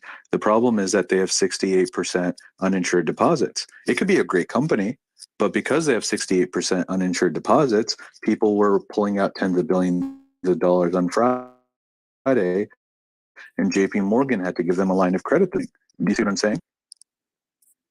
Yeah, I just see what you're saying, but again, it's back into the fear component, and I really think social media has done a lot to exacerbate the situation, because back in 2008, when Lehman Brothers and Bear Stearns were going out, a tweet couldn't spread across the country like wildfire in a minute. Like 1 minute somebody posts, 5 minutes later it's got 5,000 likes. You're right. And 5,000 retweets.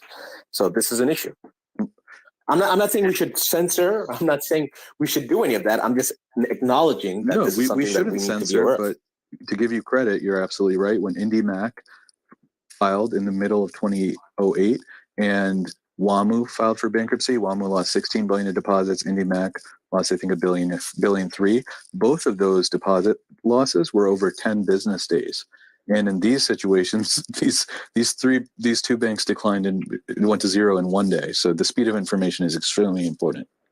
Yeah, and before going to Natalie, that's the point I want to make. Like the amount of messages me and other hosts or other co-hosts were getting is just worrying, because it's always, you have to be careful not to say the wrong thing, because something happens, you talk about it here in front of hundreds of thousands of people on a space, and then those people start tweeting about it, and within minutes you've got that information all over mainstream media. So it's something that didn't exist in 2008. And just a point that I want to highlight. But I want to, Natalie, the mic is yours. I'm going to bring Douglas up on stage as well. And I've pinned everyone.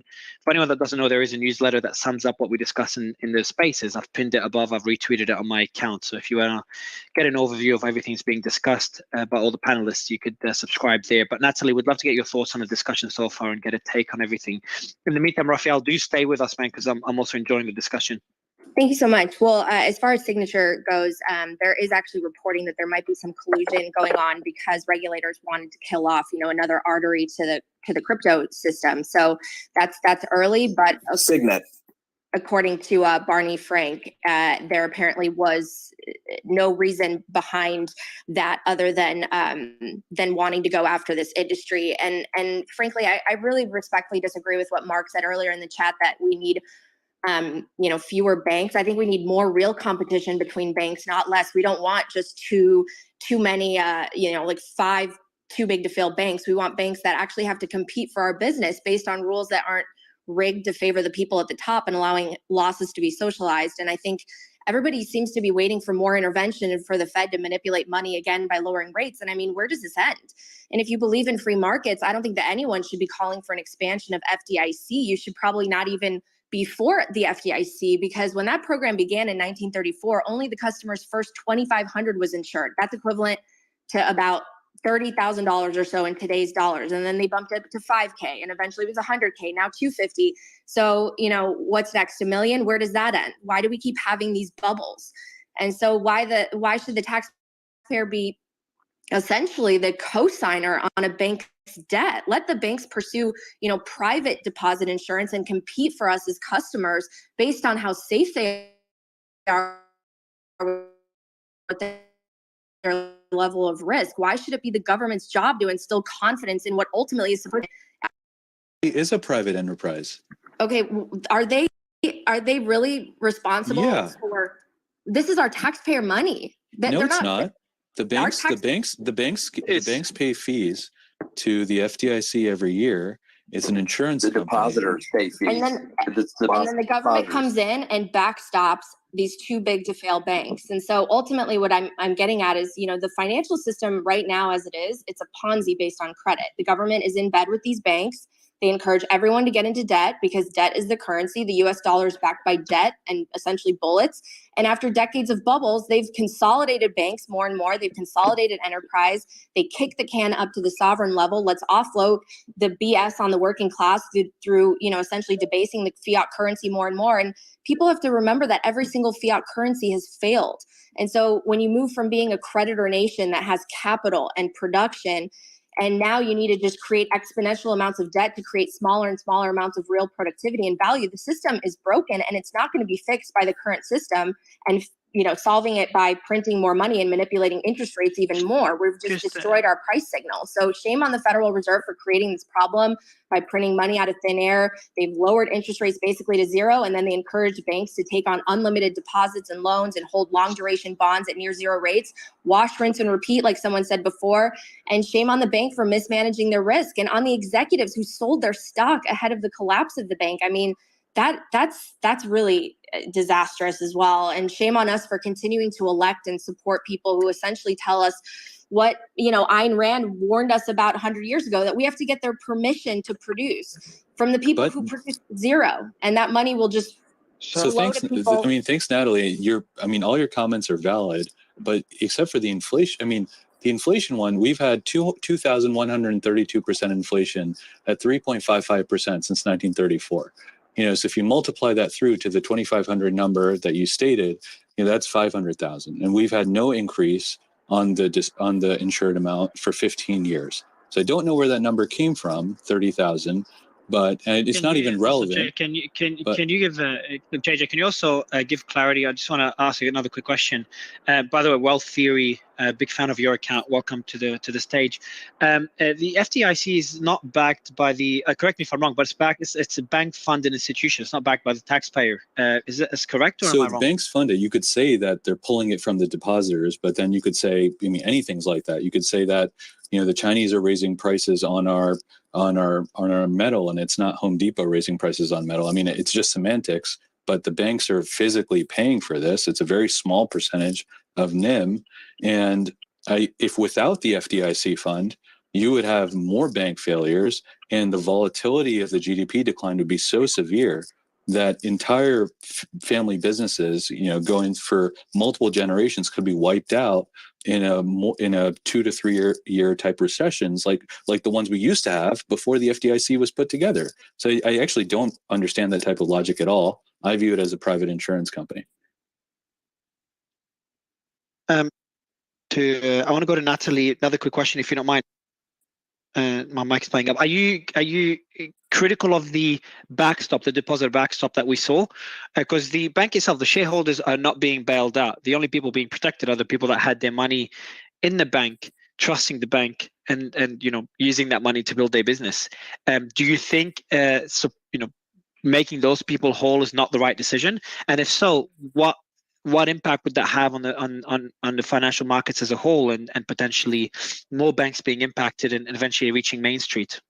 I think that because we operate a system on cheap money and easy debt, that we have to have a system in place that backstops this. And in a free market, the referee would be essentially competition. No regulator will ever be as effective as the threat of a private business failing. But most of these businesses, most of these banks, they don't have to worry about failing because they have a backstop in the federal government, which is ultimately the taxpayer. And we always increase this amount of insurance because what happens, another bubble comes in and they have to be bailed out and someone has to rush in to save them. So it's like we have a system of capitalists when the risk pays, but all of a sudden they turn into socialists who want bailouts when there's a problem.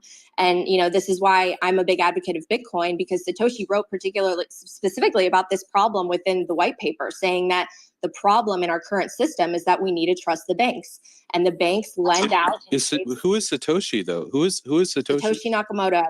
He's joining us. He's joining us on stage in a bit. He's joining us on stage. Can I please? I've invited him to this. You're making the best point possible. I don't want a CEO. I don't want to have to trust anyone. I want to be able to trust math. I want to be able to trust in value that's backed by energy. What if Satoshi has some backdoor way to blow up the entire Bitcoin If you're system? asking that, you don't understand Bitcoin. Sorry. So I want to quickly go back, Robert. It's a pleasure to have you. You're experienced, CEO of UBS Americas.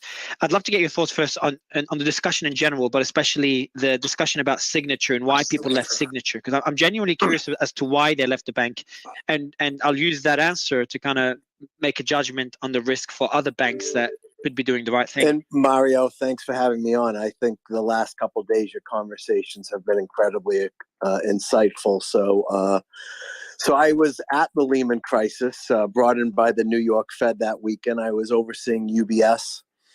And, a few things. This is nothing like it. I know some people have commented it's like it, it's not like it.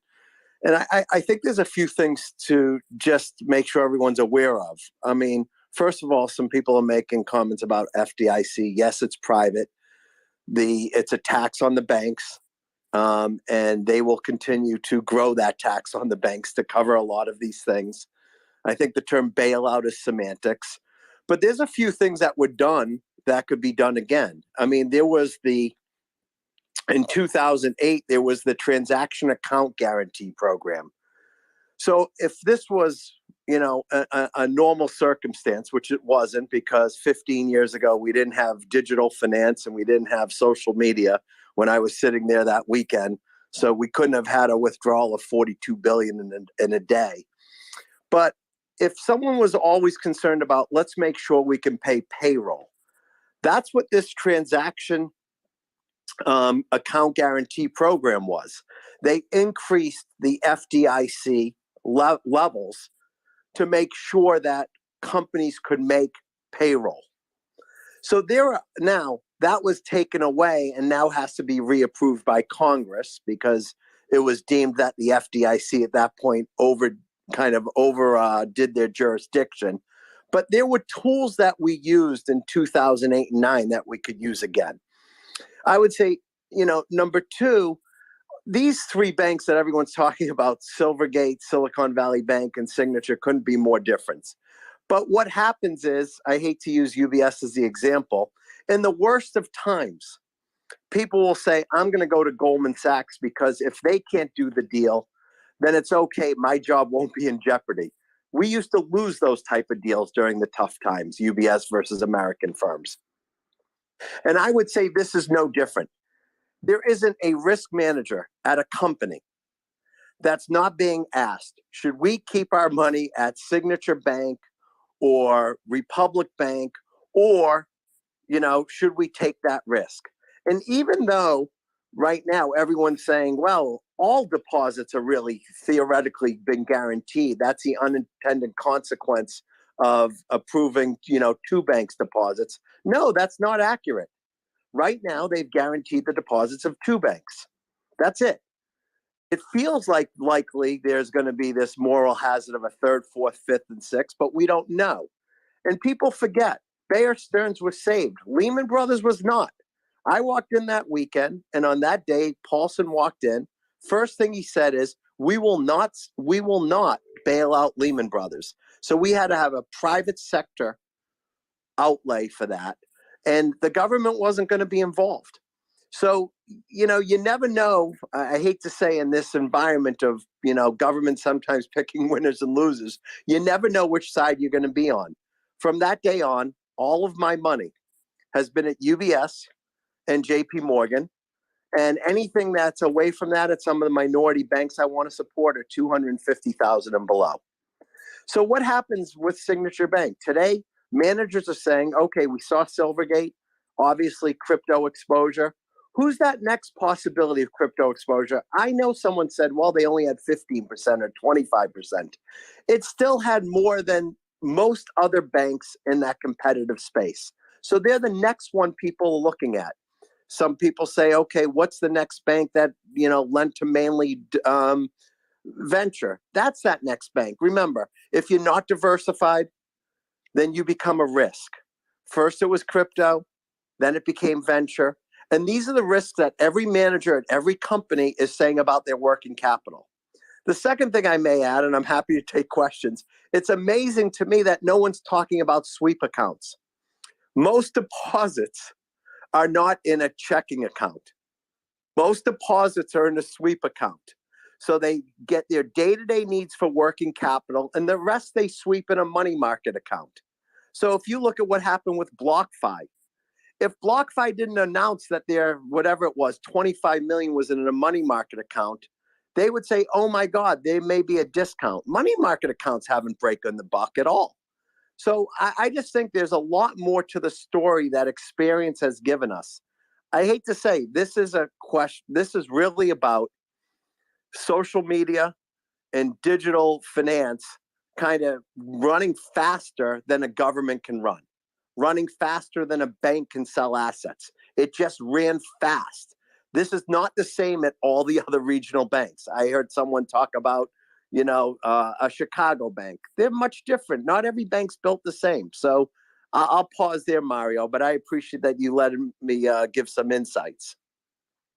So, Robert, I've got a few questions. I mean, one of the discussions which you must have heard was, and I think Jay and Raphael kind of basically came to a similar conclusion on this. But the point is this: we live in the social media age where information is moving very fast. And the only thing that's going to happen is information and data is going to travel a lot more faster. So we can't stop that or curtail it. And so therefore, based on that, if you look at what's happened with Signature Bank, most likely it occurred because of fear, but it was also because information traveled fast. But what Jay quite importantly highlighted was that the reason why it specifically impacted Signature as opposed to other banks was weaknesses that they already had in their diversity, in their portfolio, in the way they run things. So doesn't this go back to the same point that when banks are not just doing a good enough job, when they're not making sure that they're strong enough, then they should be allowed to go down, and people should focus and put their money into more stronger banks, as per what you have done? Yeah, I mean, that's a given. I can only tell you, you know, when I was running UBS and we were there the Lehman weekend, we were the first bank to announce $1 billion loss. We had 2.3 trillion in assets, and we were 35 times leverage. So we were the largest S&L in the world, you can argue. And we got incredible deposits because we were the largest private client manager in the world. So of course we had that liability stream. A lot of our competitors did not. But we also actually used IFRS accounting versus FASB. So we had to market all of our derivatives. So when we took the first $1 billion loss, we didn't understand, why isn't Deutsche taking a loss? When we took the first $10 billion loss, we didn't understand why Credit Suisse wasn't taking a loss. So one, you have to know, like all of you, you're all smart people, you have to know kind of the detail of the different banks. Number two, Signature was clear. They were going into the crypto space. I know that at some point, November of 22, they were like 20-something% of their core deposits came from crypto type clients. And I think it did shrink after that. But let's be clear. I think that you have to own your own narrative. You have to explain why you're different, what you're trying. 100+ billion to north of 200 billion. When your stock's going down and your assets are going up, the first thing you do is stretch for profits. It was clear that they moved from treasuries to longer duration mortgages. In a rising rate environment, the duration of mortgages extend, the prices go down. This was not rocket science, people, that we had a bank in trouble. I do think the regulators should have been on top of it. That's for a whole different discussion. I think with Signature Bank, they were just the next in line that had this type of lack of diversity, even though they had better diversity than certainly Silvergate. And just to point on what you said, you're quite right, because wasn't it the case that they were working to try and sell assets, to sell their assets on Wednesday and Thursday before the information leaked. And part of the reason was because they hadn't done their due diligence. So again, slowness basically causes the bank to go down as well. Yeah, absolutely.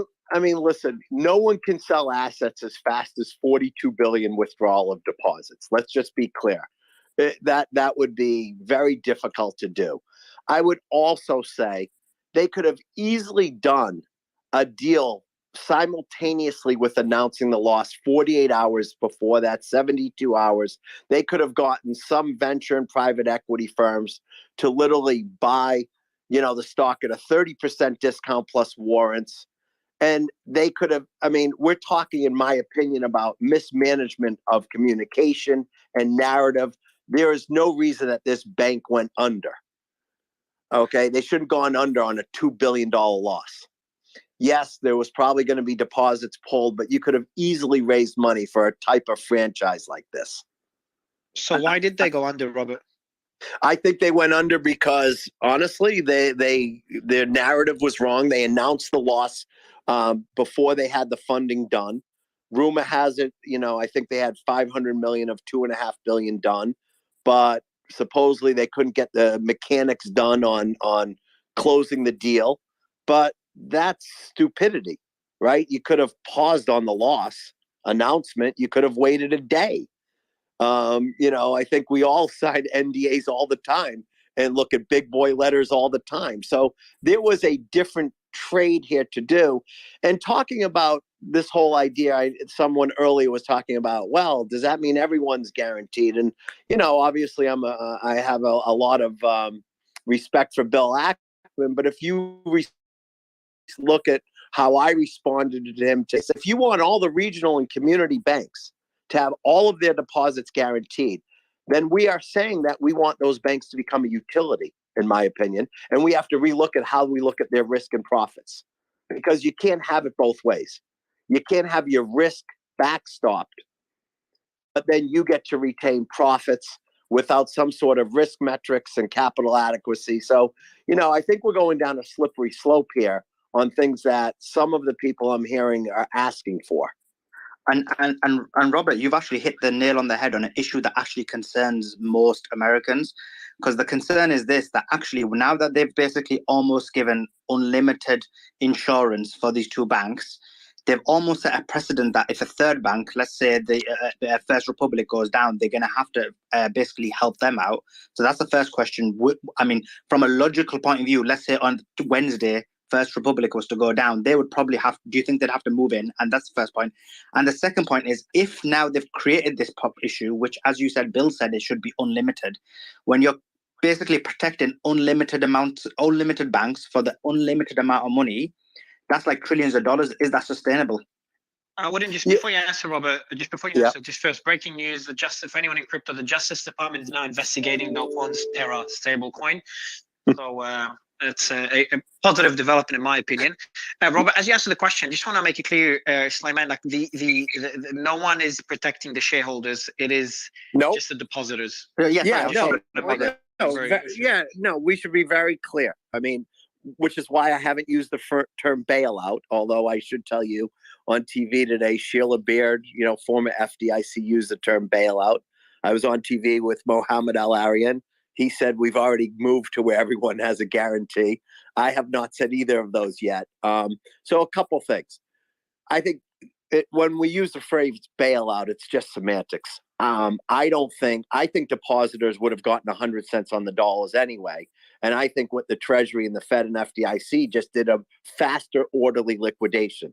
I actually think that the depositors would have already been whole. So I don't really think there was a bailout, although I think that's semantics. And yes, the shareholders and the debt is, obviously, the shareholders are toast. My guess is there'll be a clawback of any sales, the proceeds of the sales made by management. With respect of what's next, well, if the next bank goes next, my guess is it's hard to not protect the depositors. Do you hear me or not? Yeah. Sorry, though. So if the next bank goes, and that would be a very difficult thing, but I think that's a slippery slope, because otherwise, at that point, we're talking about going to Congress. We're talking about setting up a totally different facility. I think there's north of something like 15 trillion in deposits. Our overall GDP is, call it, 25-ish less plus. Some people say it's in the 30s, but let's just say it's, 25. There's no way that we could tax the banks enough, to cover 15 trillion of deposits. So we're talking. So Robert, real quick, this is Raphael. I just want to ask you one thing. I saw you today with Mohammed that you brought up, and I noticed that he also said that this is Pandora's box, and there's no way that he sees how it cannot turn into a large political issue, and more to that, generally speaking, how they can stop at these two, because First Republic, death is knocking on their door, if even after the 70 billion liquidity injection and all that. So, and there's so many. There's Westpac, there's Western Alliance Bank. There's there's a couple of them out there. Why do you think that is? Couldn't they say, listen, there's two here. We have the Treasury swap program. You bring in the bond, and we'll give it to you at face value. And there's your liquidity there. We did two.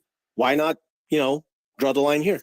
Yeah, by the way, I think they could say that. I'm the one that said, hey, listen, Lehman did get protected.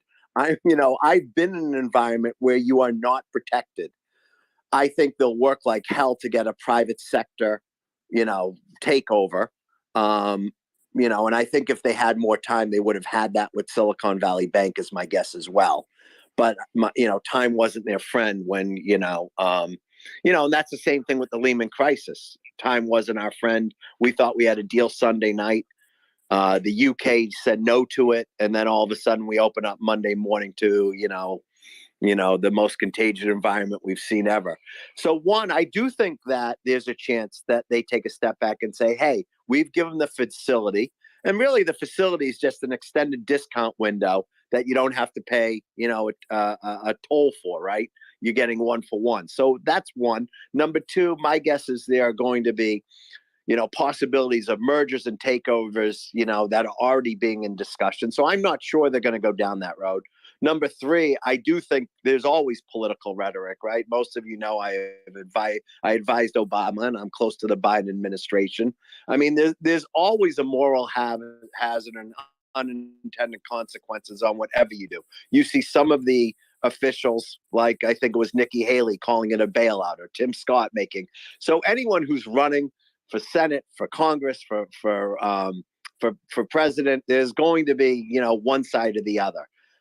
In my opinion, and this is not being political, I think they threaded the needle on Sunday night. I think as we've all said, they've never been in this environment where the news is moving faster than them. They didn't know what they didn't know when Monday morning was going to open, and I think they did the right thing. I think, to your point, that doesn't mean they have to do it the next time around. They put in this facility.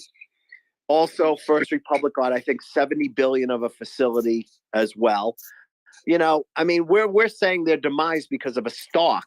That doesn't mean it's their demise. Just because the stock has lost an incredible value, that doesn't mean that it's they're toast. Robert, we know you're close with the Biden administration. Do you think if you ask them if we changed FDIC to KIEV, we'll get unlimited funding? Is that a possibility? Well, I don't speak ever on behalf of the Biden administration, so let me make that clear. And I have no idea what they think, but I think fighting for democracy globally is a much different conversation than saving a regional bank. So Robert, I've got a question from a banker who's on our stage earlier, I think yesterday. I've been listening for 3 days. First, actually, before asking the question, want to ask you another question. We're talking about how information spreads fast. You were on TV earlier, and you're always on TV. Give us an idea of the impact of spaces like this, because I know you've been listening earlier as well, and that speed of information.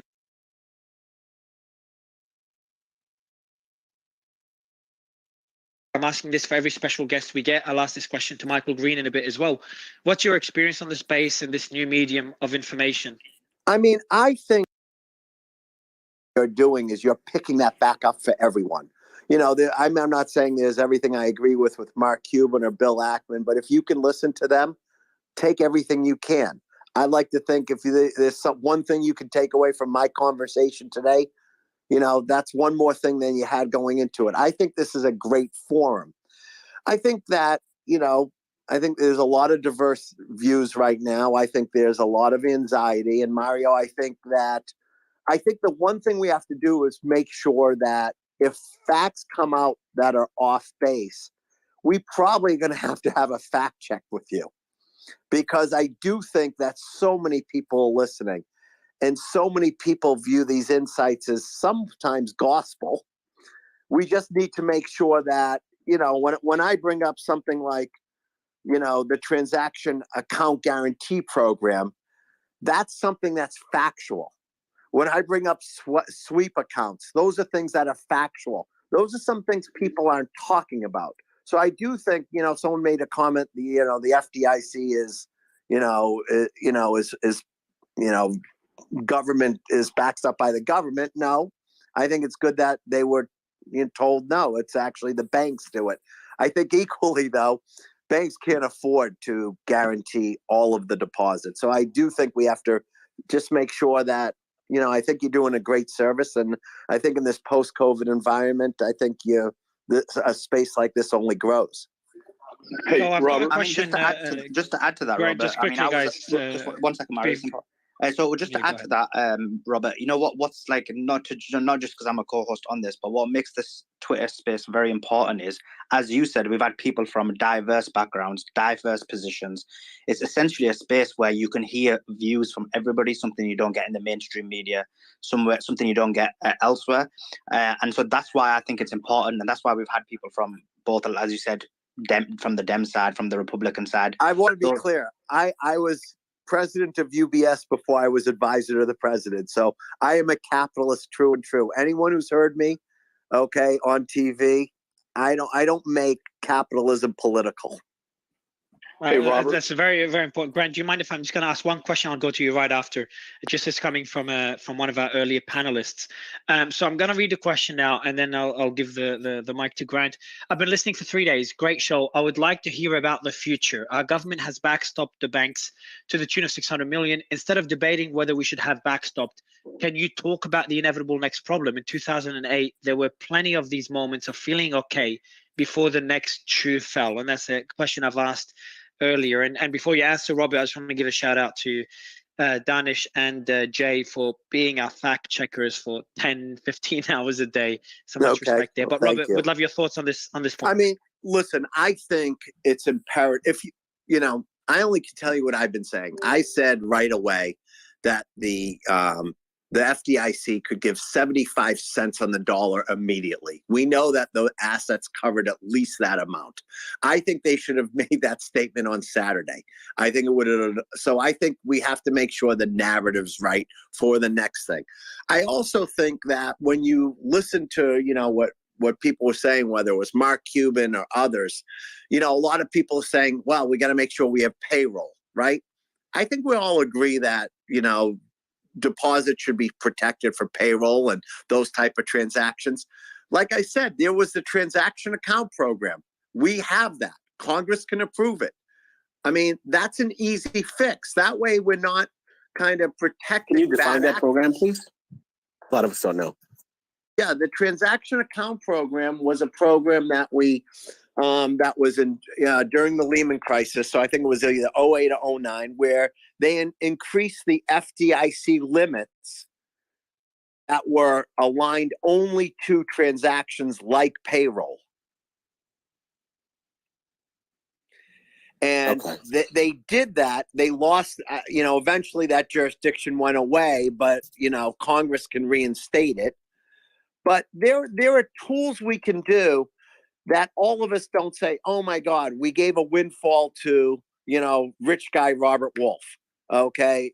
You know, we don't want to make it a bailout. I think we want to make sure we wipe out the stockholders, that we, you know, we look at the debt, you know, appropriately versus the as part of the liability stack.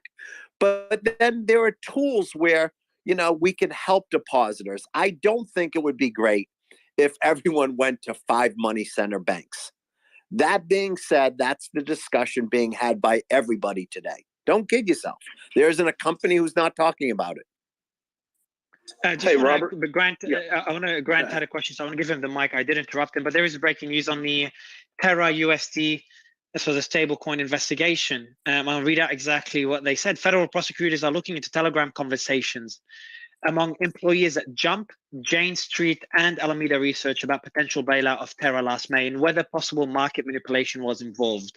So a lot of the conspiracies are looking more and more realistic. But Grant, the mic is yours. Yeah, so Robert, the ICS, I've been here 4 days and I've heard it mentioned one time, and that was today. I brought it up on Friday about insuring a cash sweep. It cost about 1/8 of a point. So, and there's tens of thousands of people out there with millions and millions of dollars in accounts that aren't going to take the time for whatever reason to have it diversed enough over $250,000 FDIC insured account. So what it cost about 1/8 of a point. It makes no sense. I mean, me to you, yeah. I don't understand why everyone, like, this isn't the real thing. Like, if you are a company and you don't have a sweep account, honestly, you should be fired. It can be set up in 10 hours or less. Like, I don't understand why this group would not be held incompetent, almost criminally incompetent, not to have the money on a sweep account. Yeah, I listen, there's one thing, I'm not sure I'm getting this completely right. When we use the term deposits, I believe a lot of these deposits are in sweep accounts. Remember, it starts as a deposit and you sign something that, you know, X amount will go to a sweep account every day. I think we're confusing the idea of uninsured deposits and sweep accounts. Many of these deposits moved to sweep accounts are uninsured. but they're going into money market funds. And, you know, you can get insured money market funds, you can get non-insured money market funds. But I think because it's saying like 97% of all deposits were uninsured, I'm not sure that's why I never was considered the risk everyone talked about. I've got to believe people are doing that. There is no way, and I don't know Roku, but there's no way they have hundreds of millions in a checking account. But at some point, Robert, if that is the solution, okay, and or a legal requirement for anybody with a high balance not to put a bank at risk like that, would it not then be just another money instrument that would make other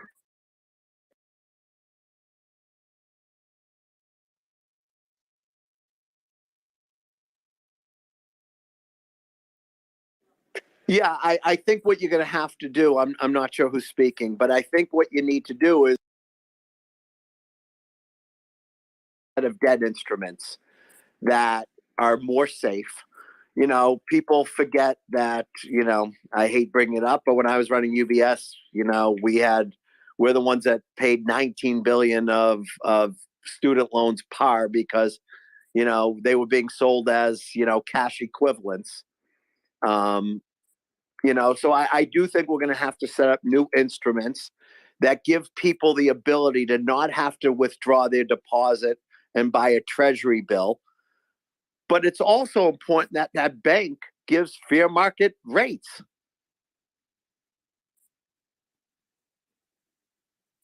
Oh, you had a question?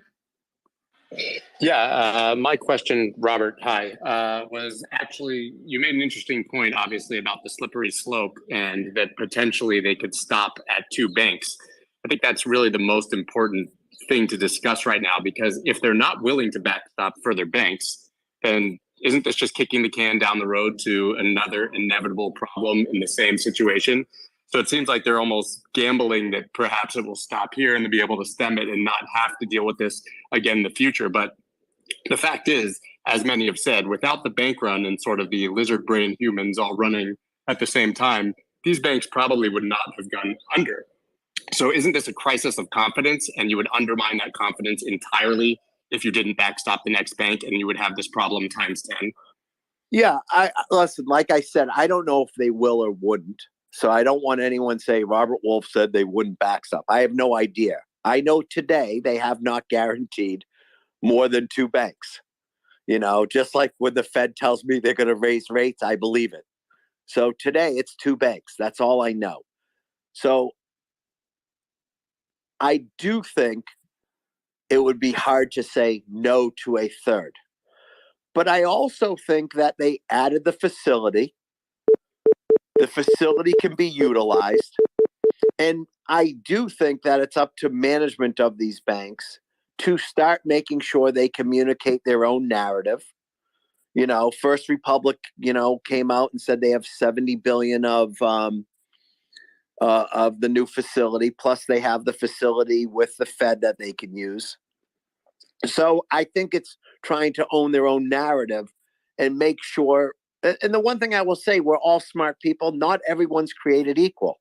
Not everyone is Silvergate or Silicon Valley Bank. And I don't think we're going to have a run on regionals where every bank goes under. I don't think that's happening. I think that, you know, I don't think it's as systemic. And I use the word systemic lightly.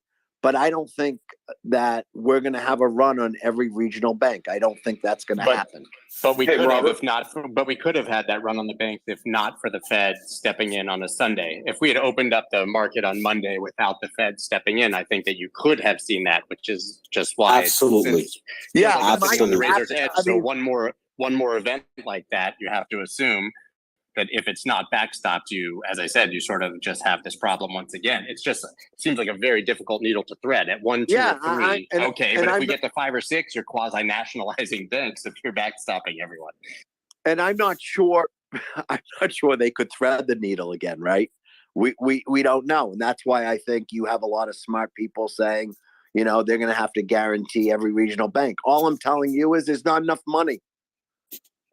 Robert, I mean, what what does your grapevine tell you about First Republic? Because it's past 5:30.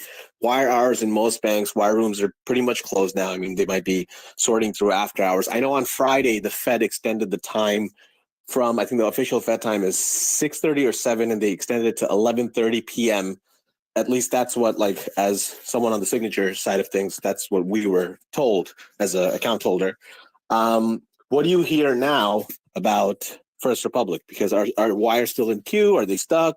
If you know anything, or if there's anybody else here that's an account holder that has any information. I would be making anyone, it up. Robert, as you answer, anyone that wants to answer Raphael's question from the audience, you could just send it in the comments or DM me if you want to keep it. Mario, I can tell you anecdotally that I have quite a few friends who were able to wire both in and out of First Republic today, or had pending wires from Friday. When was the last one? Do you know? I can't speak factually, obviously. As you know, I'm just kind of in a group with a bunch of old Wall Street friends from college. But interestingly, everybody was seemingly exiting Silvergate and Silicon Valley into First Republic at the end of last week. So people were trying to get money out. I think they're going to keep hilarious. the Fed wire open. And I mean, my guess is the backup of there's not enough hours in the day. And my guess is they're going to keep the Fed wire open. Wolf, I mean, I guess the question is, if people are actually wiring money out of First Republic, will there be I mean, doesn't that increase the chance of them basically falling into the same situation as the previous two banks? That's exactly what we're talking about. The 70 billion. Into First Republic, because as of Friday, they viewed that as the best option, and it was the most "quote unquote" similar to Silicon Valley. So interestingly, I do know people who have literally been putting money into that bank today. Yeah, I would not listen. There's a lot of people that may be uninformed or more informed than me, but I think that 70 billion facility is a real facility, and it feels like First Republic shouldn't have a run. I agree. But that being said, you know, if you're a risk manager right now, you get paid to take no risk. Yeah, I don't want to stoke any fears, but I can tell you I know people, not in First Republic, but in SVB and Signature, lots of Signature, and money there only exists to travel out, not in. And that's despite the assurances from FDIC. It's exactly like you said, Robert. If you're a risk person and you just lived through the last 48 or 72 hours, I can tell you I lost 6 pounds over the weekend. Okay. Yeah, and I'm not like a fat person here. So money right now, whatever they're filling the coffers with, the FDIC or JP Morgan, they did with, or they helped with First Republic, that money went in. Mostly 98% just to go out. Signature 100% to go out. Everything else. Robert, let me read this out from just to give you an idea the sentiment.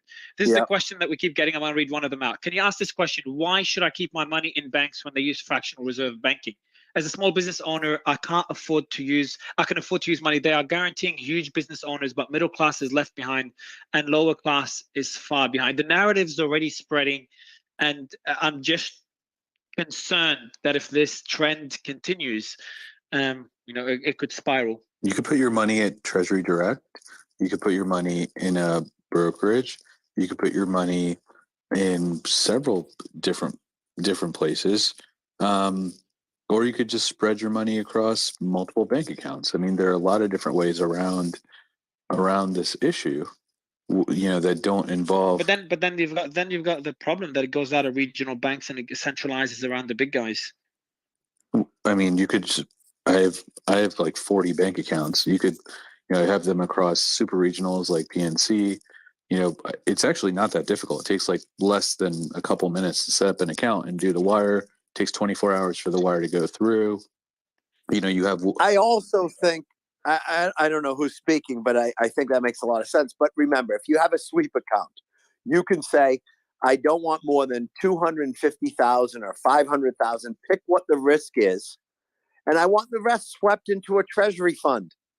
I mean, there's a lot of alternatives you have in a sweep account. Like IBKR has a sweep account. Hey, Robert. That has 30 different banks that it sweeps cash to overnight. Yeah, Robert, I mean, there's 21. Yeah. Yeah, go ahead. There's Sorry. $21 trillion sitting in commercial real estate loans right now that probably half or better is already blown through its cap rate and is coming due either this year or early next year. How big a concern would that be for you with prices having to be readjusted and there not being enough capital to readjust those loans? Well, I'm very concerned about commercial real estate. And I'm very concerned with the rising rate environment. I'm concerned about these margins being squeezed and who's going to give that next loan. I'm very nervous about commercial real estate.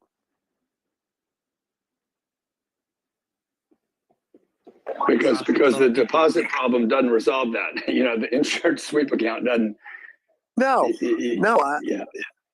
But remember, there's, people who are real estate lenders, they are looking at risk differently. I mean, I don't think it's kind of a non sequitur versus depositors. I'm just saying, I think it's apples and oranges. Can you elaborate? So when you say you're very concerned with commercial real estate, can you elaborate further on that concern and I mean, I'm just very concerned because, we live in a post-COVID world where we've completely changed the way work happens. I mean, that's just a fact. Can I chime in, Mario, please? Yeah, sure. Thanks you. Hey, Rob, thanks for chatting with us, man. I appreciate you mentioning troubles in commercial real estate because, you were talking about Signature and, I think, all due respect, I think you kind of downplayed the issues they had. They had I don't think their loan book was very diversified at all, actually. I think they were overly exposed to commercial real estate, one. And yeah, the crypto deposits were roughly 20% or around 18 billion of deposits. But well, I said they were next in line. Sure, so yeah. It didn't surprise me, right? Yeah. I mean, we're talking about 3 banks out of thousands. So I think my concern was pretty clear. Sure, yeah. But the problem that they have is Signet. In the same way that SCN was the biggest problem for Silvergate. And I find it funny that the CEO of Signature decides to resign a few weeks before or a few weeks after SCN started to unravel. So I think that the troubles for them are not done just because they're being controlled by the FDIC. I'm telling you right now. Listen, here's the type of person I am. I'm old school. I grew up at Salomon Brothers. We called this fixed bayonets times.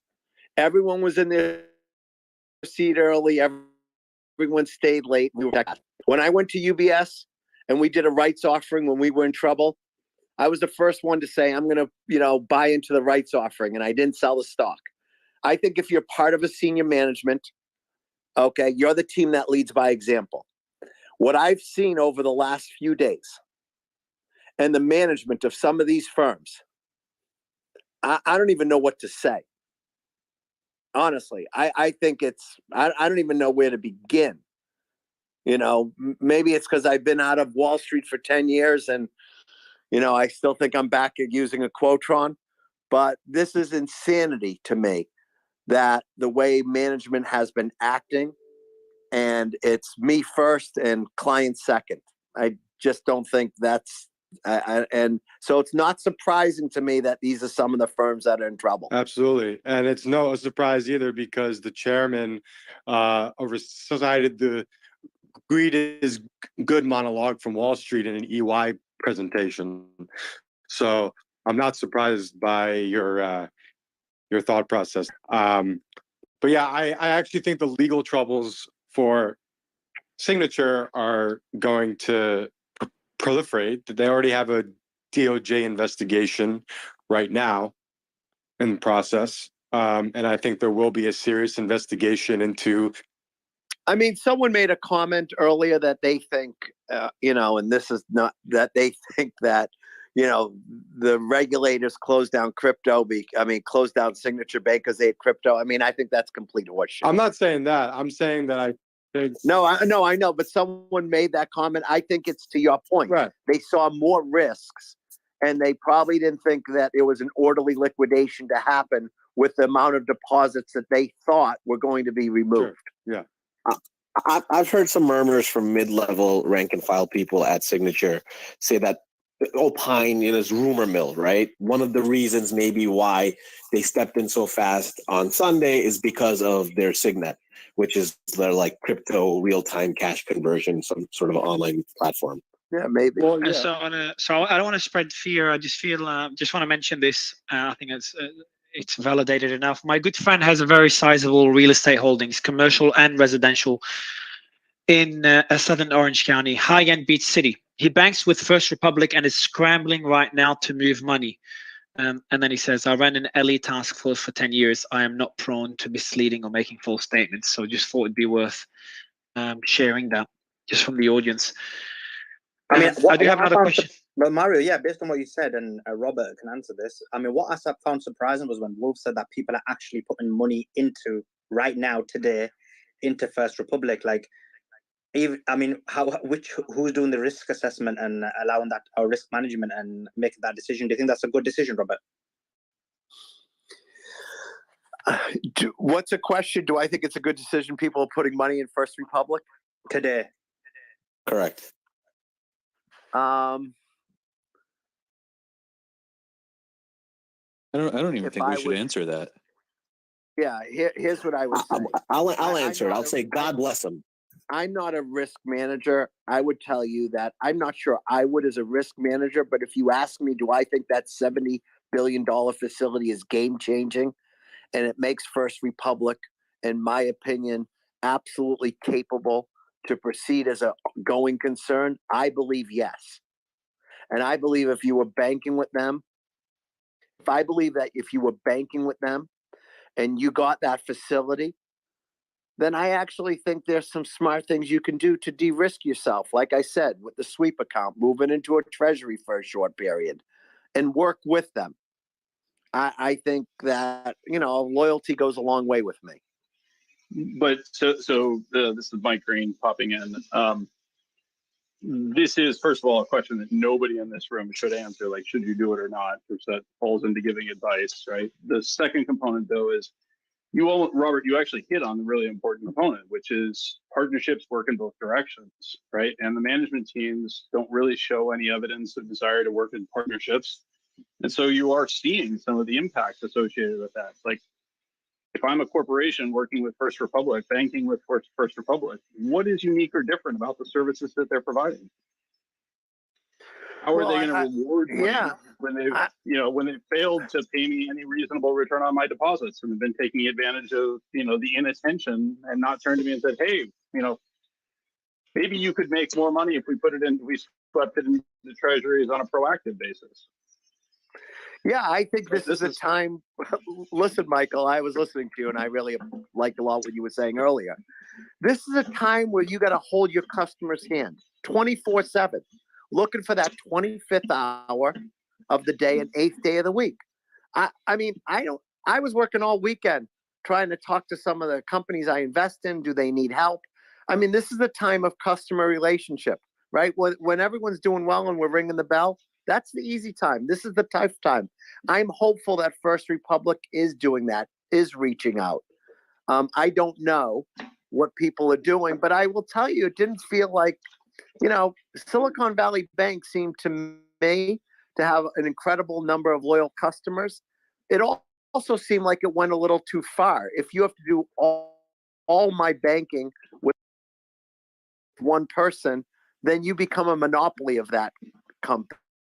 I agree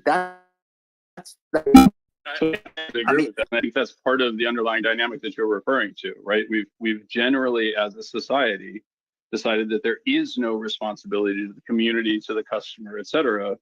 And we treat that in both directions, right? The customer is always right. Let's screw them as much as we possibly can. Listen to the crypto language, right? well, that's, do your own research, do your own work. Everybody should be individually responsible, right? They made up every story on the planet to explain why, when things went wrong, it was anyone's, it was every individual's fault as compared to the industry leaders. Yep. I mean, Raphael, you felt like that's really the core. I mean, Robert, what you hit on, by the way, in terms of the emotional dynamic, right? The interaction and the support and the responsibility, that, in my opinion, is a big chunk of what the younger generation is reacting to when they talk about crypto, because they don't trust us because we haven't earned it. Yeah, I mean, crypto's, that's a totally different thing. I have a view on crypto. I mean, I was an early supporter of crypto because I believe that there was a growing group of libertarians and there was a growing group of authoritarians. And those were the two bookends. And crypto made sense to me for those two bookends, whether it was a growing need for remittances or, a growing need, group of libertarians that said, enough with government. So I think a digital currency made sense to me. I think it got so overhyped and it became, no one allowed it to mature, that I really think it hurt itself. I mean, I think I used to think it's an asset class. I'm not so sure anymore, because asset classes don't move on hype normally. They move on data and analytics. And in my opinion, God bless Elon Musk, but when you say Doge to the moon and it goes from 25 to 70 cents, and then you're on Saturday Night Live and you say, something different about Doge and it goes from 70 cents to 30 cents, it's that's not a market when one person can move it like that. So I think I think crypto is a totally different conversation to have away from today. But, the reason I felt it was important, I think we've lost the reason for that. I completely agree with you, by the way. That was why I began speaking up against crypto, because that's exactly what I saw. I also was early involved with it. Candidly, it turned into a giant scam. So just on that point, Michael, before we go to Gordon, on the point of crypto turning into a scam, would you say aspects of crypto are very scammy and scammers are taking advantage of it? But as a concept, you still believe in the concept of decentralization, and Bitcoin is a store of value, and obviously other use cases. Just want to kind of get this question answered before we go to Gordon. Yeah, so I do not believe that Bitcoin is a store of value. I think that Bitcoin is among the scammiest of the scams. But with that said, I actually do think that there is an extraordinary importance to digital assets, right? And this general idea of, should we figure out ways to create scarcity in a world in which there is no scarcity, and use that to create surplus and lack of scarcity in areas that really matter. It's effectively the meat space. I've talked about this any number of times. I think it's absurd that if I hold a physical stock certificate, that they send me checks for pennies, right? The world needs to fully embrace digital assets. We need to move to a much more complex smart contracts type dynamic, and that's going to change a lot of things. And that truth is what people in the crypto space are relying on. That, and various uneducated people, buying into narratives that they're told by their employers. Gordon, you got your hand up. What's your Hey, can you guys hear me? Hey, Robert, good meeting you here. Thanks for taking the time. Just wanted your thoughts on something that Thank you. I was looking at today. It seems like the regional banks' balance sheets are still a bit messed up. And what I mean by that specifically is, it seems they're long fixed rates. They're long a lot of fixed rate loans, et cetera, as well as long commercial real estate loans. And it seems like nobody's talking about that. So while it seems like the money center guys are fine post Dodd-Frank, given they have to carry a lot of capital, it seems the regionals still have big problems that have not been addressed by the BTFP rather. Do you have any thoughts there? Thank you. Yeah. So a few questions, a few comments on that. First of all, we should just be clear what happened with Dodd-Frank. I was a big supporter of Dodd-Frank. I think the only Wall Street guy that was a big supporter, because I walked in that Lehman weekend and realized we just didn't have the tools. No matter what anyone said, we just didn't have the tools to. Under the Trump administration, this is not being political because Democrats and Republicans voted for this. But to be a systemically important financial institution, you had to have 50 billion in assets. Under the Trump administration, I think 15 plus Democratic senators voted for it as well. It moved to 50 billion. So one, stress tests, capital adequacy, all those things changed dramatically over the last 4 to 5 years. So that's one. Number two, post the Lehman crisis, all of a sudden, I'm not sure whoever asked that question, risk-adjusted capital and risk capital became the key, as well as what was called level 3 assets. So things that, we had to put more capital against assets we couldn't price. At the same time, credit scores at the big banks became much tougher. Back, during 08, I'm making it up, but, we lent to someone with a FICO score at 450, in 2010, it became 650. So the money center banks became much more strict on who they lent to and what they would put on balance sheet. And that was solely because when we saw Lehman's balance sheet, it had thousands of line items of real estate that for the most part, were all became level 3 assets and no one would take on and repo them. So there was a whole financing problem mismatch.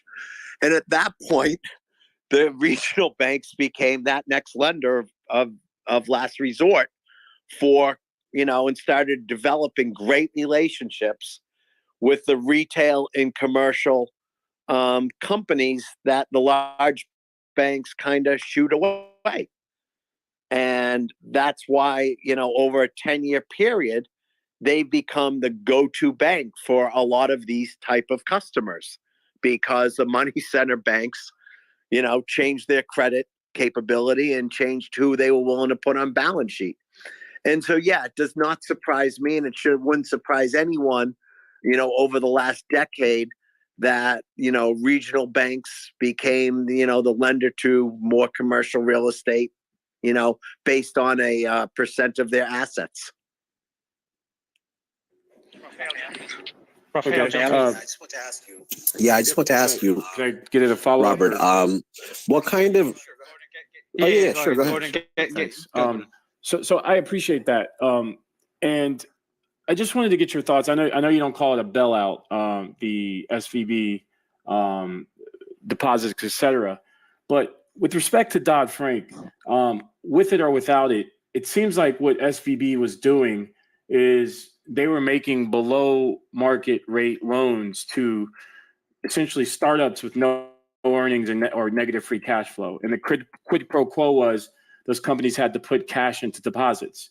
And then what SVB was doing is they were on lending to other venture companies that money. And then those other venture companies were doing the same quid pro quo. So seems like they did this multiple times with multiple different companies with a 9% tier 1 capital ratio. So they were 10-to-1 leveraged. And I guess would Dodd-Frank have addressed that? I don't know if it would have. So when people talk about Trump lessening regulations, I don't know if those regulations weren't lessened, if they still wouldn't have done that. And if these... So let me say it a different way, because I don't think that's how I'm framing Dodd-Frank. So one, with Dodd-Frank, you had a living will. You don't have a living will with this company, right? So let's just start there. There's a reason they went into, conservatorship or receivership in 48 hours, right? So that would have changed dramatically. I would say number two, the big banks, I had a Fed regulator outside my office. there was no such thing as tying. Okay. It seemed to me, now, like I said, I've been away from running a bank for a decade, but you could not tie, the commercial and investment side. It seems to me that there was an incredible amount of tying going on.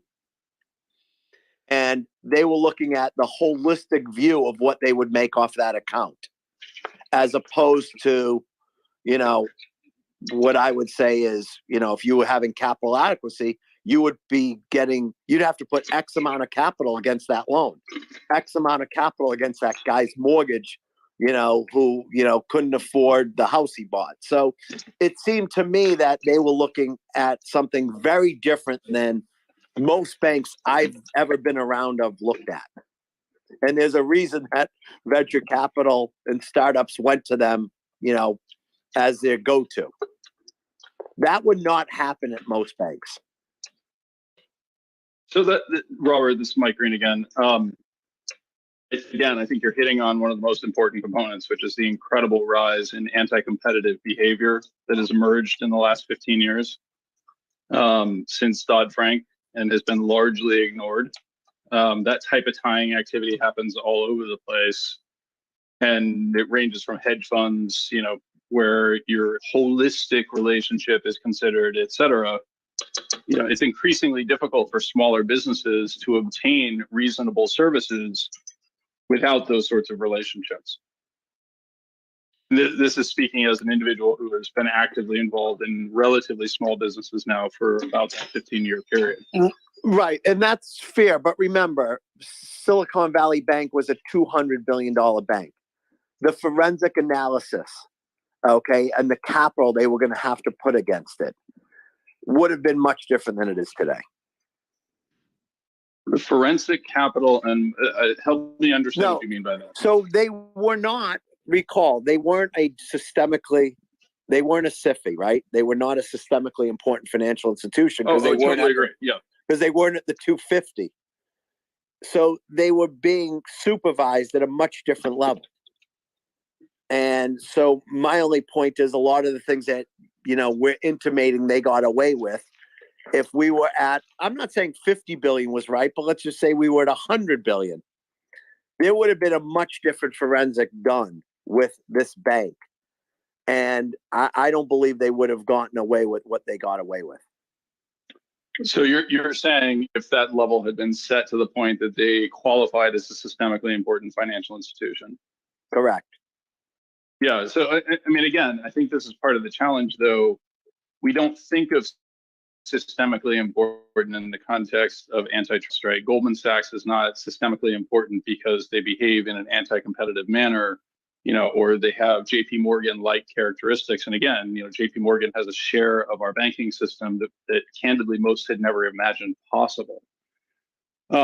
But within Silicon Valley, within a regional environment, within the state of California, within the county of Santa Clara, man, they were it. Yeah, and I said earlier that it's hard to not say in some ways they were systemic for the sectors they were in, but I don't think they were systemic in my opinion versus how I think of systemic. No, I understand that, and I'm actually agreeing with you in that context, but also at the point.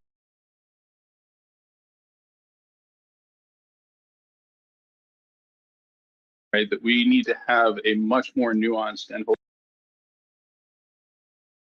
in the markets. And Michael, like I said, there are tools. Like that transaction program was a tool.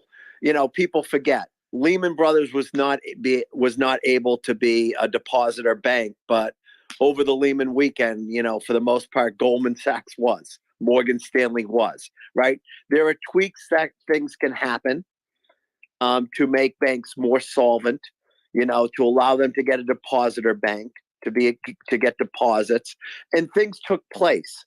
I'm just saying that I thought what happened over the weekend, that this administration and the Treasury and the FDIC threaded a needle at a pace that was unconscionable. They just did, because things are moving faster than they are. What they do next, my guess is now they're looking at it and they may make different decisions. Yeah, that was actually my I question. agree with you. Exactly. Going into what Michael and Robert, sorry, I think it was Gordon, that what are, I've read like Elizabeth Warren had a column on, I believe it was New York Times or Wall Street Journal, that new regulations are needed. So what kind of regulations do you think might be coming down the pike? And do you have any recommendations for any, Robert, to mitigate some of these issues? I mean, yeah, a few things. I think the idea of a living will for a bank that's, 50, 100 billion, I think some of that, I think something like that makes sense. I think, I don't know what the number is, but could I see a bank that has north of 100 billion in assets, have different type of capital requirements, have a different supervisor? Yeah, I think those are important. I think there have been a lot of smart tools for Dodd-Frank. I mean, I'm the first to say, I was there sitting in the second row behind, Geithner and Frank and all them. I liked it better when it was a 95-page blueprint than it was a 10,000, page, policy platform. I think Wall Street and finance is too dynamic to say that we can see everything every day. And the people on Wall Street and, in Silicon Valley and all of you on the phone, believe me, you'll find that next angle to go to. So I think so. If there was a living will, then how would Signature and SVB have gone down? How would that receivership takeover look like differently under those circumstances? Well, the regulators would have been in on them. They would have discussed the losses. They would have said, okay, what's the appropriate wind down? I actually think they probably would have been purchased because people would have been more comfortable what's under the hood. Everything changes, okay, when you dot the I's and cross the T's on something going, into hell versus into heaven, right? But weren't they looking for a purchaser for SVB? They said they were looking for these. Didn't have enough time over the weekend to analyze the books. That's my point. If you have a living will, you see things under the hood because they're prepared for this type of environment. If you don't have one, okay, then you're not sure what you're buying. They didn't have enough time to. So in my opinion, you're more prepared for this 72-hour process.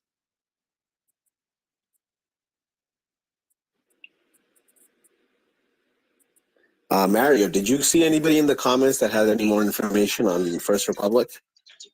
I'll ask the team now to check. There is one. I was waiting to read it out. I'll read it in a bit. But yeah, I'll ask the team now to check anything in the comments or in the DMs for anyone listening about First Republic. Let me just check for you now. Slayman, you are unmuting. Yeah. So I just wanted to add one quick thing to what Mr. Wolf was highlighting. I apologize. Rob Wolf was highlighting, which is, again, remember that when you decide that you're going to require somebody to have a living will before they get to a certain level, or if they get started, right? Imagine the excitement from the existing banks. If every new entrant had to prepare and maintain a living will, you wouldn't get any banks started. And that is the challenge in regulation, is that it can kill innovation. It can kill the new entrants. It benefits the incumbents for the most part. The whole objective is that you're trying to actually penalize getting large and systemically important. And everything we're doing is actually the opposite, unfortunately. Michael, do you mind, Michael and Robert, can I get your thoughts on the contagion spreading outside the US? I think Jay mentioned earlier that, I think it was Jay, that this is a topic not being discussed enough. I'll read out a Reuters piece that just came out 4 minutes ago. Germany is among nations scrambling to react to the collapse of Silicon Valley Bank. The country's financial markets regulator said it was imposing a moratorium on the German branch of the bank.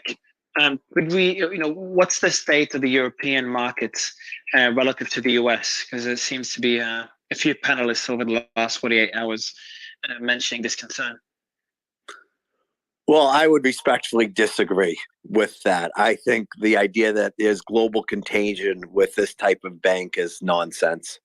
I don't think that whatever happened to Signature Bank has anything to do with, global. First Republic, HSBC wrapped it up in an hour. I don't think that I mean, I think the only contagion is when there's nervousness in the financial markets in the US, because we're the 800-pound gorilla. There's nervousness everywhere, but I don't see the contagion. I've seen contagion. Contagion was, you know, when you put up the gates as a country and you don't allow capital to move. That's not happening. Robert, wouldn't contagion? So I disagree with Robert on this, and actually would highlight that we have gated multiple private real estate funds. We've now gated multiple banks.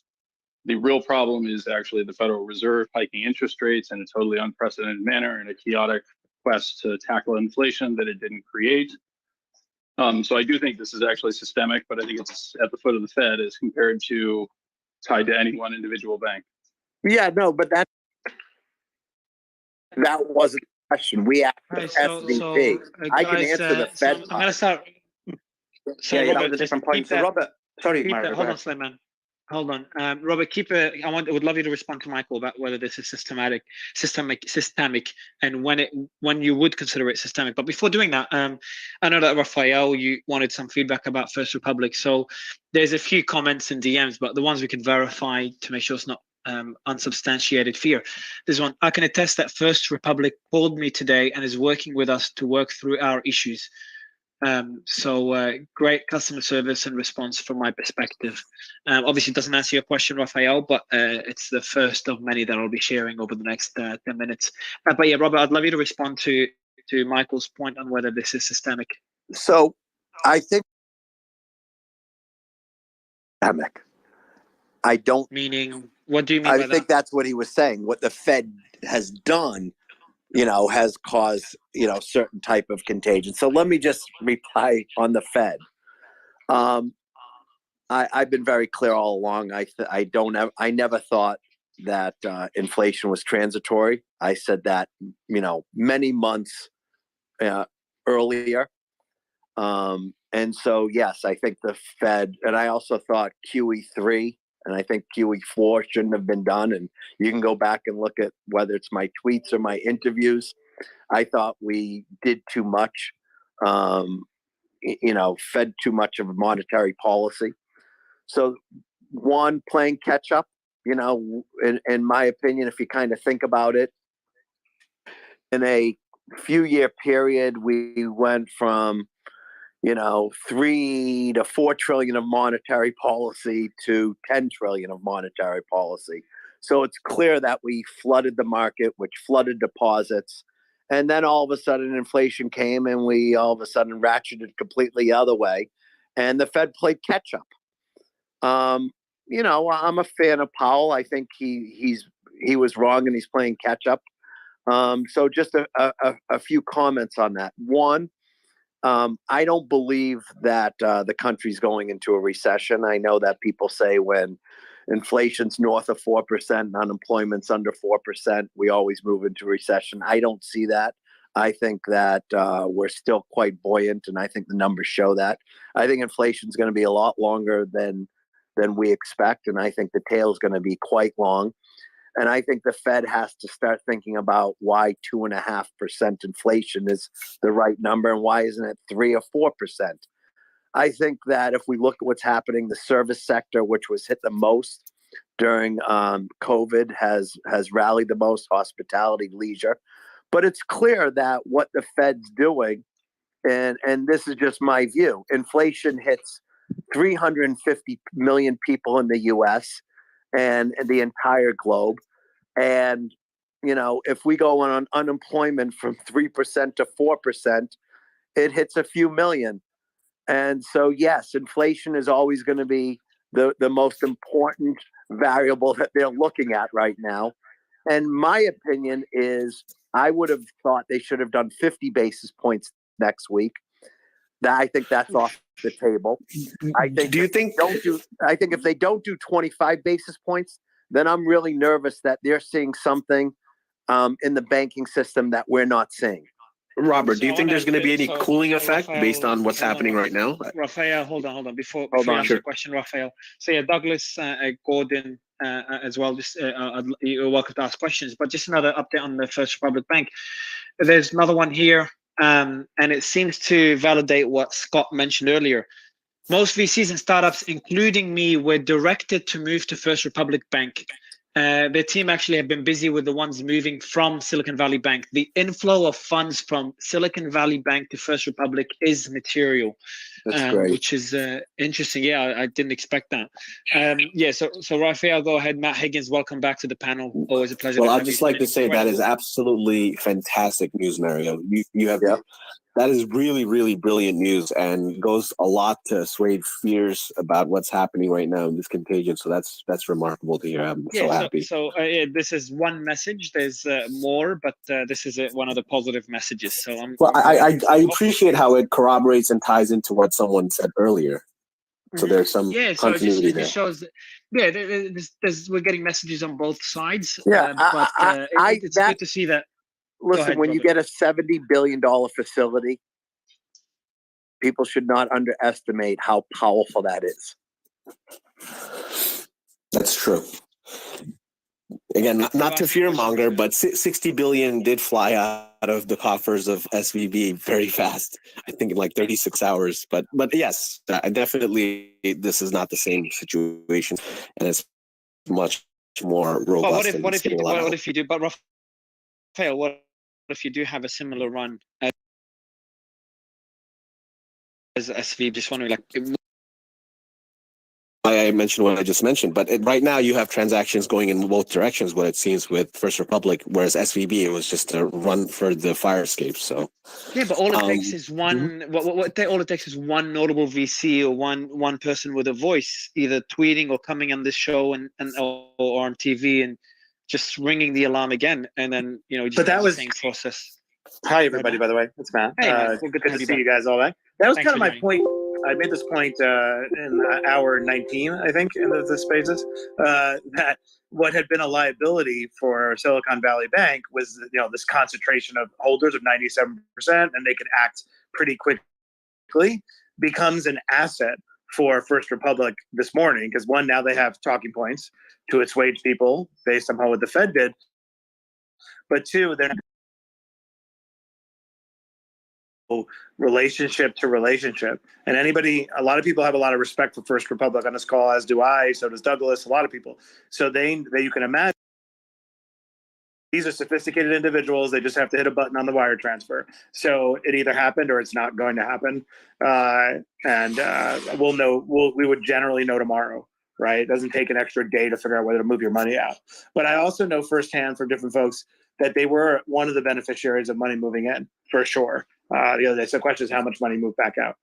But that's a short-term benefit, no, Matt? So the money will move in now as a response to the Silicon Valley Bank. But then this could revert again to fear. Also, but you think that fear after today, that's my only point. Like, is it going to happen or not happen? It doesn't take a sophisticated investor more than they were assessing whether to do it or not over the weekend. So I agree with Matt. I think if they can cauterize this wound within the next 12 hours has already passed today, Monday. And by tomorrow, close of business, if things settle down, I think people are going to move on, because again, this is a sentiment issue. This is like a psychological thing. If people can move this out of their mind, I don't think a lot of these banks have the same issue as SVB and some of the crypto exposure and things like Signature did. So I agree with Matt. If we can get past this, we should be in a much better situation. I agree with Matt too, and I'll give you a great comparison. During the Lehman crisis, the one company we could not talk about because was AIG, because the insurance regulator was not regulated by the Treasury, the Fed, or the SEC, and that's who was in our meeting that day. If we could have rectified that big elephant walking out of that room, it would have changed everything. I think to Matt's point, that people make quick decisions. And the idea of whether the customer relationship stuff they're doing today, whether it's the $70 billion facility, whether it's the facility that the Fed had put out, a lot of things are giving people new variables to make a smart decision. I don't know which way it will go, but certainly it feels better than it did, Friday, Saturday, Sunday. Robert, going back to your inflation points that you were making earlier, do you think the current situation may have any cooling effect on inflation? Because I'm sure no matter what happens, let's say even things are kind of good, pretty rosy, things calm down, the dust settles.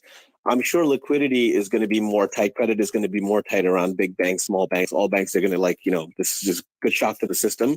Do you think that might have a cooling effect in terms of inflation? So, great question. I mean, part of my inflation concern is what I see going on geopolitically.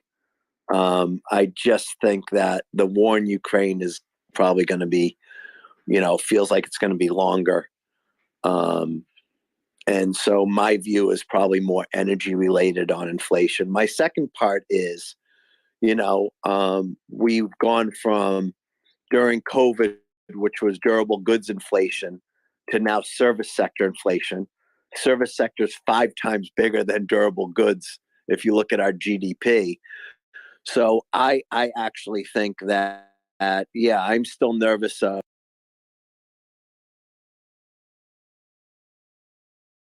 People will say, well, wages have slowed down in the last number, but we're still at 4 or 5% wage appreciation. But more importantly, in the sectors that got hit the most during COVID, like hospitality, leisure, we're up like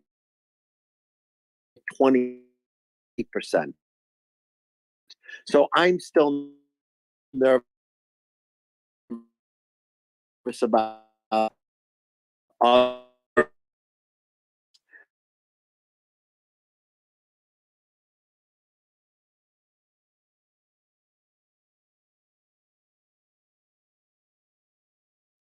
saying, everyone's talking about, well, how 50,000. If you add it all up, maybe it's been 500,000. We got 500,000 jobs just last month. So my view is labor market's still strong. Labor participation rate last month was at a 3-year high. So it feels to me that employment's still strong. I'm still nervous about energy because of geopolitical. So I'm still nervous on inflation. Did I hear you correctly? Did you say that you wish they would have moved it up, or you wish they will move it up half a basis point instead of a quarter of a basis point? I would have been, after the last labor numbers, I would have been at 50 basis points. Today, I would be at 25. And what I'm saying, if they do 0, then I'm more concerned that there are other things going on in the banking system that we may not know, because that means they took a pause on inflation being the priority, which would surprise me. And what's the guidance or the market expectation? I think at the end of the day, it was 60, something like 50, 25 basis points or 0. Okay. Go ahead, man. So let me read something out from Balaji. We haven't discussed it yet. So he says the following. I'd love your thoughts on it, Robert, Michael, and then I know Gordon, you've got your hand up. But yeah, Matt, Robert, Michael, because the Fed faked out banks with wildly inaccurate forward guidance, sold them billions in bonds, and then devalued those bonds by hiking interest rates far faster than the guidance at the time the bonds were sold.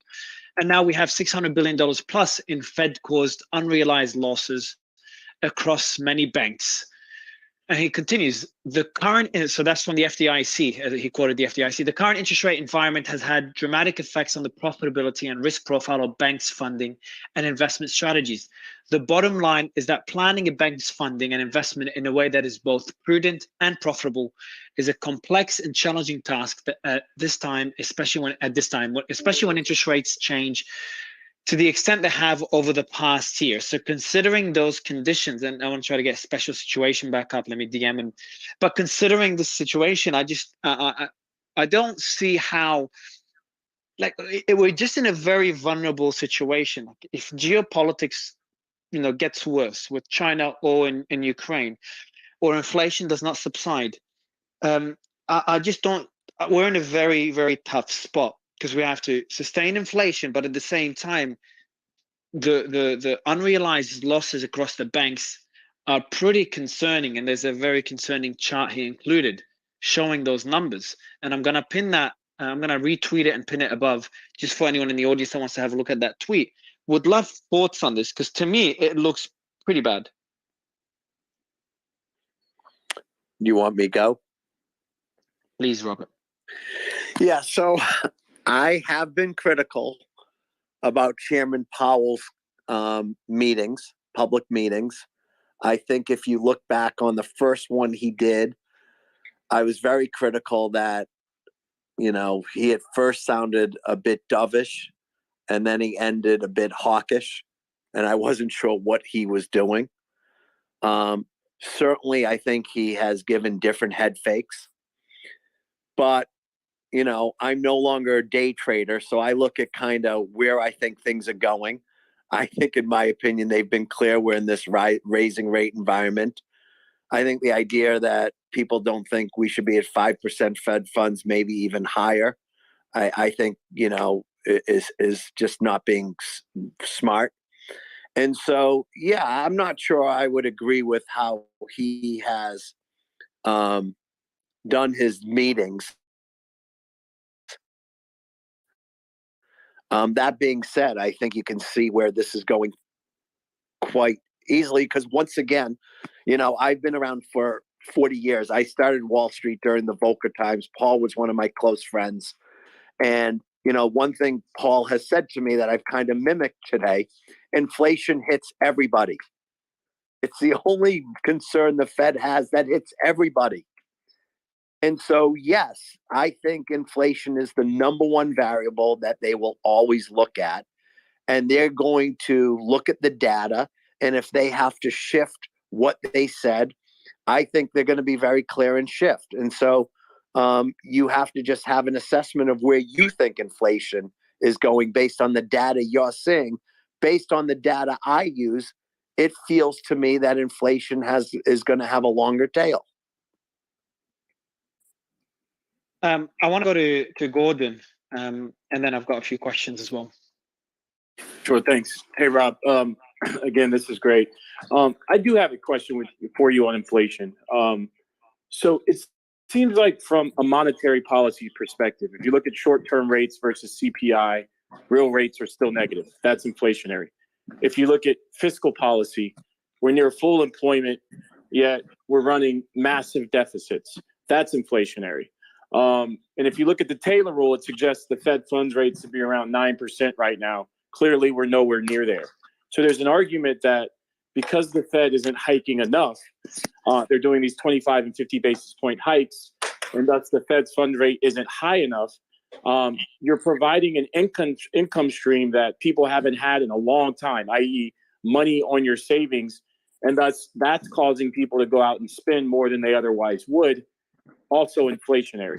So with those three things said, do you think that there's concern in DC or from the policymakers that inflation is getting unhinged and they need to be more aggressive, or do you not think they're looking at that? Thank you. So first of all, I thought your first three comments were spot on, which is why I think it's interesting that a lot of people are pissing on rate increases when for years they were pissing on people getting zero on their savings, and, you know, retirees were getting zero on their fixed income, but that's for a different conversation. No, I don't think they're panicking, because I think we're way off peak levels. I would go back to my point. I think we need the Fed to get off this 2.5% range and be more realistic that maybe the environment's 3.5%, 4%. And so, no, I don't think there's a panic, because, you know, I think we're off peak, and I think we'll continue to come off peak.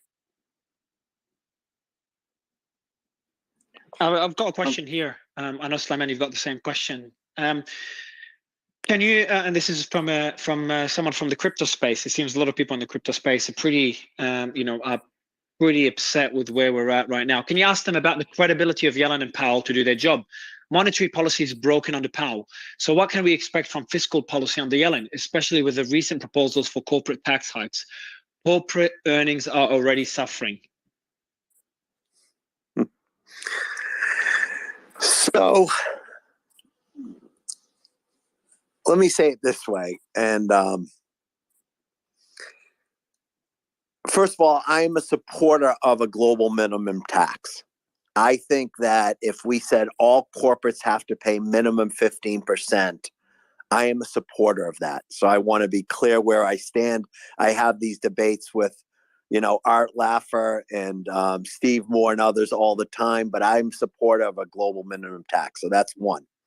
Number two, during the Obama administration, if we moved the corporate tax rate, I think it was around 35% to 28%, he would have been put up in a pedestal. Trump moved it to 20% or 21%.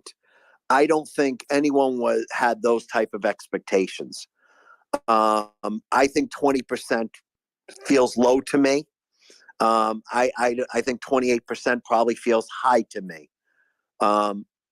We need, because of where we are with deficits, we're not going to be able to just grow ourselves out of these deficits. We should just be clear. In this post-COVID world, it's just not going to happen.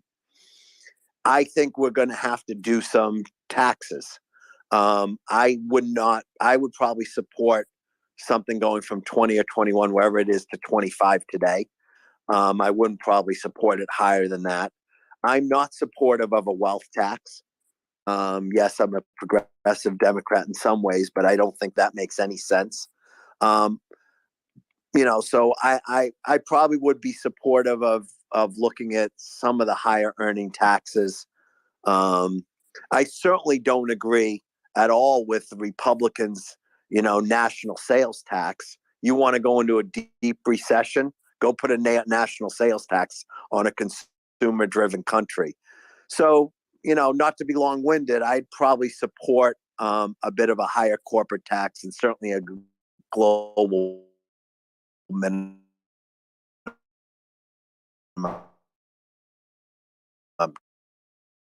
tax.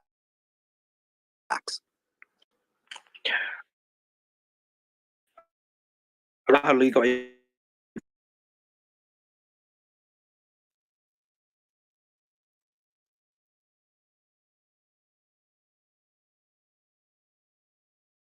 I spent good amount of time at Bloomberg for about 7-8 years, and now I'm currently with Fitch Ratings. So talked to a lot of people on the street, and I think the one point you made, Mario, which I think is very critical and has certainly been a lot more in the forefront in the past 48 hours, is these rate hikes and where they stand today. So just to put that in perspective, as of March 8th, right, which is what's today? Today's the 13th. So this is as of late last week, we were sitting at like a high move on funds for January 2024. What that means in layman terms is you're no longer pricing in a dovish pivot going into the back half of this year as what it was originally when we started the year, and you're expecting the Fed to remain higher for longer, which is started becoming the general consensus. And Powell was starting to signal that there might be a 50 bips hike coming in March, right? That's what the street was moving towards.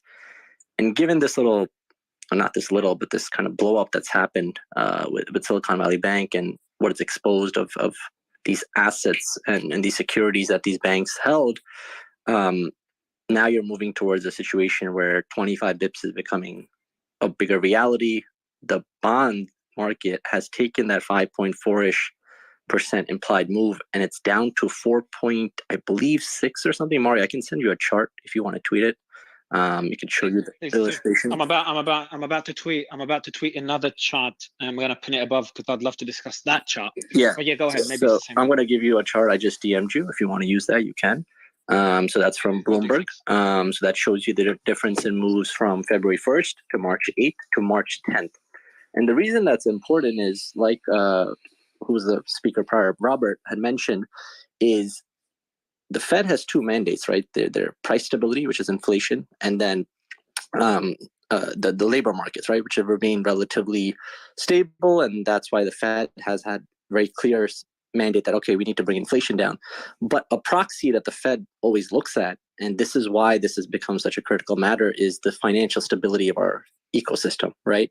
You want a system that can pay off debt or pay back loans is taken, and money is able to find the place and home it's supposed to when it's do, right?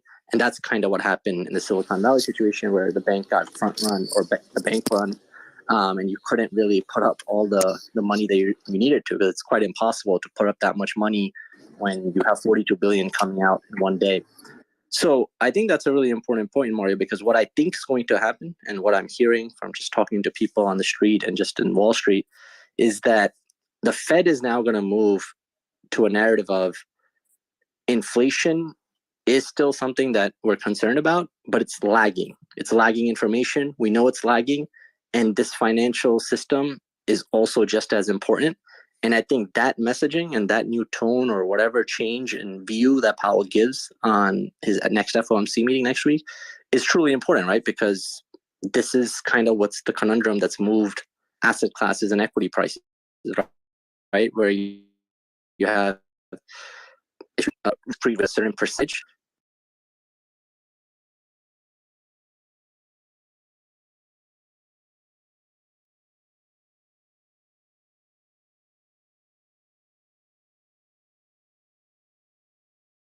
That's the percentage you use to rate equities and valuations. And that's why the second question you gave on corporate earnings, this is why this is all is kind of really...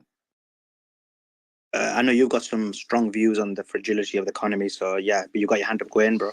Yeah, I mean, I had more of a question for Robert when he was talking about the taxes. I'm very much a capitalist, but there's one thing that was explained to me that kind of changed my mind a little bit about something that I preconceived, and just wondering of your thoughts, or like what some of your, colleagues might even think. Capitalism is very much a game. People who are good at making capital or attaining capital always attain more capital. To Jeff Bezos, Elon Musk's, you name it. They're very good at, I did something really well in California. Let me expand the rest of Europe. Let me expand the rest of the US. Let me expand to Europe. And they're just really good at amassing all the capital. When these people die, there's not enough of it that's put back into the system. And then the son is not always the best at the game of taking back that capital. Doesn't it make sense to actually have that 20% you're talking about, but have a higher inheritance tax so that the game gets reset and we don't have this huge wealth gap? Just curious of your thoughts. Yeah, so I'm actually not for the estate tax. I don't have an issue with you paying an estate tax. I have an issue with paying above an estate tax. So I live in New York. I'll manage for my estate tax with insurance policies and this and that, but then I have to pay an extra 15%, I think. So I don't think I should be doubly taxed. I think when it comes to, what I'll call an inheritance tax,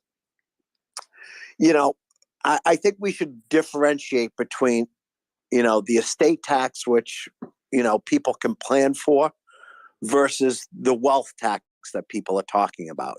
I think when, I'm not for taxing someone's stock appreciation, because stocks go up and down. And so what happens when it goes down? So, to me, something that makes this country different than everyone is the ability for people to, gain wealth and to be able to live the American dream. We just got to get more people doing it. I'm not sure I really answered your question. Yeah, mine is just more so, and this was a conversation I had with someone who's very well known, top 10 richest people in America. I won't name who he is because I didn't ask permission, but right. But you're being taxed at 40% when you die. That's the estate tax, and I think you're allowed to shield something like $25 or $30 million. Yeah. Also, if the inheritors of that wealth, as you said, are not the best in the game of holding on to it, then it just goes back into the market. So, yeah, but it's back in circulation. Sometimes it leaves this market. That's the problem. Is they go and spend it in other countries or whatever. His explanation was, if you could run time infinitely there's going to be one winner of all the money in the U.S., right? Because there's going to be someone who's better at it. At the same time, the inflow of the same kind of money is probably 100 to 1 to the U.S. than it is the outflow. Like if you just look at different billionaires from Dubai or Russia or wherever else, they're buying up different properties here. Yeah, because you can argue that it's a problem on the opposite end. Yeah, that's true as well. The other thing, we have the rule of law. Yeah, the other thing I want to mention, someone was saying CPI is a lagging indicator, and it is the way the U.S. government uses it. But there are tools out there, and I mentioned it earlier, called Trueflation. You can see a huge drop in the inflation already, just in the first week of March, ever since the rate. So why does the government keep using these like outdated things when we have huge databases, real-time pricing? They could have a real-time indicator. I don't know why none of the tools we use are used in real time. Hey, Joe, you make some good comments there about trueflation, and that's a really valid point. And this is the challenge the Fed is kind of stuck with, right? And this is why I think they're going to truly start shifting this narrative very quickly. And you've seen some of the stuff that's coming out of Nikki Leaks or the infamous journalist for the Wall Street Journal. One point you make about this inflation piece and it being lagging versus some of the data that you have in front of us. Do you think, Joa, that some of the drop-offs you've seen in March are those components that are going to continue to drop? Because I think that's the reason the Fed has remained so overly cautious, right? They don't want inflation to remain sticky for too long. And if they take the foot off the pedal too quickly, then you have a situation where inflation runs hot and then you have unemployment, because there's also a lag in the effect of rate hikes, right? It usually takes 9 to 12 months to kind of hit the markets and really reprice things, and companies start really tightening their belts. So I'm just curious what your thoughts are on the components that you're seeing falling, and do you think this fall or decrease is stable enough to really, because I think the Fed needs to also change.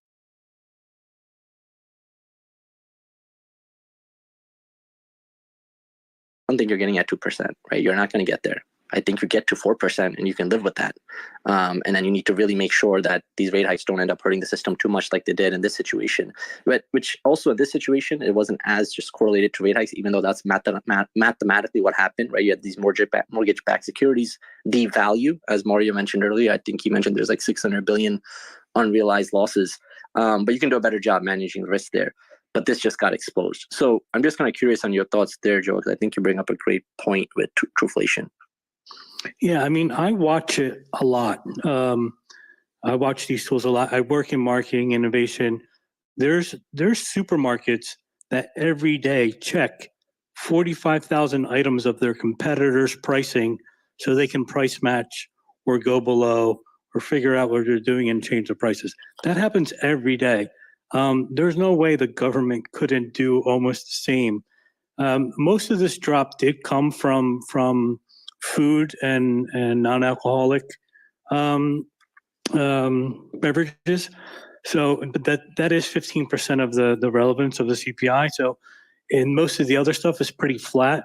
Food typically takes a long time to change price. It's not something that swings wildly unless there's something like the eggs where there's a flu going around that's causing chickens not to lay eggs. But those, not when it comes to a basket. Basket prices don't have huge swings. And we just had a pretty significant drop, 2% in inflation in food and non-alcoholic beverages. And just like I think most Americans think voting is outdated, so is the way we measure everything. It doesn't have to be lagging. How can you make good decisions if you wait for 30 days? You're talking about inflation dropping a little bit, maybe getting a little easier on the consumer. But now that we're seeing, it looks like the Federal Reserve is going to come out and they're going to keep interest rates as they were. As Roel has said, it was supposed to be, I believe, 50 bips. That was 50 was like the likely. Yeah, it wasn't like guaranteed, but yeah. So now what? Are we going to see inflation spike again? Is that what we expect? No, if they raise it, it's going to drop even more. I just think it's too. I mean, I'm not an expert on what it should be, but I think some of the people on the back I'm hearing it should be 0.25. Yeah, I think 0.25 is actually more likely now, given what's happened here. And I think, like I said earlier, I think they're starting to realize the importance of the financial stability in our system, because it's not just this bank, right? There's going to be other cracks, or there's going to be other. Look at how the market started today, right? 25 companies halted at open.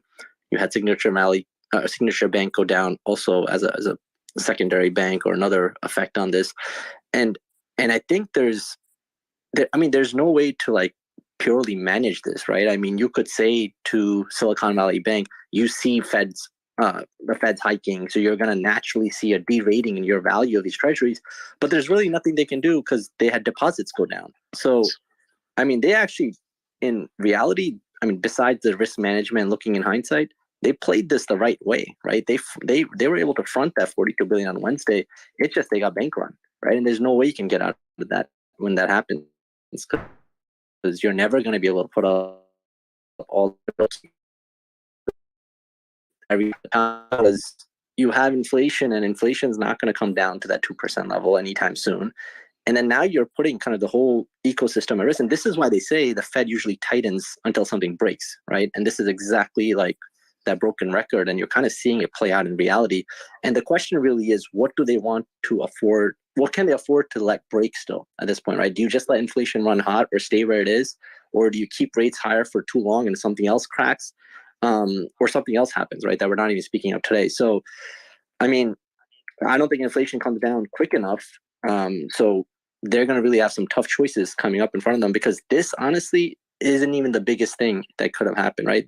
It can get a lot worse than this. Like, this is really, they handled this just fine. They came over the weekend, said what they're supposed to do for depositors. They reassured the American financial system and global markets. But you're not going to always be able to come and save things, right? There are going to be times where things really blow up. So I don't know. I think Michael Green stepped down. But let me ask this question then. Matt, hold on. Robert, I saw you on mute there. Nick, I'm assuming that you probably have some feedback on that as well. And I removed him. I'll just bring you back up, Nick. I don't think you can hear me. So I've got a question, Matt. Maybe you could take this one, and Robert as well. Question for the space. What's the end game for banks that park treasuries or MBS, mortgage-backed securities, at the Fed's BTFP facilities? Could this ultimately set the stage for an inevitable fire sale that causes treasury rates to spike after the 1-year term expires? Would love your thoughts, guys. Well, now we got to predict a year from now? That is the big question. But I wanted to just rewind for half a second just on this last comment. This morning when we were on at 7 o'clock, and I was saying I didn't think the Fed was going to stop. And we had a debate saying, well, these two banks going under is deflationary, so of course they're going to stop. Which I didn't believe. It seems like consensus is coming around, and we're going to continue because this isn't nearly enough. Have you talked throughout the day? Why did Goldman come out so strong, saying they're going to pause?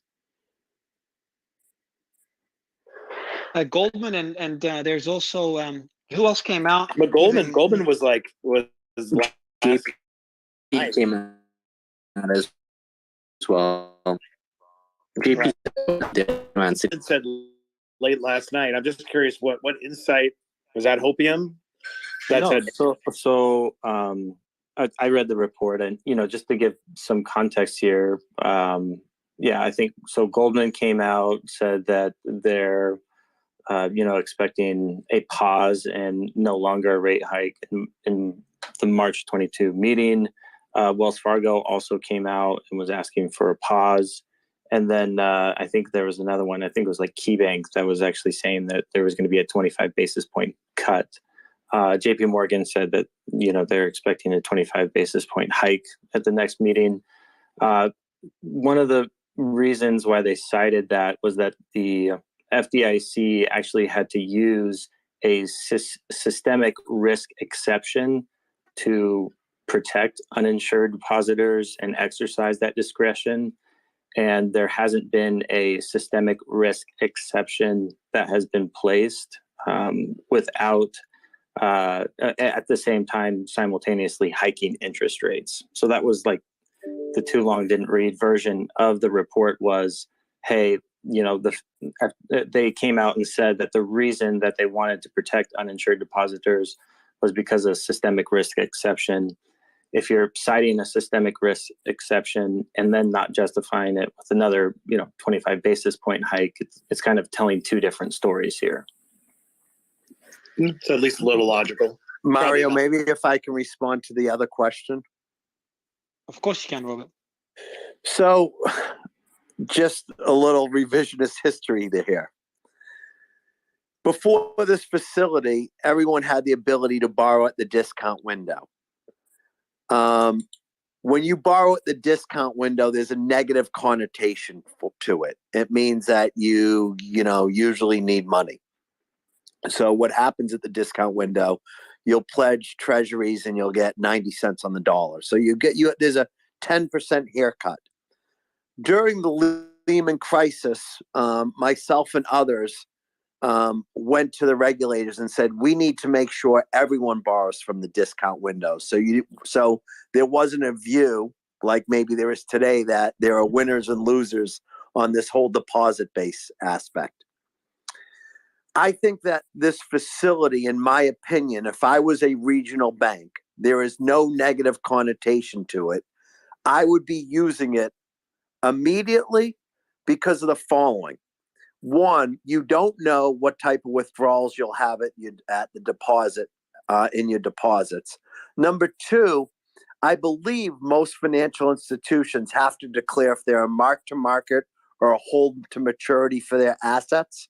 But when you pledge into the facility, you're pledging as if you're still holding to maturity. So you don't have to change the way you are pricing your assets. So my opinion is when someone gives you a gift like this, you use it. You don't wait for when you need it. And so that's my immediate view on something like this. With respect, what happens a year from today, figure out happening. It is thanks gone down. Is it